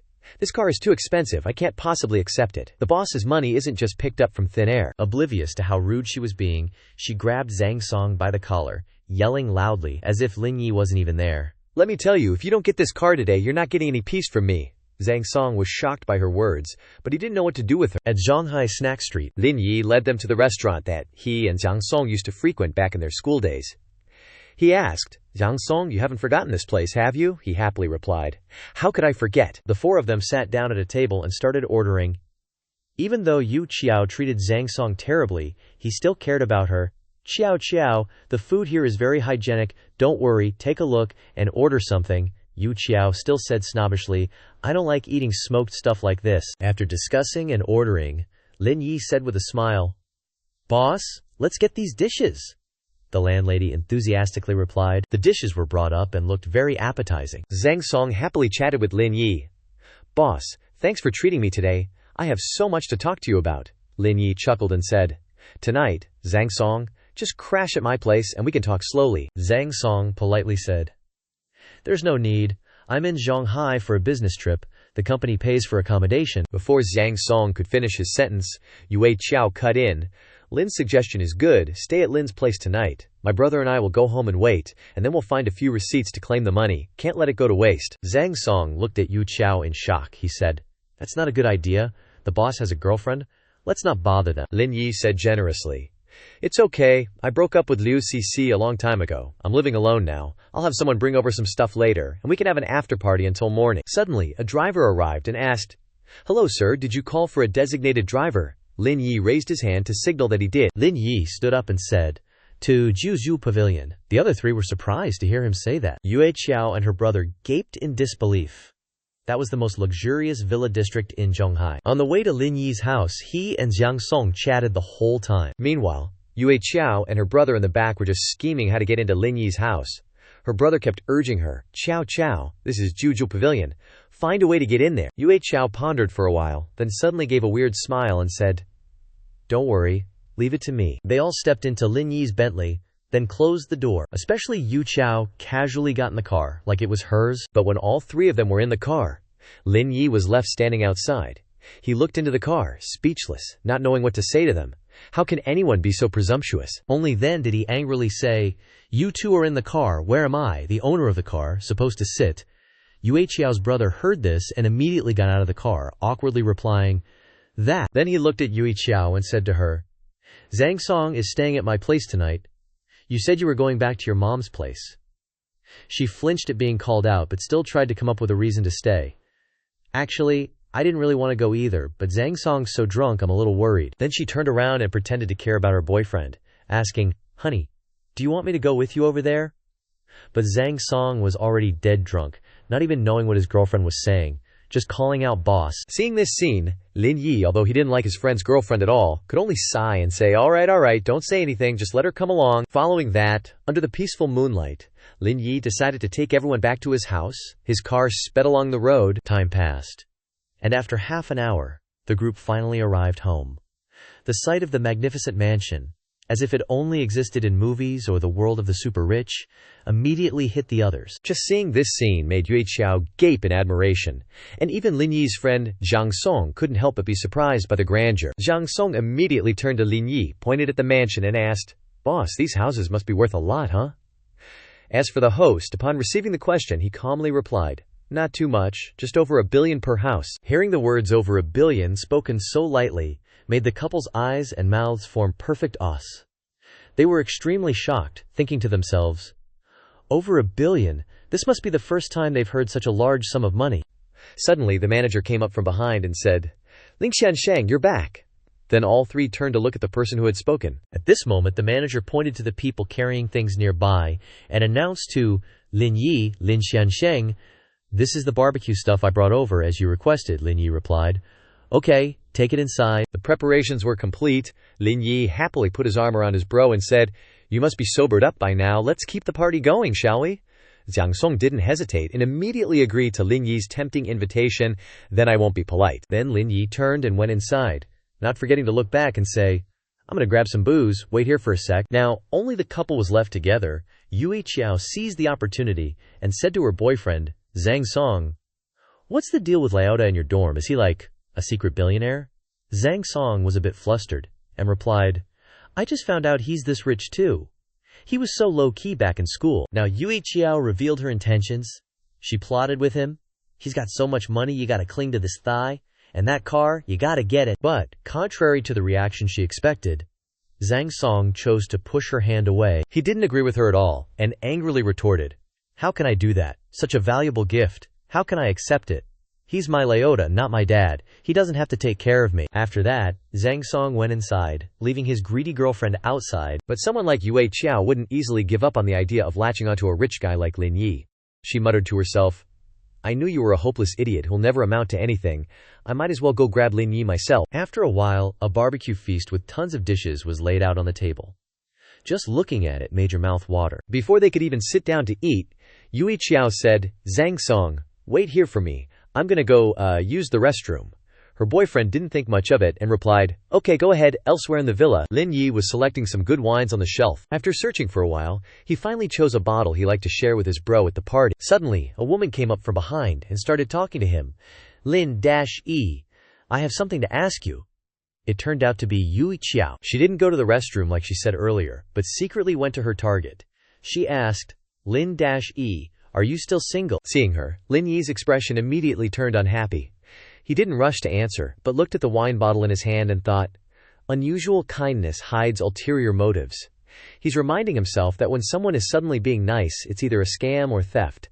Instead of answering yes or no, he took out his phone, went to his photos, and showed her a picture of himself and Jin Qingyan. He replied, not single anymore, this is my girlfriend. He even bragged to Yue Qiao that she's the CEO of the Zhaoyang Group, worth over $1 billion. Do you have anyone more outstanding to introduce to me? Her face changed. She didn't expect this, even knowing that the flower already had an owner. She still refused to give up. At this point, she could only brazenly lift her skirt and try to seduce him, she asked. Then Lin-Yi, do you need a mistress? I've liked you since the first time I saw you. I really want to be with you. Lin Yi was stunned for like 5 seconds when he heard these words. Not understanding what she wanted, Yue Qiao didn't hesitate to take off her shirt, just hoping to become Lin Yi's lowly mistress. But faced with this bizarre situation, his face remained calm, as if nothing had happened. He was just thinking to himself, trying to trap me, already stripping. After seeing Yue Qiao undress in front of him, Lin Yi didn't even flinch. He even said with a scornful tone, with your figure, if you weren't wearing a bra, I wouldn't be able to tell which side is the front and which is the back. You should wake up. Hearing these words, Yue Qiao didn't expect him to actually say that, and she couldn't refute him. She could only choke back her anger and say, you. Not only that, Lin Yi showed his attitude towards her. He added, your character doesn't deserve my bro. The door is behind you. Get lost yourself. Even at this point, she was still shamelessly staying. She angrily replied, Lin Yi, don't go too far. You'll regret it. Faced with the threat of such a lowly person, Lin Yi was not only unafraid, but also proudly challenged.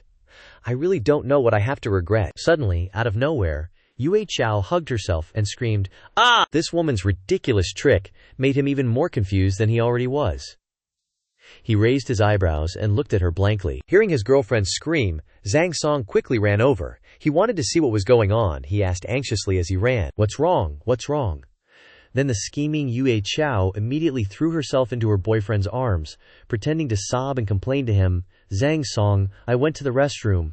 He saw that no one was there and became inappropriate with me. If I hadn't resisted, boo-hoo-hoo. But someone who understood his bro as well as Zhang Song did, how could he immediately believe such slander?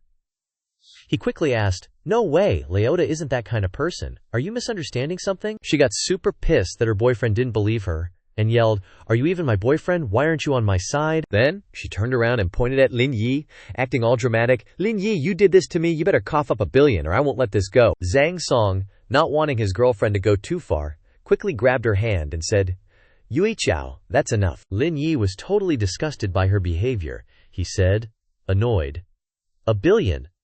Are you saying your head's got diamonds glued to it or something? Or maybe a freaking engine? What makes you think you're worth that much? Yue Qiao was so mad she couldn't hold it in anymore and snapped, watch your mouth. If I post this on Weibo, do you know how much it'll hurt your reputation? You know it? Obviously, those words didn't mean squat to Lin Yi. He fired back quick, I haven't laid a finger on you. Plus, you think a place like this wouldn't have security cameras? Hearing this, the girl started to get nervous, looking at her boyfriend in a helpless way because she could not win the argument. Yue Qiao had no choice but to tell her boyfriend, Zhang Song, say something for me. But how could he still believe her? Despite his girlfriend's pleas, he didn't say a word. Right after that, he threw Yue Qiao's hand away. After all, Zhang Song had finally seen the real face of this woman. Without saying a word, he walked to the back. Seeing this, she quickly turned and asked, what do you mean, have you stopped loving me? At this time, Zhang Song finally turned his face around and said with a disgusted voice, You did such an embarrassing thing, and you're not ashamed to ask me to help you. Lin Yi didn't want to argue any further either. He pointed to the door and then said to Yue Qiao, "The door's that way. While I'm in a good mood, get out of here." With no one on her side, she looked pissed, not willing to give up, but she didn't dare say anything else. After that, she could only run out alone, holding in her anger, without even bothering to grab her stuff. After that chick left, Lin Yi walked over and patted his bro on the shoulder, comforting him. "Sorry about that, you okay?" Even though he was a bit sad and disappointed after what happened, Zhang Song was still a good friend, not blaming Lin Yi at all. He replied, "Boss, why are you apologizing? I should be thanking you for letting me see what she's really like. Otherwise, I wouldn't even know when I was being cheated on." Hearing this, Lin Yi felt relieved. He put his arm around Zhang Song's shoulder and then happily said, "I'm glad you can think like that. Let's go. I have something to talk to you about." After what just happened, the two of them sat down at the barbecue and enjoyed the food together. Zhang Song then spoke up, "Boss, just ask whatever you want." Then Lin Yi also replied, "About the C-Key Technology Company, how much do you know?" Zhang Song didn't hesitate to reveal what he knew to him. C-Key Technology has recently made a major breakthrough in the chip terminal program. The boss told me that I must win this project. He heard this and lifted the wine glass in his hand to take a sip and asked further, "Who did you come to meet this time?" When he gave the plate of food to Zhang Song, he also answered his question. "It's manager Yan Hongyu, but the sales are the responsibility of Deputy General Manager Kai Wenjiming." "Boss, what are you asking these things for? Are you interested in the chip manufacturing industry?" Lin Yi laughed and replied, "Just asking for fun." After that, he generously gave the car keys to Zhang Song and said, "You don't have a car to get around here. Take this one for convenience." But this kind-hearted brother politely declined this gift. "The car is so expensive, I don't dare to take it." Of course, Lin Yi's kindness could not be wasted like that. He said angrily to Zhang Song, "I said I'm giving it to you." Then he snorted and laughed happily. "Boss, I know you want to help me, but I want to work hard on my own. When I can't work hard anymore, it's not too late for you to help me." Lin Yi was very satisfied with these words. He smiled and didn't force him to accept the gift anymore. Then he put his arm around Zhang Song and clinked glasses together.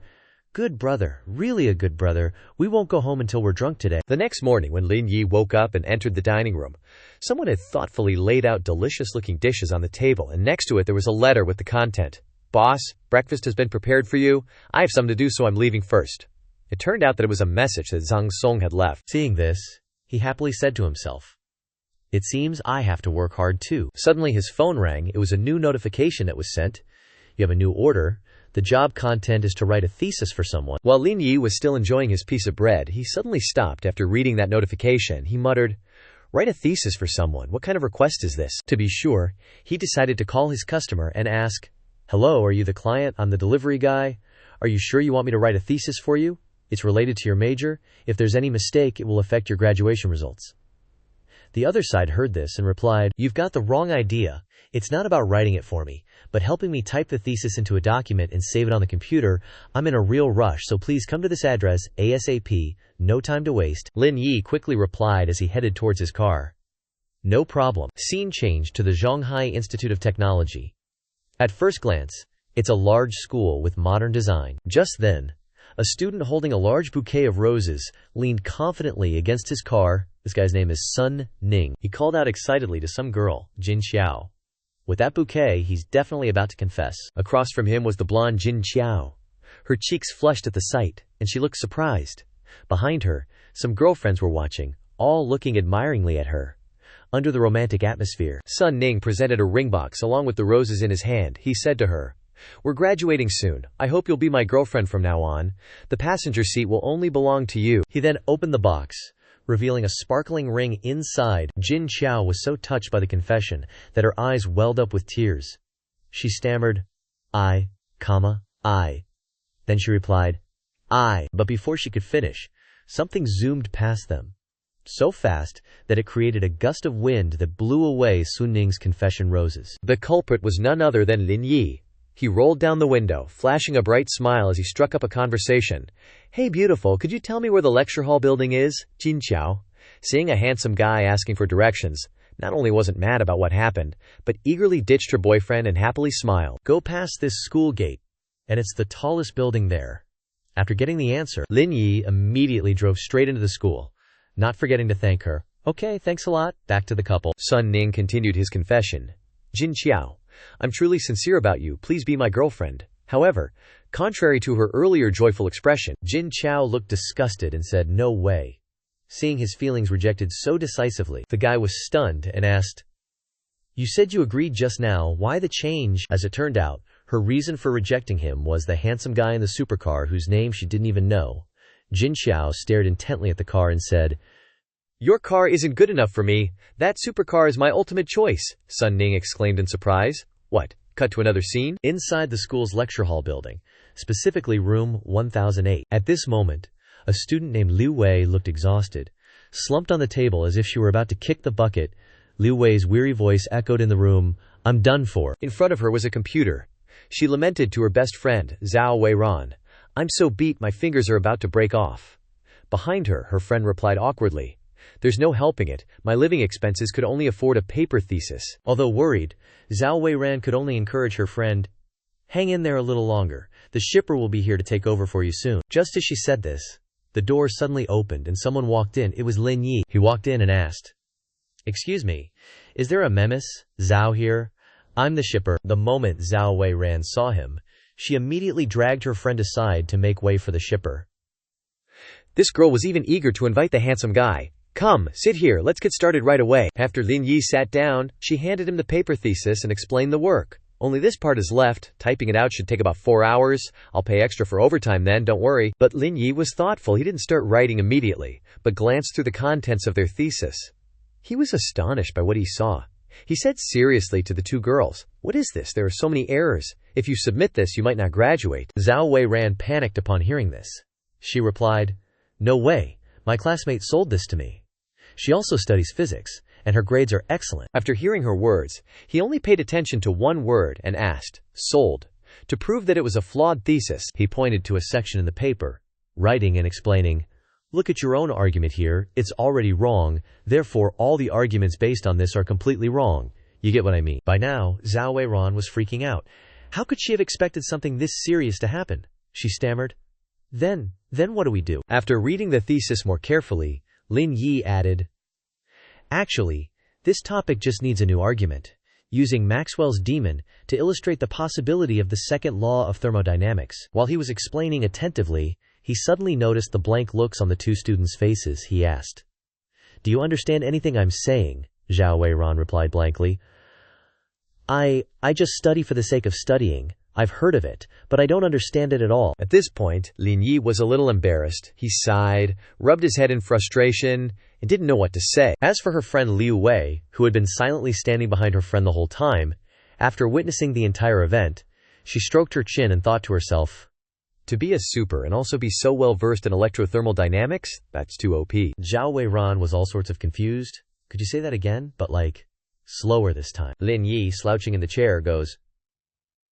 "With your barely passing academic skills, even if I said it 100 times, it'd be useless." Then he just starts furiously typing away. Lin Yi, still typing, sighs, "Whatever, I'll just help you rewrite the whole damn thing." Zhao Weiran, eyes starting to water, thinks, "Holy crap, is this one of those hidden masters people always talk about?" After 2 hours of tutoring, Lin Yi hands Zhao Weiran a stack of papers, saying, "Done. Hand this in to your professor, you'll be golden." Sun Ning suddenly yells, "Bullshit!" making Zhao Weiran jump. Zhao Weiran turns to him. "Why are you yelling? Didn't you go confess to someone?" She asks, "Sun Ning, weren't you going to confess your love? Why are you here?" Sun Ning, pointing an angry finger at Lin Yi, shouts, "He just wrote some garbage essay. If you hand that to Professor Peng, he's gonna chew you out." Liu Wei whispers to Zhao Weiran, "Weiran, he's just a part-timer, you know." "Not sure how much we can trust him," Weiran says. "This," Lin Yi smirks, "I'd suggest running it by your major's professor first. It's not like it's defense time yet." Zhao Weiran looks back at Lin Yi, smiling. "He's actually still in his office. I'll just take it over for him to see." At the professor's office 319, Lin Yi and Zhao Weiran walk in. She says, "Professor Peng, I finished my paper. Can you take a look?" Peng Zhifeng, sitting in his chair, grumbles, "What time is it? Bringing me your paper now. Do you even want to graduate?" Zhao Weiran grins sheepishly. "Professor Peng, cut me some slack. I just wanted to make it perfect. That's why it's so late." Peng Zhifeng starts reading the paper, eyebrows shooting up in surprise. Looking angry, he glares at Zhao Weiran. "Did you actually write this paper?" Zhao Weiran stammers. "Yes, I wrote it." Peng Zhifeng, still reading, scoffs. No way! There's no way you wrote this. Your level couldn't possibly produce something like this. Zhao Wei Ran is stunned and asks, "What does that mean?" Sun Ning points at Lin Yi, standing on the side, and says, "Professor Peng, that paper was written by that guy, Lin Yi." He smirks to himself, thinking, that paper must be seriously messed up for the professor to change his expression like that. Let's see how embarrassed he gets this time. Peng Shifeng looks at Lin Yi. He wrote it. What class are you in? Sun Ning laughs. Professor Peng, he's not a student here. He's just a temp worker. Doing anything for money, scamming Wei Ran. He must be bitter about being dumped or just can't stand it. Peng Shifeng slams his hand on the desk. Zhao Wei Ran, eyes welling up, bows her head. Professor Peng, I know I was wrong. The professor smiles. Wrong about what? This paper is amazing. Zhao Wei Ran, Sun Ning, and Liu Wei's jaws all drop in unison. Peng Zhifeng, still looking at the paper, says, this paper has incredible practical value. Even our department head couldn't write something like this. A female teacher gets up and slams the table and says, Professor Peng, you're saying this paper is that good? Peng Zhifeng says, that's right, don't believe it if you try to look at it yourself. Canadian virtual magic level. Sun Ning is standing with Zhao Wei Ran and Lin Yi, along with the teachers, with dumbfounded faces. A female teacher reads the essay and smiles. With the quality of this paper, we can submit it to the SCI Essay magazine. Professor Peng Shifeng raises his thumb and smiles. Looking at Lin Yi, he says, absolute genius. Genius, Lin. Lin Yi smiles and says, thank you for the praise, Professor Peng. I was just writing whatever, I'm not as good as you say. Sun Ning, standing behind, looks furious. He was like, seriously? Just scribbling something random and acting all fancy about it? Peng Shifeng handed Lin Yi a card, saying, young man, here's my contact info. The teacher smiled and said, hope we can have a chance to interact in the future, Lin Yi said. Sure, if there's nothing else, I'll head out first. Zhao Weishan smiled, looking at her phone, and said, bro, I've added you on VX. If I have any physics questions I don't understand, I hope you can help me out. Lin Yi left, waving and saying with a smile, maybe. Bye. Su Ning glared angrily at Zhao Weiqian, saying, Weiqian, you! So what if he knows a little physics? He's just a delivery guy. Zhao Weiqian looked at him and said, so what if he's a delivery guy? He's not only smarter but also better looking than you. Then he started his black car again. As the car was moving forward, Lin Yi received a call. He answered, and a voice said, Mr. Lin, there's a problem with the lithography machine, Lin Yi asked while driving. What happened? The person on the phone said, we'd already negotiated the contract and deposit, but this morning the person in charge of the lithography machine said our research institute has issues with international credit, so they rejected the order. Lin Yi said, problems with international credit. The person on the phone said, it's possible someone is secretly messing with us, ruining our procurement plan. Lin Yi said, no one can do this except CK Technology. Put the lithography machine on hold. I'll schedule some time to go over there with you guys. For now, you coordinate with Liu Ying to develop a new system. He stopped the car, thinking, looks like it's not just me who realizes the importance of semiconductor chips. The water here is really deep. Once I'm done, I'll deal with each and every one of them in Juju. Lin Yi's phone got a notification. You have a new order. Please check and accept the order. Lin Yi looked at his phone, which read, note, pick up at the median. He looked at the phone screen, thinking, it only says to pick up, but it doesn't specify what the item is. Lin Yi answered the phone, asking, hello, I'm the delivery guy who accepted the order. May I ask what you want me to pick up? The person on the phone said, a strategy. Go get it quick and use it. Lin Yi listened to the phone, scratched his head and said, strategies are too big. You guys should rent a truck to transport it. This is not something our delivery can do. The person on the phone said, it's just over 100 caddies. Why can't you pick it up?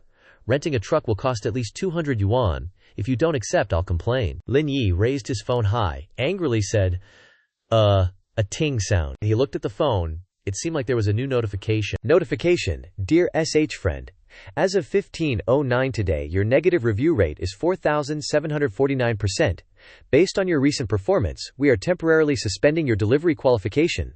Please go to No. 198 Lin Yin Avenue at 9:00 tomorrow for business training, and your delivery qualification will be restored after passing the examination. Lin Yi angrily looked at the notification on his phone and asked, what the heck, there is this kind of thing. Zhang Song smiled and waved, asking, boss, you're back. Lin Yi asked, how did your meeting go today? Zhang Song said, discussed some shipping options. They said they could sign a contract first, but it would take some time before they could deliver. Lin Yi sat down on the chair, thinking, Looks like Psyche Technology already has the patent in hand. Thinking about it, if I had published Chapter 10 back then, I might have been counterattacked for stealing their ideas. Lin Yi held a glass of water, asking, "How many orders have you signed? Is there a specific delivery time for the second order?" Zhang Song said, 130 million. It is estimated that it will take 3 months before the second batch of orders can be posted in the daily newspaper. Lin Yi thought, 3 months, enough for me to develop. Lin Yi said, "Are you hungry? Let me order some food for you," Zhang Song said. "Not very hungry, I want to borrow something from you." He smiled and pointed out, saying, "The car keys are in that drawer, the sports car is in the garage, just take it," Zhang Song said with a smile. "Boss, I'm not talking about that, but I saw a PS5 in your office. Can you lend it to me to play for a while?" Lin Yi said, "Up to you. Don't you want to drive out and flirt with girls?" Zhang Song left with a coca, saying, I don't want to be cuckolded again," Lin Yi said. As long as you're happy." At Lingwen Tower, Lin Yi walked in carrying a bag of stuff. A girl with moss-green hair was directing, saying, "Put the vase over there." She smiled and said, "President Lin, are you here to supervise work? And you even brought tasty food," Lin Yi said. "Where's Qi? We need to have a meeting." She smiled and pointed to a room, saying, "He's in this room, let's go in." Qi greeted, "President Lin, is there anything you need to tell us?" Lin Yi sat on the chair and said, "I need you two to pretend to be clients and discuss a business deal with Psyche Technology. I want to buy 1 billion chips for terminal equipment." Yuan said, "Hold on, I understand discussing business deals, but why do we have to pretend?" Lin Yi chuckled and said, "Because I don't really want to buy their stuff. What I want is to screw them over real good." Yuan laughed and said, "President Lin, did the company called Psyche Technology offend you?" Lin Yi's face turned a bit angry and said, "Offend? It's more than just offend, they're about to ride all over me." Hearing him say that, she slammed her hand on the table. Yuan stood up and said, "Then we definitely can't let them get away with this." Shi Jianzhao then spoke up, "President Lin, doing that doesn't seem right. Talking about such a big project, they'll definitely assess our company's level and reputation. Even if we borrow a company name, it'll be exposed." Lin Yi asked, "What about using Didi's company name?" Shi Jianzhao said, "With Didi's scale, there probably wouldn't be a problem, but why would they cooperate with us?" Lin Yi smiled, holding up 2 fingers, and said, "I have 20% of Didi's shares, so I can temporarily arrange your identities as executive directors. Shouldn't be a problem." Both Qi Jianzhao and He Yuan were shocked after hearing Lin Yi's words, their mouths agape. He Yuan said, "Oh, I really want to be taken care of by the boss." Lin Yi took out a gold card and said, "All right, stop messing around." He stood up and said, "This is the spare key to my house. You two go to the garage and get a car. Gotta look the part a little bit, otherwise who's gonna believe we're talking business?" Yuan laughed, picked up the gold card, and asked, "President Lin, where do you live?" Lin Yi smiled and said, "Zhu Pavilion." Qi Xianziao, looking at He Yuan, who was turning purple, said, "Hurry up and go, let us think about our fate." Lin Yi looked at the two of them and said, "Okay, 1 hour." At the commercial building, Lin Yi held his phone, looking ahead and said, "It should be around here." He looked around, seeing many people, and said, "Looks like there are quite a few people who need retraining." The administrative assistant of the operations department, Duan Ping, said, "All of you here to participate in the training and evaluation, please come upstairs with me." There were many people sitting here, and 2 people standing on the platform. Duan Ping gestured towards the executive director named Liu Song, standing right next to her, and said, "This is Director Liu, from our operations division. He's the teacher in charge of training you all." Liu Song looked forward, seeing someone looking surprised. Liu Song pointed at Lin Yi, angrily asking, "You there, why aren't you wearing a uniform? Do you think this is a beauty pageant or something?" Lin Yi said, "If this really was a beauty pageant, you wouldn't even be comparable to me even if I wore a uniform." Duan Ping angrily said, "Watch your language, this isn't a market where you can say whatever you want." Liu Song said, "Today I don't want to waste my breath. Everyone pay a deposit of 3 CAT coins, stay here and self-reflect for 3 hours, then I'll unlock your accounts." Everyone heard him say that, and started to murmur, 3 CAT coins deposit. "No way," Liu Song scoffed. "Stop your yapping and hurry up with the deposit. If you're not paying, get out. Nobody's forcing you to stay." Lin Yi slammed his hands on the table. He stood up and said, "You guys are going too far." Liu Song raised an eyebrow and said, angrily, "What did you say? We're just following the rules. If you're so tough, then get lost." Lin Yi turned around to leave and said, "Fine, I don't want anything to do with this shady place." He held up his phone and smirked. "Oh yeah, I recorded everything you guys just said. I'm gonna upload it online for everyone to see. They both asked in unison, looking shocked. You dared to record us? Liu Song glared at Lin Yi as he walked away and said, Kid, hand over that recording now or you're not leaving this company. Lin Yi chuckled at his phone and said, Threatening me now, huh? I recorded that too, you know, he said angrily. Don't get cocky. Liu Song looked at Duan Ping and said, Duan Ping, call security. Don't let him leave. A few security guards rushed over. Liu Song angrily pointed at Lin Yi and said, That's the guy. Get his phone now. Lin Yi raised a fist, looking at the surrounding security guards. A woman walked out and said, What's all the commotion? What are you guys doing? Lin Yi turned around and saw, Hey Yuan, General Manager, hey, what are you doing here? Liu Song chuckled and said, GM he. It's like this. I'm giving these people refresher training. This kid secretly recorded the entire training session. Don't worry, we'll make him delete it right away. Yuan said, I don't want to hear your nonsense. Pack your stuff and get out. Duan Ping chuckled and said, Yes, we'll kick him out right away. Someone like him doesn't deserve to be a delivery driver for our company. Yuan said, I meant you two are fired, she said. Which rule says you can't record training sessions?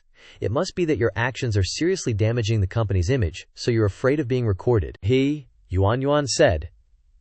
Take these two to HR. Duan Ping and Liu Song were dragged away. Duan Ping said, GM this has nothing to do with me. It was all Director Liu's doing. Lin Yi smiled happily. Then Yuan glanced at Lin Yi, startling him. Yuan asked, President Lin, could you give me a break? Lin Yi chuckled and scratched his head and said, My account was frozen. The message told me to come for retraining to unlock it, so I came. She rubbed her temple and sighed. I haven't resigned yet. Unlocking your account only takes a word. Why did you even need to come here? Yuan looked at Lin Yi and asked, If I hadn't come here to handle my resignation and just happened to pass by, were you planning to fight them? Lin Yi smiled and waved his hand and said, Do you think I can't beat those security guards? Anyway, I'm also the boss of a company. It's embarrassing to have my employees handle everything. All right, go back to work. In a room somewhere, Duan Ping and Liu Song stood there, their faces pale and panting heavily. Yuan walked in. Liu Song glared at Yuan angrily and said, GM was this necessary? Even coming to supervise our resignation? Yuan chuckled and said, Have you finished processing their paperwork? Another girl pointed at the two of them and said, Everything's done. Now it's time to hand over your responsibilities. Yuan looked ahead with a smug look on her face. She smiled and said, This is my resignation letter. I'm here to resign too. Duan Ping and Liu Shuang were both taken aback and looked at Yuan. Liu Shuang opened her mouth in surprise and said, You're here to resign. Yuan chuckled. That's right. Before I leave, I might as well fire you two. The two of them were so angry they almost spat blood. Liu Shuang cursed, Bitch. Yuan waved as she left. Auntie Liu Shuang. Liu Shuang's face turned purple as she muttered, Who did I offend today, damn it? Yuan chuckled. Call Linzong. Lin Yi's car pulled up in front of Yuan. He looked out the window and asked, All the formalities done? She replied, Yes, all done. Yuan said, Linzong, delete that recording, okay? After all, he was my old boss and they've decided to clean things up over there anyway. Lin Yi laughed and showed his phone. Actually, I didn't record anything at all. I was just threatening those two idiots. As the car drove off, he said, I still have to go and accept another resignation letter. Bye. The car continued to roll forward. Lan Wei suddenly appeared and hugged Lin Yi's neck, laughing. Congratulations, host, for improving the living conditions of your subordinates. Reward, early completion of career progress, plus an additional 2 billion RMB. Lin Yi slammed on the brakes, and the car screeched to a halt. Lin Yi looked at the system panel and asked in surprise, Holy crap! Does that mean I've completed the mission already? The system panel displayed a notification, New Career Gift Pack, 10 million RMB, and a set of alloy surgical knives. Would you like to unlock a new career as a clinical doctor? One side said yes, and the other said no. Lin Yi chuckled. This new career is a bit too OP. That's what he said. Forget about accepting any more resignation letters for now. Let's go to Uncle Kong's for some egg fried rice. Lin Yi changed into some really nice fancy clothes. Xiao Jing called out, Brother Yi. Auntie Liu smiled and said, Come on in, Xiao Yi, have a seat. Lin Yi grinned. Auntie Liu, 1 serving of egg fried rice, please. He smiled and ruffled Xiao Jing's hair, asking, Graduation exams are coming up soon.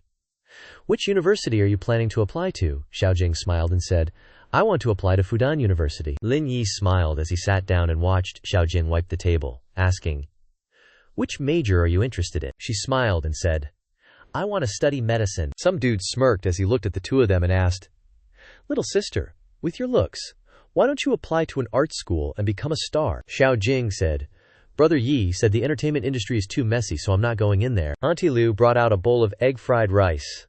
Auntie Liu laughed and said, "Honestly, Xiao Jing only listens to you. Registration is coming up soon. Your uncle and I never went to school, so I'm troubling you to help our daughter." Lin Yi winked and said with a smile, "It's the least I can do. Just call me if you need any help, Auntie." Xiao Jing smiled and said, "Thank you, Brother Lin Yi." Lin Yi, mouthful of food, mumbled, "No need for formalities. Once you get into college, I'll gift you a cell phone and a laptop." She reached out, saying, "I can't possibly accept that. Laptops and cell phones cost so much money." As Lin Yi was eating, a voice piped up, "Lin Yi, what are you doing here?" It was Liu Cc and a girl with a bob cut. The bob cut girl giggled. "Cc, you know this handsome guy?" Liu Cc said, "He's my ex-boyfriend. We broke up because of a misunderstanding." Then she plopped down on a chair. Liu Cc nonchalantly slung her arm around Lin Yi's shoulder, making his jaw drop in surprise. Liu Cc grinned. "Lin Yi, bumping into each other here today, don't you think it's fate?" Lin Yi sighed. "If it's fate, it's definitely a bad one." She casually looped her arm through Lin Yi's, her chest brushing against his arm. Her eyes welled up as she said, "Lin Yi, I know I was wrong. Let's start over. It's not because of your money, it's because I genuinely love you." Lin Yi pushed Liu Cic's arm away. He stood up and said, "Easy for you to say. If I didn't have money, would you even bother with me? Just leave me alone so I can eat." Liu Cc said, "Lin Yi, I swear to heaven, if I'm after your money, may lightning strike me." Lin Yi's face twitched. He thought, "She's even pulling out this card." Lin Yi angrily pointed forward and said, "Then go clear the leftover food on the table and throw it away." Liu Xinxi hurriedly rushed forward. She snatched the rag from Auntie Liu, who was wiping the table, and chirped, "Not your job, I'll do it." Her friend exclaimed, See, are you crazy?" Liu Cc picked up a chopstick from the table. Lin Yi said, "All right, you two stay here and work hard. I'm leaving first." Liu Cc watched Lin Yi leave and said, "Leaving? Then I'll go with you. I haven't even ridden in your fancy car yet." Lin Yi glanced back, asking, "Weren't you going to stay here and work? Why are you following me? Do I even know you?" Liu Cc looked at him, her face a bit flushed, her eyes also starting to tear up. She angrily threw the rag down and asked, "Lin Yi, are you messing with me?" A red motorcycle appeared. A man with green hair showed up, grinning. "President Lin, the bike is fixed. We've replaced some new parts. The speed should be faster and the safety factor is much higher." Lin Yi handed him the car key, saying, "Not bad. I happen to have an appointment. Drive my sports car back." At some company, Ji Qingyan, wearing a crop top and sunglasses, walked out. Lin Yi smiled, put the helmet down, and asked, "Miss Ji, why are you dressed like that today?" Ji Qingyan smiled and asked, "Doesn't my outfit match the bike you're riding?" Lin Yi laughed and said, "It matches perfectly." Then she hopped on the motorcycle. Lin Yi grinned, looking at Ji Qingyan behind him, and said, "It suits me even better." Then the two of them left. At Yaluo Design Company, the motorcycle stopped. Then this girl was like, "Jizong's been waiting? This is Mr. Zhu Daoyi, head of Delphi in the Asia-Pacific region." Ji Qingyan chuckled. "Pleasure to meet you. Delphi's a world-class yacht manufacturer. It's a real honor to meet Mr. Zhu." Zhu Daoyi grinned, reaching out a hand. "Didn't expect Jizong to be so young and beautiful. Totally makes a guy's heart flutter." Ji Qingyan just glanced up. Like, way up. Unexpected. Zhu Daoyi just stared at her, speechless. He huffed, pulling his hand back. "Not even a handshake, Jizong. That's pretty disrespectful." Ji Qingyan smirked. "We're all business people here. Money talks, honey. Why sweat the small stuff?" Zhu Daoyi's face went purple. Wow, even a little manager dares to act up. Even if Lin Zong came, he'd have to show Zhu Daoyi some respect. Lin Yi stepped forward. "Who do you think you are? Thinking you deserve my respect?" Zhu Daoyi, still fuming, glared at Lin Yi, who hadn't taken off his helmet. "Don't butt in, delivery boy. Do you even know who I am?" Lin Yi slowly removed his helmet. Lin Yi said angrily, "I haven't laid a hand on you. Consider that I've already given you face," Guanya exclaimed in surprise. Both Zhu Daoyi and Guanya were stunned, staring at Lin Yi in disbelief. Guanya was shocked and exclaimed, "Linzong." Zhu Daoyi, his face turning purple, stammered, "What did you say? He's Linzong?" Guanya smiled. "That's right." Zhu Daoyi forced a smile. "Linzong. Misunderstandings, all misunderstandings. If I knew you had a relationship with Jizong, I wouldn't have dared to say those things." Lin Yi said, "We don't need you here anymore. We'll switch to another equipment company. You can leave. Zhu Daoyi's face was suddenly purple as he opened his mouth. He hastily bowed his head and said, Linzong, please don't. Give me another chance. Our company is sincerely looking to cooperate with you, Lin Yi said coldly. Get lost, then glanced at him as he left. Ji Qingyan suddenly burst out laughing. Covering her mouth as she laughed, she asked, Forget it, don't get worked up over people like that. Let's go up and have the meeting. Lin Yi smiled. You go ahead, I've got other stuff to do. Guanya looked at Lin Yi, at a loss for words. Guanya giggled. Jizong, I'm so jealous. Linzong's loaded, and he personally drove you here. Ji Qingyan smirked.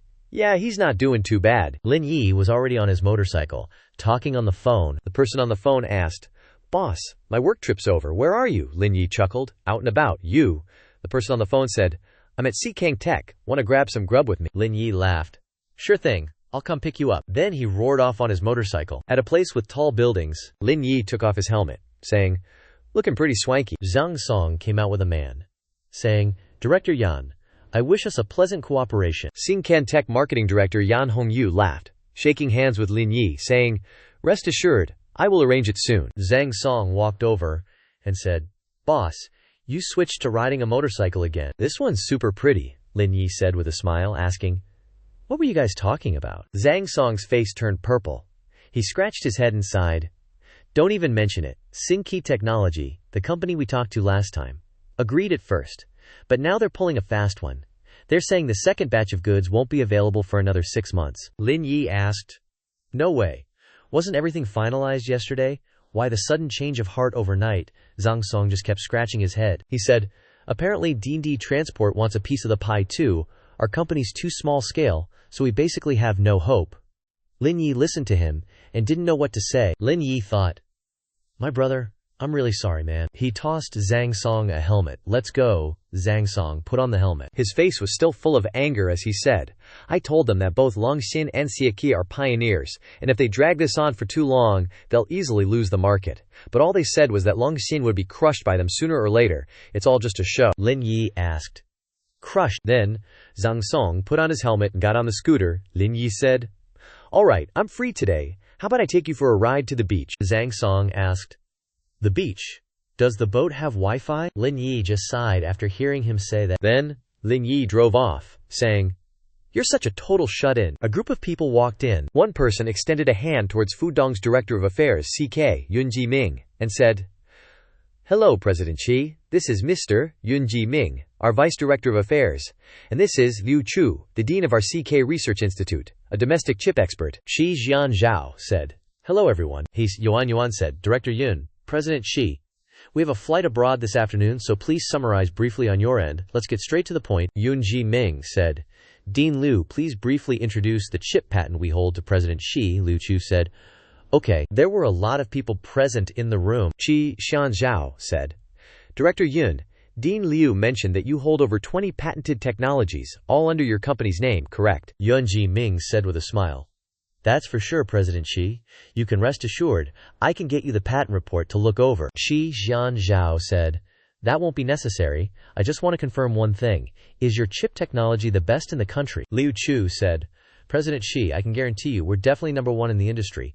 No one will be able to surpass us in the next 5 years. Shi Jianzhao said, If Dean Liu says so, then let's add a clause to the contract, guaranteeing the chip's advanced nature for 1 year, ensuring that no one can surpass it. Yunji Ming asked, President Xi, is that really necessary? Yuan said, It is necessary. We came here with sincerity.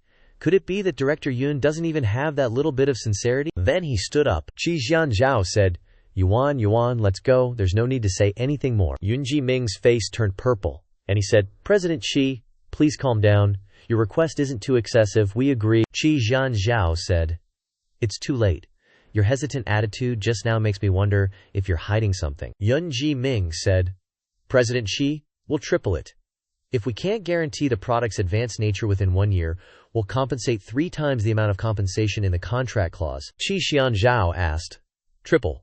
Do you think that amount is worthy of my, Shi Xianzhao's, reputation? Yunji Ming's face turned purple as he said, Then, 5 times. Then he looked at Yuan.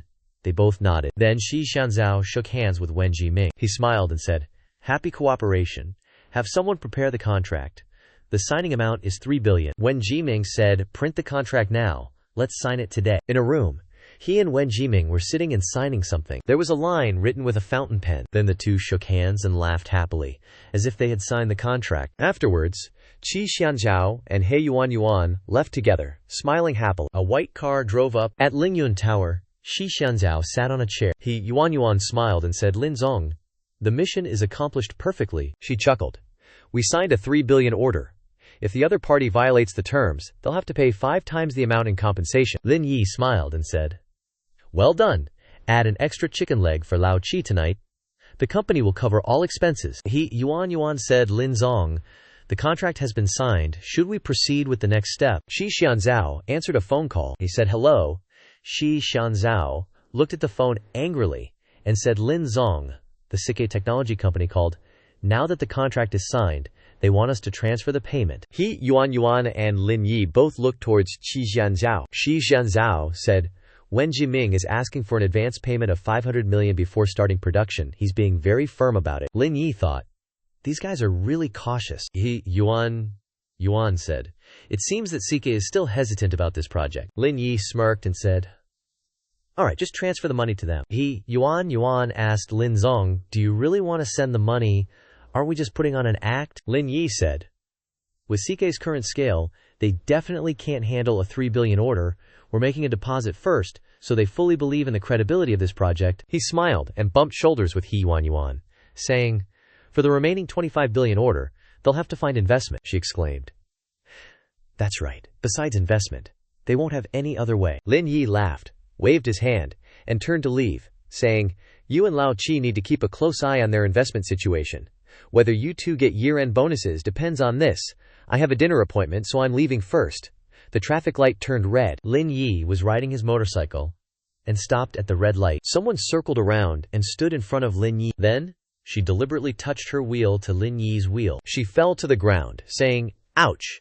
You hit us. How are you driving? Lin Yi took off his helmet and asked.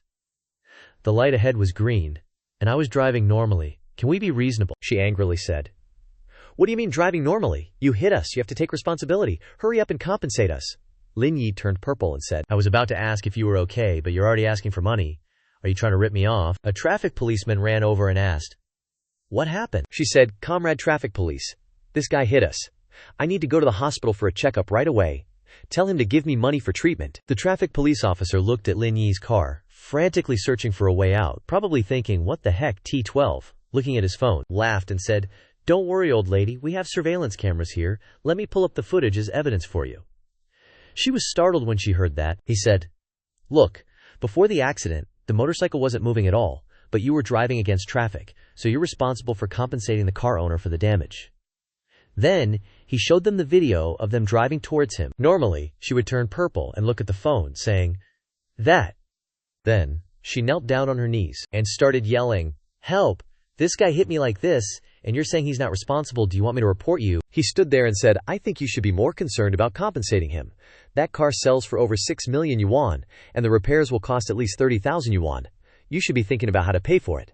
She angrily grabbed her phone, asking, is that true? Or are you guys ganging up on me to scam me? Don't think you can trick me just because I'm old. My son has money too. I'll call him right now. 20 minutes later, a white car pulled up, and a man got out and said, Mom, what's wrong? Are you hurt? She said, son, come over here and help me complain about them. Du Shuisheng got out, looking surprised, his face dripping with sweat. He asked, Director Lin. It's you. Lin Yi looked at him and said, you are. Then Du Shuisheng bowed his head and said, I'm Du Shuisheng, a probationary employee at the Longxin Research Institute. I'm really sorry. My mother's safety awareness is too weak. The old lady asked, turning purple. Son, is this kid your boss? Du Shuisheng said. Yes, he's the director of my research institute. The traffic police officer asked, you all know each other, so do you want to settle this privately or go through the legal process? Lin Yi smiled and said, we'll settle it privately. Sorry to bother you. Lin Yi said, Du Shuisheng, I have things to do, so I won't talk to you. I'll tell the finance department to transfer your no bonus when I get back. Take your mother to the hospital for a checkup, Du Shuisheng said. Okay, Director Lin. Have a safe trip. Lin Yi thought. Working at a small research institute, yet driving $1 million car, and his mother is willing to get hurt to get money? It seems like this guy is a nouveau riche. At a seafood restaurant, Lin Yi walked in and Liu Ying and Sun Fu smiled. They said in unison, "Mr. Lin is here. Please, have a seat." Lin Yi sat down. "The table full of food," he said. "How's the lithography machine situation? Can we still negotiate?" Sun Fu said. "We still can, but their attitude is very firm. They refuse to cooperate." Lin Yi was eating crab legs. He said, "If we can't go through ASML, then we'll build our own lithography machine." Both of them were so surprised that their mouths dropped open in astonishment. Lin Yi laughed and said, "Eat. Why are you two staring at me like that?" Liu Ying said, "Mr. Lin, are you sure you're not joking? You really want to make our own lithography machine? This is a very long-term project." Lin Yi picked up a glass of red wine and said, "Actually, we have to make a lithography machine sooner or later. Even if I have to break my head, I'll do it. Kill anyone who gets in my way. If Buddha blocks me, I'll kill Buddha." She looked at him admiringly, thinking, "So handsome." Lin Yi put down the wine glass and said, "My direction is to change the gain medium. If we can find a different gain medium, the wavelength might be shorter, so I need you two to recruit the world's top scientists to work on this, okay?" Sun Fu smiled and said, "We will definitely do our best." Lin Yi smiled, wiped his mouth and said, "Good, I'll transfer 1 billion to you right away." He said, "Oh right, do you two know anything about Du Shuicheng's background?" Sun Fu laughed and said, "Old Du, he's not a bad guy, he just has one bad habit, he likes to gamble." Liu Ying said, "Last time you gave out bonuses, he immediately went to Macau. He probably won quite a bit, because he's been buying me coffee recently." Lin Yi was like, maybe I should spend some time digging into this person's background. Then, Lin Yi stood up and said, "All right, we've said what needed to be said. Let's all work hard together." The other two chimed in, "Yes, Mr. Lin."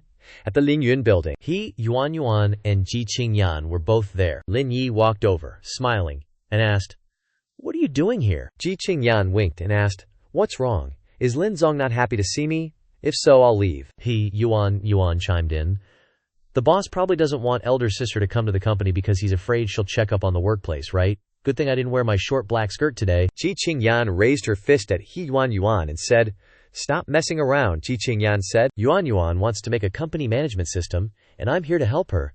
Lin Yi smiled and said, "Qingzong, you've worked hard. I'll cook for you when we get home tonight." Ji Qingyan blushed after hearing what he said. Ji Qingyan raised her fist at the grinning Lin Yi and said, "I'm gonna beat you to death." Then, he sat down on a chair. Lin Yi asked, "How's the fun going?" Yuan smiled and said, "The structure is done, and we're currently hiring staff and arranging to register the investment company." Ji Qingyan said, "That's right, after we get the license." Hide Lin Yi's basic information, He Yuan asked, "Sister, you don't want others to be able to find out Mr. Lin's information." Ji Qingyan said, "Before we're standing firmly on our feet, revealing too much is disadvantageous to us." Lin Yi smiled and looked at Ji Qingyan, thinking that his appearance must have affected the interests of many people. Concealment is the best option. Then, Lin Yi's phone rang. He picked it up and answered. The person on the phone asked, "Hello, is this Lin Yi? I'm Guo Er. You helped me buy a music stand before and played the piano with my son." Lin Yi answered, "I remember. What can I do for you?" The person on the phone asked, "We have a performance today, but one of the students suddenly got sick, so I was hoping you could do me a favor. Would that be possible?" In front of the school gate, the flower of Zhonghai Drama School, Wang Yixuan, looked worriedly at Guo Er. "Memshis, Guo A. Jingjing can't make it, what should we do?" Guo Er looked happily at Wang Yixuan. "Don't worry, I found someone to pretend to be a student from our school. There won't be any problems." Wang Yixuan looked helplessly at Guo Er. "Miss, you're really going all out. Even if a broken jar doesn't fear falling, you can't do it like this." Guo Er looked seriously at Wang Yixuan. "Just watch. There are many amazing people in this world." Wang Yixuan hurriedly looked at Guo Er. "All right, I'll go to the theater first to prepare. When you've found the person, come quickly." Guo Er happily looked at Wang Yixuan. "Okay." Shu Chang stepped forward and said to Guo Er, "No wonder you had an assessment 2 years earlier than me. Your methods are truly extraordinary. To just randomly find a delivery guy to pretend to be someone is unbelievable." Guo Er looked angrily at Shu Chang. "What does it have to do with you?" Shu Chang smugly looked at Guo Er. "I just happened to see you at the school gate. My husband just bought a Land Rover. It's very comfortable. Would you like a ride?" Guo Er glared angrily at Shu Chang. Suddenly, they were both startled. Shu Chang turned around and saw a sports car appear in front of them. Shu Chang startled Shu Chang. Lin Yi pushed down his glasses and looked at Guo Er. "Get in the car." Guo Er glanced triumphantly at Shu Chang. "I don't need your husband's Land Rover. I think this car will be much faster." Shu Chang looked at Guo Er in shock. Guo Er got into the car, sat down, and fastened her seatbelt. She happily looked at Lin Yi. "Aren't you just a delivery guy? How can you drive a sports car?" Lin Yi happily looked back at Guo Er. I'm not a delivery guy anymore. How's your son? Is he practicing hard on the piano? Guo Er happily looked at Lin Yi. Ye is focusing on practicing piano and studying now. By the way, this is an exchange performance with foreign countries, and many media companies will be here to recruit talents, so a lot of people are coming, Lin Yi said seriously. Then I really have to be serious. If this doesn't go the way I want, it'll be a disgrace to the country. After a while, there were many people in the hall practicing piano, and melodious music played continuously. Guo Er stood there looking at Lin Yi. The piano's over there, you can test the sound first. I have something urgent to do, so I'll go first. Call me if you need anything. Lin Yi stood with his hand propped up, happily watching Guo Er. No problem. Lin Yi noticed a group of people. Zhang Pengfei looked at Wang Yixuan worriedly. Yixuan, what's wrong? Is Shi Jingjing not coming? Wang Yixuan said carelessly and angrily, Yeah, Jingjing is in the hospital. Teacher Guo said that she knew a delivery guy who could pretend to be her. This made Zhang Pengfei startled as he looked at Wang Yixuan. Wang Yixuan looked at Lin Yi sitting down with some worry. If he can't keep up with my rhythm later, I'll have to slow down for him. If the results affect the performance, don't blame me. Zhang Pengfei held his head worriedly. What is the teacher doing? Doesn't Teacher Guo know how important this performance is? Isn't this deliberately ruining things? It would be better to let me handle it alone. Zhang Pengfei walked up to Lin Yi angrily. Hey bro, the performance is about to start, and I don't want to beat around the bush with you. You should leave. Lin Yi looked up at Zhang Pengfei unhappily. Why should I leave? Zhang Pengfei glared at Lin Yi. Do you think you're qualified to participate in a concert at this level? You're not even 1/10 as good as Yixuan. This concert will definitely be ruined by you. Lin Yi glanced at Wang Yixuan. Wang Yixuan was startled. When she saw Lin Yi looking over, Lin Yi looked at Wang Yixuan happily. I don't know how good that girl is, but I'm not so bad that I can't keep up with her rhythm. You guys should worry about her more. Wang Yixuan angrily looked at Lin Yi, who was still sitting there looking at her. Are you looking down on me? If you're so good, then let's have a competition. Zhang Pengfei stood there with a serious face. Lin Yi sighed a little. Is it necessary? Music isn't something to show off. Wang Yixuan angrily stood with her hands on her hips, looking at Lin Yi. You're just scared, aren't you? Lin Yi stood up, touching the piano, seriously looking at Wang Yixuan. Actually, I'm afraid of casting a shadow on your artistic path. But you guys aren't grateful. Then let's start. Zhang Pengfei smiled triumphantly at Lin Yi. Bro, Yixuan has been learning piano since she was 5 years old. When you were 5, you probably didn't even know what a piano was. Wang Yixuan sat down at the piano, playing super good piano sonatas. Wang Yixuan's face was happy and joyful. Wang Yixuan seriously looked at Lin Yi. When you were 5, you probably didn't even know what a piano was. Lin Yi's hands quickly and deftly tapped each piano key. It could be seen that Lin Yi's music almost suppressed Wang Yixuan's music. Zhang Pengfei and everyone in the room were startled and looked at Lin Yi in surprise. It's the Grave, a very difficult piece. Lin Yi happily swayed his head to the music. Wang Yixuan was startled and tense at Lin Yi's music. Lin Yi's phone vibrated because someone was calling. Lin Yi seriously picked up the phone. With a serious face, one hand quickly tapping the piano. What's up? Zhang Pengfei and Wang Yixuan looked at Lin Yi in surprise. Wang Yixuan was so surprised that her mouth dropped open. She had to cover it with her hand, thinking, Heavens, this piece is already difficult even when I use both hands. Lin Yi happily, one hand on the phone, one hand tapping the piano keys. Okay, just do it that way. Lin Yi seriously looked at Wang Yixuan. I'm done playing. Wang Yixuan looked at Lin Yi in surprise. You? Are you really just a super? Lin Yi happily looked at Wang Yixuan. Zhang Pengfei hurriedly ran in front of Lin Yi, bowing respectfully. Great master, I'm really sorry I shouldn't have said those words. Please don't hold it against me. Lin Yi turned to look at Zhang Pengfei. Guo Er stepped forward. The performance is about to start. How's the prep going? Anything you're worried about? Lin Yi and Zhang Pengfei turned around, startled, to see Zhang Pengfei looking at Guo Er, who was smiling cheerfully. Teacher Guo, Wang Yixuan, looked at Guo Er with concern. Brother Lin is really amazing. If I were to play with him, I'm afraid I wouldn't be able to keep up with his rhythm. Guo Er looked at Wang Yixuan happily. What's wrong? Weren't you just worried? Wang Yixuan turned her face away. Embarrassed and anxious? I just had a piano duel with Brother Lin, and I lost miserably. He's really good. Guo Er looked at Wang Yixuan seriously. Now you know there are people beyond people, and heavens beyond heavens, huh? Xucheng, lurking in the shadows, was startled by what he had just witnessed. Xucheng looked at Lin Yi, worried and annoyed, thinking, that kid's got some skills. I'll have to think of another way. Xucheng stepped out, looking at the group seriously. Guo Er, it's time to go on stage. Xucheng walked up to Lin Yi. Mr. Lin Yi, who was adjusting his clothes, looked at Xucheng, startled. Xu Chang happily walked up to Lin Yi. Cheerfully, I'm Xu Chang, Guiso's colleague. There's a problem with the violinist in the orchestra, so I was wondering if you could fill in. Lin Yi looked at Xu Chang, a little worried. Me play the violin? What about the piano then? Xu Chang looked at Lin Yi happily, handing Lin Yi a violin case. Yixuan can play the piano solo, but we can't leave the violin section empty. Lin Yi looked at Xu Chang, speechless, and took the violin case. Xu Chang turned his face away, a sinister smile on his face, thinking, this kid might be good at the piano, but he's not necessarily good at the violin. I'm definitely going to make Guo Er lose face in front of the leaders. On the stage of the concert, there was a big audience. Wang Yixuan sat down at the piano, Guo Er as conductor, surprised to see Lin Yi. Guo Er looked at Lin Yi with worry, and Zhang Pengfei looked at him with shock when they saw Lin Yi in the violin section. Guo Er looked at Lin Yi, puzzled, thinking, what's going on? Zhang Pengfei looked at Lin Yi anxiously. Brother Lin, why are you playing the violin here? Lin Yi looked at Zhang Pengfei, startled. Oh, someone named Xu Chang said there was a problem with the violinist, so he told me to fill in for a bit. Zhang Pengfei looked at Lin Yi in a panic. There's no shortage of violinists, they're all here. On the contrary, if we add you, it won't look harmonious overall. Lin Yi looked at Zhang Pengfei seriously. No shortage of people. Lin Yi was furious. How dare that woman play tricks like that in front of me? Guo Er looked at Lin Yi in a panic and worry, thinking she had to change his position quickly. Suddenly, an announcement was made.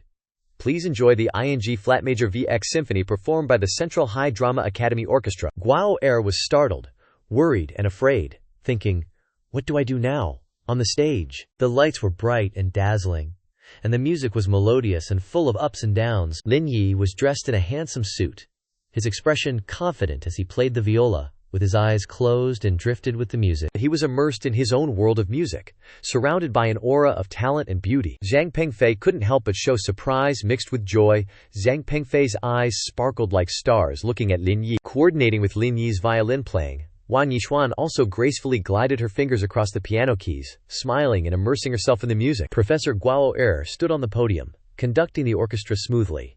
She was indeed a beautiful and talented conductor. Under the stage, everyone watched their performance intently.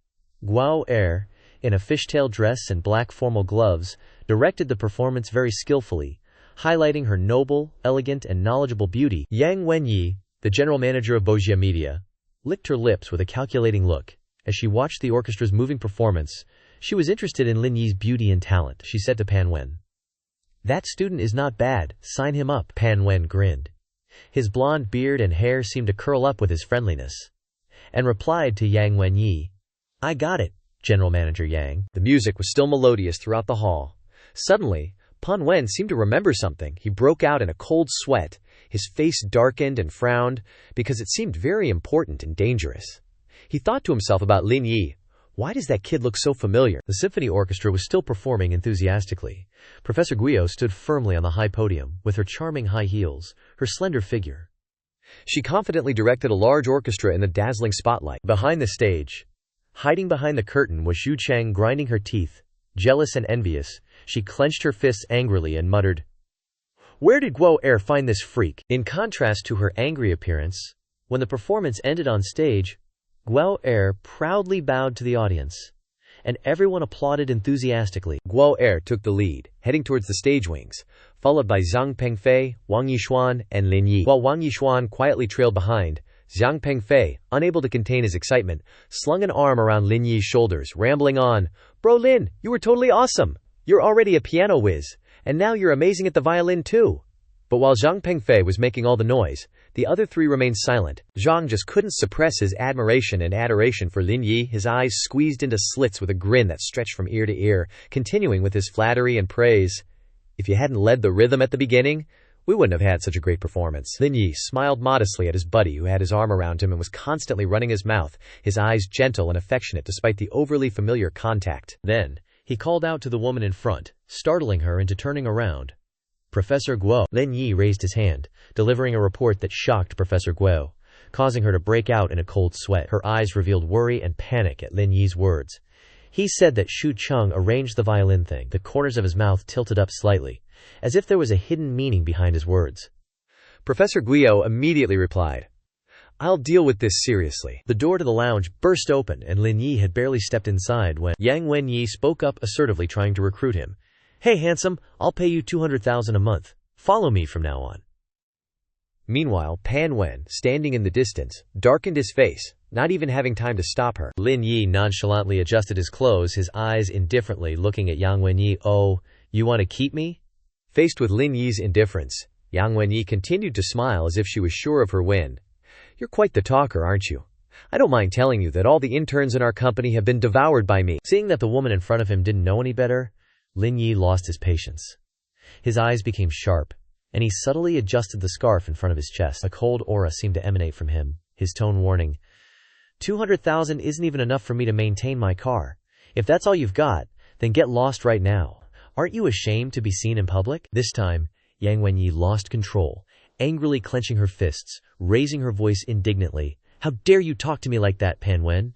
Standing in the distance, panicked, unable to say a word. Only now did Pan Wen recognize the voice. Along with that expression, he was so scared he gaped his mouth. Pan Wen hurriedly pushed Yang Wenyi against the wall, cautiously looked at Lin Yi and dissuaded. "Wenyi, forget it, Director Yang, you can't mess with this man." Yang Wenyi remained stubborn. "Just a poor student, what do you mean I can't mess with him?" Pan Wen quickly explained, "I'm not too sure about his background, but last time, I saw him swipe his card. The amount on the card was 15 billion. Our Bosha media company can't compete with that." Yang Wenyi, after hearing what Pan Wen said, was also terrified, her forehead covered in sweat. Lin Yi was still standing in front of the two of them. Yang Wenyi stammered, "That?" Pan Wen stood nervously next to Yang Wenyi. Embarrassed, changed her way of addressing him, and hurriedly apologized to ingratiate herself. "Mr. Lin, I'm really sorry, I was a little offensive just now." She gave a fake smile. Lin Yi put one hand in his pocket and walked past Yang Wenyi. He slightly turned his head sarcastically but still looking annoyed. "If you're hungry or thirsty, you should go buy something to eat. Don't go around harassing anyone who looks good." Yang Wenyi was ignored and scolded and couldn't help but feel guilty and angry. Yang Wenyi was mocked by Lin Yi until she was useless, grinding her teeth. Yes. At this time, in a luxurious private room in a bar, Lin Yi, along with a man and a woman, were sitting around a large round table. The woman wearing a pink shirt spoke up. "President Lin, CK Company has already started calling for investment. With the help of chips, their financial operations are going very smoothly." The man sitting opposite Lin Yi continued, "In addition, I also discovered that CK is actively contacting other scientific research units. It seems that they are looking for a place to do it for them." Lin Yi crossed his legs, holding his phone, carelessly, his eyes triumphantly looking at the screen, curling his lips slyly. "So they dare to play the game of sitting on two boats, then we will play with them too." On the phone, Lin Yi, a beautiful pink-haired girl, smiled gently. It seemed she was working, still holding a pen and scribbling on paper. They were talking to each other via video. The girl gently asked, "Why did you suddenly video call me?" "That was Jin Qingyan," Lin Yi replied. "I have a lucrative business deal. Do you want to join?" Qingyan curiously asked, "What kind of business?" Lin Yi attentively looked at Jin Qingyan. Still smiling, he asked her, "How much current capital does the Chaoyang Group currently have?" On the other end, Ji Qingyan replied, "The current capital should be around 50 million. Lin Yi's eyes became dangerous, and calculating, he concluded, "Okay, I will contribute an additional 100 million to you, and then invest in CK Technical Company." Ji Qingyan frankly covered her mouth. "Invest in CK Technical Company." Before Ji Qingyan's surprise and doubt, Lin Yi still calmly answered the phone. "Don't ask anything else. Just sit at home and count the money when the time comes." The man and woman sitting together were silent, not even touching the food on the table in front of them. While President Lin was video calling, at the other end, Ji Qingyan smiled brightly and replied, "Okay, I will listen to you." She was so beautiful in front of the screen that President Lin kept chuckling and admiring her. Love filled the air around the two of them. Ha Yuan spoke up and asked, "Boss, you wanted to set up CK, why not finish it in one go?" Lin Yi smiled triumphantly, full of calculation, intertwining his hands in front of him. "I want to give Xianken a kind of illusion. It seems that other industries have also begun to pay attention to their products." Shi Jianzhao realized the problem, hastily spoke up. "President Lin's idea is to use the investment from Chaoyang Group to tell CK that their products also have great influence in other industries. Is that what you mean?" Ha Yuan finally understood Lin Yi's intention, and Qi Xianzhao covered their mouths and laughed and said, "It is to let them fly higher and fall harder, is that right, President Lin? You are too evil." Lin Yi's phone rang again. Lin Yi just picked up the phone. "Hello." The other end already sobbed, "Woo, bro Lin, can you come to the restaurant? Something happened to my parents." The sound in the phone was so loud that Yuan could hear it. She also frowned and startled. Lin Yi hurriedly stood up, panicked, and asked, "What happened? I'll be there right away." His face became anxious, his eyebrows furrowed. Lin Yi's car sped down the road, before screeching to a halt, tires screaming against the asphalt. The car stopped in front of Xiao Jing's diner. Lin Yi jumped out in a hurry, calling out anxiously, "Xiao Jing!" A girl was sitting on a chair, sobbing into her hands, surrounded by overturned tables and chairs. Total chaos. Seeing Lin Yi, Xiao Jing burst into tears, unable to hold them back any longer. She cried, hiccuping, "Brother Lin!" Sniffled. Xiao Jing rushed over and hugged Lin Yi tightly, catching him a bit by surprise. He gently patted her back, comforting her. "Don't cry, what happened? Where are Aunt Liu and the others?" Xiao Jing looked at Lin Yi, tears streaming down her face, and wiped her eyes with her hand. She replied, "They were taken away in an ambulance. I'm here waiting for the police to make a statement." Hearing Xiao Jing's choked sobs, Lin Yi was incredibly worried. He quickly asked, "Is it that serious? What exactly happened?" Still surrounded by the chaos of overturned tables and chairs, Xiao Jing, still terrified and disoriented, recounted the story with a shaky voice. "A bar just opened across the street. They felt that our diner was affecting their business, so they brought some thugs to beat up my parents." After hearing Xiao Jing's story, Lin Yi felt both heartache and anger. He frowned, grinding his teeth in frustration. In broad daylight, they dare to act so outrageously. Dark clouds seemed to gather around Lin Yi. On the bustling, crowded commercial street, Lin Yi and Xiao Jing stood in front of a brightly lit bar. Lin Yi, staring at the place across the street, asked Xiao Jing, "Is this the place?" She obediently replied, "Yes, the bar is called Ju Feng." Lin Yi glared at the bar's nameplate, his eyes full of anger. He pulled out his phone and dialed a number. As soon as the other end picked up, Lin Yi said coldly, "Lao Qin, help me investigate the Ju Feng bar. Consider it a favor owed." Lao Qin on the other end agreed heartily. "Okay, does this old man need you to owe me a favor? Wait for my news." Just then, 2 police officers arrived. Seeing the wrecked, desolate scene of the diner, with overturned tables and chairs, the 2 officers said to Lin Yi and Xiao Jing, "This situation has been documented for investigation. Please wait for news." After the police left, Lin Yi turned to comfort Xiao Jing. "Hurry to the hospital to check on Aunt Liu and the others. If you need anything, call me immediately. I'll go take a look across the street." Xiao Jing was alarmed and worried upon hearing this. Just as Lin Yi was about to turn and leave, she reached out and grabbed his sleeve. Lin Yi turned around in surprise and saw Xiao Jing, her face full of fear and worry, urging him, "Lin, don't go over there. The police are handling it." Lin Yi smiled gently to reassure Xiao Jing. He looked at her, his eyes firm and determined. "The police can handle it, but they can't come every day. Don't worry, I'm just going over to take a look." Lin Yi slowly walked across the street, his long legs striding towards the brightly lit bar. Suddenly, a man approached and asked, "Are you President Lin?" Lin Yi became alert, his eyes cautious. The man patted his chest and introduced himself. "I am Liu Yin. Qin Xiao told me to keep an eye on this place, saying that the bar owner has some background, and told you to wait for Qin Xiao here, fearing you might be in danger." Liu Yin had a faint smile on his face, just for show, with no real emotion. Lin Yi brushed Liu Yin aside, cutting him off. "It's okay," and continued to walk in resolutely. Liu Yin quickly followed behind. Lin Yi's coat was flapping in the wind as he went, and he shouted after him, President Lin, inside a room in the bar." Colorful lights flashed everywhere, and the music was loud and deafening. Young, beautiful girls in revealing clothes were shyly snuggling in the arms of some rude, loudmouthed men. Song Wenlong had his arms around 2 girls on either side, smiling gleefully and enjoyably, uttering vulgar and lecherous words about Xiao Jing. "That student girl at the diner looks pretty tasty."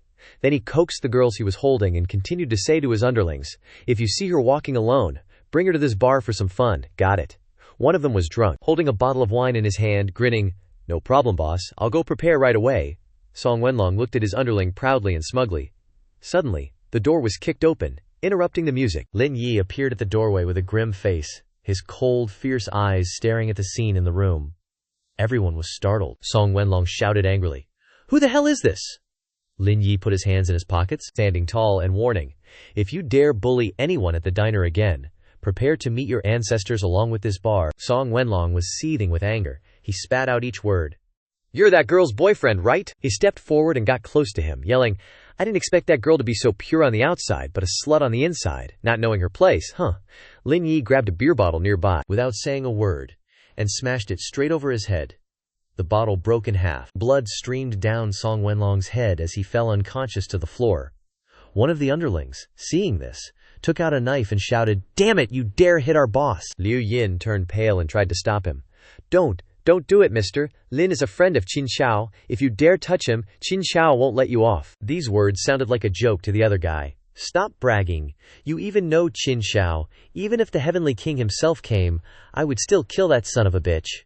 He didn't put away the knife but charged forward. Suddenly, the hand holding the weapon was grabbed. Lin Yi easily twisted his arm, and the knife fell as the guy cried out in pain. He kicked him in the gut like he was a punching bag. Just then, a bunch of guys in suits rushed over. Song Wenlong was helped up. Still not backing down, he pointed at Lin Yi and yelled, "Don't worry about me! Pin that son of a BTCH down! Pin him down!" Qin Han strolled in from the doorway, his voice dripping with sarcasm. "Aren't you something?" His eyes were full of disdain as he threatened. "Let's see who's got the guts to mess with Qin Han's bros." Behind him was a group of newly energized people. Song Wenlong's jaw dropped. In his head he was screaming, "It's really Qin Han! How the heck does that bastard know him?" Xin Xiao's face darkened. He said coldly, one word at a time, "Who do you think you are? I'll give you some face. Today, I won't make things too hard on you. Just leave your arms behind." Songji's tough guy attitude flipped 180 degrees. His skin crawled and tears welled up. He didn't care about saving face anymore. He knelt down and begged for forgiveness. "Big bro, I was wrong. I would never dare to touch a single hair on this guy's head again." Lin Yi leaned down, looked at the gangster, and softly threatened, "Remember what you said." Song Wenlong was so scared his face turned white as a sheet. He turned to Qin Han and said, "Qin Han, let them off the hook." Qin Han seemed dissatisfied and replied, "Just let these losers go, CMN, that's too good for them." Seeing how angry he was, Lin Yi gave him a friendly smile and put his arm around his shoulder, gently soothing him. "Alright, chill out, I'll buy you a drink later." Qin Xiao wasn't as angry anymore. His attitude was much more agreeable than before. "Don't be so polite. Your business is my business." The two young men turned and walked out of the room. Outside the bar, Qin Han said goodbye. "I'm heading out first." They greeted each other and went their separate ways. Just then, Lin Yi's phone rang. It was a message from Ji Qingyan, whining and complaining. "Wow, I'm hungry. The food in the kitchen isn't good. Can you come over tomorrow noon?" Yuan is coming over to discuss investment stuff too." He immediately replied, "Okay." The next day, at Ji Qingyan's company, the door to her office was pushed open. Qingyan seemed to be waiting, cheerfully exclaimed, "President Lin is right on time. Exactly 12:00 noon. Not a minute more or less." It was Lin Yi. He pulled her into his arms, full of concern. "I was worried you'd starve to death in the office, so I rushed over," Ji Qingyan shyly replied. "That could never happen to me." She smiled brightly, and immediately pushed her boyfriend into the kitchen. Go, into the kitchen." He was helpless against her actions. 20 minutes later, a lavish meal was laid out on the table. The beauty's eyes lit up. She couldn't help but sigh. "Everything looks so delicious, but I'm thinking about how I've already gained 5 pounds, and I feel so guilty." Lin Yi took off his apron and mysteriously said to Qingyan, "I have a way for you to eat as much as you want without gaining weight." Her eyes lit up like headlights. She curiously asked, "What way?" He walked over and trapped her in his arms, with a wicked smile. "Let's get some exercise in first, then we'll eat." Instantly, her cheeks flushed red, and an ambiguous atmosphere filled the air. They were about to kiss when Lin Yi gently lifted her shirt. Ji Qingyan let out a few shy moans. Just as things were heating up, Yuan opened the door and shouted, "Sister Ji."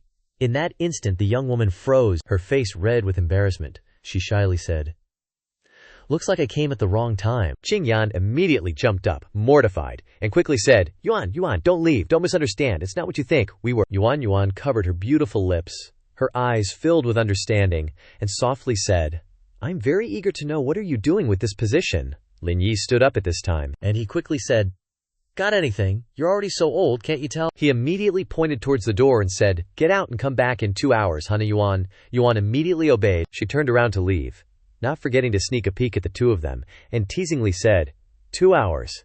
Huh, boss, you're something else." Ji Qingyan immediately pushed her boyfriend away, still shyly looking at the door. She hurriedly said, "Go where? Come back here." Lin Yi, on the other hand, was a little stunned. Wouldn't it be better this way? The young woman gave a sly expression, walked back into the room, and said with a dark implication, "If elder sister doesn't want me to leave, then I'll just stay and watch for these 2 hours." Ji Qingyan playfully hit the girl in front of her a few times and coquettishly complained, You're annoying. Didn't you come to discuss investment matters? Let's get down to business. A moment later, Yuan began to present the plan. the procedures for the Lin Yi group have been completed, and it can officially start operating soon. Interviews will begin tomorrow. Do you, as the boss, want to come and take a look? Lin Yi crossed his arms and casually replied, You and Lao Chi can handle that. Next, I'll transfer 1 billion over to you first, to plan to help orphanages, and then spread out to the poor mountainous areas of the country. Seeing this, Ji Qingyan quickly offered her opinion. I feel that Lin Yi Group should focus on business and use the fund as a supplement. Do what we can. The man standing next to her immediately reassured her.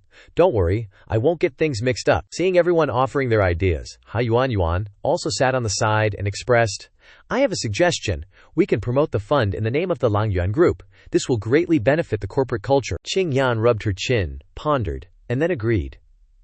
This suggestion is also good. Lin Yi Group is currently like a fledgling bird, and it still lacks heat to gain a foothold. Hearing this, the girl was silent for a few seconds. Then she looked up at the person who would be pouring money into the project, Lin Yi. Yuan excitedly asked, Boss, do you have any objections? Instantly, President Lin quickly wrapped his arm around his girlfriend and replied with a smile, Your elder sister has spoken. How dare I disagree? This action also startled the beautiful woman. Yuan's eyes were meaningful. I didn't expect it. You're so strictly managed by your wife. One person shyly wanted to find a place to hide, while the other laughed like they had a good harvest. Suddenly, Yuan Mei remembered something else and quickly changed the subject. Oh right, Siken's fundraising has been very successful recently. If you let elder sister invest 100 million into it, will it arouse suspicion over there? But Lin Yi wasn't worried at all. He calmly replied, That's within my expectations. Any other news from Siken? The girl immediately reported. There's another big thing. They've expanded the construction of the factory and imported 5 more sets of equipment. The production capacity can be increased by at least 30%. Our orders should be shipped in about 3 months. He pondered for a long time and gently said, That's too long. I can't wait. Who is specifically responsible for this? The other party immediately took a photo from the file. A man with a serious face, Yuan quickly introduced. Cao Xiangyu, the son of director Zhang Cao. He just flew back from England. He also has a younger sister studying in England. Hearing this full of information, Lin Yi couldn't help but praise. It's a waste for you. You should be a detective. And this girl was very happy to receive the praise, but still tried to appear modest and thought, I just want to know myself and know my enemy and win every battle. But then she immediately fell silent. Shyly observing the 2 people in front of her, Yuan Mei also continued to present. Boss, experts all say that CK's chip technology is already the highest level in the chip field. In Huaxia, Qingyan and Lin Yi were momentarily surprised by this. Not only that, Yuan announced with a worried face, So the compensation terms for us are likely to be unenforceable. Agreeing with what Yuan just said, Ji Qingyan advised Lin Yi, who was sitting on the edge of the chair next to her, Yuan is right. Why are you dealing with Xing Yi? They're doing scientific research. They haven't touched you. Lin Yi smiled mysteriously. Don't worry, everyone will know in due time, Yuan then asked. President Lin, Lang Yi Group has been established. Have you thought of a direction yet? Lin Yi then laid out his strategy. At this stage, the goal is to focus on the technology industry, especially large data centers and cloud computing, and use as many resources as possible. Don't be afraid of losing money. Yuan immediately accepted his opinion. Okay, I'll go prepare now. She stood up and left, leaving only Lin Yi and Qingyan in the room. She also sat up, came to him who was standing with his hands in his pockets, and they both watched the employee. She linked arms with her boyfriend in a flirty way, then winked and revealed. Opening her mouth to invite her lover, I ordered a dress. Want to come with me to pick it up? Lin Yi immediately agreed. Sure. What did you order a dress for? Is it for some event? Qingyan replied. There's a charity gala tomorrow. Even the city leaders of Zhonghai will be there. The 2 of them stuck close together as they walked out of the room. She continued with enthusiasm. Your fund was just established. How about you come with me? The next destination for the 2 was Mit's tailor shop. Inside the tailor shop, Qingyan was standing in front of the mirror, trying on a strapless, floor-length burgundy dress. The employee next to her suggested, Miss Jin, you can try it on first. If you feel uncomfortable anywhere, we'll fix it right away. She responded. Okay. Qingyan took the dress in her hands and scurried into the fitting room, glancing at Lin Yi, who was sitting on a chair reading a newspaper, and said, Wait for me here for a bit, okay? I'll pick out a suit for you later, he assured her. Yeah, don't worry, I'm not going anywhere. Qingyan came out after changing, looking extremely gorgeous and beautiful. In addition to the dress, she also wore a gold necklace, further enhancing her beauty. She asked everyone, "How does it look? Is it pretty?" Her radiance made everyone exclaim in admiration. The employee put her hand to her mouth and gasped, while Lin Yi was mesmerized, smiling foolishly, his face flushed as he stared at his girlfriend, his eyes glued to the most prominent part, smiling lewdly, praising her to the heavens. "Looks great." Qingyan covered herself with her hand, pretending to be shy. While the two were flirting, a woman walked up from behind, her voice catching their attention. "Hello." She was wearing an A-line skirt suit, square glasses, and a ponytail, looking intellectual. She smiled and suggested to the couple, "I think your dress is very beautiful. Could you give it up for me? I can pay an extra 20% on the total amount." Qingyan was confused by the words she just heard. Looking at her with concern, Lin Yi angrily stood up to confront her. "Hey lady, keep your spare change. Don't take it out, it's embarrassing."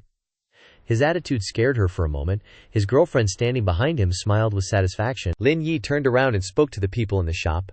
The shop assistant wrapped up the item, while the woman left in a huff, annoyed. She walked out of the shop, heading to a white car parked outside. She got into the car. Her face was still a little upset because of what just happened.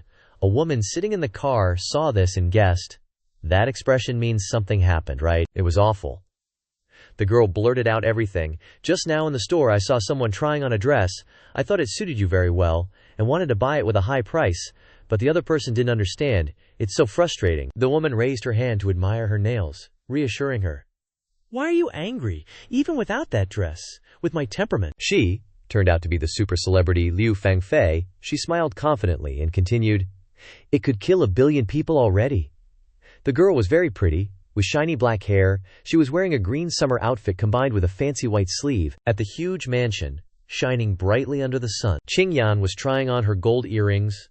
Her nails had been painted the same red color as her dress. She looked at herself in the mirror, asking her boyfriend Lin Yi, "Do you think these earrings go with this dress?" From behind, Lin Yi came up, wrapped his arms around her waist, leaned his cheek against her soft hair and said playfully, "I feel like only I am suitable for the person wearing this dress." Qingyan blushed with embarrassment, turned around and asked him, What are you saying?" Lin Yi suddenly reached out and caressed her body. His hand touching her made her startled because she didn't expect it. He leaned down and gently kissed her slender shoulder, and said sweetly, "I'm telling the truth.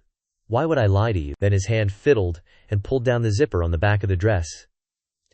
In an instant, she wrapped her arms around his neck. The other hand grabbed his hand that was placed on her waist. Their faces gradually approached each other. He chuckled and said meaningfully, "This is easier to see." Lin Yi groped his hand on Qingyan's body. While grabbing the dress and about to pull it down, he said, "This is also beautiful." The dress fell to the floor, causing her to exclaim, "Ah!" In a daze, she turned completely around and hugged Lin Yi, her eyes closed as if waiting for a kiss. He hugged her affectionately and said, "But only I can see these beauties." Then the two of them entangled and did not separate. Several hours later, at the Van Lang Hotel, the sunset had fallen, and the calm golden-orange light enveloped the ancient Japanese-style building. A red carpet stretched from the entrance. A female celebrity was striding proudly on it. She was wearing an elegant black halter dress, followed by her manager. All eyes were on her, and the noisy discussions rang out loudly. "Wow, is that the superstar Liu Fangfei? She's even more beautiful in real life than on TV." The reporters went wild taking photos, the flashes popping non-stop. The star confidently strutted her stuff, so used to this scene that she smugly thought, "Bunch of hicks, never seen the world." Her assistant scurried after her, announcing, "Sis Fei, let's head inside. Xin Xiao's already here." Feng Fei suddenly turned back, asking, "Xin Xiao's early again?" She smirked slyly, already plotting in her head, "I absolutely have to nail Xin Xiao down. No slip-ups allowed." At the same time, Lin Yi and Qingyan's car arrived. The $1 million ride was gleaming like it was treated like royalty. He looked at the party scene and commented with a hint of awkwardness, "A charity gala with a red carpet? It's like a freaking catwalk." Qingyan chuckled, explaining, "Charity galas these days focus more on appearances than actual charity, sadly." She helped him out of the car and said, "Lin Zong, wanna walk the red carpet together?" But he politely declined. "Nah, that's not my style. You go ahead, I'll slip in through the parking lot entrance, I'll see you inside." She nodded in agreement. "All right then." Afterwards, she stepped out of the car and headed straight into the party via the red carpet. She looked absolutely radiant and classy, the dress, jewelry, and black clutch perfectly highlighting her stunning aura. The people who were just admiring the star Feng Fei were now gawking at Qingyan, exclaiming in awe, Wow, this woman is gorgeous. Could this woman be the newbie who joined that corporation? As she glided by, the reporters all swung their cameras in her direction. Her dazzling appearance drove the other two crazy. The star gritted her teeth. Who is that woman? Why are all the reporters taking pictures of her? The assistant squinted, recognizing Qing Yan. She pointed and snitched. Sis Fei, that's the girl from yesterday on the red carpet, she's wearing the dress you had your eye on. Fang Fei, now armed with this intel, looked dangerous, sneering under her breath. Oh, so she's trying to leech off the red carpet, huh? Despite looking confident on the outside, Qing Yan was starting to show signs of stress, feeling anxious under the spotlight of all those cameras. Seeing her discomfort, the two women grimaced. The assistant snidely mocked. Figures, an internet hot girl is still just an internet hot girl. Strutting so fast, no class whatsoever. This just poured fuel on the fire, making Fang Fei even more pissed. The star chimed in darkly. I can't swallow this insult. Her face was flushed with jealousy, and she growled. If I were wearing that dress, all the cameras would be on me. When she gets over here, I'm going to humiliate her so bad. Her sidekick eagerly jumped into action. Got it, I'll block her path, Fang Fei added. Let's go together. The two of them approached Qing Yan, who was almost at the entrance. The star suddenly pointed at her and shouted, Security! What are you guys doing? Letting an internet hot girl walk the red carpet. Hearing the commotion, two security guards rushed over. One of them awkwardly explained, McNiece, Liu, this lady has an invitation. Hearing that, Fang Fei was outraged. It was totally unreasonable to her. She rudely retorted, Invitation my ass, I refuse to be in the same frame as her. She's lowering the class of this event. If she stays, I leave. Your call. The two security guards looked at each other, at a loss for words. Then they both plastered on polite smiles and replied, All right then, Miss Liu, please come this way. As they spoke, one of them gestured towards the exit. Fang Fei exploded, questioning, What do you mean? The guard explained. Didn't you just say you didn't want to be in the same frame as this lady? So we have to ask you to leave the party. The star's face went pale, shocked by the guard's attitude. She shrieked. What? Liu Fang Fei angrily shouted to the two security guards. Do you have any idea who I am? You dare kick me out? Hello, I am the star Liu Fang Fei. The guard calmly said, Miss Liu, this lady is the chairwoman of the Chaoyang Corporation and our VIP guest today, so it would be best if you left. Liu Fang Fei looked at Ji Qingyan and said in surprise, You said what? She's the chairwoman of Chaoyang Corporation. The assistant wearing glasses beside Liu Fang Fei seemed to realize that she had offended the wrong person and said in panic, I'm so sorry, it's our mistake. Liu Fang Fei was still stunned, gaping in disbelief at what she had just heard. Ji Qingyan was feeling weary at the moment, not knowing what to say. After hearing that, Liu Fang Fei's face turned even more serious. She bit her lip, contemplating. Xin Shao's here today too. This opportunity is rare, I can't give up so easily. Suddenly, Liu Fang Fei changed her tune, saying casually, It was just a misunderstanding, let's drop it. Ji Qingyan and her bodyguard were both surprised that Liu Fang Fei was willing to let it go and not make a fuss. Meanwhile, inside the hotel hall, Lin Yi was already decked out in a formal vest over a jet black shirt with a dark blue blazer embroidered with gold thread. He strolled into the hall, hands casually in his pockets. Suddenly, Qin Han came running up and threw an arm around Lin Yi's shoulders, grinning. Lao Lin, honestly, that outfit really brings out your playboy charm. Lin Yi was startled by the slap on the shoulder. He turned to glare at Qin Han and said, Playboy? Sounds like you're talking about yourself. Qin Han pretended not to hear, still grinning like an idiot, whispering to Lin Yi, I just met a mature woman who is generally very okay. Could you hook me up with a super-duper VIP pro card so I can go there? Lin Yi just stared at Qin Han, speechless. Then, as Lin Yi walked away from Qin Han, he said, I'm not interested. Enjoy it yourself. But I can try to get you a card. Consider it paying you back for that favor you did me before. Qin Han didn't respond to Lin Yi's words but quickly turned around and waved. Goodbye, bro. President Chen's over there. I gotta go say hi. Lin Yi was watching Qin Han leave when he suddenly heard a voice from behind. Lin Xiansheng. Lin Yi turned around and greeted happily. Teacher Guo, it was Guo Er who had called him. She was wearing a cheongsam, simple in color but radiating elegance, and she smiled at Lin Yi. Lin Yi said, What a coincidence, meeting you here, Guo Er replied. Besides being a professor at the Drama Academy, I'm also the vice president of the Zhonghai Cultural and Sports Association. I was invited here today. Guo Er said happily to Lin Yi.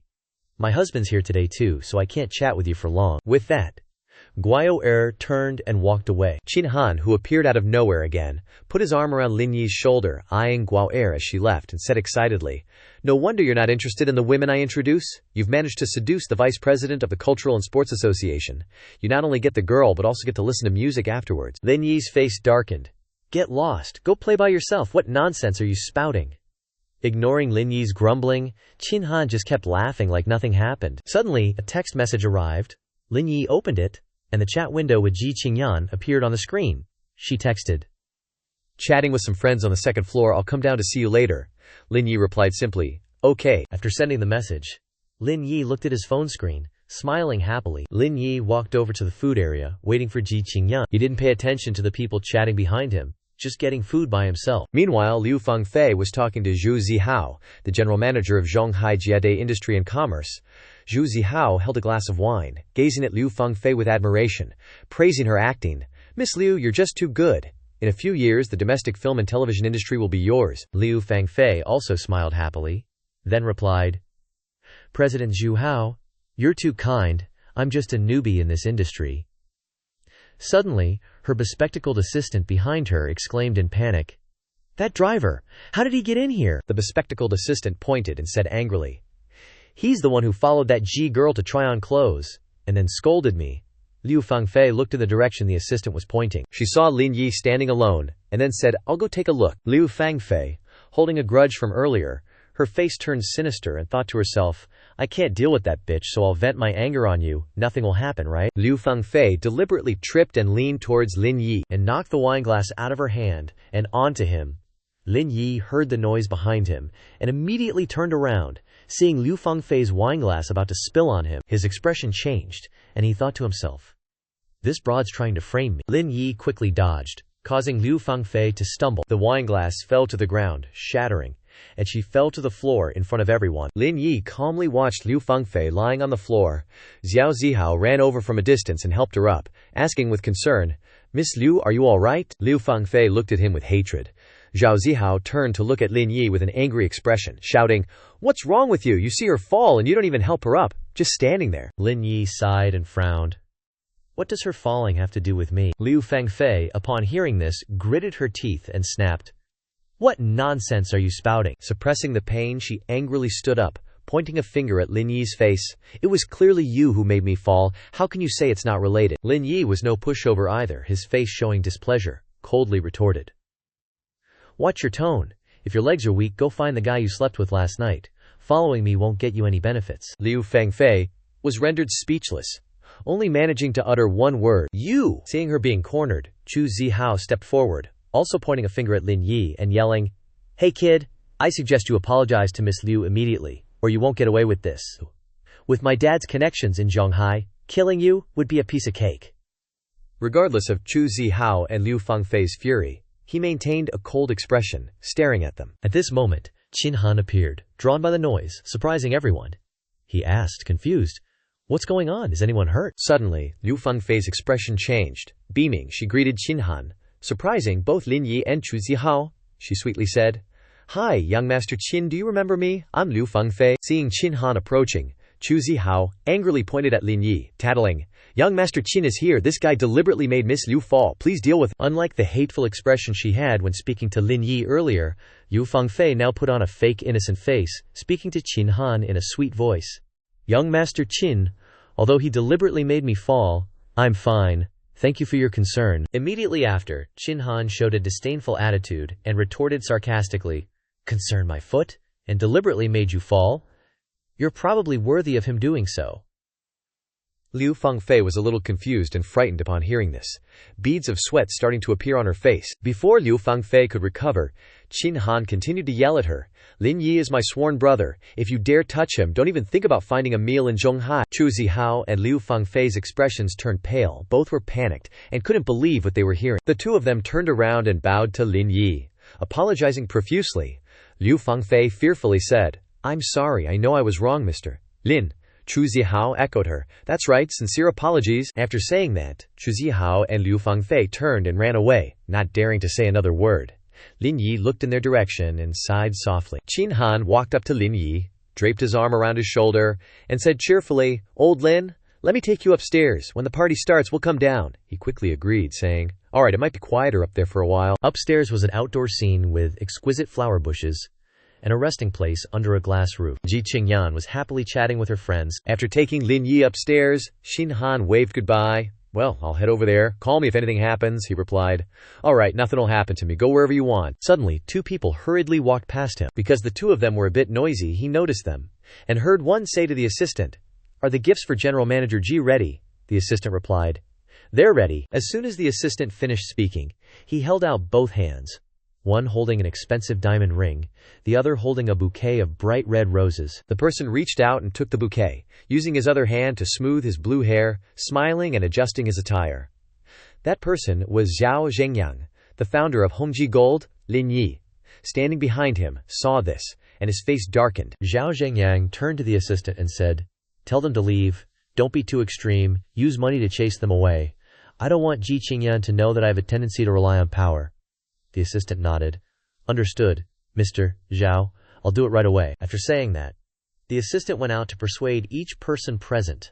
Please leave here. Then the assistant went to Lin Yi, politely saying, this gentleman, we want to express our love to a lady here later, so please leave this place. We will pay you. Lin Yi smiled faintly and said, pay.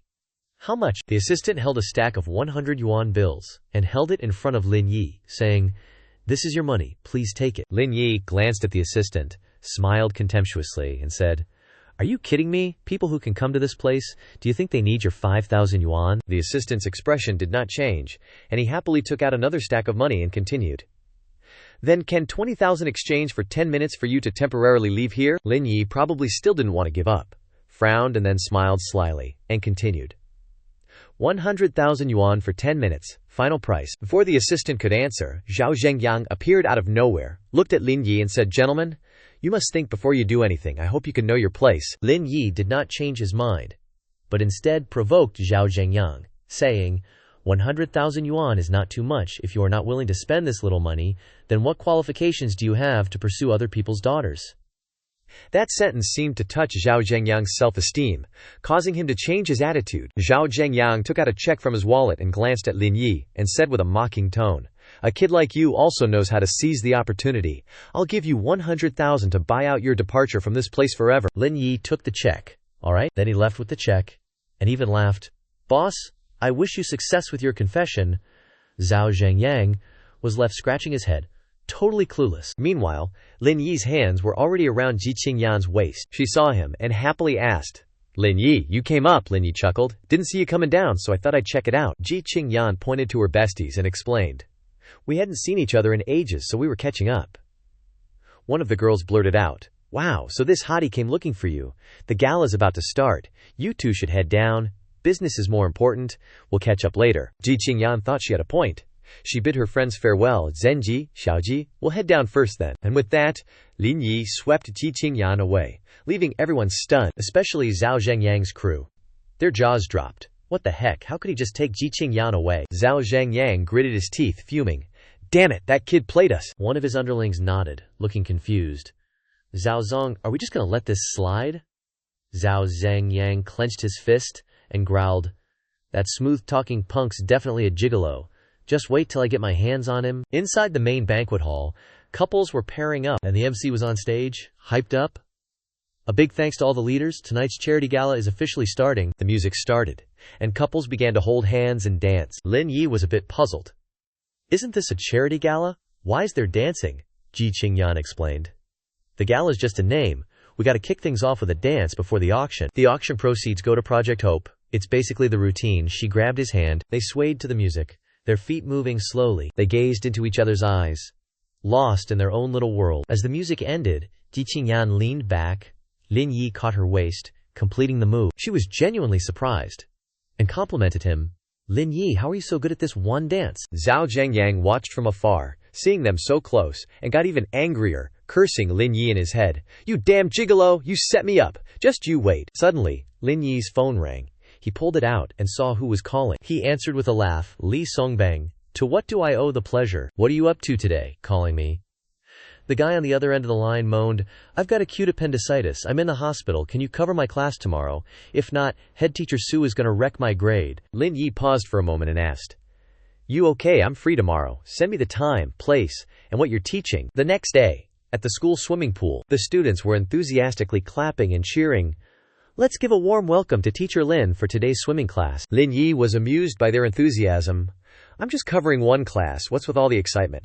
All right, let's get in the pool and start the lesson." Inside the pool room, a group of guys and girls were still having fun in their swimsuits. A brown-skinned guy came over and asked George, "George, class is starting soon. Time to focus. Are you really not going?" He casually slicked back his hair and replied, "Nah, my goddess has class here. Gotta wait here and swim for her." The brown-skinned guy was surprised. "Uh-oh, you changed goddesses again." The door to the pool room opened. Lin Yi and the students walked in. He froze when he saw the students in the room. He frowned and thought, "What are these guys doing here? Aren't they supposed to be wearing proper swimwear?" Lin Yi and his students walked towards the pool, and another group of students approached from the side. Seeing them getting closer, he frowned, wondering, how did these guys get in here? Beside him, a female student explained, "Teacher Lin, they're international students, so they can come and go as they please." A blonde-haired guy flashed a provocative smile, raising his hand in greeting. "Hi, hello teacher." He laughed maniacally, staring at the female student, causing her to cower behind Lin Yi. Emboldened, he teased, "Hello, classmate Wang. I'm George, an international student majoring in Chinese language and culture from Italy. Can we be friends?" His appearance and words scared the girl hiding behind Lin Yi so much that she almost cried out. Seeing the girl's terrified expression, Lin Yi's heroic spirit flared up, and he shouted, "According to the regulations of the Teachers University, students are not allowed to enter the swimming pool without permission. Don't you know that?" The blonde-haired guy wasn't scared at all. He replied calmly, "Oh, are you a new teacher? We're international students, and we definitely have to swim. A true romantic Italian will die if he doesn't swim." He continued to tease the female student with interest. "Goddess, I know you're shy, but if you get to know me, you'll find I'm extremely charming." Whether the girl found him charming or not, her trembling, fearful expression already revealed the answer. Before she could regain her composure, she quickly explained, "I don't like foreigners. Please stay away." He seemed to disagree with her answer, confidently explaining, "Italy is a romantic country. Much better than many people here who don't understand romance." His explanation now sounded like words that would provoke a reaction. As expected, everyone present looked displeased. One person stepped forward, pointing at George, and shouted, "Don't show off here!" Seeming to enjoy provoking others, he laughed loudly and patted his face provocatively. "If you're so tough, then come and hit us. I'm sure if you do that, the school will expel you immediately." Getting carried away, the other guys behind him, hearing their teammates' provocation, chimed in excitedly. "Didn't you say Chinese martial arts are awesome? Could it be that you're just a bunch of weaklings?" Hearing these words, the students were furious, but could only clench their fists as they watched those guys laugh gleefully. Anyone else might tolerate it, but not Lin Yi. He acted as if he heard nothing and kicked the blonde-haired guy hard in the stomach, causing him to spit blood as he said, "You dare to be arrogant in Chinese territory." The moment Lin Yi's legs straightened, this reckless guy fell into the pool. His powerful kick caused the students there to cheer, "Teacher Lin is so handsome, Teacher Lin is the best." His buddies standing there could only gape in fear. As the blonde-haired guy regained his tiny bit of life and swam to the shore, his buddy, a dark-skinned guy, rushed over to ask, "George, are you okay?" Ignoring the dark-skinned guy's concern, George, focused on the kick just now, angrily pointed at Lin Yi and yelled, "How dare you do that to me? Then don't even think about finishing this lesson." The blonde-haired guy's pants then fell down to his hairy legs. He flashed a sly smile and freely peed into the pool. Lin Yi's face showed a helpless, speechless expression. The female students, seeing this, shyly covered their faces. "Pervert." He turned his gleeful face around, challenging, "Haha, if you don't mind, then continue with the lesson." The guys present, seeing their teammates' smugness, quickly took off their pants and followed suit. They laughed and joked shamelessly. "Come on, my loves, keep flushing down. I also want to pee, so I'll take the opportunity to solve it here too." The scene at that moment had nothing to hide. Streams of impure water began to discharge continuously. Everyone present was outraged by the scene, but no one dared to do anything, only thinking that these people were going too far. Finishing their business, they put on their pants, confidently walked away, but didn't forget to turn back and look at Lin Yi's back provocatively. "Hey, classmates, let's go. Don't disturb their swimming lesson anymore." Lin Yi began to smile somewhat ambiguously, adding, "You can leave." He turned his head and continued with a benign smile, "But you have to drain all this dirty water for me." He quickly turned around, pointed at Lin Yi, and shouted, "Dream on, and later when I get kicked, I'll go talk to the principal and you can wait to be fired." Lin Yi seemed to have reached his breaking point and quickly moved forward, causing the blonde-haired guy's confident expression to turn into panic. Lin Yi, with a face of resentment, punched the previously confident face hard. The punch, finally landed, sending the dude flying. Lin Yi looked kinda annoyed. He looked at the guy sprawled out and was like, "One kick ain't enough for you to sue me, so here's a few more for good measure." Seeing his buddy get owned, this brown-haired dude rushed at Lin Yi from behind, fist flying, looking super pissed. You'd think Lin Yi was gonna eat that fist, but nope. He spun around and grabbed that fist right out of the air. He spun, tripped the guy, and then yeeted him into the air before slamming him down. Total knockout move. The guy ate it hard. All the students watching went wild, cheering for Lin Yi. He was looking so hot while fighting. Girls were swooning. Lin Yi's so awesome. Just look at him go. So handsome. Not letting the cheers get to him, he just kept punching dudes into next week. After taking down the last of the troublemakers, he clapped his hands together like, "Done!" The girls who were tagging along saw things going south and looked a bit scared. It was kinda chaotic. He turned and glared, and the fragile flowers booked it, screaming as they ran. Even though he was beat up, the blonde guy went pale when he saw Lin Yi coming. He held up his hands, yelling, "Don't come near me! If you touch me, the school will fire you!" Lin Yi didn't care. He grabbed the blonde's head, quick as a flash. He spun around, face twisted with fury, dragging the dude behind him. The guy was terrified, yelling for help. He dragged him to the pool, right next to the nasty stuff the blonde had chucked in. The dude must have sensed something bad coming because he yelled, "What are you gonna do, Lin Yi?" looking like death. Grabbed both of their heads and dunked them into the pristine water they'd just polluted. He shoved them down hard. "Nobody messes with me at this university." He seemed a bit satisfied. He grinned, looking at the sputtering, watery faces, and asked, all innocent-like, "Had enough to drink?" The blonde guy was totally broken, stammering, I messed up. Evil people often wear saintly faces. Lin Yi turned, flashed a smile, and said, "Want me to do you guys next?" The other guys freaked out, seeing their fate, and dove headfirst into the pool, chugging water like their lives depended on it. The girls weren't giving up, though, and found another teacher. This guy walked in, saw what was happening, and yelled, "What the heck are you doing?" Turns out it was Vice Principal Feng. He was seeing red, yelling at Lin Yi, "What do you think you're doing?" Like he'd been thrown a lifeline. The blonde guy, looking green, grabbed for help, whining, "Vice Principal Feng, where have you been? He's beating us up and making us drink pool water. We want to sue him." Feng Jiadong went ballistic, yelling, "Teacher Lin, what's the meaning of this? They're international students. Do you want to cause an international incident?" Lin Yi didn't even flinch. The blonde dude was still coughing up water. Lin Yi answered calmly, "So what if they're international students? They're acting all high and mighty in school. Should we just give them special privileges to do whatever they want?" The vice principal looked shocked, but he quickly recovered. He pointed at Lin Yi, yelling, "International students have always been cared for and respected.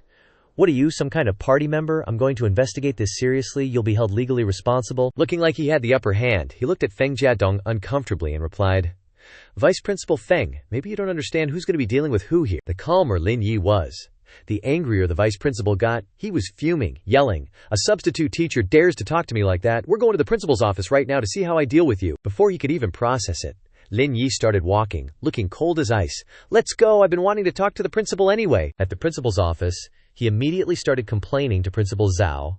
"Lin Yi beat up international students at the pool. This needs to be dealt with seriously." Ignoring him, Lin Yi casually sat on the sofa, crossed his legs, and counterattacked. He didn't mention that the international student, George, was harassing female students and peeing in the pool.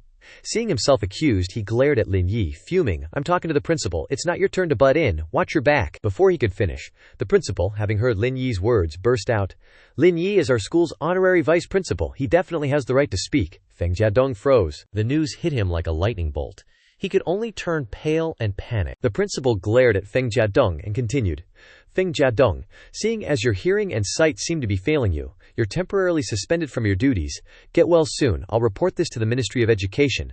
Wait for the information to be released. Vice Principal Feng is now just a name." He walked out the door, defeated. The conversation ended, and Lin Yi went back to class. A blonde girl ran over, looking worried, carrying a first aid kit, asking after Lin Yi. Lin Yi, seeing the situation, explained everything that happened earlier. Partly to calm everyone down, he said, "The teacher is fine. It's just that Feng Jiadong has been expelled. The school will also severely punish the international students' actions." Today, the blonde girl didn't seem to care about the story. She was only focused on the first aid kit in her hands. She shyly and quickly pushed it forward, saying, "Teacher Lin, this is for you." The blonde girl held the first aid kit, looking at Lin Yi with concern. "Earlier, when everyone was fighting, I saw that your hand was injured." He looked at the wound on his hand and replied, It's nothing. It's just a small wound, so I didn't pay attention to it. Unexpectedly, she ignored his words and quickly put a band-aid on his wound. After applying the band-aid, she grabbed his hand shyly and said, "Thank you." The scene was a little ambiguous, yet he couldn't just pretend he didn't know what she was thanking him for. Her face flushed red. She seemed head over heels for Lin Yi's handsome looks, and she showed her concern. "Does it still hurt?" Hearing this, he couldn't help but burst out laughing. He shook his head. She kept looking at Lin Yi without blinking. Suddenly, a phone call broke the atmosphere between them. He turned to say goodbye to her and walked away. He answered the phone. The person on the other end sounded a little annoyed and said, "What have you been doing lately? You don't even answer your phone. I was thinking of asking you out for a drink." He, still in his swimming uniform, walked towards a luxury car nearby and said, "Okay, I just finished work here. Where are we going for a drink?"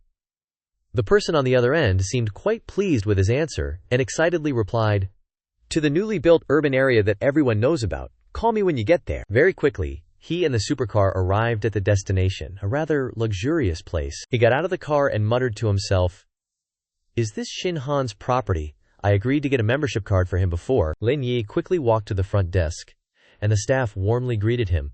"Sir, are you alone?" He quickly replied, "Yes, I want to get a membership card." Without making Lin Yi wait long, she quickly went into sales mode and introduced, "Which card would you like to get? There's the 5,000 one that gives you 100 extra, and..." Not letting her continue, he pondered while looking at the paper in her hand and made a decision. He held the paper in his hand, calmly saying, "I'll take the Emperor card." The staff member was taken aback. She seemed a little scared and didn't believe what he said, so she tentatively explained, "Sir, the Emperor card is the highest level card here. It costs 188,000. He looked confident, and the golden card in his hand glowed. Now looking like a tycoon who has nothing but money, he casually said, "Yeah, I'll take 2. Now, not only the staff member was shocked, but all the staff present were also gawking as he walked away. The man radiated the aura of someone loaded, leaving an older staff member watching his back and thinking, "Is he Qin Zong's friend? So generous and cool?" It seemed that the friend he was meeting was already there. He was waving to him from afar, and ambiguous sounds were coming from behind the doors. Just then, the door of room 58,888 suddenly opened. Behind the door were girls cosplaying as sexy bunnies, serving Shin Han and his 2 buddies. Lin Yi quickly walked in. Suddenly, a green-haired bunny girl rushed over and hugged Lin Yi's arm, saying, "Brother Lin, why are you only coming now? We've been waiting for you." Shin Han and the 2 guys came out, excitedly greeting Lin Yi and saying, "Lao Lin, let me introduce you to some friends." He gestured to the right side and introduced, "This is Liang Jinming. Xinhua Aviation Company belongs to his family." Jin Ming also happily waved to Lin Yi. Next was the person next to him, he continued. Gaozong Yuan, Longtang Machinery Company belongs to his family. They specialize in producing all kinds of cable cars. The cable cars on the ships are all made by his company. Zong Yuan also smiled and replied, "Hello to Lin Yi." Lin Yi politely shook hands with the 2 of them, saying, "Nice to meet you, nice to meet you. We have to drink our fill later." After the warm greetings, everyone seemed to have settled into their seats. Lin Yi held 2 Emperor cards, squinted at Qin Han, and opened his mouth. "Just got these Emperor cards for you at Hua Qing Qi." Qin Han laughed heartily when he heard that, put his arm around Lin Yi's shoulder and said, "Only you could do that." Suddenly, 2 female wine servers walked in. One of them was Zhang Dingchun, Lin Yi's student. She walked in, carrying a tray of wine, and said, "Sir, your wine and fruit." But she seemed to have seen someone she didn't want to see here, and her words began to trail off, her face a little stiff. Getting closer, she gasped and exclaimed, "Teacher Lin, what are you doing here?" Qin Han, hearing this, put his feet up and pointed at Ding Chun, asking, "Lao Lin, is this your student?" Lin Yi, seeing this, explained, "A student from the pedagogical university. She filled in for one of my classes before." Hearing this, she was somewhat devastated. After speaking, he looked at her, his brows furrowing, showing displeasure. Her face began to flush, and she looked awkward, as if she had been seen through. She clutched her dress tightly and stammered, "Teacher Lin." I. Lin Yi gently placed the glass of red wine on the table. He made a request. "Since we know each other, why not sit down and have a drink with us?" Qin Han touched Wang Ran, then coaxed her sweetly. "Don't worry, you won't be at a disadvantage. 100 yuan per glass, you get paid for what you drink." Wang Ran quickly waved her hands to refuse. "No, I don't know how to drink." Lin Yi angrily kicked the table in front of him. His face darkened, his eyes filled with sharpness, asking, "If you can't even drink, what are you doing working this kind of job? If you can't drink, then don't work here." Hearing this, Wang Ran replied fearfully, Teacher Lin, please don't tell anyone about this. She bit her lip, trying to suppress the grievances in her heart, and asked, "Is it true that I get 100 yuan for every glass I drink?" To prove the credibility of his words, Chin Han put some money on the table. He smiled and said, "I've always been a man of my word. Count how much you drink yourself." Wang Ran had no choice but to sit down, looking at the glasses of wine in front of her. Her face showed some fear, as she had never drunk alcohol before. But then, to earn that money, Wang Ran had to try to pick up a glass of wine and drink it dry. After drinking the first glass of wine, Wang Ran's face looked very uncomfortable. She covered her mouth, trying to swallow it down. Then she tried to pick up the second glass of wine, trying to drink it dry. Lin Yi's face showed no joy at all. He quietly looked at Wang Ran with a very serious expression.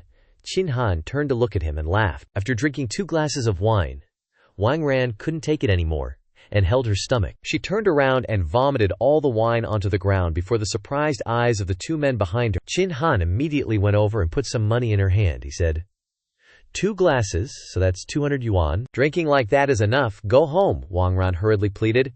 I can drink more. Don't send me away. Chin Han was furious. How can we have fun if you're throwing up like that? Get out of here.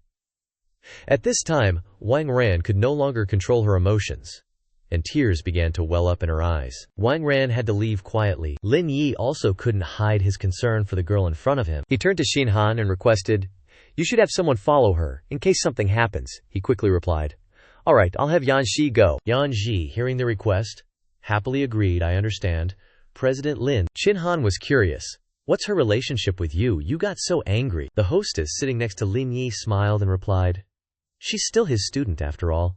A bar isn't a good place, so I guess Lin is angry because of that." Chin Han picked up his glass of water, took a sip, and reminded him, "She's already grown up, she can do what she wants. Don't frown, it'll ruin the taste of the alcohol." Lin Yi picked up his glass of water, about to take a sip, but his mind was still racing. Suddenly, his phone started ringing like crazy. Someone was calling. Lin Yi immediately answered. "Hello?" A voice came through. "Young Master Chin, there's trouble brewing outside," he asked anxiously. "What?" Lin Yi slammed the glass down on the table. Seeing this, Chin Han ordered his goons, "How many guys are out there? Let's go check it out." Suddenly, Lin Yi held up his hand to stop them, coldly saying, "Don't do anything. You guys stay here and keep drinking. I'll go see what's up." As soon as he stepped out of the bar, Lin Yi saw a crowd gathered. Wang Ran was stumbling, clearly out of it. Yan Shi was supporting her. Suddenly, Wang Ran felt a splitting headache, but a bunch of thugs were blocking their way so they couldn't leave. Lin Yi walked over and asked, "What's going on?" Yan Shi replied in a panic. "We just came out of the bar and these guys stopped us, wanting to take Ms. Wang away." Lin Yi shot a sharp look at the thugs and asked, "What's this?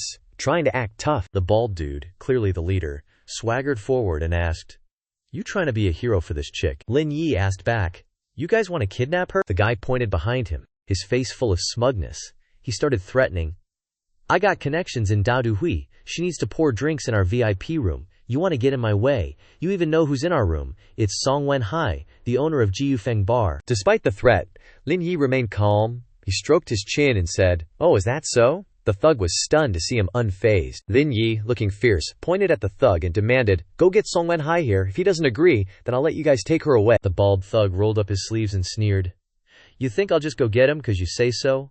Go get some people over here, quick, I gotta get her out of here." Suddenly, Yan Shi, holding a sharp knife, lunged forward. His eyes bloodshot, he furiously slashed the knife into the thug's leg, sending blood flying everywhere. Lin Yi put his hand to his head, exclaiming in surprise, "Damn, that's hardcore." The bald thug screamed in pain. Ah! His goons just stood there, mouths agape. After a moment they started grabbing weapons.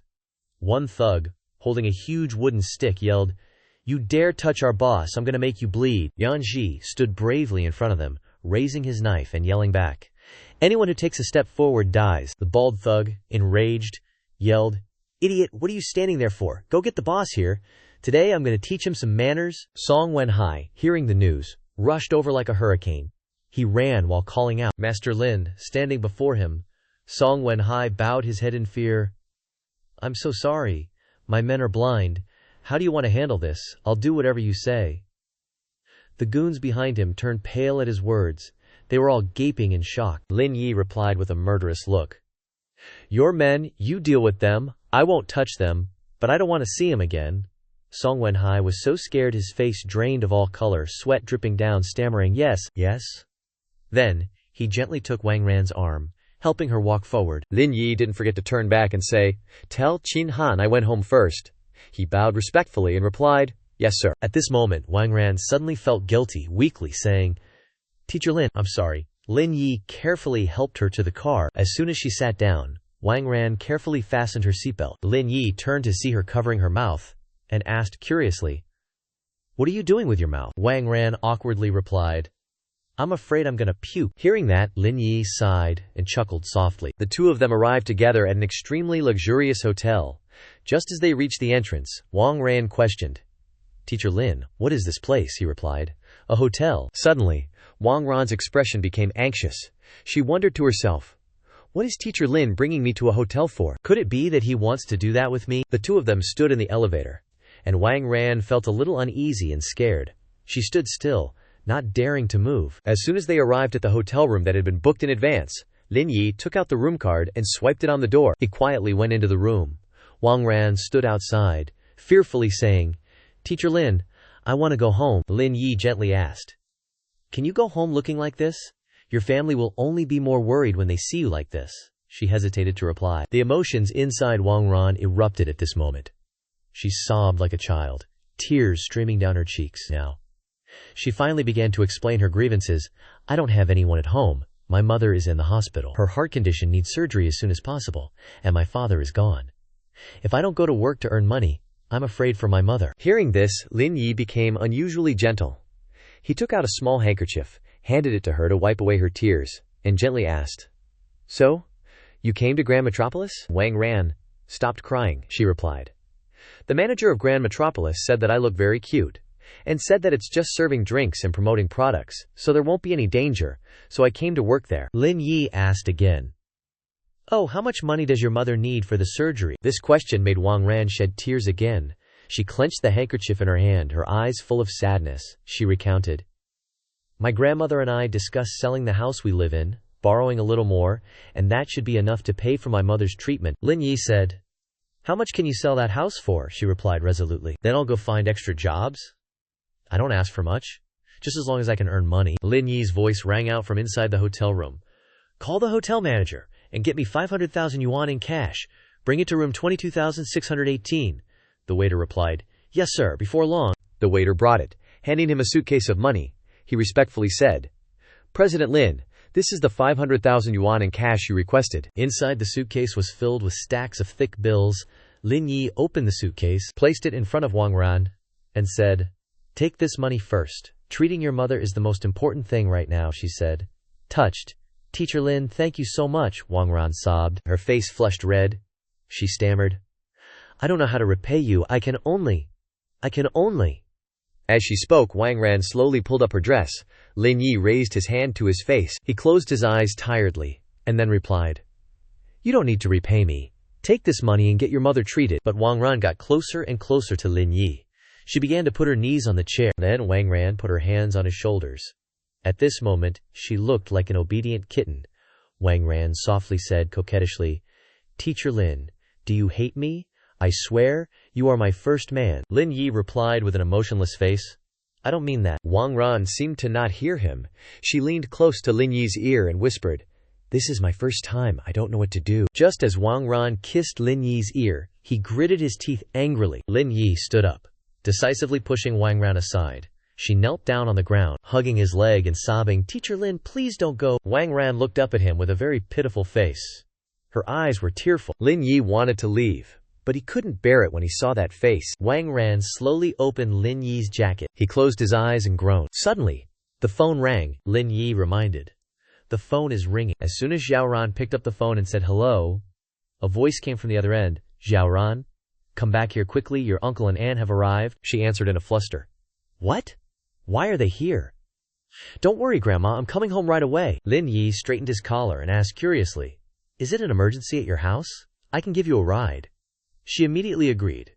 "Okay, I'll take you up on that, teacher." Before long, they arrived at the Guang residential area. The two of them got out of the car.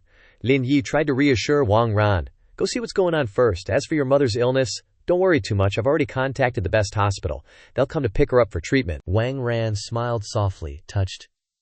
"I really don't know how to thank you enough, teacher." She didn't forget to add, "After I've sorted things out at home, I'll definitely repay you properly." Hearing this made Lin Yi blush a little. He scratched his head, his cheeks turning red. Suddenly, the door of the house burst open. Aunt Liu, her hair graying, called out with delight. Zhao Ran, as soon as she saw her. The eldest uncle asked insincerely, Zhao Ran, you're back. On the bed lay her poor mother, unconscious. The eldest uncle glanced at Lin Yi and asked with a sly look, Is this your boyfriend? Judging by his clothes, he must be someone special. Wang Ran quickly shook her head, denying it. This is my teacher. Please don't misunderstand. She also turned to introduce Lin Yi. Teacher Lin, this is my eldest uncle and my second uncle. The eldest uncle asked with a smile. Zhao Ran, let's get straight to the point. Shouldn't you return the 5,000 yuan you borrowed last time? The second uncle chimed in, seizing the opportunity.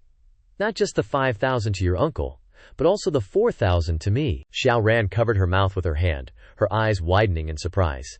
She questioned, I only borrowed 3,000 for Mom's hospital stay at first. How did it become 4,000? The others glared, their eyes red with anger. Does borrowing money come without interest? Wang Ran couldn't hold back her frustration and snapped, You guys are going too far. My dad gave you so much money when he was alive. And now you're bullying my mother and me. Wang Ran angrily continued. And you, second uncle, why are you here too? Did I even borrow money from you before? He scratched his head awkwardly and said, Well, you didn't exactly borrow, but when your mother was in the hospital, your second aunt did take care of her. If you calculate it, that's a few hundred a day, right? Forget the small change, just give me 1,000 yuan, and we're good. Hearing his words, Wang Ran was astonished. How can you people be like this? She shouted angrily. I will definitely pay back the money I owe you, but my mother is in the hospital right now, and you're here calculating money like this. Isn't that too much? Lin Yi frowned and told her, Zhao Ran, don't say anymore. Just get the money and pay them. Wang Ran wiped away the tears on her face. She replied, Okay. Then, she turned around and took out a suitcase. Inside, it was full of large denominational bills. As soon as they saw the stacks of money, her relatives' eyes lit up like car headlights. Zhao Ran, how do you have so much money? Wang Ran didn't answer. Instead, she threw the money at them and shouted, Here's 10,000 yuan. Take it and split it yourselves. Get out of my house immediately. Receiving the money, their expressions immediately brightened. They happily told her, Xiao Ran, don't take this to heart and make a fuss, okay? We don't need the money back yet. Keep it to use for your mother first. The door was opened. The person who opened the door was Wang Ran. She opened the door and asked them to leave. I don't need your money anymore. What I need right now is for you to leave here. They left, reluctantly. Before totally ditching, they gave her one last icy glare. Looking at the suitcase stuffed with cash, Grandma Wang was all worried. Xiao Ran, where'd you get all this dough? Tell me you didn't do anything shady. Lin Yi chuckled. Grandma, it's cool. I'm just lending Wang Ran the money. She'll pay me back bit by bit when she starts working at my company. Hearing that, Grandma relaxed and grinned. Oh, that's good. Hurry up and thank your teacher Lin. The assistant below shouted, President Lin, the ambulance is here. Lin Yi turned to Wang Ran. Ambulance is here. Get your stuff together and take your mom to the hospital. At the hospital, inside the patient's room, Wang Ran gently tucked her mom in with a blanket. She turned to Lin Yi. Full of gratitude. Teacher Lin, thanks so much for helping my mom and me. Suddenly, Wang Ran said shyly, Or, I could just come work for you and try to pay you back that way. Lin Yi smiled. You focus on taking care of your mom. I'll get you excused from school. I gotta run. But we'll talk about that paying back thing later. Then, he turned and left. The next day, at some fancy spa, Lu Ying and Sun Fu strutted out, looking pretty pleased with themselves. Seeing how happy they looked, Lin Yi chimed in. You two seem to be getting along great. Sun Fu scratched his head sheepishly. Well, we did buy these outfits at the duty-free shop at the airport. Still big brands though, Lin Yi followed up. You guys are programmers, so how fancy can a shirt get? Sun Fu glanced at the spa and asked, Director Lin, is this the biggest spa in Zhonghai? If I knew you were into these big sword kind of places, I wouldn't have dragged Lu Ying along. That's when Lin Yi realized big sword meant those kinds of places. The employee greeted warmly. President Lin, I knew you weren't into our girls, that's why you brought your own. Hearing that, Lu Ying gave him a look. Why didn't you say so earlier? 10 minutes later, inside, Lu Ying reported. We've recruited 32 experts in chip and lithography tech. Here's their info. Lin Yi tossed the stack of papers down. He narrowed his eyes. These 5 guys have been trading on the sea for years. What professional skills do they have? And why did you guys give them such high starting salaries? Lin Yi frowned. What's the deal with these guys? Lu Ying quickly explained. We're not after their technical skills, but their connections and networking skills. Lithography tech needs people from different fields to work together. Hearing that, Lin Yi paused. I get what you're saying, so when does the lithography project kick off? Liu Ying continued. There's one crucial factor. Sun and I have gone multiple times, but he still doesn't want to meet us even once, Lin Yi teased. So, the beauty trap didn't work. Liu Ying glared at him.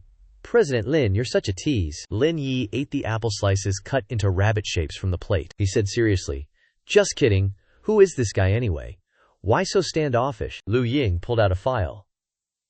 Briefly, VR's Deputy General Manager, world-class computer genius, Shen Tianzuo. Lin Yi looked at the file. We need to find a way to recruit this Shen Tianzuo, Sun Fu emphasized. Our lithography machine development needs Shen Tianzuo. If we can't get him, I'll go to Country M with Xiao Lu again. Lin Yi continued. Set Shen Tianzuo aside for now. I will try to go to Country M and see if I can get these people to hear me. Their eyes lit up. Liu Ying asked excitedly. President Lin is really going to personally persuade them. Suddenly, the phone rang unexpectedly. Lin Yi answered. Hello? The person on the other end said in a flustered tone, Boss, something's happened. You need to come to the company right away. Lin Yi's expression darkened and he said, Got it. He sat up straight and told them, I have urgent business and need to leave. Remember to send me all the information on that Shen Tianzuo through the phone. Liu Ying smiled and replied, Yes, boss. At the company, Lin Yi was already present. Yuan was overjoyed to see him. President Lin, you've arrived. Lin Yi asked, puzzled. What's the matter that you called me so urgently? Xian Zhao approached and said, President Lin Han, take a look at this. Lin Yi was shocked to realize it was a court summons. His expression gradually became bewildered. Who sent me a summons? Yuan turned to him and asked, Boss, did you perhaps get a bit too wild and get sued by some old lady in the Chaoyang district? A few days ago, Hua Qingqi sent me a bill, saying you spent over 370,000 yuan to get 2 emperor cards. Be careful we don't snitch to your main squeeze, Ji Qingyan. Xian Zhao exclaimed in surprise. 370,000 yuan for emperor cards. Now that's a spender. Yuan smiled slyly. You country bumpkin, don't you understand? Lin Yi walked to his seat. All right, let's not talk about that. He sat down and read the documents. Suing Ling Yun Foundation for fraudulent activities, Yuan said seriously. Basically, we didn't publicly announce the relief plan, violating the regulations of the Foundation Association, so they're suing us. Xian Zhao continued. The one suing us is Tianhong Charity Foundation, very famous domestically, and the court session is tomorrow. This is clearly unreasonable. There must be something fishy going on. They didn't give us time to react. Lin Yi felt a bit confused. Tianhong Charity Foundation. He suddenly realized Lin Yi was secretly surprised. Isn't Tianhong Charity Foundation the organizer of the charity banquet a few days ago? Could it be that Zhao Zhengyang wants to take revenge on me because he couldn't confess his feelings to Ji Qingyan? Lin Yi held the documents, sat cross-legged in his chair, and instructed the two in front of the desk. The court hearing is at 9:00 a.m. tomorrow. I'll be there. Yuan asked Lin Yi. So what do we need to prepare? Which lawyer should we hire? Lin Yi sat with his hands clasped on the table, and as soon as he heard Yuan's question, he immediately glared at her as if his eyes were about to shoot fire. Prepare what? A bunch of chicks. Do we need a knife to deal with them? Lin Yi grinned. He glanced at Yuan's hot S-shaped figure. Tomorrow, wear your shortest black dress for me, and come with me. Yuan stared blankly at Lin Yi. Until Yuan understood, she immediately clenched her fists excitedly, her eyes sparkling. Ah, to such a formal place like the court, is it really okay to wear such a short black dress? Lin Yi rested one leg on his thigh, stroked his chin lightly, and said confidently, I guarantee you'll be there for moral support if you don't dress like that. How else would you dress? Yuan winked at Lin Yi, smiling brightly, making an okay sign. No problem, I just bought a few yesterday. Lin Yi suddenly remembered something and took out his mobile phone, found a picture of someone, and showed it to Yuan. Right, help me investigate this person, Shen Tianzuo, Senior Vice President of VR Speed. The faster, the better. Yuan brought her face closer to see the photo on Lin Yi's phone, stroking her chin with interest. This person is quite capable. He's a big fish. How deep do you want the investigation to go? Lin Yi supported his chin and said seriously, as precise as knowing what day his wife has her period. Yuan smiled, patting her chest confidently. Okay, leave it to me. The male colleague next to Yuan pointed to the machine room on the other side of the glass door, smiling and asking Lin Yi, President Lin, would you like to inspect? Lin Yi stood up from his chair, casually throwing out a sentence. Inspect what? I'm not some high-ranking official. Lin Yi waved his hand at the two behind him as he walked out the door. On the contrary, I really should go inspect Chaoyang Group. Chaoyang Corporation's skyscraper was dozens of floors high, completely covered in glass, shining dazzlingly under the sunlight. Just then, Lin Yi walked into the lobby of the Chaoyang Corporation building. As soon as the receptionist saw Lin Yi, she politely said, "President Lin is here, I'll go inform them right away." Lin Yi quickly stopped her, putting a finger to his lips to signal silence. "I'll just go in myself." The receptionist, seeing Lin Yi's handsome face so close, unconsciously blushed. Lin Yi, just arriving at the office door, was slightly surprised by the scene inside. Ji Qingyan was stretching on a yoga mat in the office, covered in sweat. The tight-fitting sportswear accentuated her smoking hot curves, and her round butt was perfectly in Lin Yi's line of sight. Ji Qingyan, kneeling on the ground doing yoga, suddenly saw someone's feet appear in her field of vision right in front of her hands. Lin Yi looked at Ji Qingyan sweating like crazy, but still looking incredibly beautiful. In front of him, Ji Qingyan slightly raised her head, looked at Lin Yi with wide eyes, and asked softly, "What are you doing here?" Ji Qingyan blushed, grabbed a towel to cover her chest, and jumped up. "Ah! Why didn't you say anything before coming?" Lin Yi looked at her body drenched in sweat and asked with a gentle smile, "Is it very hot in the office?" Ji Qingyan wiped her sweat with the towel, turning to Lin Yi to explain, "You wouldn't understand. My old bones feel uncomfortable, so I'm doing some yoga," Ji Qingyan said, plopping down on a wooden chair nearby. Lin Yi put on a flattering expression, walking over with a grin and starting to massage Ji Qingyan's shoulders. "I know an old traditional Chinese medicine doctor. How about I take you there for a massage? People who sit for long periods like you are prone to lower back strain." Ji Qingyan was really enjoying Lin Yi's care, closing her eyes and saying smugly, "It's thoughtful of you, but I don't like strangers touching me all over." Lin Yi's shoulder massage faltered slightly. He immediately grinned and seized the opportunity. "That won't do. Then, let me serve you." Lin Yi took Ji Qingyan's hand and pulled her towards the long sofa in the office, gesturing for her to lie down. "Lie down on the sofa. I'll give you a muscle rub." Next, Lin Yi's hands expertly searched for the right massage oil in a wooden box. Lin Yi picked up a bottle of essential oil, bringing it to his nose for a sniff. "Is this jasmine?" Ji Qingyan, lying face down on the sofa for a long time without Lin Yi doing anything, blushed and turned to him, asking, "Can you start now?" Lin Yi didn't hesitate any longer. He opened the bottle and poured the essential oil onto Ji Qingyan's wasp waist. Then Lin Yi's hands skillfully massaged her from her waist up to her back. Ji Qingyan's face grew redder and redder, but it was clear she was very comfortable. Ji Qingyan slightly parted her lips. Following Lin Yi's every massage move, Ji Qingyan moaned in comfort. "Ah." The atmosphere in the room suddenly became ambiguous because of Ji Qingyan's moan. Lin Yi's hand moved up her shoulder and then, horizontally across Ji Qingyan's face. Ji Qingyan slightly opened her eyes to look at the change in Lin Yi's hand position. Lin Yi suddenly cupped Ji Qingyan's face and kissed her lips. Ji Qingyan blushed and accepted his kiss, and both were immersed in a sweet and passionate kiss. After a period of intimate massage, finally, Ji Qingyan snuggled into Lin Yi's arms, wrapping her arms around his waist, and her right hand gently placed on his chest. Lin Yi gently said to the girl in his arms, "I'm not busy these days. I want to take you abroad to play. I heard there's the biggest amusement park in the world. Do you want to go?" As soon as Ji Qingyan heard about going to play, she smiled like a kid, clasping her hands in front of her and smiling brightly. "Really? I've always wanted to go, but I haven't had the time." Lin Yi lovingly raised his right hand and gently pinched Ji Qingyan's small nose, teasing with a smile. "In front of others, you're a domineering president, but in front of me, you're just a little girl."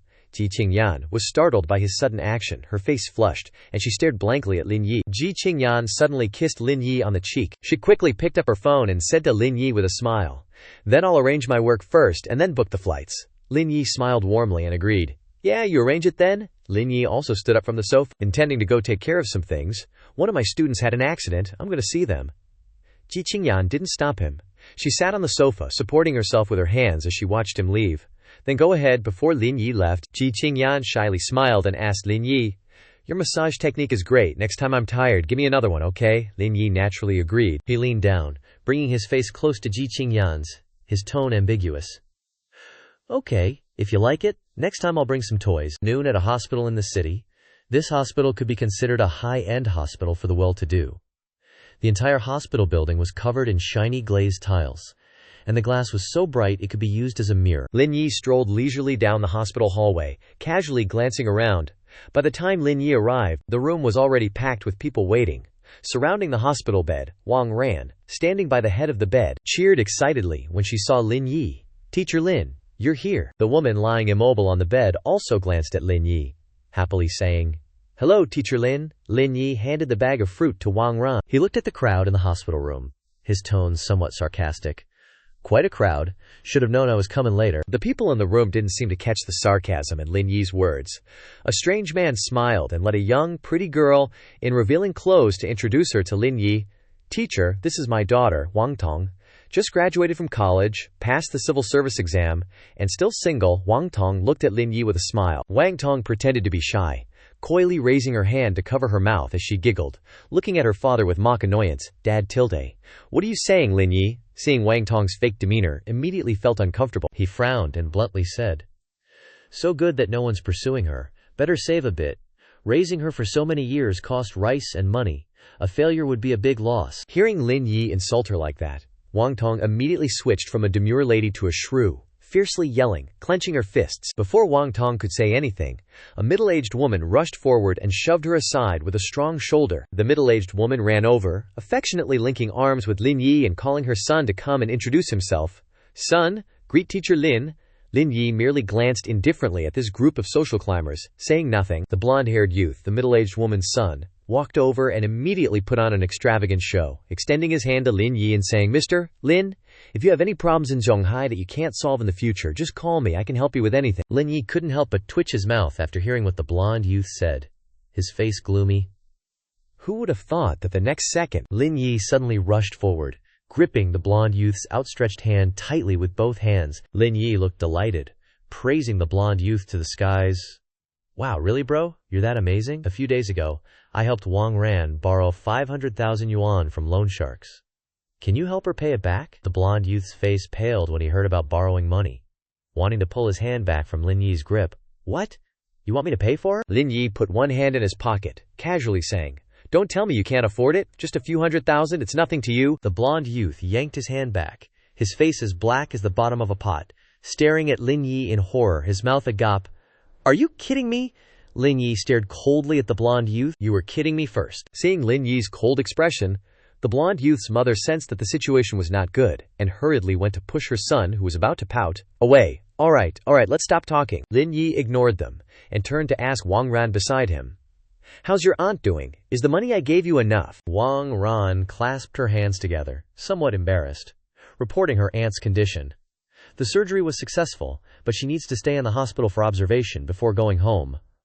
There's still over 200,000 yuan left. After she's discharged, I'll pay you back first." Hearing this, the blonde youth's mother couldn't wait for Lin Yi to speak, hastily interrupting, "Oh, Xiaoran, you don't know how much the expenses after discharge are. You still have to go to school. Where would you get the money?" Lin Yi put one hand in his pocket, coldly looking at the shameless woman. Wang Tong's father also chimed in with his elder's words, which were even more despicable than the woman's. "Zhao Ran, your cousin, was second in the civil service written exam. She has an interview in a few days. Can you lend your uncle some money for emergencies?" Wang Ran looked at the shameless relatives, her face full of embarrassment. But before Wang Ran could refuse, the two shameless people started arguing. "My son still needs 200,000 yuan for renovations. I haven't even said anything yet. Don't even dream about it." Wang Ran looked at the two people arguing loudly in front of outsiders like this, angrily taking a final breath. Wang Ran couldn't take it anymore, furiously glaring and reminding them.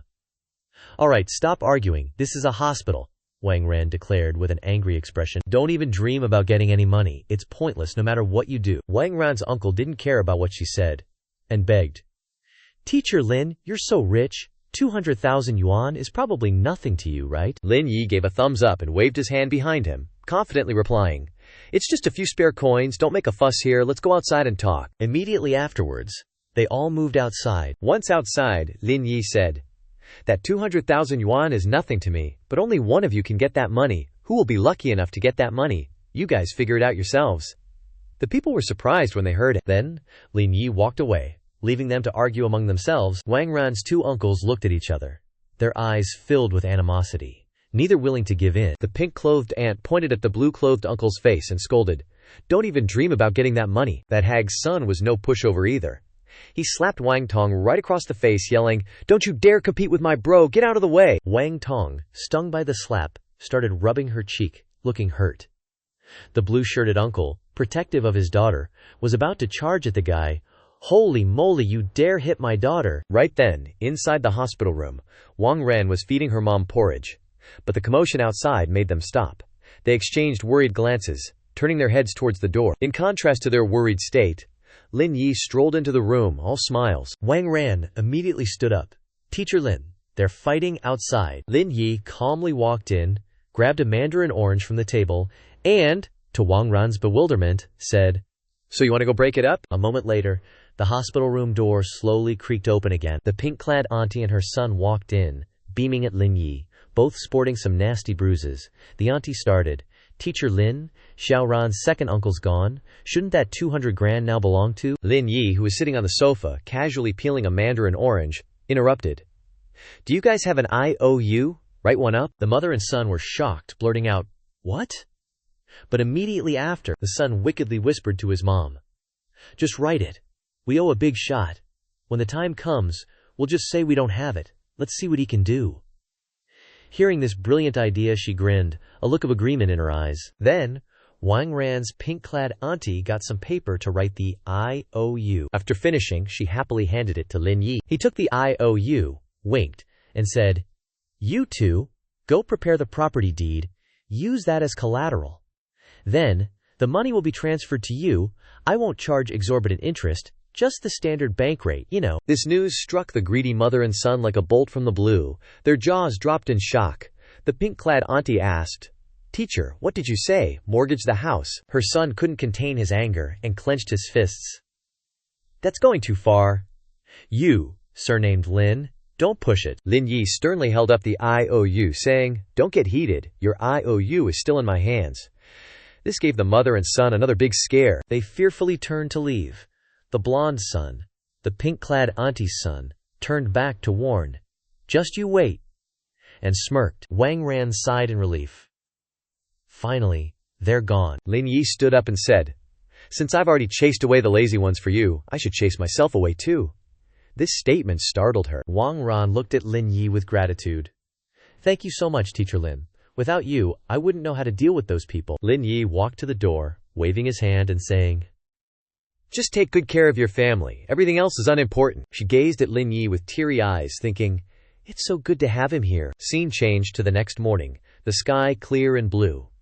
At a large corporation, a sleek, dark blue-green car pulled up. Lin Yi, radiating CEO vibes, strode out of the car. As soon as Lin Yi appeared, his staff frantically said, "Boss, today's battle is going to be epic. It's not what we expected. Not too far from here, there's a bunch of people huddled together, saying, 'He's here.'" Immediately, a crowd swarmed Lin Yi, some holding microphones, some holding cameras. They were probably reporters. Amidst Lin Yi's bewildered expression, a voice rang out, "Mr. Lin, could you share your thoughts on yesterday's lawsuit?" A male reporter with light brown hair asked, "Mr. Lin, do you admit to the accusations made by the Tian Hong Foundation?" Lin Yi happily replied, "Of course, I don't deny it." As soon as he answered, another female reporter asked, "Mr. Lin, is the sports car you're using also bought with donation money?" Lin Yi, surprisingly, replied with a radiant smile, "Of course. Otherwise, how would I have so much money?" All the reporters standing there froze in shock, exchanging bewildered looks, their faces stiff, wondering if they heard wrong. Watching Lin Yi happily answering interviews not far away, his staff could only stand there, stunned. Qi Jian started panicking, looking worried. How could the boss say things like that? Are we doomed to go bankrupt? In contrast to his panic, Yuan next to him still smiled optimistically. How could that be? We must trust the boss. Quite a distance away, there was someone silently watching Lin Yi, being surrounded by the reporters. Right now, in a waiting room, 4 people were seated. A man stood up. Zhao Zhengyang was confidently saying, "Don't worry, you two, just do as we discussed earlier." Facing him were Guo Yundao, the head of Zhonghai Hope Orphanage, and Li Suolan, the head of Yangcheng Rose Orphanage. Both wore worried expressions. Guo Yundao said anxiously, "Mr. Zhao, I'm not sure about this." As soon as he finished speaking, Zhao Zhengyang snapped his fingers. Then 2 black suitcases were placed on the table. "These 2 suitcases are full of money," Zhao Zhengyang stated his request. "Just put on a good show, and this money is all yours." The power of money was so great that their eyes lit up the moment they saw it. They both replied in unison, Okay, we'll definitely cooperate. Hollywood stuff right here, the green-haired guy next to Zhao Zhengyang said, grinning happily. That Lin Yi is so clueless, daring to steal Mr. Zhao's woman and even scam him out of money. Today, we'll show him what bankruptcy feels like. Immediately after, someone came in to announce, Mr. Zhao, it's time for the trial to begin. We should head out. Upon receiving this news, he quickly moved to the courtroom. Lin Yi's group was already seated there. Lin Yi waited with a cold expression. Then, he was startled. Zhao Zhengyang, all smiles, approached him. Mr. Lin, I didn't expect to see you in a place like this. It's really heartbreaking. Lin Yi remained calm, arms crossed, and replied, Too many young punks these days got a serious case of main character syndrome, especially on NetChum. Hearing this, he was enraged, but thinking about how he was about to bankrupt Lin Yi, he managed a sinister smile and said with arrogant warning, There are some things, mister, Lin might not know yet. In this courtroom, I've never lost a case, and today, I have all your weaknesses in my grasp. I'll make sure you rot in jail. Then, everyone in the courtroom stood up. The judge said, The court is now in session. Plaintiff, please begin your statement. Zhao Zhengyang's lawyer stood up, holding a stack of documents. During our investigation, we discovered that the Ling Yun Fund did not publicly disclose any aid documents, which seriously affects the fund's management measures. Therefore, I hope the court will fairly judge the defendant. The judge heard this and turned to ask the defendant, Do you agree with the plaintiff's statement? Lin Yi, at this time, touched his cheek and sweetly said, Nunchu, The lawyer on the other side seriously raised a paper full of words and said, Then we would like to ask the court for permission to invite witnesses to testify. Lin Yi happily replied, Please, perform your hearts out. As soon as he finished speaking, two more people entered the courtroom. Mr. Guo Yundao and Mrs. Li Suolin, entering with gloomy and frightened expressions. Yuan, seeing them, was very surprised. It's you guys again. Seeing this, Lin Yi made a guess. Could it be that you guys know each other? Yuan, angry to the point of turning purple, said, Those two are heads of orphanages, each receiving 800,000 and 11 million yuan in donations from us respectively. Guo Yundao seemed to have heard and put on a pitiful face. Mess. Hey, please don't talk nonsense. The two of them continued to bicker.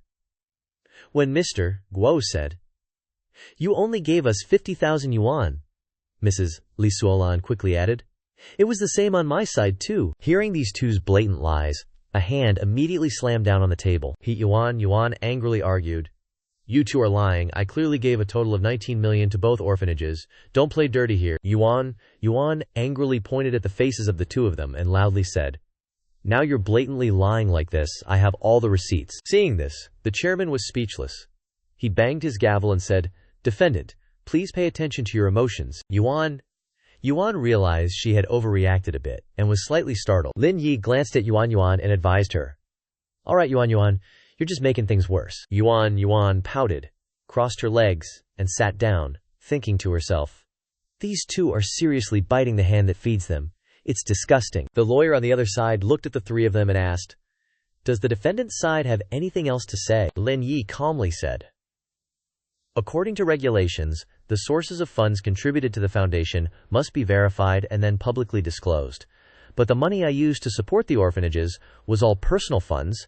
I didn't solicit donations from anyone or any organization. He propped his chin up, flashed a confident smile, and said, Do I need to make it public if I'm donating my own money to charity? The other side was stunned and stammered. What did you say?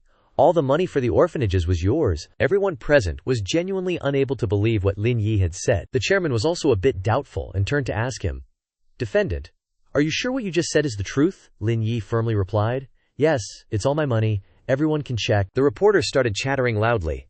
The Zhao family's descendant is being humiliated by this handsome guy. This is so juicy. Zhao Zhengyang's forehead was bulging with anger. Lin Yi just smiled confidently and provocatively. Seeing that Zhengyang's side had nothing left to say, the chairman officially announced, The court declares that the defendant, Lin Yi, did not violate any regulations in the process of doing charity. The defendant is found not guilty. After hearing the news of the court victory, Lin Yi stood up leisurely, smiled brightly, and said, Little brother, your schemes aren't working out so well, but thanks for helping our foundation anyway. Zhengyang asked, in confusion, wide-eyed. Helping the foundation, Lin Yi gave a light, triumphant laugh and replied, Thanks to those 50k RMB, we enjoyed a candlelit dinner together. Zhao got a beautiful rose, and then we even rented a presidential suite. Lin Yi continued to turn and walk away, but didn't forget to say, "I'll go first, brother Zhao. Let's chat more next time if we get the chance." Zhao Zhengyang gnashed his teeth in anger but couldn't do anything. Lin Yi turned away with a smug grin. While on Zhengyang's side, his people tried to appease him. "Zhaozong, that kid really doesn't know what's good for him. We need to find someone to teach him a lesson." No. At this moment, Zhengyang couldn't contain his anger any longer. He slammed his hand on the table, sat down, his face full of resentment.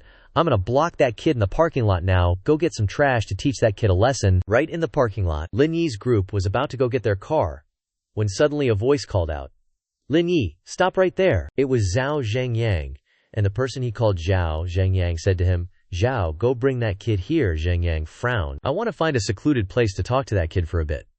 This guy Zhao was very tall and burly. He strode aggressively towards Lin Yi and growled, "Sir, our Zhaozong wants to talk to you, so please come with me for a trip." Yuan, feeling indignant, grabbed Lin Yi and shouted, "What do you want? Want to fight?" Lin Yi's friend held Yuan back and awkwardly said, "Lin Zong hasn't said anything yet. You're acting rashly for a little kid." Zheng Yang, now red-faced with anger, yelled at Zhao, "Zhao, start now. Drag that little punk into the car." The big guy Zhao immediately obeyed Zheng Yang's order and raised his hand to grab Lin Yi, when suddenly his hand was grabbed by Lin Yi. Lin Yi didn't say much, directly squeezed hard on his fingers, making him scream in pain, his face turning purple. "Ah, you bastard, let go of me." Lin Yi frowned slightly. He let go and said, "All right." He let go, but wasn't going to forgive so easily.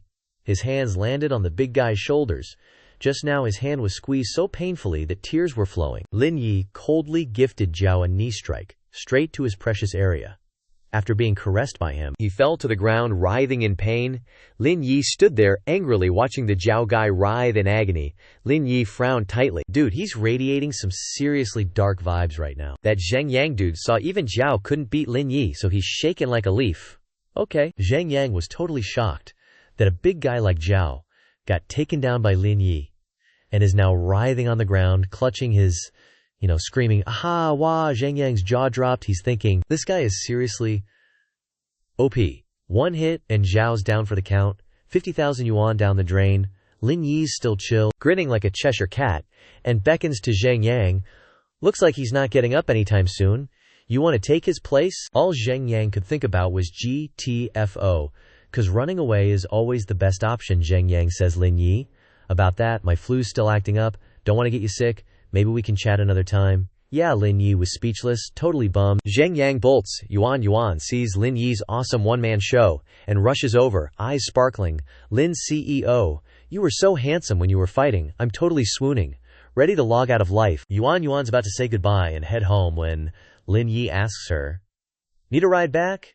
Yuan waves her hand. "Nah, it's okay, brother Chi's got his car here." Yuan waves goodbye, but yells out, "Bye, handsome Lin CEO." Lin Yi waves back and hops back in his car, buckles up, and gets ready to roll. Then we see Lan Wei, that cute AI system in her golden robe, cheerily announces, "Exposed the shady behind-the-scenes fake charity, eliminating the dark dealings at the orphanages, rewarding Qichuang Electronics Factory." Lin Yi exclaims excitedly. "No way, Qichuang Electronics Factory." He pulls up the map and says happily, "A company on the verge of bankruptcy, and they make chips too. This is exactly what I've always wanted." Lin Yi plants a kiss on Lan Wei's cheek, who's blushing, and says, "You know me too well." Suddenly, a random number pops up on his phone. Lin Yi answers. "Hello." The voice on the other end asks, "Hello, is this Lin Yi? I'm Ren Guohua, the GM of Qichuang, the company you just bought. We're wondering when you might have time to come over and finalize the transfer." Lin Yi replies, "Send me the address, I'll see when I can make it. It's at the Sannan Electronics Industrial Park high-rise building," Lu Ying says with a smile. "Director Lin, what did you call me here for?" Lin Yi replies, "I just bought this place. Help me with the paperwork." Lu Ying gasps in surprise and exclaims, "Yes, boss, you're amazing." He suddenly puts his hand on his chin, gets close to her, and teases, making Lu Ying blush a little. "Amazing how?" Lu Ying holds the file to hide her face and says, face flushed, "Everything's amazing." Then she awkwardly turns away to get to work. Lin Yi's a little confused and scratches his head. Half an hour later, Lin Yi's on his phone, doing who knows what. Lu Ying's finished, and when he sees she's done, he asks, "That was fast. All done." Liu Ying smiles and says, "They had all the paperwork ready when I got there, I just had to sign." Lin Yi looks up at the towering building and says, "Didn't you always want a lab to research optical computers? How about I give this whole thing to you?" When she hears that, she clenches her fists, overjoyed, and asks, "Really? Is that okay? I don't need a place this big and fancy." Suddenly he turns to leave, but says, "Let's go check out the King Chuang factory. C King's factory is there too." At the Siki factory, the employees are still hard at work. Liu Ying looks a little bummed and tells Lin Yi, "C Key stole our research, now I heard they aren't getting any orders." Lin Yi hears her but ignores it, looking a little unhappy. "That's the K Chuang factory over there." A large transport truck drives out of the Siki factory. Lin Yi and Liu Ying continue to observe. An uncle in a tank top, fanning himself, was heading over. He saw Lin Yi and immediately barked, "What are you doing here?" Just then, Liu Ying held up her employee ID and said, "This is our employee ID." The gatekeeper saw it and immediately said, "In that case, go on in." As she walked, she said to Lin Yi, "K Chuang has declared bankruptcy, so I guess each department only has a few people on duty, and not many people are doing normal work." Lin Yi quickly suggested, "Let's go take a look at the silver production area." As he walked in, he asked, "Have you seen the equipment here before?" Suddenly, Liu Ying saw something and was so shocked her jaw dropped. Some of it is the newest equipment, and the rest is older but still in good condition. It can all meet production needs, but their efficiency is completely different. Lin Yi quickly added, "This equipment looks pretty new. It's still usable, right?" "Alright." At this time, the two left the production area. Lin Yi, with his sharp eyes, noticed something. He stopped Liu Ying. "Wait." Lin Yi hid in the distance, observing two figures, a man and a woman, in the distance. Their faces didn't look friendly at all. Liu Ying immediately asked worriedly, "President Lin, do you know them?" "Why are we hiding from them?" Lin Yi immediately replied. "That car I saw parked at the CMK company gate just now is now here with us. I feel like something's not quite right." Liu Ying understood a bit. "You think they're from CK?" Lin Yi went over and took a picture of the license plate. He quickly reminded someone, "Hey, can you help me investigate the information on Shanghai license plate A34921 and who owns the car?" The other person immediately replied, "Okay." Before getting into the car, Lin Yi also said, "You and Lao Sun decide how to plan the construction of the Qichuang office, and the lithography machine project needs to be implemented as soon as possible." Liu Ying quickly replied, "Got it. What should we do about Shen Tianzhu now?" Lin Yi frowned, determined. "Leave that to me. I'm going to Country M soon, to see if I can meet him." The scene quickly shifted to Zhu Zhenge. Lin Yi just entered and asked, "What are you doing?" Ji Qingyan excitedly said, "I'm preparing some ginseng for you to nourish yourself." Lin Yi went over and lifted her chin. He tempted her.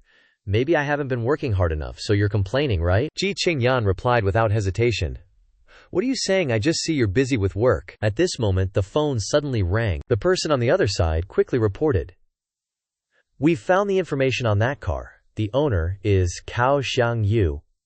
Lin Yi heard this name and immediately muttered to himself, "Cao Xiangyu." Ji Qingyan saw this and quickly asked, "What did Yuan say that makes you look so surprised?" He immediately explained, "I bought Kchuang. Today at the factory I ran into Cao Xiangyu, the son of CK's boss." Ji Qingyan perked up upon hearing that. How many sons does the boss of CK have? How can he maintain the same attitude? Lin Yi stroked his chin thoughtfully. 2, I think. Plus, he has a younger sister named Cao Jingqiu. Could the Cao family be trying to subtly remind Cao Xiangyu that he's lost favor? She listened and mused. "If you could find out what position Cao Jingqiu holds in COK, we could confirm your theory. His visit to Kchuang today might be to reinforce his position in the company by proactively seeking partners." Lin Yi walked over and said, Hey, you're so smart." A bowl of hot soup was quickly ladled out. Ji Qingyan smiled. "If what you said is true, then Nanxiang Cao will give us an advantage, making it easier to bargain." The phone buzzed quickly. The person on the other end reported promptly, "Lin Zeng. Someone just called him Cao Xiangyu. He's interested in cooperating with us." Lin Yi was overjoyed to hear that, thinking to himself, "Jackpot, haha." At this moment, Ji Qingyan had finished cooking. She brought out the dishes, but Lin Yi was still engrossed in the phone call. Ji Qingyan quickly called out, "Have you arranged your work properly? I've already booked the flight to Country M tomorrow." Lin Yi replied immediately, "Everything's arranged. I'll cherish every second with you, not missing a single one." Ji Qingyan went over and hugged his neck. "You're such a sweet talker." The scene quickly shifted to the airport. Ji Qingyan was thrilled to be going on a trip. Suddenly, a voice called out to them, "Lin Zeng, Jin Zeng." It was Zhao Zhengyang. He quickly continued, What a coincidence to run into you two here. Lin Yi also replied with a smile. Zhao Zong, what a coincidence indeed. Thanks to your 50,000 yuan, our relationship has become even closer. That's why she agreed to come to Country M with me. Zhao Zhengyang was furious to hear that. He suddenly gave a sly smile and said, Hey, it's just a drop in the bucket for me. Consider it a gift. I don't know why Jinzong likes a pretty boy like you, but Lin Yi didn't back down. Yet you lost to me in court. From looks to ability, you have a lot to learn from me. Beloved, Zhao Zong, Zhao Zhengyang, seeing that he wasn't achieving his goal, hastily left. I have to catch my flight, just you wait. The two of them silently watched Ming Ye's gaze. At this moment, the man next to Zhao Zhengyang spoke up. President Zhao, they seem to want to go to Mo country too. How about I contact someone over there and teach him a lesson? Zhao Zhengyang acted all high and mighty. I'm going to Mo country to discuss Microsoft stuff. I don't have time to waste on this guy. He quickly ordered. Call the airline manager. I don't want to run into him on the plane. The assistant quickly replied. Understood. I'll arrange it right away. Right then, Lin Yi and Ji Qingyan were in line checking in their tickets. The plane tickets were quickly handed over, but the employee announced, Sir, Madam, I'm very sorry, but there's a problem with your tickets, so they can't be used. Ji Qingyan was a bit stunned. That's impossible. I booked the tickets on the airline's website. Suddenly, a voice rang out. What's going on here? Zhao Zhengyang walked over, disdainfully saying, You got scammed buying a plane ticket. How embarrassing. Bye-bye. Let's go, shall we? Lin Yi immediately comforted her. Let's get out of the line first. Don't hold up the people behind us. Ji Qingyan quickly stepped out as he said. She suddenly shouted, Zhao Zhengyang, you're behind this, aren't you? But Zhao Zhengyang nonchalantly replied, What if I am? If you want to go to Mo country, I'm willing to let you sleep with me for a night to hitch a ride. That's too much, right? After hearing that, she angrily yelled, You're a jerk. Zhao Zhengyang didn't care and just mocked them. I'm going first. By the way, I want to remind you, all the tickets for other flights have been messed with by me too. But there's still the sea route. Just take about a month, and you can get there without a problem. Have a nice trip, Ji Qingyan angrily said. Don't push people too far. Lin Yi quickly advised from the side. Don't pay attention to what he says. He's got mad dog disease, which comes from rabies. Very dangerous and very contagious. But Ji Qingyan was still angry. But I'm still so mad. Lin Yi went to put his arm around her shoulder. Why get angry? If he can't take this flight, neither will it take off. Zhao Zhengyang sneered, pointing directly at Lin Yi. Is your brain waterlogged? Just because you're not flying, the plane can't take off? Lin Yi held out his hand, looking super confident. You don't believe me? Let time prove it then. Suddenly, an announcement came over the airport speakers. Dear passengers, Flight MU 5305 to Oran 2 Mo Country will be delayed. Passengers, please be prepared. The plane will take off in 20 minutes. Lin Yi said with a smug look. I wonder if this turnaround is surprising enough for you. Ji Qingyan was looking at Lin Yi with eyes full of admiration. Zhao Zhengyang was starting to get worried. Haven't you ever flown before? Flight delays are totally normal. You don't actually think you have some sway in society, do you? Lin Yi didn't say a word and just sat down on a nearby chair. Lin Yi sat down all relaxed, with one arm around Ji Qingyan. If you still don't believe me, there are plenty more exciting things to come. We're not in a rush anyway. 20 minutes passed. Zhao Zhengyang picked up his plane ticket and laughed smugly. A 20-minute delay is nothing. I'm getting on the plane now. The airport suddenly made another announcement. Dear passengers, we regret to inform you that flight MU 5305 cannot take off on time. Please wait for further announcements regarding the specific boarding time. That announcement made Zhao Zhengyang scared. Zhao Zhengyang looked over at Lin Yi, who was still chilling on his chair. Suddenly, Lin Yi stood up. Lin Yi walked over and flashed a smile. Didn't President Zhao want to get on the plane? Why are you still here?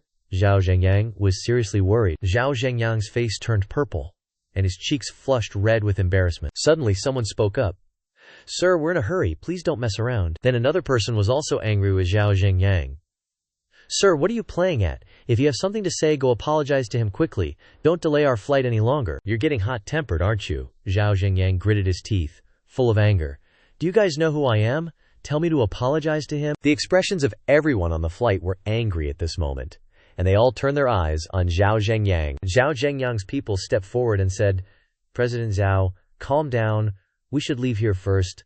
Let's not stay here. We can change to another airline. Everyone there was very angry. In unison, they said, Apologize, apologize. Liang Jinming was walking towards Lin Yi's group. Lin Yi held out his hand to greet him and said, Old Liang, I'll leave this matter to you. Liang Jinming walked up to Zhao Zhengyang and said loudly, I am the general manager of this airline. Apologize to this customer immediately, and we'll take off right away. At this time, everyone there also spoke up. Quickly apologize to that handsome gentleman. Don't delay our flight any longer. Say you're sorry. All the pressure there was on Zhao Zhengyang. Sorry. Zhao Zhengyang and his people hurried out the door. Liang Jinming said to Lin Yi, President Lin, you're too awesome. We've been annoyed by that arrogant Zhao Zhengyang for a long time, Lin Yi replied. Not at all. I also have to thank you for helping me a lot. Already informed someone to check the ticket again? Liang Jinming said. You're welcome, I'll go make arrangements. Lin Yi held out his hand solemnly. Lin Yi leaned down and said, Don't be angry anymore, my princess. Ji Qingyan's jaw dropped when she saw Lin Yi's actions. Ji Qingyan stepped forward with a smile. Only you can make me feel better. In Mo Country, C.A. Shu Hotel. Lin Yi and Ji Qingyan were inside a luxurious room with glittering interiors, along with a golden hairpin on the table. Ji Qingyan put it on and said, Lin Yi, does it look good? Lin Yi smiled brightly. The hairpin is beautiful, but the person wearing it is even more beautiful. Ji Qingyan leaned in and kissed Lin Yi on the cheek. Such a sweet talker.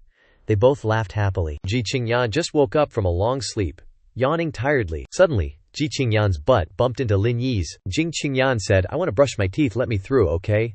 Lin Yi stared blankly at Ji Qingyan. Ji Qingyan flashed a bright smile. I'll let you use my exclusive toothpaste that I've already used. Lin Yi unexpectedly snatched the toothpaste from Ji Qingyan's hand. Lin Yi looked at the tube of toothpaste and said, This tube is completely empty. What do you mean by exclusive? What are you trying to trick me into? Qingyan pouted.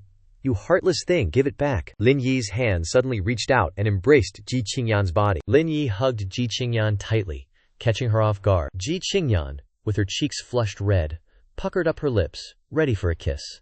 Her eyes were full of love. Lin Yi and Ji Qingyan shared a passionate kiss right after waking up. Lin Yi suddenly changed his position, holding Ji Qingyan's arm with one hand and embracing her shoulder with the other. Lin Yi took something out. Lin Yi held an electric toothbrush in his hand. This electric toothbrush might be more interesting than your toothpaste. Ji Qingyan was taken by surprise by the toothbrush. Ouch. Ji Qingyan suddenly felt something touching her body. Lin Yi was still hugging Ji Qingyan from behind. Looking at you in this little mirror, your beauty is truly one of a kind. The electric toothbrush had fallen to the ground without anyone noticing. The next day, at the amusement park, the weather was beautiful. With golden sunlight shining down, Ji Qingyan, with an eager expression, pointed ahead. Lin Yi, I hear a tiger roaring over there, Lin Yi replied. Then I'll take you over there to see it. A sign read, North American Grey Wolf. Wang Ziyi and her husband were standing there. Honey, doesn't that North American Grey Wolf look too skinny? I want to feed it something. Wang Ziyi's husband replied. Feed it. You still have that bag of shredded beef jerky with lime leaves, right? I can secretly open the cage for you to throw it in. Wang Ziyi smiled brightly. Lin Yi and Ji Qingyan approached. According to the park's regulations, you're not allowed to feed the animals food from outside. Wang Ziyi and her husband turned around, glaring at them. This isn't your house. I can do whatever I want. You don't need to worry about it, Ji Qingyan replied. Oh, Lin Yi stepped forward to soothe Ji Qingyan. All right, don't mind them. The Arctic gray wolf is protected by the government. If they secretly feed it something that kills it, they'll go to jail. Wang Ziyi and her husband turned pale with fright. Wang Ziyi and her husband left in anger. Nosy people. Honey, let's go see something else. Don't bother with them. Elsewhere, there was a carousel area. Ji Qingyan was very interested in the carousel. I want to ride the carousel too, but I don't know how long we'll have to wait in line. Lin Yi replied, You sit and rest here? I'll go buy a VIP ticket for you, so you don't have to wait in line. Lin Yi walked to the VIP ticket booth. How much are the VIP tickets? Is there a limit to the number of rides? The staff there replied, $18.99 a ticket. Sorry, sir. Each ticket has a limited usage of 1 time per game. A guy behind spoke up. Hey buddy, ease up on the jokes. Why ask such a pointless question? How embarrassing. Lin Yi said. How many VIP tickets are left for today? I'll buy them all. Lin Yi's words shocked the ticket seller. The crowd behind were also stunned by his words. What? How can you buy them all? At this moment, the staff member anxiously announced, There are a total of 105 VIP tickets left. Do you want to buy them all? Lin Yi's face lit up with a smile and he confirmed, I'll buy them all. Holding the VIP tickets in his hand, Lin Yi put his hands in his pockets and walked out arrogantly. Everyone was incredibly surprised and panicked at the sight. Then he slowly walked towards Qingyan and coldly called out to her from behind, Hey, beautiful! Hearing this, she turned around. He said warmly, holding the VIP tickets in his hand, Come with me, I'll take you to play on the merry-go-round. Seeing this, she was happy and excitedly ran towards Lin Yi, repeatedly linking her arm with his, Okay, Lin Yi, brother Yi. The scene of the merry-go-round was right in front of them. Qingyan and Lin Yi were riding the same wooden horse together. The scene was so romantic, her face was beaming with happiness. And then she stared at him, her cheeks flushed, making her look so cute. On Lin Yi's side, he was no different, also looking at his girl with affection. After playing, she spoke. But how can VIP tickets be limited? You can keep playing, right? I'll try my best to play with you to make the VIP tickets worth the money. Hearing her heartfelt words, he replied, It's not like that. But at this moment her face was full of regret. She held up her hand and said her thoughts. This is already so good. But I also want the feeling of standing in the first row. Lin Yi laughed at her innocence and said, But I bought all 105 remaining tickets. There are still 100 unused tickets, enough for you to play for 6 days and 6 nights. Looking at the thick stack of tickets in her hand, she was constantly surprised. Wow, you really bought all the remaining VIP tickets? Then she gave him a kiss on the cheek and kept praising him. Brother Lin, you're good-looking and kind like me. For the next game, the two were sitting in a spinning teacup. Qingyan was very excited, but he was the opposite. His mouth was constantly agape. But the two still laughed together, making the scene so happy. After finishing this game, she happily pulled his hand and suggested, Lin Yi, I'm a little hungry. Let's go find something to eat. At this time, the scene turned to a restaurant nearby. In front of her eagerness for the food on the table, there was not a single person beside her. Already afraid of being hungry, she put on a cute face, then continuously pointed to the cake and said, Lin Yi, I think this vanilla soufflé is very delicious. Order me another one so I can eat more. Lin Yi very fondly replied, Okay, I'll get you the cake. Then he went to the service counter. Give me 2 vanilla soufflés. Suddenly at this moment, a girl's voice full of mockery was heard. Vanilla soufflé is a limited item. You can't just take it if you want to. Do you think you're at a buffet, choosing as much as you want? The woman was Lin Xiaoyi, looking at him with disdain. Beside her, Chen Junyi was no different, saying provocative words. Don't you guys read the instructions? Or did you throw away all your dignity before going abroad? Don't argue with these people too much. He calmly shared, I bought 105 VIP tickets, 1 serving per ticket.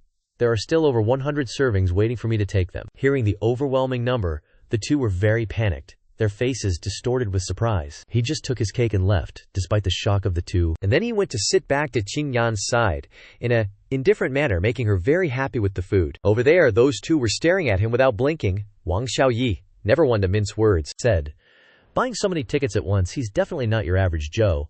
Some naive young guy probably wants to show off his money. Hearing others mock him, she retorted angrily, Please speak politely. Chen Junye looked at them with disdain. Acting like that's polite to you guys. Xiao Yi raised her hand and showed off her boyfriend. I won't hide it. My future husband is not only handsome but also capable. His company made it to round B of funding. Future development prospects are definitely promising. Looks like your boyfriend is just a gold-digging foo or die. He couldn't hold back anymore, so he raised his glass and retorted, Oh really? Round B is already making you this cocky? Hearing him say that, Chen Junye pointed and laughed smugly, incessantly taunting.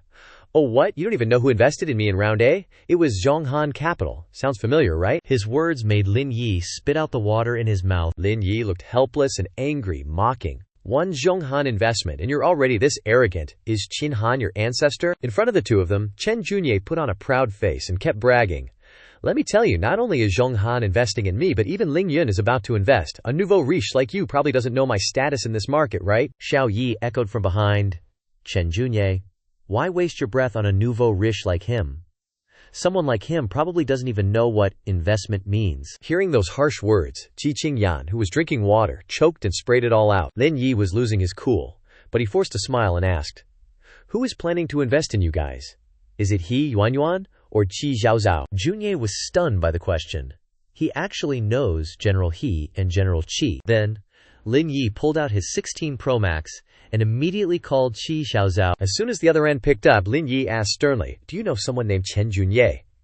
The other end replied, Yes, he's from Yizhongju Company. We're following up on him in the upcoming round B. Junye was horrified to hear the familiar voice, exclaiming, It's really General Qi's voice. Lin Yi's expression became sinister, his eyes sharp and a smile spreading across his lips. He decisively suggested to the person on the other end, Withdraw the investment immediately. Chen Junye was panicked. Then, the other end responded, Yes, I'll contact them to withdraw all the investment tomorrow morning. Junye realized the gravity of the situation, his face turning pale, and asked, Who are you? Lin Yi stood up abruptly, looking at him with a sly look, and introduced himself. This world is so small, isn't it? Coincidentally, I'm the boss of Ling Yi Group. Everything finally dawned on Junye. He immediately bowed and kept begging, "It's just a misunderstanding, Lin Xiansheng. Please give me another chance. If your side withdraws the investment, I'm done for." But Xiao Yi still didn't realize the problem. Seeing his panic, she said nonchalantly with a haughty expression, "Junye, why are you begging? With your ability, surely other investors will be willing to invest in you." Hearing that, Junye was enraged, using force to push Xiao Yi away and shouting, "If they withdraw the investment, who would dare to invest in me? It's all your fault for wanting to feed the North American gray wolf. If it wasn't for you, I wouldn't be in this mess." The beast in his heart couldn't be contained anymore. Junye violently grabbed her hair. Xiao Yi also said angrily, "You're blaming me. It's because you don't have the ability." Seeing that scene, Lin Yi finished eating and wiped his mouth casually. The two were still fighting fiercely. Chen Junye shouted, "I'll beat you to death, you bitch!" Lin Yi and Qingyan left calmly and happily. The sky was gradually turning dark, and countless stars were shining in the sky. Lin Yi hugged Qingyan. She found that both of them are happy to be together. At this time, there was a notification from He Yuan with messages. "I've done everything I could regarding Shen Tianzuo. His wife's name is Mu Shumin. Her monthly period is from the 4th to the 10th, followed by some files." Reading the message, Lin Yi was quite satisfied. The information was quite complete. He Yuan was indeed a skilled matchmaker in the business world. Watching Ji Qingyan happily taking selfies in front of him, Lin Yi was constantly worried and thinking about how to temporarily separate from Qingyan.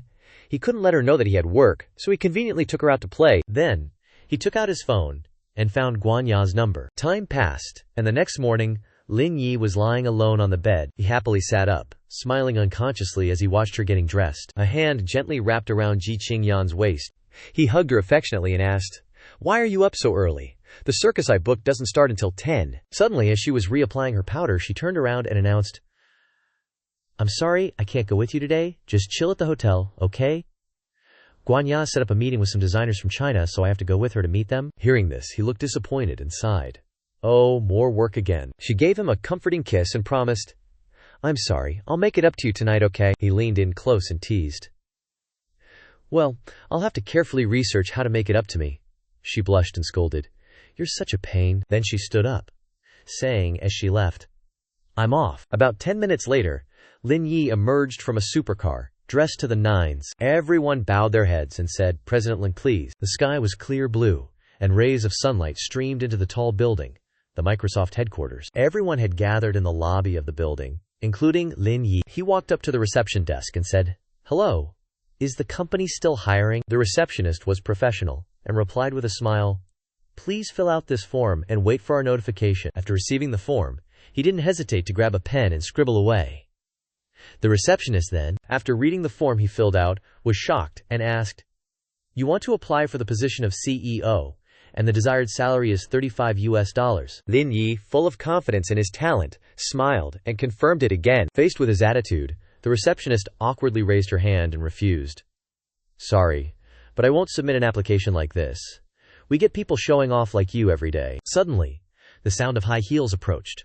One of them said, "Kelly, what's going on?" Two young women appeared. One was Jessica, the CEO's secretary, and the pink-haired one next to her was Kristen, a mid-level engineer in the technical department. Seeing her savior arrive, the receptionist held up the form and explained what had happened. "He came to apply, but he wants to apply for the position of Deputy CEO. I was about to kick him out." Jessica looked puzzled and asked, "Apply for Deputy CEO?" Then Jessica took the form and said sternly, "Mr. Lin, looking at your age, I doubt your abilities, so please be respectful." Lin Yi laughed meaningfully. "What's wrong? A big company like this only looks at age." Hearing those flippant words, her eyes widened. Then, with an angry expression, she made things difficult. "Considering your special situation, I need to give you a simple test to evaluate you. After passing the assessment, I will submit your application." He happily accepted the offer. Of course, no problem. And then the three of them sat down at a table in the waiting room. Kristen placed the computer on the table and carefully opened it. Seeing him sitting there blankly, Jessica yelled, "Start! Don't waste time." Confidence made him keep making suggestions. Then he raised his hand and smiled. "I think you should call someone who can understand code a little better. I'm afraid you won't understand the code I write." Those arrogant words made Kristen very angry. and said loudly, "You're going too far. There are many senior engineers here. Do you think we won't understand the code you write?" Before Creason's confident words, he started warming up his hands and smiled back. Heh, Really? Then he showed off his talent, typing code with his bare hands skillfully. Every single letter on the computer was being programmed according to what he typed. The skinny, dark employee kept looking and sighing. What's he typing? Gibberish code? I don't understand anything. I've never seen code like this before. The blonde next to him blankly echoed, "Me neither. Seems like total nonsense code, man." A few minutes later, the computer screen was filled with lines of code, and he turned it around, showing it to the two of them. His colleague's words made Creason even more certain of her opinion. She angrily snapped, "Mr. Lin, I hope you're not trying to fool anyone. My colleagues all say you're typing gibberish code, so you can leave now." Hearing this, he crossed his legs and sat back with an arrogant air. "See, I told you you wouldn't understand it, but you stubbornly refused to admit it." Only Jessica was still staring intently at the computer screen, raising her hand and thinking about something. Then she spoke up. "Wait a minute, these lines of code seem like I've seen General Manager Shen write them before, but not exactly like this." Hearing that, Cleason, the receptionist, and the others announced, "I think this should be reported to General Manager Shen ASAP." 10 minutes later, everyone bowed down to greet Shen Tianzuo as he walked in with a flustered expression. His face darkened as he asked, "What's going on here?" Jessica walked over and explained. "General Manager Shen, this person's name is Lin Yi. He wants to apply for the position of Executive Vice President." Shen Tianzuo was furious upon hearing this, his face turning red and purple as he shouted, "Are you kidding me? How old is he? How could you believe?" As soon as he finished speaking, Creason immediately gave him the boot. "You can leave now. General Manager Shen has already spoken. You can leave now. You wrote a bunch of code that's useless. Don't embarrass yourself any further." After everyone had their say, he couldn't hold back any longer, stood up abruptly, and held out the computer, saying, "Whether or not it's useless code, please have her show it to him and you'll see." The computer screen displayed the running code. He stared at it and couldn't believe his eyes, exclaiming in panic, "This is—" Shen Tianzuo couldn't take his eyes off the computer and exclaimed in surprise, This code was written by you. I've been thinking about it for a long time, but I couldn't figure out how to write it, and you actually wrote it. You're a genius, Jessica." And Khan finally realized what was going on. Their mouths hanging open, Creason thought to herself. He's only in his early 20s. How can he be so good? This guy is way too smart. Then, the two happily shook hands in agreement. Lin Yi smiled contentedly and asked, "So now, am I qualified to apply for the position of Executive Vice President?" But he didn't get straight to the point. Instead, he evaded and delayed. "Let's go to my office to discuss this further." In Shen Tianzuo's office, a familiar voice rang out, "I just finished working and haven't tidied up yet, Mr. Lin. Please don't mind." He was getting water to serve his guest and asked, "Mr. Lin, what would you like to drink?" But Lin Yi was looking at something else. It turned out to be Shen Tianzuo's family photo, framed neatly on his desk. Then, he turned to answer him with the previous offer. "Do you have Yang Mei Tang?" Which startled him, but then he was very happy, his face beaming as he asked, "Could it be that Mr. Lin also likes Yang Mei Tang? Could it be that Mr. Lin is from Wenxi?" Hearing this, Lin Yi also happily replied, "Could it be that you are too?" Realizing the situation, he happily handed him the water and smiled. "It seems that we can work harmoniously in the future. On behalf of Microsoft, I welcome you to join us." Lin Yi was a little embarrassed, but not too much, and sat down on the chair, saying, "General Manager Shen, please don't say that." Then, he crossed his legs comfortably in the chair and asked with a smile, "Do you have the authority to decide my position?" Shen Tianzuo had a headache, putting his hand on his head and thinking. Seeing that he couldn't hide it any longer, he had to say, "Mr. Lin, the position of Executive Vice President is not something I can decide alone. First, I will arrange for you to work as the Deputy Director in the Marketing Department. You will get the position of Executive Vice President sooner or later." The two sat down, and Lin Yi shared humorously, "Actually, I have a lot of enthusiasm and am willing to bury myself in work, but this is not my home." He hesitated, put his hand on his head, and said frankly, "Actually, I can understand you, but I'm not good at communicating. Research and development must always have some available working capital, so I don't want to waste time on human emotions, so I still don't want to return to China yet." Everyone has their own difficulties. Seeing the atmosphere was a bit tense, Lin Yi yawned deeply and joked, "If there is a place that doesn't restrict funding and can give me a place to freely research and develop, then I would want to return to China immediately." Hearing that, he was overjoyed and burst into laughter. "I want to as well, but right now a strategy of mine is being laid out already." He thought to himself, Shen Tianzuo is indeed not an extroverted person. I need to build a close relationship to the point where I can lure him back to the country to work for me. But at this moment, he was also curious, and asked him, what kind of project is President Shen currently researching? Afterwards, he held out the computer he was researching and frankly shared his project. We are currently researching and developing a new safety system. The code snippet you wrote earlier is exactly what we need. Then, he seized the opportunity and replied, have you ever thought about doing this project yourself? Then, he held out a contract in front of him. He said, my current research direction is mainly about computer vision, which is also related to optical machines. And then the two shook hands with goodwill. He added, let's do it like that. I understand the sincerity of the company. I still need to go home to cook dinner for my wife. I'll come again tomorrow. Watching his departing back, he was very satisfied, laughing incessantly, thinking, this kid is not bad. He even knows how to take care of household matters. As soon as he went outside, he put on a smug smile. Today went so smoothly. The scene then shifted back to the hotel where the two were staying. Ji Qingyan looked excited. Carrying a bag and smiling fondly, she said, being bored in the hotel all afternoon, you must have felt very bored, right? At this time, Lin Yi had returned to his husband persona, sitting regally on the chair, replying, it's okay, but I still need some compensation. Afterwards, she excitedly approached him, caressing and comforting him. I know, you've worked hard. Then she put the gift on the table and said, right after the meeting, Guan Yaquan took me to buy a gift nearby. Consider it my compensation for you. Lin Yi's eyes became more sparkling than ever, excitedly looking at the gift. Afterwards, he pulled something pink out of the gift bag. When he saw it, his eyes lit up. Not bad, President Guan is really too good.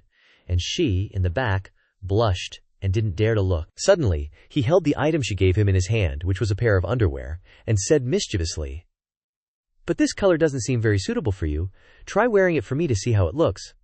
Just as he finished speaking, she blushed shyly, then gave him a punch right in the avatar, and said shyly, are you planning to meet me again? At this moment, the rows of hotel buildings reappeared before our eyes, along with the bright sunlight of the new day. At this time, the two were making love with each other. Ji Qingyan looked at Lin Yi, then spoke up, I have to get out of bed. I'll try to finish early today so you don't have to wait long. Hearing that, Lin Yi smiled smugly and replied, it's okay if there's still compensation tonight. I don't mind being bored for an afternoon. She shyly covered her body with the blanket, embarrassed. You're such a rogue. You never keep your mouth shut every day. You should be ashamed of yourself. Hearing that, not only was Lin Yi not offended, but he was even more interested, flashed a dangerous smile and pulled the blanket over himself, pouncing towards her. What shame or no shame, let's suck first and then talk later. Time also passed. An hour later, Ji Qingyan dressed beautifully and prepared to go out, but still smiled, and greeted Lin Yi before leaving. I'm leaving first. If you're bored, go out for a walk. Don't just stay in the hotel. While lying on the bed looking at her adoringly, Lin Yi spoke out some flirtatious words. Without you by my side, wherever I go, I feel lonely and cold, making her extremely embarrassed. What are you saying? I really have to go. At this time, Lin Yi was also dressed neatly tied, accompanied by a pair of shiny shoes. Lin Yi at this time exuded an indescribable handsomeness. His aura was overwhelming and moved people's hearts. At a certain company, with a very large scale that everyone yearned for, just as he was about to go inside to work, a familiar voice called his name, Lin Yi.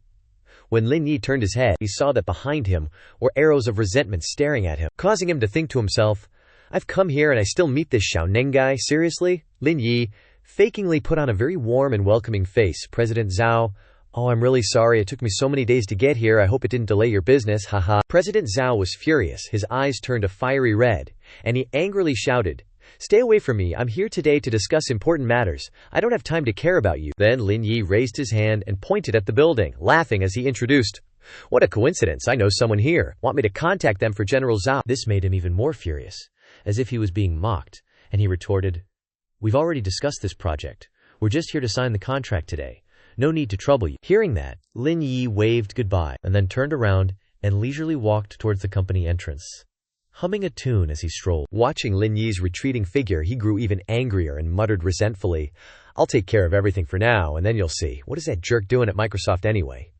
Hearing his question, the guy next to him offered his thoughts. Maybe he's here with Ji Qingyan to discuss business. In front of General Zhuo's office, Lin Yi knocked on the door, then entered with a surprised expression. Lin Yi, let me introduce you. This is Xiaoji and Sheng Wensheng.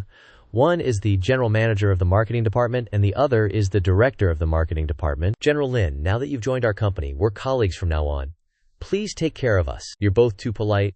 We're colleagues now, so let's take care of each other. General Shao, your client has arrived. I wonder when you can go over there. I'll go over there right now. General Shao, if I may ask, are you about to go and receive someone named Zhao Zhengyang? General Lin is amazing. Their representative is indeed Zhao Zhengyang. Does General Lin have any instructions? It's nothing much. I'll go with you to discuss it with him. After that's done, I'll officially take office. You've agreed to be the deputy general manager at our company. General Shen's sincerity moved me. After thinking about it all night, I decided to agree. General Lin, why don't you go and take office first? You don't need to show your face for such a small matter. Lin Yi's expression turned sinister. It's okay. There are some important things to do on the first day of taking office. In the meeting room, the door was tightly closed, and there was no sound around. Two men were sitting at the conference table. The secretary informed them that Please wait, she said. Their newly appointed deputy general manager would come over to sign the contract with two. Hearing that, General Zhao asked in surprise, What did you say? The newly appointed deputy general manager will come over to sign the contract. The staff member next to him flattered. Said, General Zhao, it seems that Zhao family's position in the international arena is getting higher and higher. Hearing that, General Zhao laughed smugly, smoothed his hair and said, That's a matter of course. The staff member looked at the secretary and asked, Hannah, what are the hobbies of your newly appointed deputy general manager? He said with a smile. I want to know more about him. The secretary happily replied that she didn't know very well, but she heard that he was very likely to be promoted to executive deputy general manager, so his status was very high. When General Zhao and the staff member heard that, they looked at each other and smiled smugly. They both thought that such a character would come to sign the contract in person. Wouldn't that be giving them a lot of face? At this time, the door of the meeting room opened. General Zhao and the staff member happily stood up, ready to welcome the deputy general manager to enter. At this time, Lin Yi entered the meeting room with Shao Ji and Shang Wensong. Lin Yi clearly showed confidence on his face. When he saw Lin Yi walking in, General Zhao's face changed, wrinkled, and said, Lin Yi, it's you again, he asked angrily. What are you doing here? Shao Ji frowned, sweating. She said angrily, Mr. Zhao, Lin Yi, Mr. Lin is the deputy general manager appointed to their marketing department. According to Shao Ji's introduction, Lin Yi narrowed his eyes and smiled, pursed his lips, contemptuous expression. Just after hearing what Shao Ji said, General Zhao's face turned pale, his eyes rolled back, he stammered, what did you just say? Lin Yi then coldly said, Surprised, aren't you? Unexpected, right? He asked. Does it sting? Dude heard that and just flopped back, mouth hanging open. The employee with him had to catch him, like President Zhao. Then, President Zhao just lost it, eyes full of hate, pointing right at Lin Yi, he shouts, You're that scumbag, he's yelling. What right do you have to be a Microsoft vice president? Lin Yi just calmly says, Whether I'm qualified or not, does that depend on President Zhao's say-so? Then he goes on, Didn't you guys want to sign a contract? Get it out for him to see? Lin Yi strokes his chin, eyes looking dangerous. I think I'll have a lot of questions. President Zhao flinches, face turning white. He can only stammer, You. Then, a mouthful of bright red blood comes spurting out of President Zhao's mouth, and he falls backward, shocking everyone. The employee quickly kneels down next to President Zhao, anxiously calling, President Zhao. He's shaking President Zhao, saying, President Zhao, don't scare me. But President Zhao's face is pale, no response. He's passed out cold with blood still on his mouth. The employee, while calling for an ambulance, turns to Lin Yi, worried. Lin Yi, you just wait. The Zhao family won't let you get away with this. Seeing this, Lin Yi doesn't know what to say. He scratches his head and says, President Zhao's kinda weak, huh? Shao Ji and Shang Wenzhong are both stunned. They look at each other, speechless at the scene unfolding. Lin Ji, eyes full of admiration, thinks, President Lin is so boss. When signing a contract, it's either a yes or a no, who gets so mad they spit blood. She leads Lin Yi to an office and says, President Lin, this is your office, she goes on. If you need any extra decorations, just tell me. I'll get someone to do it right away. Lin Yi sits in the chair and says, It's good. Just need a computer. Then he rolls up his sleeves and says, Time to get to work. 7 hours later, Lin Yi is still sitting in front of the computer screen. Shen Tianzuo, seeing this, says with satisfaction, First time he's seen someone so talented and hard-working like him. Just then, Lin Yi stretches happily and says, All done. Looking at Lin Yi's product, he exclaims, If it were up to his team to research and develop, it would take at least 3 months to finish, he says in surprise. Didn't expect he could finish it in just a few hours. Then he happily says, He'll go write a proposal to promote you to executive vice president right now, he says. With your abilities, there shouldn't be any problems. Hearing this, Lin Yi doesn't look up, and says awkwardly, "Don't bother with the promotion stuff for me. I'm about to resign." Hearing this, Tianzhuo is shocked, face changes and yells, "What?" Lin Yi laughs and says, "I'm planning to go back home." That surprises Tianzhuo, his face changes, and he says thoughtfully, "Why go back home? Is it really better to develop back home?" Lin Yi sits on the swivel chair, confidently says, if he says so confidently, if someone was willing to go bankrupt just to fund him, and let him freely research and develop without limits, would he agree to go back home? He waves his hand and laughs. How could that be? He tells Lin Yi not to joke around. Those capitalists aren't stupid. Then he adds, if there really was such a good thing, he'd agree to go back home immediately. Hearing this, Lin Yi shakes hands with him, and he says with a cheerful smile, "Shen Laota, I represent Longxin Research Institute in welcoming your addition." When Shen Tianzhuo hears Lin Yi say that, he feels a pang of guilt, face turning pale, stunned as if he's been tricked, unable to say a word. Lin Yi continues to smile happily. "Let me introduce myself, I'm Lin Yi, head of the Longxin Research Institute in Zhonghai," he says happily. "Welcome, Shen Tianzhuo's joining." Hearing this, he says in shock, You're from Longxin?" he asks suspiciously. "Did you take a job at Microsoft, just to get close to him?" He confirms. "That's right. 2 of my employees came to meet you before." As he speaks, he's searching for something in his suit pocket, he says. "This is the Chip 20 source code, completely comparable to the latest technology abroad." Then Lin Yi looked straight at Tianzhuo, he said. But they couldn't buy the lithography machine, so they decided to build one themselves. This continued to surprise the old man. He hurriedly exclaimed, "Are you kidding me? Build a lithography machine yourself?" Lin Yi frowned and said, "Do you know why the world always questions their country?" Then he continued, "It's because of backwardness. Only when their technology leads the world will those problems be easily solved." Hearing this, the old man's eyes widened in surprise again. Lin Yi cheerfully continued, "I know you're doubtful. This is 3 billion yuan in my bank account, plus another 1 billion yuan in the Longxin Research Institute's account." As he spoke, he showed Tianzhuo the documents. Then Lin Yi continued, "He guarantees you, as long as you come, finances are a small matter. Academics are a small matter too." Reading the documents Lin Yi handed over, Tianzhuo was shocked, thinking, Lin Yi is still quite young, how can he have such massive assets, unbelievable. Holding the document in his hand, Tianzhuo's face became pensive. He then said, "Give him a few days to think it over." Lin Yi happily agreed. He added, "When you return home, remember to bring your team back with you." Afterward, Lin Yi walked to the door and didn't forget to say to Tianzhuo, "He'll let your team experience what socialist care feels like." Hearing this, Tianzhuo sighed and said, "So everything he's been saying is aimed at him and his team." Lin Yi left the room and said, "Just take your time and think it over. Once you've thought it through, he'll send a private jet to pick you up." Lin Yi left Shen Tianzhuo alone to ponder in the office.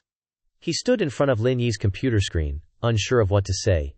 He pressed a key on the computer and said, "This kid knows how to talk about brotherhood, huh?" At this moment, the computer screen lit up with code that Lin Yi had written at Shen Tianzhuo's villa. It was a large villa, built in a modern architectural style. As soon as he got home, his face dropped in surprise. In the living room, Lin Yi was sitting drinking coffee with his wife, praising it as he drank. "This coffee is delicious." Seeing Tianzhuo walk in, Lin Yi cheerfully stood up and said excitedly, "Shen Laota, you're back."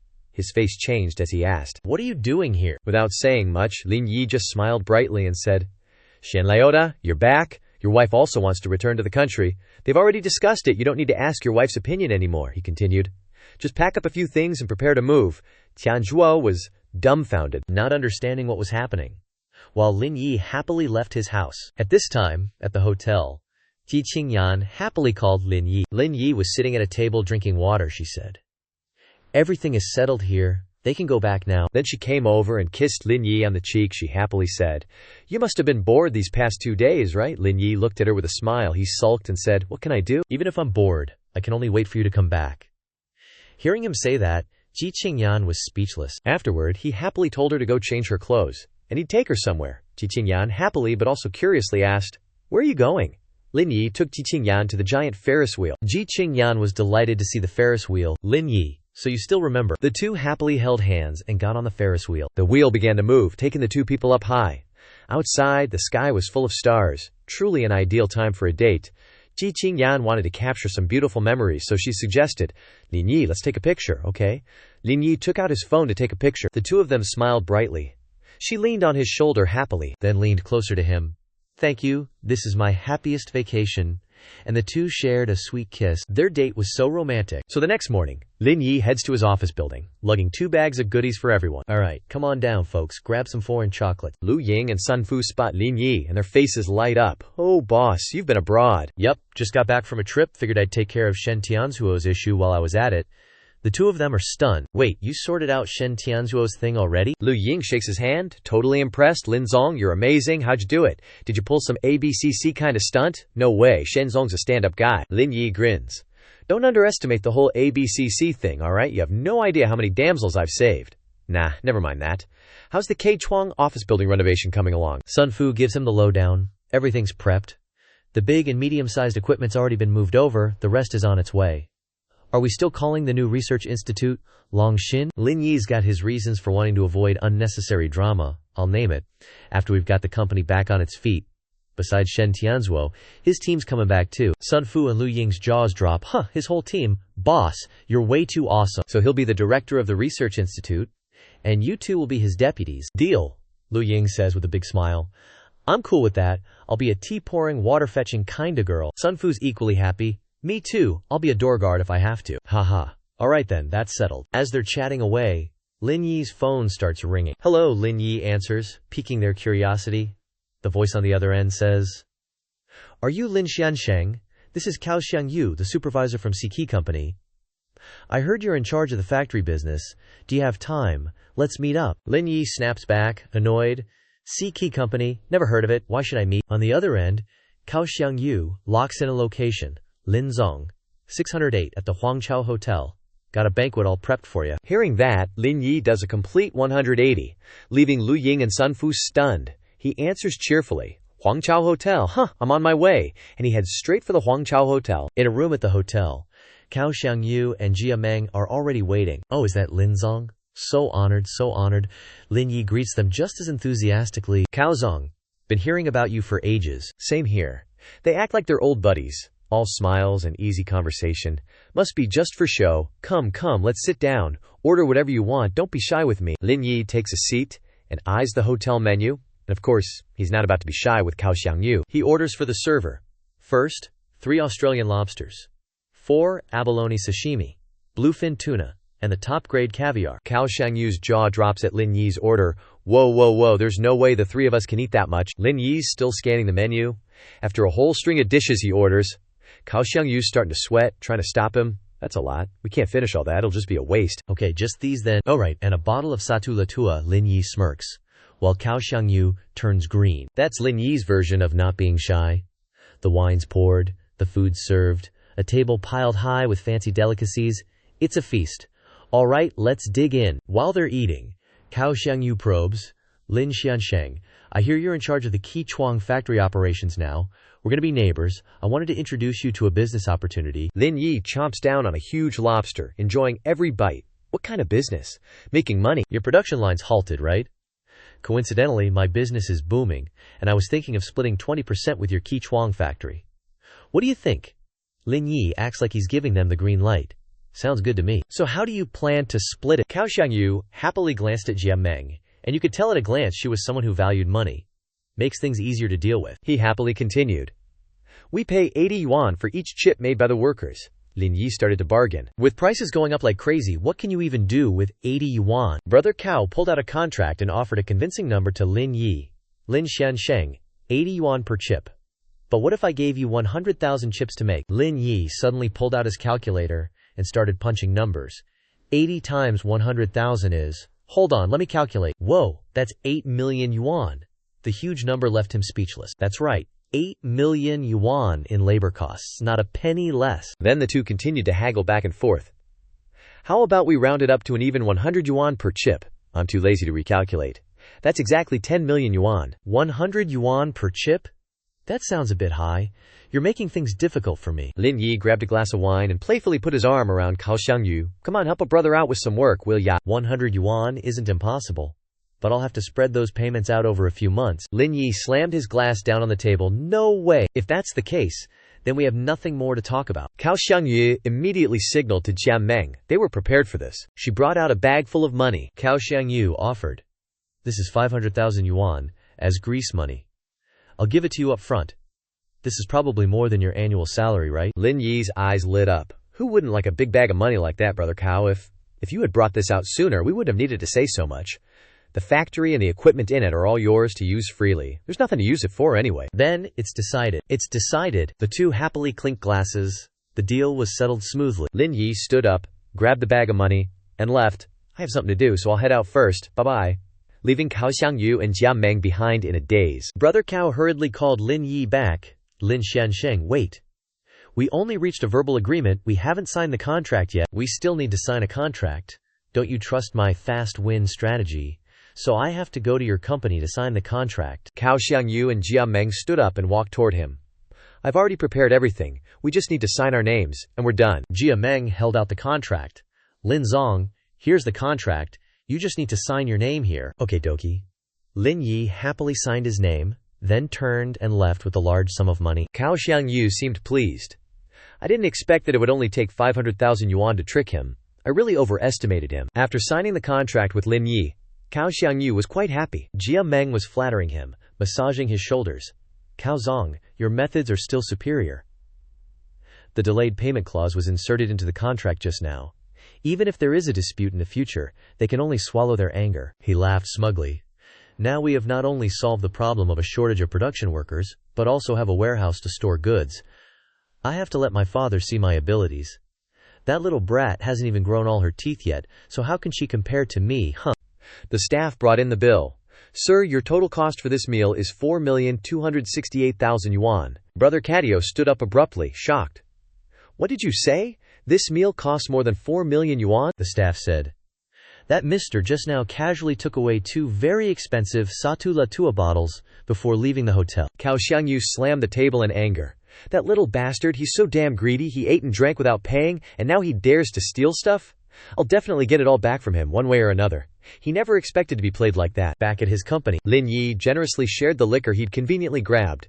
Here, take a bottle each and enjoy. He yuan took a bottle, happily. This is Satu Latua, right? I heard it sells for over 100,000 yuan a bottle. Lin Yi said, got it from a dimwit who thinks he's smart. Didn't cost me a penny. I was gone for so many days. Anything happened at the company? He yuan held out a stack of documents. Chi and I have our eyes on a few new projects. We're discussing how much to invest in them. Lin Yi looked at the documents and instructed. In the future, before investing, carefully check the background of the other party. Don't be like that dimwit Chen Junye from before. Understood, President Lin. He stopped at one project. This Feng Lan culture, you two are planning to invest in it. Didn't I say I wanted to invest in the technology sector? Why are we switching to a media company now? Shi Xianzhao explained. If we don't have a good media company, it'll be hard to handle things when we encounter media problems. He yuan poured a glass of wine. Our company just opened a few days ago, and someone already sued you. I think investing in a media company is very necessary. Didn't you two see that the legal representative is Cao Jingqiu? He yuan and Shi Xianzhao were taken by surprise when they heard the name. Isn't there a daughter in the Cario family with the same name? Don't invest in this, I'll handle it myself. He yuan took a sip of wine and speculated. If this isn't a coincidence, maybe they're already targeting us. Lin Yi was very confident. What are you worried about? You still have me here, don't you? Suddenly, Lin Yi's phone rang. As soon as he answered, a woman's voice was sobbing. Teacher Lin, I've caused trouble. Can you come help me? What happened? Take it easy and tell me. When I went out to get Chinese medicine for my mom, I tripped and spilled all the medicine on someone's bag and clothes. She's making me pay a lot of money. Alright, I got it. Where are you? He waved goodbye to He yuan, and Shi Xianzhao and left. Outside, the sky was clear and sunny. A loud argument was taking place in front of the Chinese medicine shop. The girl in the pink dress, Wang Ran, had spilled medicine on the woman in the blue dress. I'm sorry, I really didn't mean to. I'll pay you back. The woman was furious.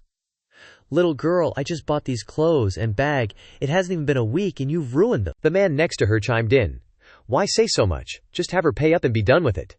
That bag alone cost 20,000 yuan. Wang Ran was scared. I only have 500 yuan here. The little girl took out 500 yuan and handed it to the woman. I'll give you everything I have. The woman grabbed the little girl's hair. Are you messing with me? If you don't give me the money, I'll beat you to a pulp. Wang Ran was being grabbed by the neck and hair by an angry woman, scaring everyone around. Suddenly, a blue car arrived. A man in black shoes stepped out of the car. It was Lin Yi. He asked with a stern face, Are you all right? Wang Ran cried out. Teacher Lin. The woman in the green dress rolled her eyes and asked, "Is he your boyfriend? This is a villa bag, and it costs 20,000 yuan. You better know what's up." Lin Yi pulled out his iPhone 15 Pro and said casually, "Payment code." The woman in the green dress smiled brightly. "If your boyfriend is so generous, why didn't you say so earlier?" The phone beeped. "Transfer successful," Wang Ran apologetically said to Lin Yi. "I owe you another 20,000 yuan, teacher," Lin Yi reassured her. "It's okay, pay it back slowly. It just so happens that teacher has a task for you. Get in teacher's car first." This sentence made Wang Ran startled. Wang Ran got into the car, and Lin Yi asked, "Is teacher planning to arrange a job for me?" "It's perfect, since I just finished my exams." Lin Yi, who was opening the car door, also said, "Yeah, I'm short on staff right now. For the time being, you can be my secretary, which is to be responsible for updating Xingke's business situation, and you'll have to communicate with someone named Cao Xiangyu. You must quickly familiarize yourself with this business as soon as possible." Lin Yi also kindly instructed Wang Ran. Wang Ran happily replied, "Yes, I will. I will try to understand the related content." Lin Yi then said, "Let's go, I'll take you home," and then instructed, "Oh right, Cao Xiangyu is a gangster. If he tries to get physical with you, aim for his crotch and kick him. One kick will destroy him." Wang Ran sat and looked at him. "Got it, teacher Lin." In a place with skyscrapers and high-rise apartments, Wang Ran arrived home. She said goodbye to Lin Yi, and he also said goodbye to her before leaving. Sitting in the driving car, he said, "It's already 1 o'clock, and Qing Yan asked me to come to Jinyue Huafu at 11:30. I need to hurry up." At the Jinyue Huafu building, Qing Yan worriedly said, "Why are you only arriving now? My classmates are all here." Lu Dian stood next to her, smiling gently. Lin Yi scratched his head embarrassedly. Sorry. Lu Dian analyzed understandingly. "Lin Zong is so busy, it's already great that he's joining you for the class reunion. Let's go up, I'm a little hungry." Qing Yan, Lin Yi, and Lu Dian opened the door and entered the room. Zhang Min shouted loudly, "Oh, Qing Yan and Dian are here. We're just waiting for you two." Qing Yan happily introduced, "Lin Yi, this is my teacher, Zhang Minhua, teacher Zhang, and this is her husband, Peng Xingguo, Peng Laoxian Sheng." Then she turned to Liu Yida, Zheng Yunji, and Wang Jihui, and introduced, "And these are my friends." Lin Yi politely bowed to teacher Zhang and teacher Peng. Teacher Zhang happily said, Dian said you have a very handsome boyfriend. Seeing this boy is indeed handsome, much better than those kids at Yandai," teacher Peng added. All right, don't just stand there. The food is already set, let's eat." Looking at the full table of dishes, it looked very attractive, and full of delicious food. Qing Yan said, "Teacher Zhang, without your guidance, we wouldn't be where we are today. Your student will use a cup of tea in place of wine to toast you." Teacher Zhang happily said, "In my eyes, you're all like my own children. Now that you're here, your family. Why say such things to me?" Teacher Peng clicked his tongue. "But this cup of tea doesn't have any special flavor. It would be great to have a real celebratory drink." A female friend next to her also shouted, "That's right, quickly send out wedding invitations. We're all waiting to attend your wedding banquet." This made Qing Yan embarrassed. "What are you saying? Why so fast?" Liu Yida spoke up with a knowledgeable tone. "Personally, I feel that marriage can't be rushed. There are many unreliable and soulless men, and some have dirty money." Qing Yan, who was happy, suddenly became angry. "Senior, don't make sarcastic remarks here. Lin Yi's personality is very good. Isn't just know how to play the organ. Always saying he has inner substance. Really drunk." Lin Yi on the side opened his ears to listen carefully. Liu Yida dropped his intellectual facade and said, Dian, what did you say, the organ? This is also one of my talents. Would anyone like to hear me play a piece?" This left Qing Yan speechless, and Lu Dian's face turned pale as she couldn't say a word. To break the silence, teacher Zhang said, "Playing a piece is fine." Then she happily added, "It's been a while since I've heard you play the harmonium. The instrument is under the bookshelf." She clapped her hands as she spoke. Liu Yida scratched his head and bowed. "If teacher Zhang wants to hear it, then I'll have to embarrass myself in front of everyone." He picked up the accordion and played it skillfully, then asked everyone, "What song does everyone want to hear?" Teacher Peng said, sounding all youthful. "Play Forget You M.N. That song I still can't quite nail. It'd be perfect for me to learn from you." Liu Yida grinned. "Sure thing." He began to play the music expertly. Miss Zhang clapped her hands and praised. Wonderful. Then she turned to Lin Yi and asked, "What do you think of that piece, Lin Yi?" Lin Yi, looking green, replied in surprise, Good, extremely impressive." Liu Yida sneered. "Does brother Lin even understand?" This small instrument like the accordion? How about Brother Lin, give me some pointers. Lin Yi pondered Liu Yida's words. Besides the piano, the system's demon master memories also gave him talent with some other instruments. You think you can stump me, kiddo? Ji Qingyan said worriedly. How can that be? Lin Yi has never studied music. Liu Yida smiled smugly. It's okay, since Lin Yi understands the accordion too. Let's just chat casually, no big deal, we're all family here. Teacher Peng chimed in happily. That's right, just talking is fine. Say whatever you want. Lin Yi, with a mouthful of meat, said, Then I won't be polite and say that you played Forget You MN with way too many mistakes just now. Basically, there's no need for further instruction at all. This surprised Miss Zhang and Teacher Peng, while Wang Jihe and Zhen Yunji gaped, shocked and angered. Liu Yida asked, I played Forget You MN with too many mistakes. Brother Lin's tone is a bit arrogant, isn't it? Ms. Zhang tried to soothe the situation. Yida, don't talk like that. Let's listen to what Lin Yi has to say first. Putting the bone down on the table, Lin Yi explained.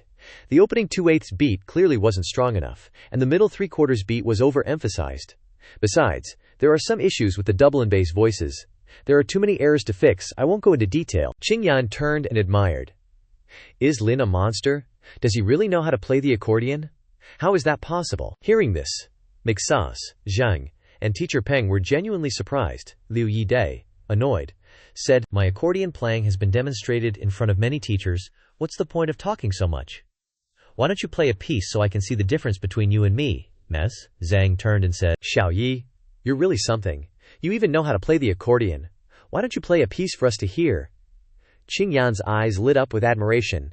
Lin Yi placed his hand on the table. If Zhang wants to hear it, then I'll replay Forget You MN without a single mistake.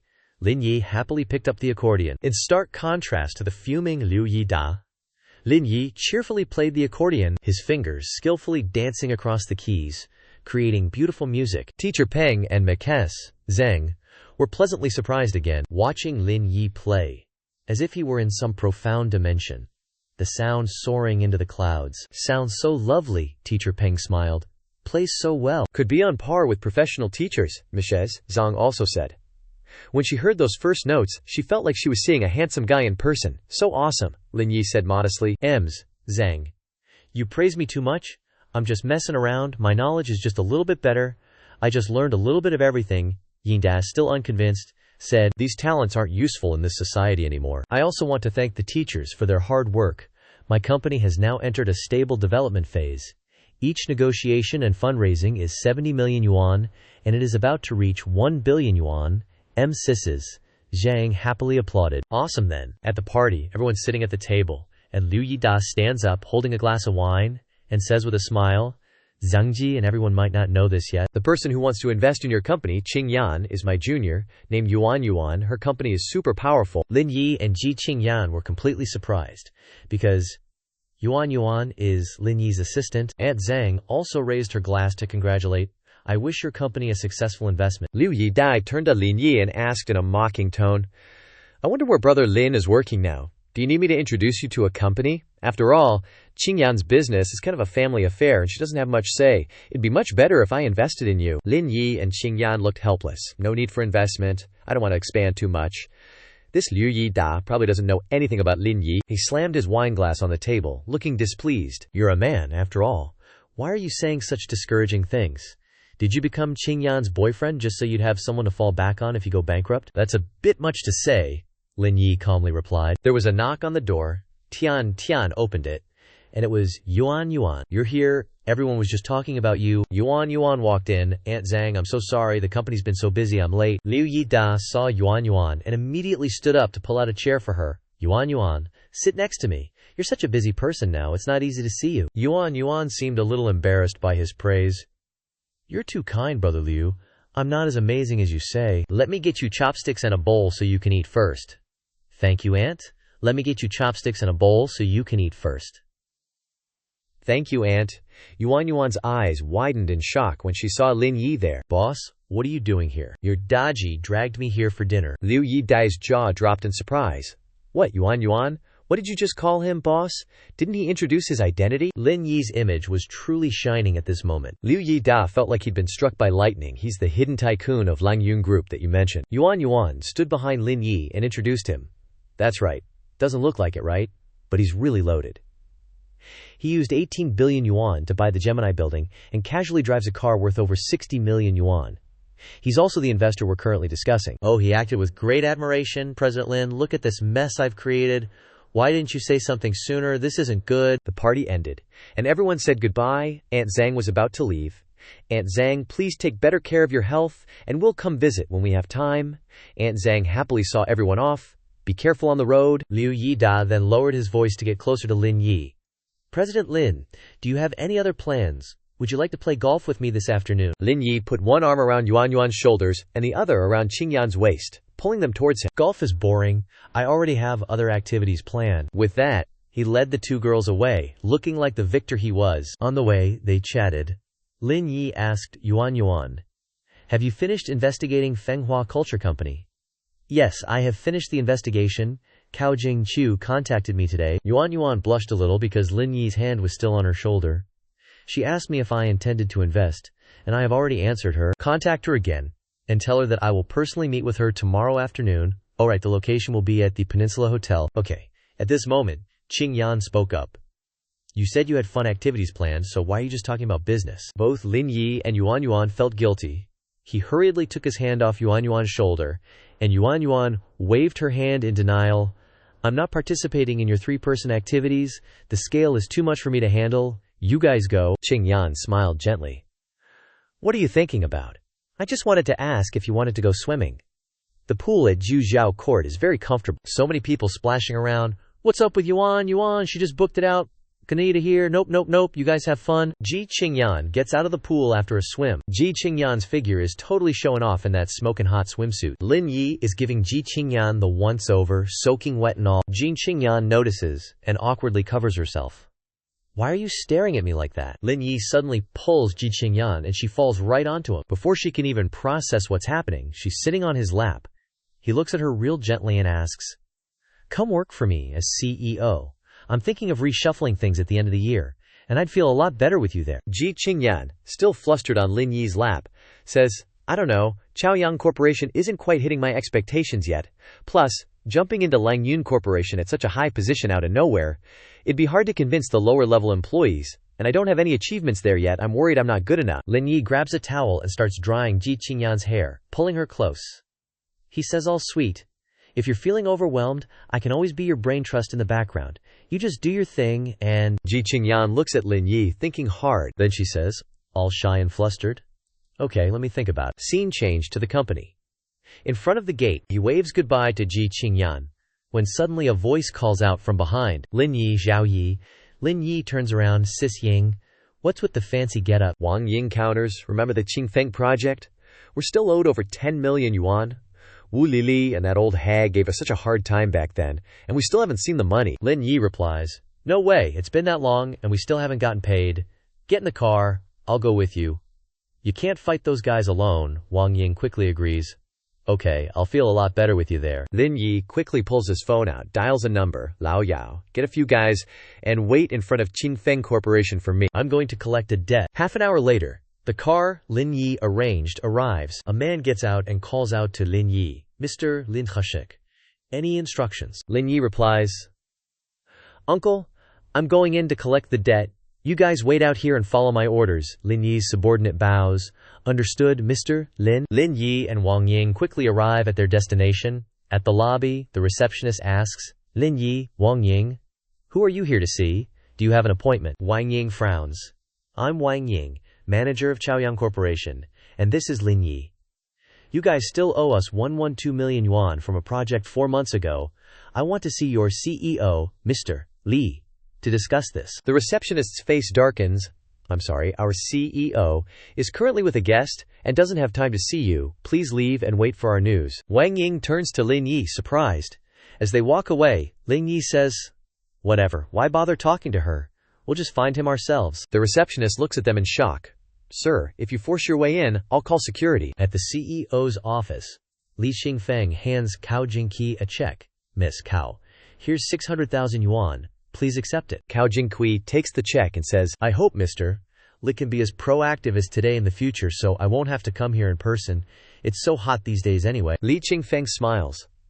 Definitely in the future. I will rely entirely on Miss Cao on the public relations front. Suddenly, the door is kicked open. Lin Yi and Wang Ying walk in. Lin Yi greets him with a smile. Li Xingfeng, Mr. Li, long time no see.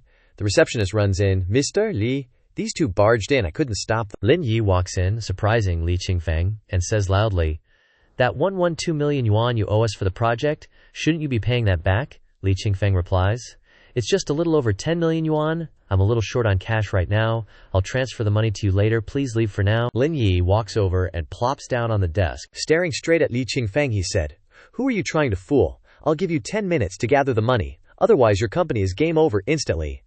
Li Qingfeng was terrified, his face as white as a sheet. He tried to argue back. "Lin Yi, are you threatening me?" Wang Ying, hearing this, got pissed and snapped, "President Lai, we don't want to cause trouble for no reason either." Wang Ying continued, "Chaoyang Corporation's legal and PR departments aren't just for show.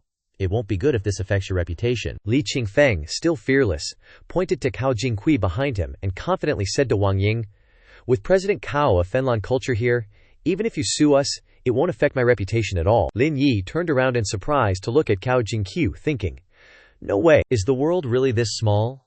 An unexpected reunion?" Li Qingfeng turned back and yelled at the receptionist, "Xiaozhang, go call Ah Bing here, now." Li Qingfeng shouted loudly, "Lin Yi, even if I break your leg today, it won't have a big impact on Qingdong construction." As he spoke, Li Qingfeng pointed his finger at Lin Yi's face.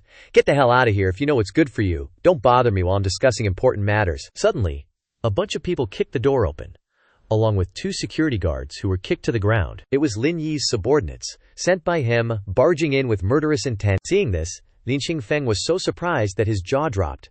Cao Jingqiu in the back was also taken aback. Li Qingfeng hurriedly ran over to Lin Yi's subordinate, offering a cigarette while saying, "Brother Dong, what happened? Why are you guys attacking my people?" Lin Yi's subordinate glared at Li Qingfeng and said, "You dare mess with Mr. Lin? We haven't smashed your office to pieces yet, so consider yourself lucky." Li Qingfeng turned around in horror to look at Lin Yi, wondering who this Mr. Ling was. Lin Yi said to Li Qingfeng, "Isn't this your territory?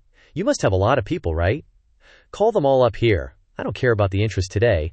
Let's just round it up to 15 million yuan, including the principal." Li Qingfeng was stunned, his hands and feet trembling as he said, "Why is the interest so high?" Lin Yi glared. "We can forget about the interest, but in exchange you have to leave a leg behind," Li Qingfeng said in horror.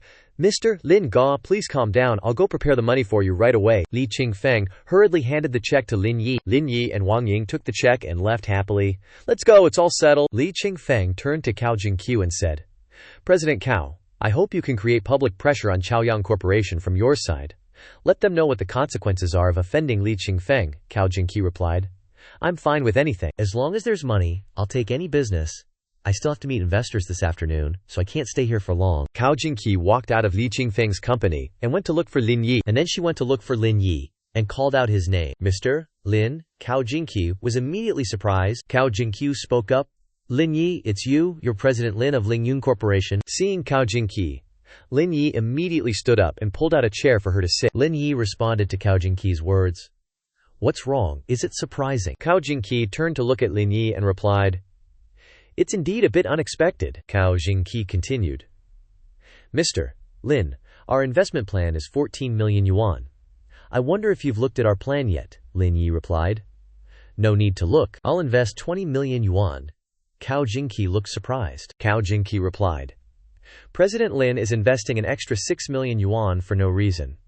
"Could it be that you're trying to woo me?" Cao Jingqi said narcissistically, stroking her hair. Lin Yi extinguished Cao Jingqi's narcissism. "You're overthinking it. I want 36% of the shares." Lin Yi continued, "Based on the usual shareholding ratio, 20 million yuan can only buy 32%. Cao Jingqi heard this and glared, adding, "If there are no surprises, we'll invest together from round A to round B.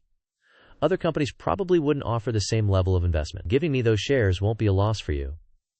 Cao Jingqi replied with a smile, "All right, 20 million yuan for 36% of the shares. President Lin is so generous, I'll give you a favor in return. Lin Qingfeng is looking for people to deal with you." Lin Yi responded, "Okay, I'll handle that myself." Cao Jingqi suddenly looked at her phone screen and frowned. Cao Jingqi said to the person on the other end of the line, "I told you not to call me anymore. Isn't my brother at home? I'm discussing business. Call me later." Lin Yi asked. Cao Jingqi, "What's wrong?" Cao Jingqi sadly replied, "Just some trivial matters. My dad can't handle it. and asked me to help. I have to go deal with it now, President Lin. Sorry, can't keep you company. After Xi Yang left, Lin Yi looked in her direction and sighed. Just then, he received a phone call from one of his underlings. Lin Yi sternly asked, "Any new movements on Cao Yangyu's side?"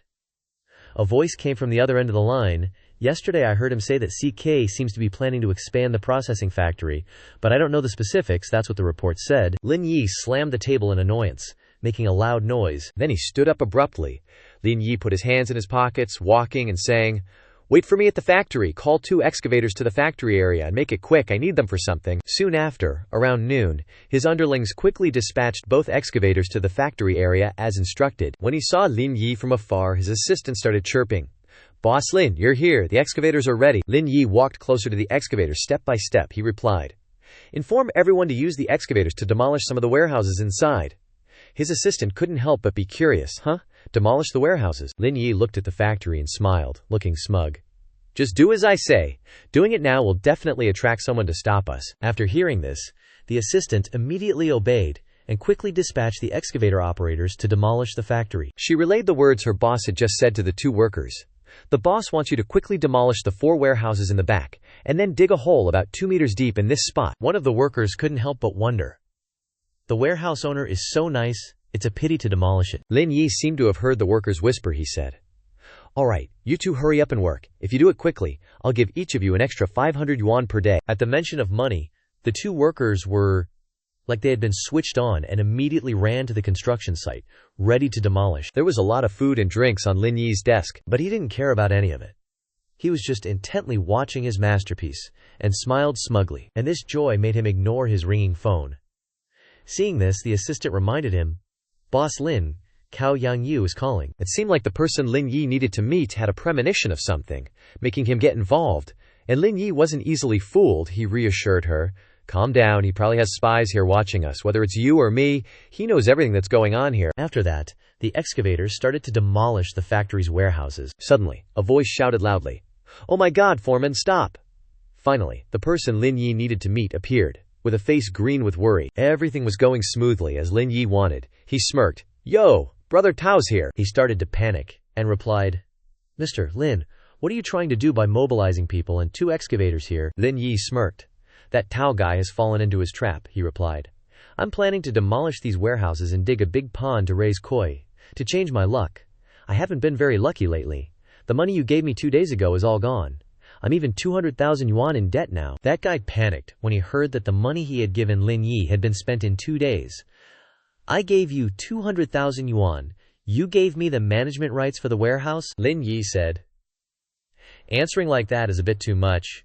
If I give you the management rights for the warehouse, wouldn't you become the big boss of this factory?" He must have been plotting and scheming everything with his assistant, exchanging glances with his accomplice to give some kind of signal. He started to act conciliatory and sympathetic to Lin Yi. "Look at what you're saying. You're letting us rent the warehouse. After all the products inside are from our CK. If something goes wrong, how can Mr. Lin Yi explain it clearly? We're thinking for your own good." Lin Yi understood all his schemes. He nodded, acting along, and said, "That's right. From now on, the factory's warehouses are under your full management. We from Kchuan won't be responsible for anything here anymore. Any incidents that happen are your business, not ours." He seemed to be provoked and gnashed his teeth. What an idiot. Using 200,000 yuan to buy 4 warehouses, I make a profit. His accomplices smugly thought that Lin Yi had fallen into the trap. The roly-poly toy suggested to its owner, Boss Cao, "This is our contract." Boss Cao happily handed over the contract and said, "Mr. Lin, just sign here. It's like hitting the jackpot." Lin Yi grinned. "Want to sign the contract? Pay up front first?" Only then did he realize he had fallen into a trap. So he had no choice but to agree to transfer the money to him. Xingjing received the 200 million yuan transfer. With everything settled, Lin Yi signed the contract as agreed. Lin Yi said happily, "Brother Kao, the production line and warehouse are now yours. Wish you good business, Brother Kao. Don't forget your little bro when you get rich," he replied. "Of course I have things to do, can't chat anymore." With that, he turned and left. His assistant found it strange and asked, "Mr. Lin, the warehouse is ours. Why hand it over to them?" Lin Yi chuckled. "Naturally, it's for this 200 million yuan. After finishing his work, Xiang Yu returned home, looking thrilled. As soon as he entered the living room, Xiang Yu excitedly said, "Dad, I have good news." Before he could finish, he realized Jing Chu was also there. Talking to his father, Xiang Yu was surprised. "Jing Chu's here too. Why didn't you say so? We could have come together." Jing Chu sighed and complained, You're so busy, I wouldn't dare bother you. At this moment, Xiang Yu's father started to smooth things over. He chuckled and took a sip of tea. Xiang Yu, didn't you say you had good news? Tell us now. Xiang Yu sat down. He smiled and picked up a cup of tea. Dad, I've got it. The entire Qichuang production line is now in my hands. Hearing that his son had achieved such a feat, his father stood up abruptly, accidentally knocking over his teacup. He added boastfully, I not only got their production line, but also their warehouse. Xiang Yu smirked triumphantly. It's all being managed by my people. Here's the contract. His father took the contract from his son's hand, nodding approvingly. Really, well done. Keep up the good work. Hearing his father's praise, Xiang Yu became even more delighted. Don't worry, Dad, just leave everything to me. I'll not only complete the quantity and quality on time, but even exceed expectations. I definitely won't let you down, his father announced. You've been working hard lately. After this project is completed, come back to the company and take up your position. Xiang Yu grinned. He thought to himself, you little bitch, you think you can compete with me? You're still too green. At this moment, Jing Chu was also uneasy. Who's in charge now? How could they make such a stupid decision? Are you sure you haven't been tricked? Xiang Yu scoffed. What's so strange about it? Do you know how much effort I put into this? You just graduated from university, what do you know? With that, Xiang Yu put on an annoyed face, and his father had to intervene. Jingchu, you don't need to worry too much about this. The contract has already been signed. Jingchu felt a little embarrassed because her father was siding with Lin Yi. She grabbed her bag and walked away, leaving her father and Xiang Yu dumbfounded and annoyed. Fine, pretend I didn't say anything. I'm not on the same wavelength as you two. Deal with it yourselves. Getting into the car, she started complaining. Why do I have such a stupid family? She gritted her teeth. No, I need to investigate the situation at Qichuang. An evening arrived at Jujuha, Lin Yi's residence. At this moment, when everyone else was sound asleep, he woke up because of a phone call. Lin Yi looked at Ji Qingyan and smiled. He answered the phone.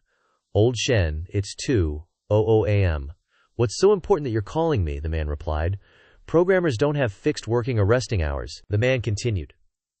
I'm preparing to return home. I've been talking about this with my team for a while. Plane tickets are booked. We'll arrive in Shanghai around 1:00 p.m. tomorrow. Lin Yi laughed. Awesome. I'll pick you guys up tomorrow. How many people are there in total? He replied. 22 people. Lin Yi leaned against the railing, chatting with Boss Shen.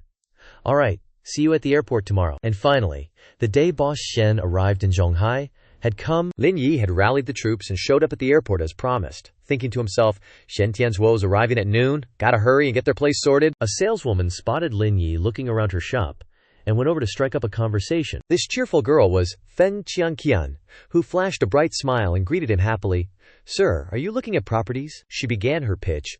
Our Longjing specializes in mid to high-end residential homes. The prices are a bit steeper than other areas, but it's worth every penny. Lin Yi chuckled, thinking he'd come to the wrong place. He said, I think I might be in the wrong place. Some other employees overheard everything. One snickered after realizing he knew the price of the residential area. He immediately said he came to the wrong place. You can tell at a glance he can't afford it. The saleswoman continued, Sir, don't mind those guys. Even if we don't have anything that suits you here, you're welcome to take a look around. No pressure to buy. Lin Yi said. It's not that I think the houses here are too expensive. I remember you guys having a villa area. But looking at these models, they all seem to be apartments. The other employees scoffed. Talk about putting on a show. If it were me, I'd have already left. Doesn't he realize he's embarrassing himself? Qian Qian quickly explained. Longjing does have villas, but they're all sold on the second floor. I'll take you up there for a look, okay? Last I checked, the cheapest villa here is over 200 million yuan. That kid's totally bluffing. The employees behind them were whispering. Behind the male lead, there is a golden room, beautiful as a dream, that many young women want to own once in their life. The receptionist said, Sir, we have a total of 8 villas in Longjing. The most luxurious is villa number 1. It's priced at 360 million yuan. All right, no need to introduce it, Lin Yi interrupted. Why no need to introduce it? Did you get scared when you heard 360 million yuan, so you don't dare to listen anymore? Not really. Because I've decided to buy this one, sign the contract and pay the whole thing in one go. With that, Lin Yi flashed his VIP gold bank card like a boss, sending the receptionist into shock, turning her to black and white. The 3 loudmouths were shocked to the core, jaws dropping in surprise. Sir, what did you say? You want to buy villa number 1? Okay, I'll swipe the card to complete the procedures for you right away. Buying a house for over 300 million. Without even glancing at the card, how much money does he have? Clack, clack, clack, the sound of high heels against the floor. Hello, sir. I am the manager here. Please take back your card. The contract has been printed and stamped. You only need to sign it to complete everything here." The blonde-haired guy was still in shock, staring at Lin Yi signing the contract with the long-legged saleswoman. "And you for being rude to the customers? A fine of 10,000 yuan? Are you satisfied now? Never look down on others. Got it?" Scene changed to the airport. Lin Yi is scoping out the pretty girls. Lin Yi is looking at beautiful girls. This girl is so beautiful. Her temperament is very special. This person's name is Liang Ruoyu. Suddenly, Liang Ruoyu looked over quickly. "The exit is over there." Seeing Lin Yi staring at her like that, Liang Ruoyu dodged quickly, and also kindly pointed out the exit to the male lead. Clack, clack, clack. The sound of shoes rubbing against the floor rushing over quickly.